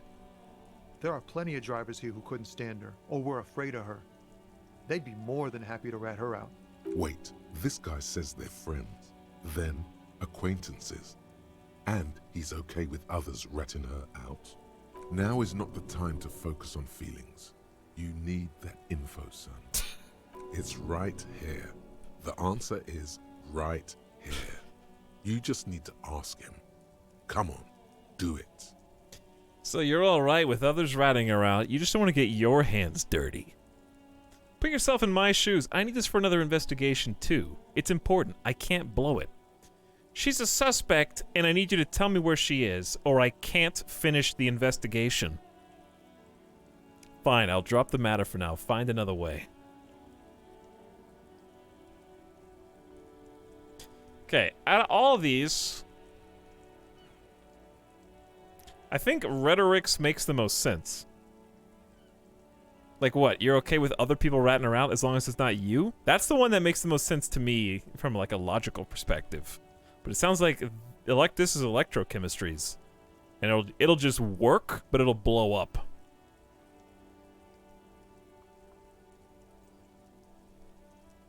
I'm gonna go with number 1.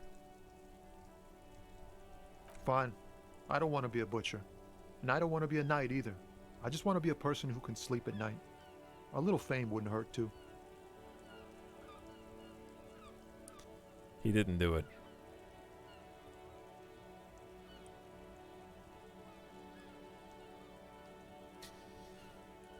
I just need a lead, Tommy. I need you to tell me where to go for my next quest portion.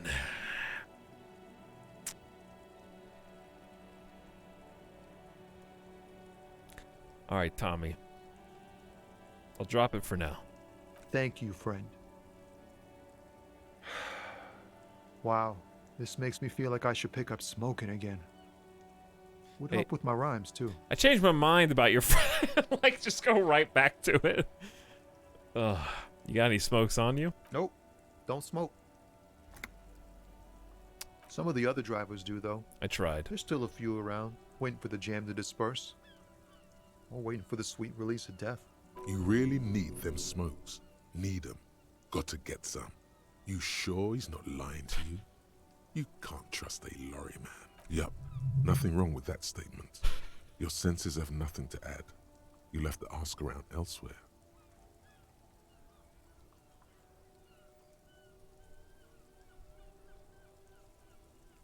Getting some mixed signals here. Electrochemistry got a legendary check. He's literally smoking right... Hold on.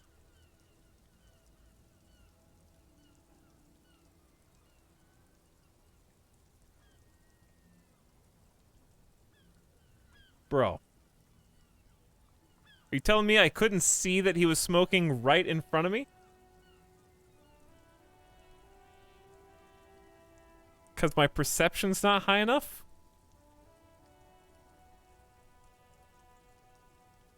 You lying to me after being bros? Man, relax. I quit. Been clean for some time. There are some commitments you have to honor. He looks at you with compassion in his eyes. It's a bad habit. You ought to quit too. Dude, you're smoking right now. You got a good point, but now's not a good time to quit. I got a murder to solve.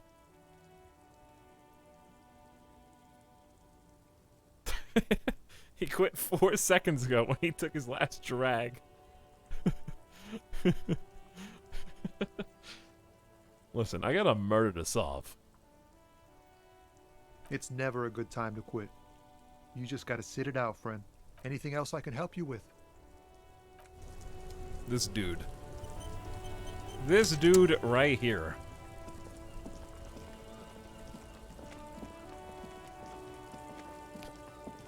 Well, we're still on the case. We gotta talk to the racist lorryman again. Looking for something? I know you've been giving me the runaround. Fess up. Where's the lady driver? I don't know what you're talking about. First, you knew Sailing didn't do it. He did something. He stole his employer's goods and another lorryman's job. You should be thankful for the tip. Just tell me which one's her lorry. Listen up, fuckwits. You don't scare me. You cops don't run Evashel West. You don't run Martinez. You don't run anything. So who does? The lady driver? No. He means La Puta Madre. A legendary, and not in a good way, crime boss from Jamrock. Controls what is probably the most powerful organized crime outfit in Revachol West. Yeah, him. What are you doing, Kim? Let me handle this. The lieutenant looks at you skeptically, but does not object. You're encroaching on my style, Kim. I ain't saying nothing. Isn't saying nothing saying something? Or did I just blow your mind?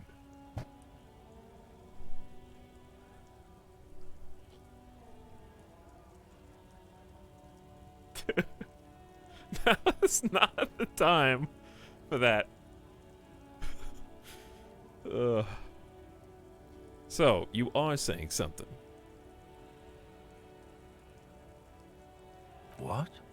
It's a double negative. Not saying nothing means you're saying something. You really got him there, detective. How about you fuck off? I ain't saying anything. How do you want to proceed? The man drops the near-finished cigarette lingering between his fingers. He reaches for a new one with a confident look. Hey, you got a smoke? Hey! No. He's got a smoke right there in his fucking hand. Snatch that shit out of his fat fingers. You need it after listening to his garbage. You're smoking right now. It's my last one. Can I get a drag of that then? Sorry, all done. He puts out a cigarette and flicks a tiny stub towards the street. Cool, cool, cool. I changed my mind anyway. I bet. Sorry I couldn't be of any help. Interesting. I'm about to go deep on this, chat. Half-Light 7, 83%, saw you snooping cabin. Make him tell you what he knows. Let's do that. I don't need any authority. The main thing is to not overdo it, even when you're trying to scare someone. The most important thing is, how does it look on your resume?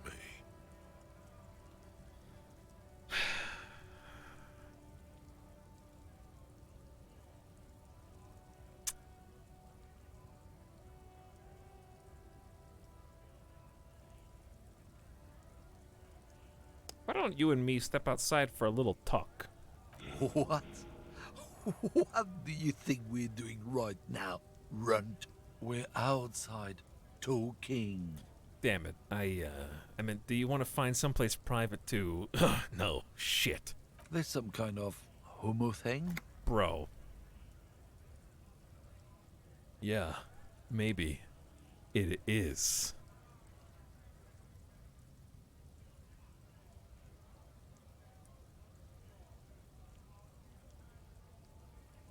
Okay, that's enough, detective. That's enough. Let's just go and ask Tommy, alright? We are wasting our time. I need a half-light skill. I need a point and a half-light, dude. I can't be failing 83%ers. So embarrassing.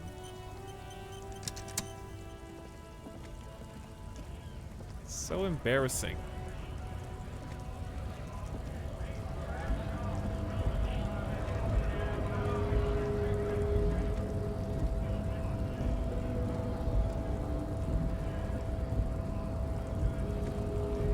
Hola, Wandering Man.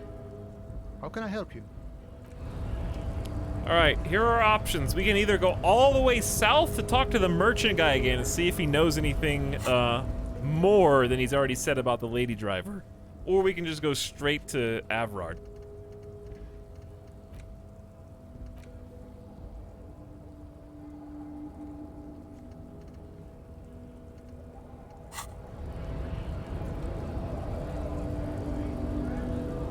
I feel like we should just go straight to Avrard. Or we could, I mean, I kind of want to talk to Measurehead again, even though I don't think he has anything else to say.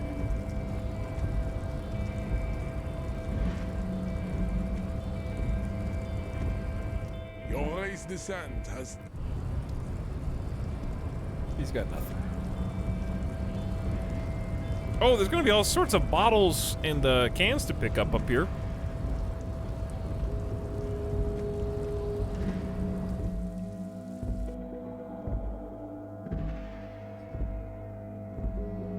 I don't know. We only have probably like 7 so far, though. We're gonna have like 70 cents.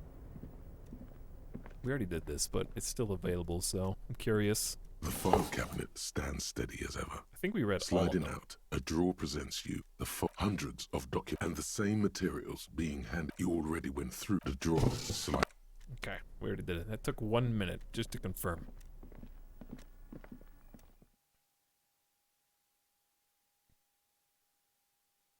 This game is so good. Yes, you are embarrassing.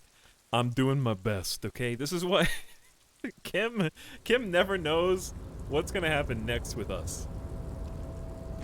Literally the wild card.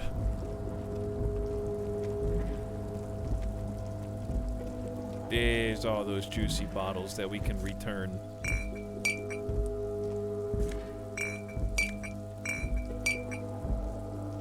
Pick up the trash. All right, Everard. We got some things to discuss. Great machines in quiescence.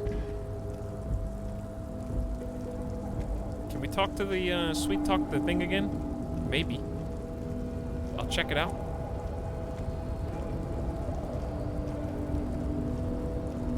Hey, what's up, Cornfield? Wanted to sub while you're live, now have to watch some VODs. Enjoying your Disco Elysium playthrough. It has been pretty juicy today.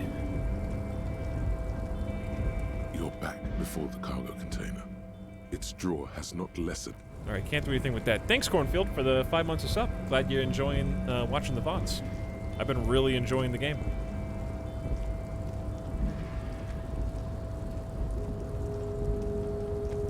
I keep thinking the picture in the lower left corner is Etalyx's camera. It's because sometimes, Arvorax, it is.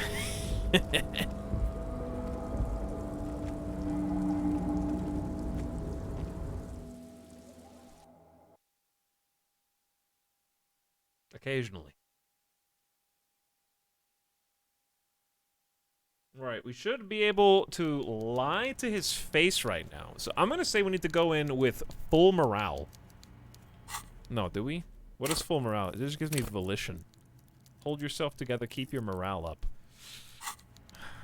We may, but what if I get a conceptualization heal? What if we get a conceptualization heal? And then I feel dumb. I'll just quick save first.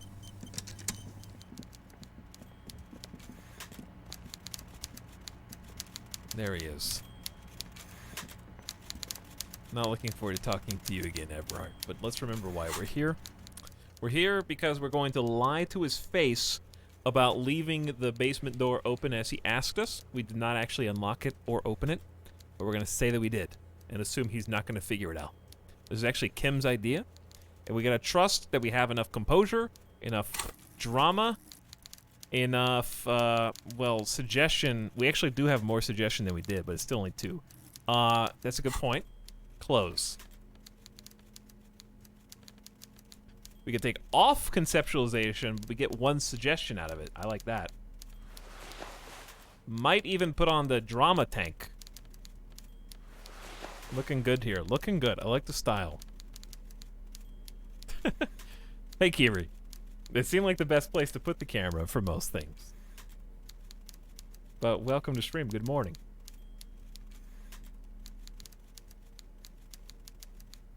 I see Etalyx and Etalyx with an orange jacket. I have a black cloak, and I also have an orange hat.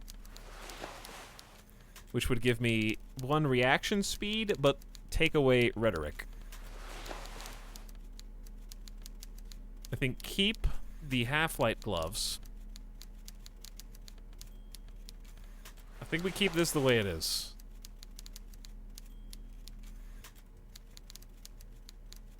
I don't even remember what we're talking to Everard for. I just described it twice in a row. So maybe unmute me? Since clearly you can't hear me. +1 psyche, -1 health. Should I just take drugs right now?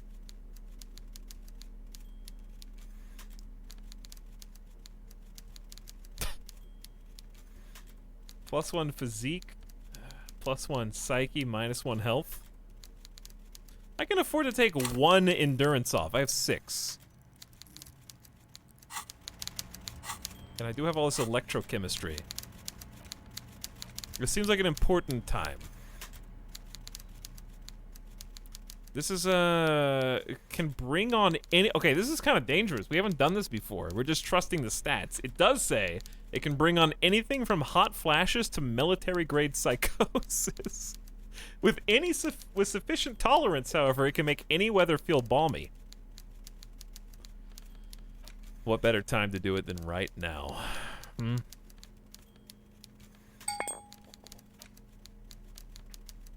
I have 14 bottles in there, in one bag.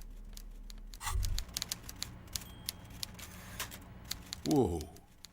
In your hand, Pyrrolidon, the double rainbow of synthetic hallucinogens, rare and gritty, a product of the age of atomic power. Here he comes. Hello, I finally went back to Disco Elysium after the final cut update, and I'm enjoying it so much. Yeah, I love all the voice acting. This is my first time playing it. This is my first playthrough. I've been having a ton of fun. It's been extremely interesting to stream. But thanks for popping in, Kiri. What have you been playing lately? Besides Disco Elysium. Children of Morta. Oh, that's a cool game. I played a little bit of that. It was fun. I don't think I streamed it, though. Look at a little puck of liquid. What a funny little cat. Don't let the scary medical warnings throw you off.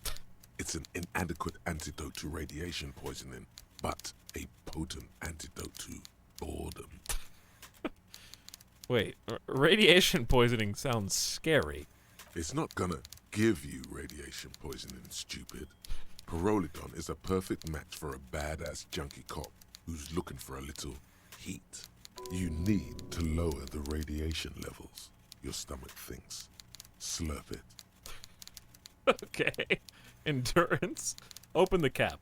The container is warm to the touch. Or is that just the anticipation? You screw the lid open and look. A little slit on the side lets you just slurp it up. Like an oyster. Come on, slurp it. Wait, won't Kim and the guy I'm about to talk to see me slurp it? What is he? Your mother? Is Kim your au pair? Slurp it. Slurp the morsel of danger joy.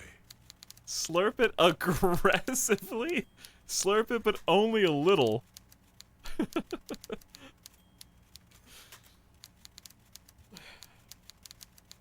think I know what chat wants me to do. Are you gonna do more playthroughs after you complete this one? Probably not, but I might watch other people do a playthrough. I think I know what chat wants, but let's just see what you want.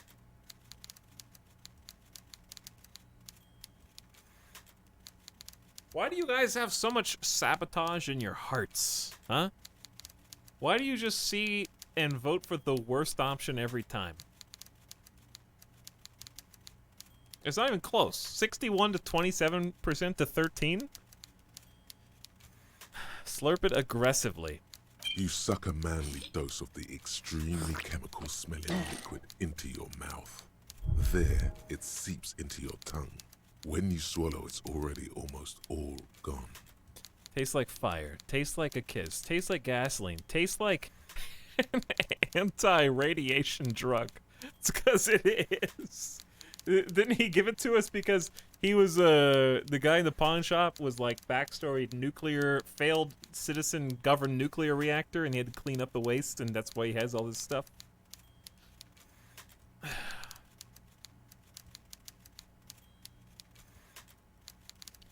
Tastes like fire.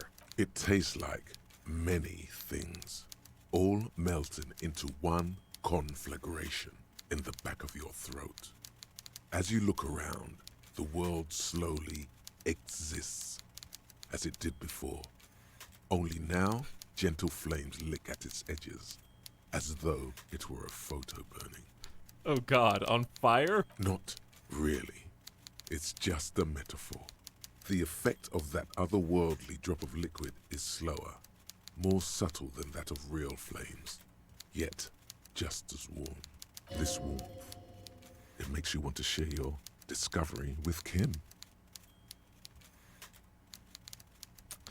The fact that I'm talking about this directly in front of Everard, potentially, is somewhat hilarious and also definitely not accounted for in the game. There's no way that Everard can, like, hear us, even if we have a discussion right here. But if he can, that'd be even funnier. Okay, am I just gonna drop that anti-radiation drug? It's great. I'm happy for you. His glasses turn golden as the fire reflects off the lenses. You feel this man is your brother. Thanks, Inland Empire. Just don't mix it with anything, he thinks, looking you over.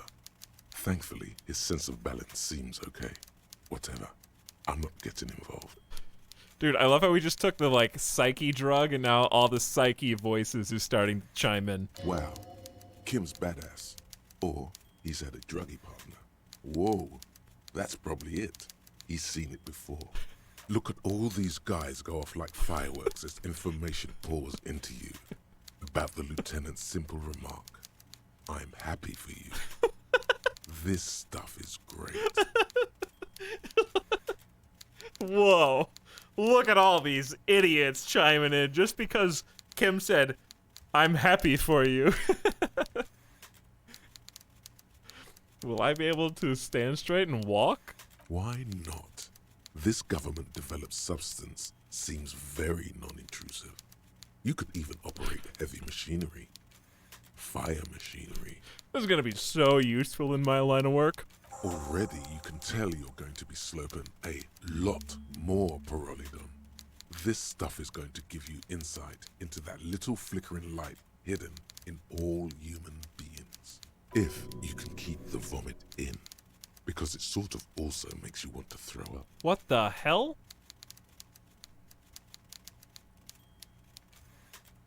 We good? In the bottom right corner of the screen, there's a Pyrrolidon button. I think we're good. It gives +1 to psyche skills. I think endurance Empathy, saved us. Suggestion, authority, inland empire, esprit de corps, and volition. This is good before rolling a white check, but damages your health. Thanks, tutorial. Side note, I leveled up! And I'm gonna save this point because we're about to talk to the big boss, and I might need one of these to desperately throw before a red check. Alternatively, if that goes fine, I'm gonna unlock a new thought to internalize, because I got like 3 I want to do. Anti-object task force actually hasn't come into play yet. Well, no, it did. The physique learning cap raised by 1. For what good that did. I'm still confused on this. There's no way.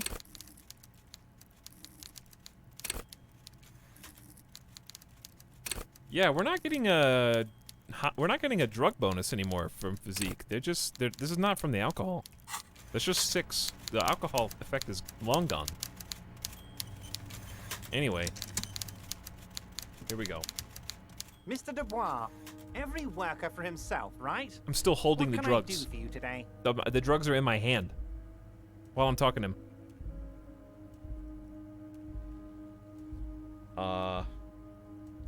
I'm told the union is involved in a local drug trade. Should we go for the drug trade before we even talk about the door? Or maybe we should tell him about the door, because if we succeed in lying to him about it... Okay, there's 2 trains of thought here. Either, these are just possibilities I'm spitballing. Either, if we talk about the drug trade, it'll give us leverage and pressure when talking to him about the door, so that he buys our lie more. Or the reverse is true. Telling him about the door and successfully convincing him that we opened it even though we didn't might make him more likely to tell us about the drug trade.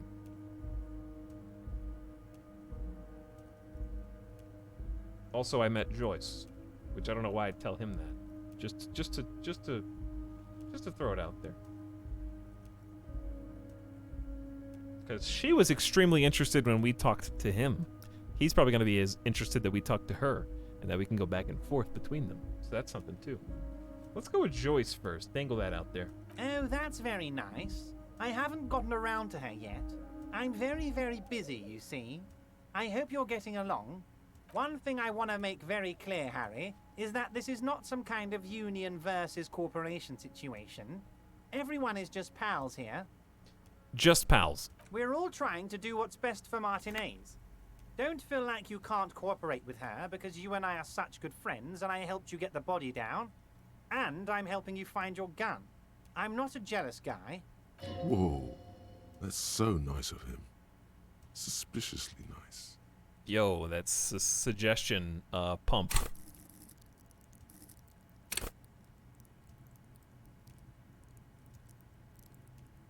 We actually have 4 suggestion now, which is like a reasonable amount. Not used to this. You sure? I find it a little odd. I told Joyce that I met you. I'm gonna go with suggestion here. I find that a little odd. I'm just a nice guy, Harry. I wouldn't be where I am now if I wasn't nice. Politics is all about emotions, and I want you to have positive emotions when you think of me. He slams his fist into his hand. Okay then. Positive emotions it is. You like positive emotions. Thanks, electrochemistry. What happened to the previous negotiator? What do you mean, Harry? Nothing. I let him go. He made concessions for the company in previous negotiations. Why would you let an ally like that go? He's an old man, Harry. I wanted him to spend more time with his family. God knows how long he's got left.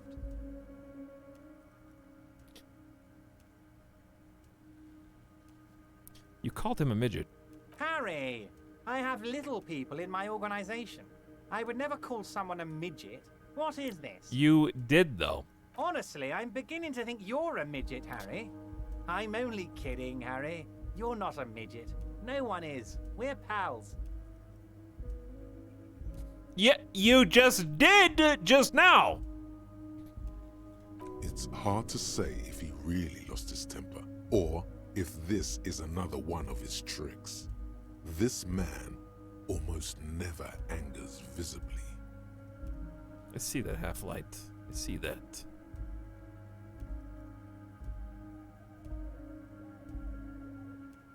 How much do I want to let him know about what Joyce told me is what I'm asking myself.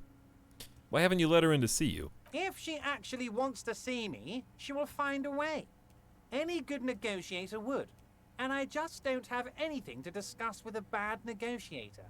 He doesn't want to see her. It's as simple as that.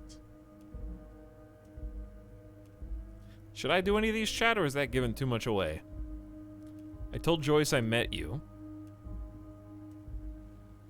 Joyce said the previous union leader vanished under suspicious circumstances. Joyce seems to think the union is lowballing her. I mean, I could just play them against each other. That would be the obvious play. And just go right down the middle. We'll see what chat thinks. 2, 4, 5, or 7. There's going to be a lot of options on your screen, so I'll give you 1 second to look. I told Joyce I met you. The previous leader vanished under suspicious circumstances, says Joyce. She thinks the union's lowballing her, or let's talk about something else.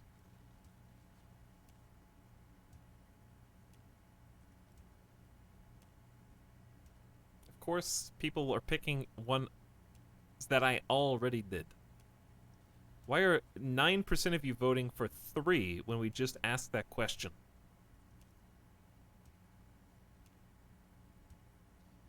Uh, 32% say, wait, how many voted for 7? 13%. I told Joyce I met you. It's perfectly okay. Even if you've told her everything we've talked about, it's absolutely fine. There you go, I guess.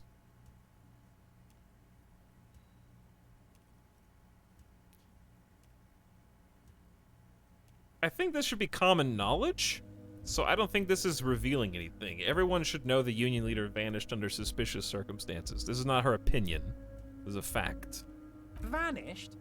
Harry, the woman left her casserole in the oven and couldn't make it here in time for the voting. Oh, did I leave my casserole on? Better go home and check. The election can wait. When she got back, the whole thing was over. Wait, there was no mention of a casserole from Joyce. Funny, Joyce didn't mention any casserole. Harry, Harry, Harry. Do not fixate on this little matter. Maybe it was a rabbit stew, or a hairdryer, or an iron. The point is, her heart wasn't in it. Mine was. This particular brand of humor he has, it makes for a fine distraction. Wait a second, I have a 3rd morale. Because of the drugs. Wait a second, I can level up Volition again.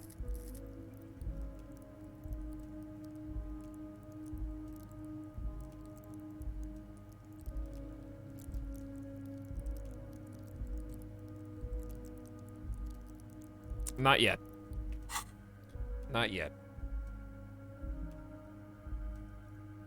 I have 47 minutes left on this. We might need it for a check. Alright, let's talk about something else. Of course, Harry. Let me just assure you one more time. It's perfectly okay to share anything we discuss here with this Joyce. This is a completely transparent organization. I have no interest in what she is doing, but I myself have nothing to hide. Your business is your business, and I respect your privacy. Just remember, none of this is secret. So suspicious. Tell her about all of it. My brother's picture, my singing swordfish clock. Tell her how overweight I am and how I'm helping you find your lost gun. Tell her about everything. Everett doesn't mind. It is rather interesting to tell people things about each other, isn't it? It was nice telling him about her right now. This is weird. Not nice weird, but okay. By the way, Everard, I opened the door to your weasel's den. Here we go, chat, the big one. Are you shitting me, Harry? Did you not really open the door and are now just telling me you did? You're a wild one, Harry.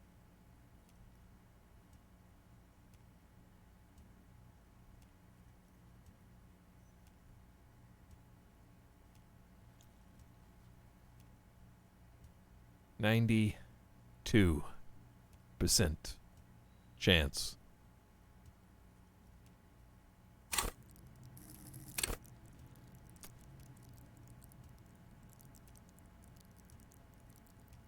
Are we going to trust it, or are we going to pump an emergency point in? Why would you pump an emergency point? Well, I do have an item that's giving me +1 drama right now, and that would replace the item, which I could put back into conceptualization. Because it's normally a 7. 92? This could go either way.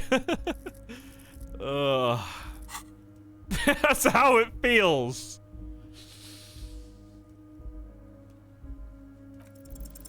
Good. Now take it a bit further. Take it home. Big win. Not only did I open it, I went inside too. It was a real weasel's den, Everard. I bet it was, Harry. But seriously, what did you see in his apartment? A guy who has antagonized the Union in a Union-run town. Maybe it's political. Dude, drama, you just got me suckered into all this.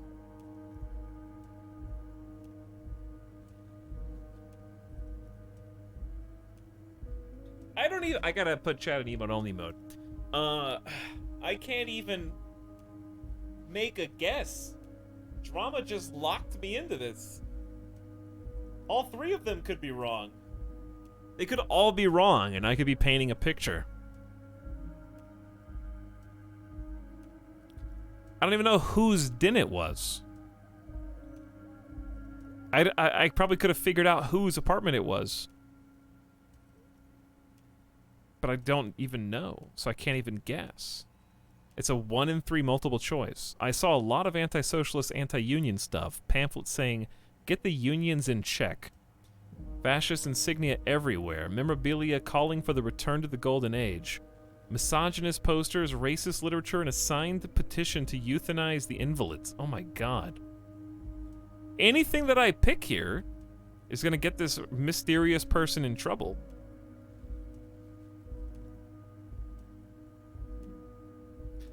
Now, I'm thinking if I had just opened the door and actually gone in and looked around, I could have found maybe some non-incriminating. Maybe he's just a normal dude.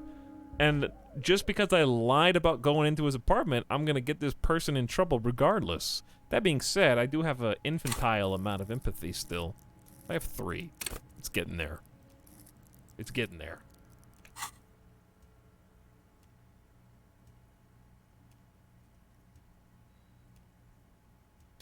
I think 3 is actually the only lie that this head honcho is not going to punish a dude for. Because this guy himself is probably also misogynist and racist. Probably. He's pretty evil.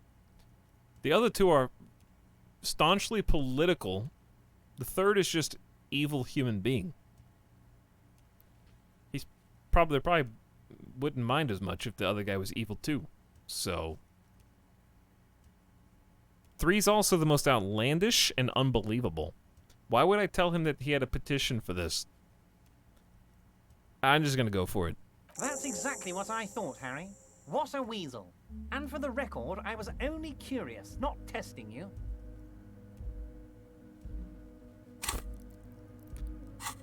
I got 70 experience for that? He was testing you. You succeeded. Yes! I succeeded! With my logical reasoning deduction skills. Thank you, Harry. You have shown me that the Barders Union and the Citizens Militia can indeed work together.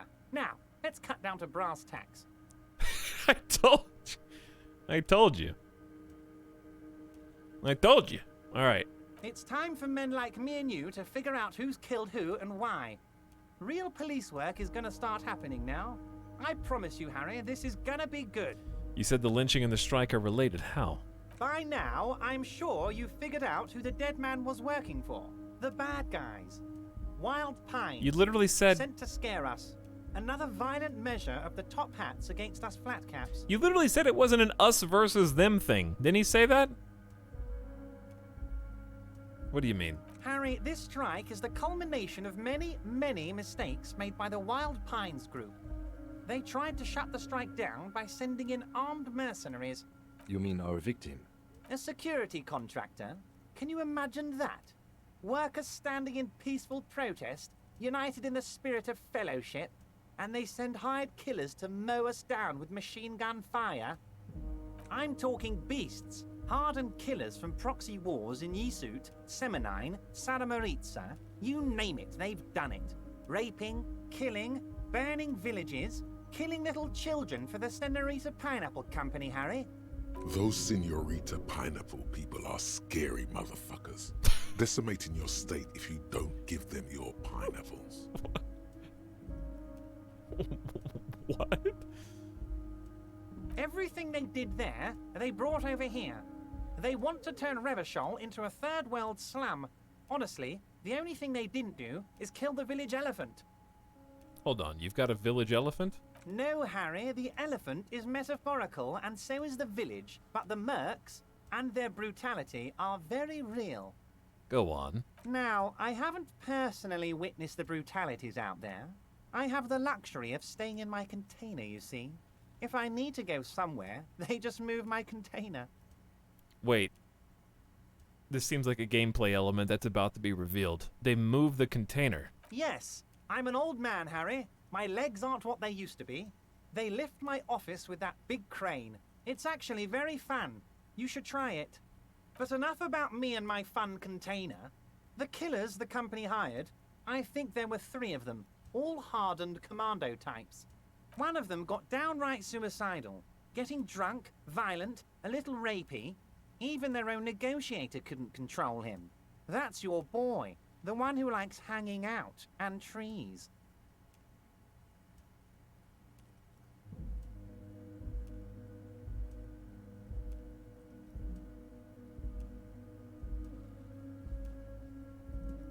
By negotiator, you mean Joyce? I see what he did there. Yeah. Harry, what you need to realize is, we dock workers are not pushovers. We got grit, Harry. This whole neighborhood does. Push us hard enough and we push back. And when we do, we push to kill. So he's slowly confessing. An entire neighborhood of killers. Wait. The whole neighborhood is in on it? Potentially, Harry, potentially. We got arm wrestling champions, Oh my God. rowing club people, ex-coal miners, tough guys, all ready to spring into action for their home base. Chat. We're getting hot fuzzed. I think we're getting hot fuzzed. Who exactly did the pushing? There's a militant wing inside the Union. A group of people whose duties don't involve manual labor, but peacekeeping in the neighborhood, making sure everything runs smoothly. That sounds a bit like organized crime. Thanks, logic. They're like you guys. Idealistic people who want to make sure bad things don't happen. And if they already have, well, punishment must follow. Again, that sounds like organized crime. So these idealists killed our victim? One day Titus Hardy, leader of this peacekeeping faction, We gotta go talk to him. comes up to me and says, "Boss, socialist democratic fervor drove us to take it upon ourselves to kill this beast that was burdening the land." He probably worded it differently, but that was the idea. Sure sounded to me like they killed him. I gave them 2 weeks paid leave and told them to lay low to avoid retaliation. Aren't you worried we might arrest them for this? Oh, I'm not at all worried about that. These are not the kind of men who get arrested. They're Martinez boys, tough and gritty. I'd like to see the man who takes them in. Besides, I sent my lawyer girl to look after them. He's just telling us all this because he's convinced there's literally nothing we can do about it. He places a lot of faith in that lawyer girl. Perhaps this is a tactical error. Anyway. We're getting actually a lot of info right now. How do you know the mercenaries were hired by a shipping company? Or the shipping company? How do I know? Let me tell you about these people. That's their MO. It's what they do. Last winter, some poor workers in Terminal E went on a little strike. The company sent in Sediment, a security contractor. The strike was over the workers' right to wear protective footwear, Harry. These guys turn up and start beating people. Tell you what, Harry, I wouldn't be surprised if we got the same mercenary company after a little rebranding. And I'm sure as hell not surprised to see an army of scabs under my gates. So you believe the scabs were organized by the security contractor? You said it. Hell, one of those guys looks big enough to take down that proverbial elephant. Boys like that don't just happen to show up during strikes. He's definitely giving us partial truths. That does sound quite unlikely, yes. The big guy leading the scabs at the gate is colossal. They're talking about the guy who is half-heartedly saying, workers' rights! Right? You're talking about that guy, right? The huge guy, who we didn't believe was being honest. Interesting. You mentioned a lawyer girl. Oh, Liz is a bright one. I paid for that law degree myself, thinking it'll probably turn her all fancy. But hell, Harry, she came back a firebrand socialist. Sometimes she scares me with her zeal. Tell me about Titus Hardy and his crew. Oh, they are simply fine young men, all 7 of them. Exemplary union members, always working to advance their position in the local socialist democratic movement. Core members. Old Theo used to run them, but things really kicked into gear when Titus took the reins and named the group after himself. Gotta love his initiative. Interesting. Who's second in command? They're almost all of them great guys, born leaders. Whatever happened, I'm sure they only had the best interests of Martinez and Revachol in mind. They're almost all great, but they're not all great. Work with them. Hell, interview them. But don't fight them. They really are just like you. Men who like beer, women, and some order on the streets. He's being so forthcoming. But why? Where can I find them? You know what, Harry? I got a feeling they're gonna show up in full force tomorrow. The lieutenant marks something in his notebook. 6:36. We gotta talk to them tonight. In the future, I could use your backing. Can you ask the Hardy Boys to cooperate? Oh, no. No, no, no, no. We're gonna choose the hardest path. Right down the middle. Because it's clear they're setting this up. Both of these people, Joyce and this guy, have their own hidden nuggets of information. And they're their own objectives and goals with their half-truths.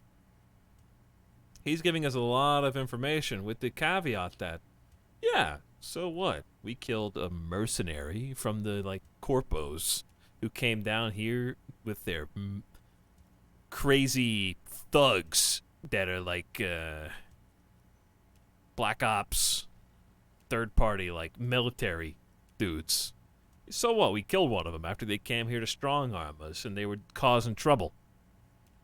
You know, like there's like a quote unquote good reason, and if everybody's in on it, how are you gonna arrest the entire neighborhood?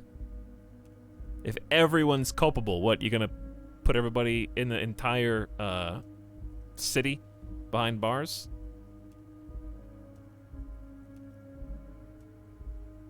So, on the other hand, the Corpo side has got their own interest in controlling the workers and the union, and clearly is a little messed up in terms of, you know, we know that a couple of the strikes were actually for decent things like health care and overtime wages.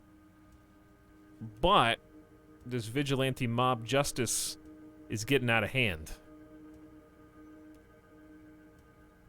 Good talk. Let's conclude for now. Was it a good talk? I'm not sure we made much headway here. I was hoping we'd bust the case wide open. Heck, I even wanted to tell you what I really want to achieve with the strike. You devil. I don't know what happened, Harry. I wanted you to feel like Mr. Martinez. And of course, I also wanted you to find your gun. But it's like I can't completely trust you. Yet. Here it comes. What do you mean, yet? Yes, Harry. It's like I can't fully trust you if you're not a man of the left. I want to, but I just can't. A man of the left.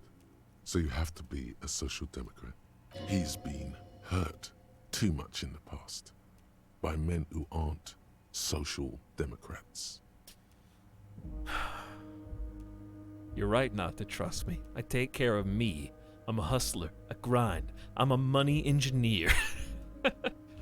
What's that supposed to mean? I'm more left than you.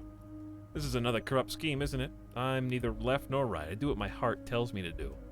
I am not a man of the left. I'm a patriot of Revachol.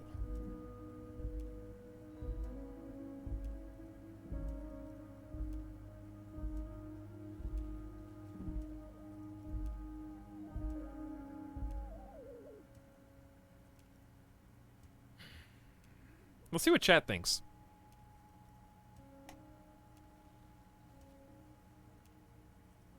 Out of curiosity.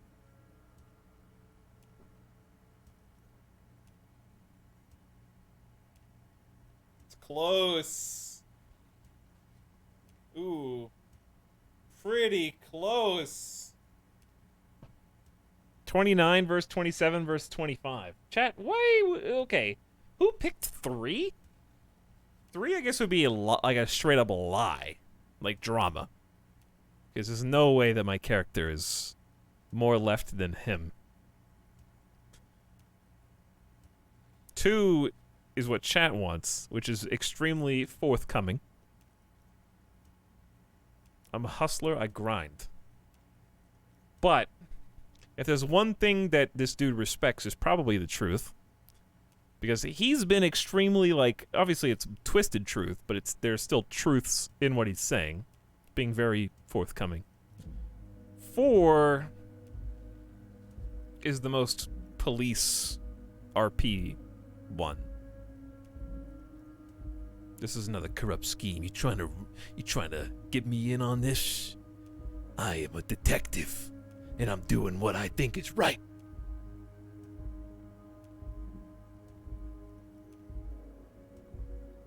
This is a very narrow margin here. This could be a big choice that we make. It's a test.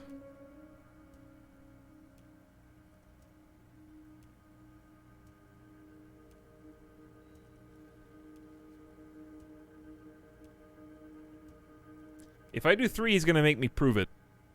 I think chat's right. I'm going to go with 2, but I don't like being so mask off. But it also could be part of the act, I guess. it's true, but it's also not. I think I'll just go with what chat said, because I kind of agree. You're right not to trust me. I take care of me.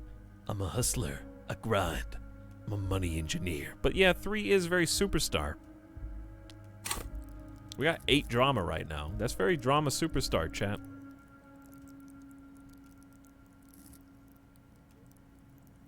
It's a bald-faced lie. Right in his face. Brazen.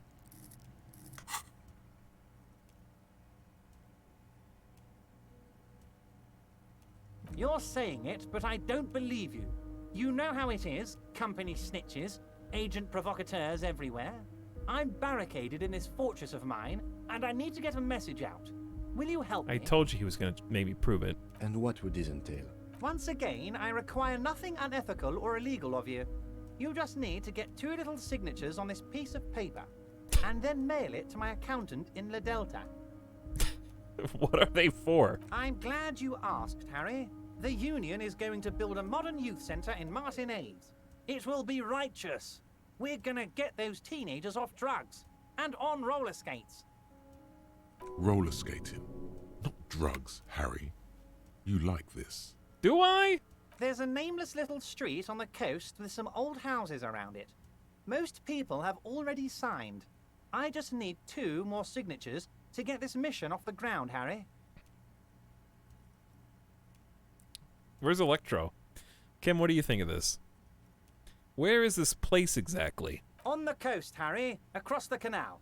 There's a cul-de-sac there, a little village they're calling it. A gloomy place. You'll find it. I trust your detective skills, Harry. Water drips from the eaves. A woman looks at her freshly tarred skiff. There's a pair of cavalry boots under the fish in the box, and the wind howls like a vicious spirit. What will happen to the current occupants? They are just going to have to deal with the construction noise for 6 months, and then they'll be living like kings. Right next to a fancy new youth centre, designed by the best architects from Stella Marie. Is he absolutely sure the tenants won't be thrown out in the street? Are you absolutely sure no one's gonna end up homeless? Am I? Harry, these people, Martinez is the most important thing in my life. I would never let anything bad happen to them. We're gonna build a youth centre there. The value of their properties goes up and kids have a place to play in. I'm looking out for these people, not pulling the rug from under them, Harry. I'm looking out for all of Martinez, not just the harbour. Kim, what do you think of this? It depends. I don't think what we just got from Mr. Clare was very useful. But, he thinks, it's your call. As I said, it weighs on me heavily. But once we get really talking, well, I'm gonna hand you the keys to Martinez, and maybe even help you figure out who's behind this killing. That's what you said last time. He's saying as little as possible, as vaguely as he can, deliberately omitting things. Maybe for the first time ever, I'm gonna reject a main quest.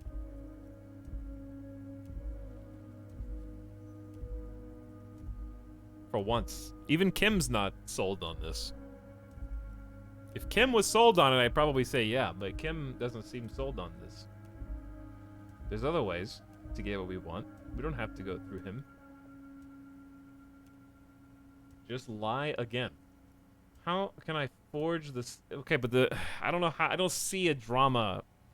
I'm not saying there isn't one. I'm not asking for chat to tell me if there is or isn't. That's not what I'm asking. I just don't see how I could even wiggle through if I have to get 2 specific people's signatures. I can't forge their signatures because that's just as bad as making them do it. I can't just not do it. That's the same as just saying I'm not going to do it.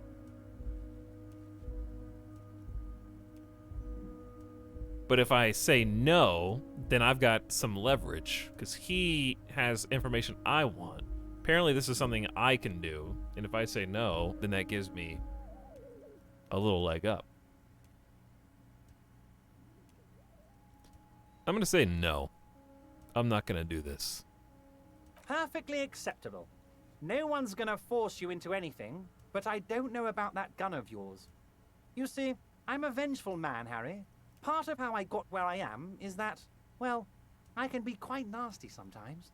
But the good news is, the moment you change your mind and want to look into this matter, just tell me, and we'll be buddies again. He smiles pleasantly. The lieutenant's eyes meet yours, and he shrugs. By the way, I'm told the Union is involved in the local drug trade. What? Harry, how could you say that to me?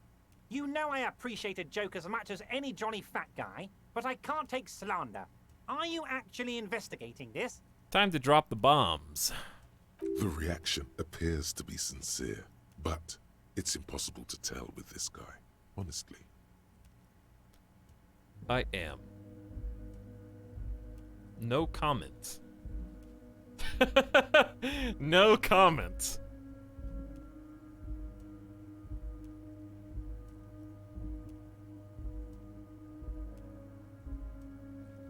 No comments it's kinda wily.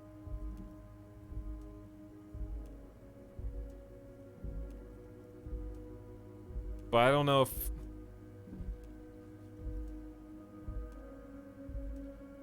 I kind of just want him to know that I'm investigating his drug stuff. This is a power play, chat. You've hurt me, Harry. Me, a friend. But you know what? He perks up. And gets over it in 2 seconds. Seems like it didn't really hurt him. I trust you, like I trust all my friends. You just said you and don't. I know you'll never talk to me about this again, because you don't want to wound me. So do what you want, and let's change the subject. He's hiding his real reaction beneath courtesy. Thank you for your understanding. We will continue to do what we must. You too, Lieutenant.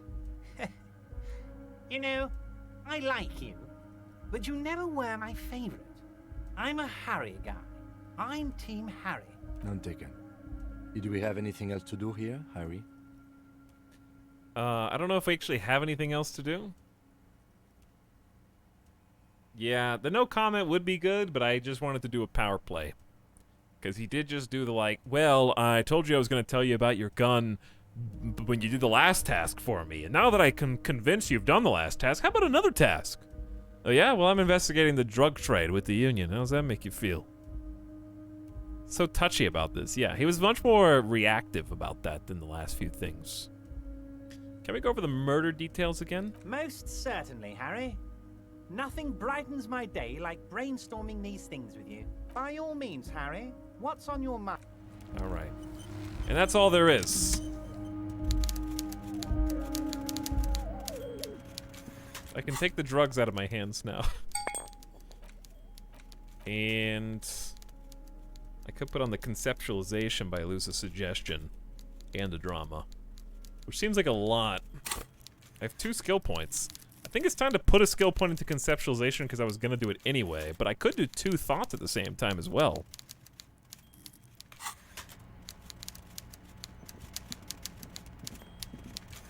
A lot of options there. I'm wondering if I blew that a little bit, but I feel like I was a little bit more in control than the last couple times we talked to him. Hey, what's up, Rage Arctic Knight? Thanks for the 32 months of sub, dude. Much appreciated. Thanks for sharing, and good morning.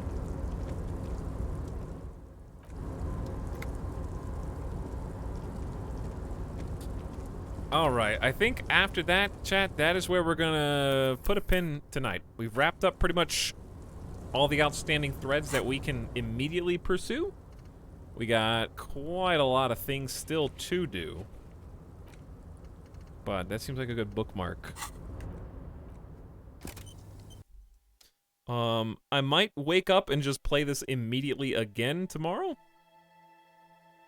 Or I might do something else. I honestly can't predict, but I am planning on streaming later today. I am pretty, like, addicted right now. I just want to know what's going to happen next.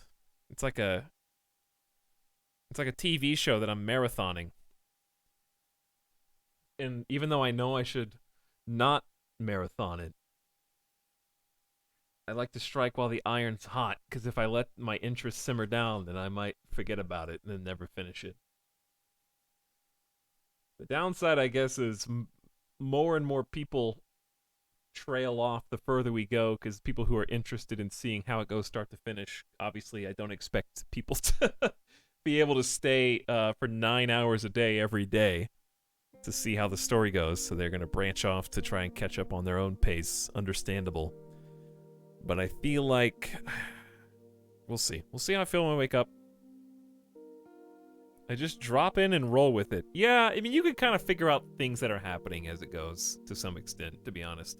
Especially because the pace we're playing at is pretty slow and methodical, doing literally everything that we can, or at least everything that I know of that we can. So that's what we're going to do next time is, well, we got to go talk to the dudes in the hotel. We got to go also knock doors in the apartment complex. Those are the two big things I think we have.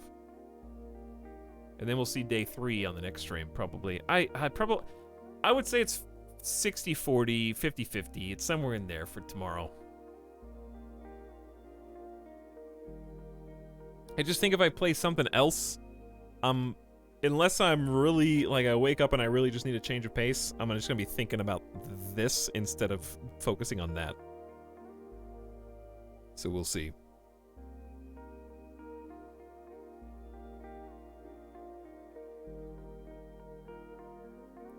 But thanks for watching tonight, chat. It was a lot of fun. A lot fewer back seats and Jeffs compared to the day before yesterday. So thanks for making it really fun and enjoyable. And for tagging along, because I think it's a lot more fun with you. So thanks for being here. I know we still have quite a lot of game left. So I'm not going to do this like 7 streams in a row. I guess this is 3.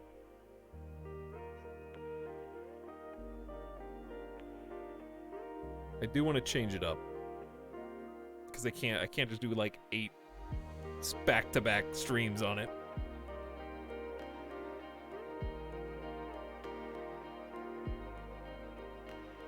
Because just gauging by the fact that we're only on day 2, feels like there's still a lot. Alright guys, good night for now. I'm gonna send... Actually, I've been wanting to play some No Man's Sky. And Nomak is playing some No Man's Sky, so why don't we pop on over and say hello. I am playing this too. It's a hoot good bay. Thanks, Teddy Plays.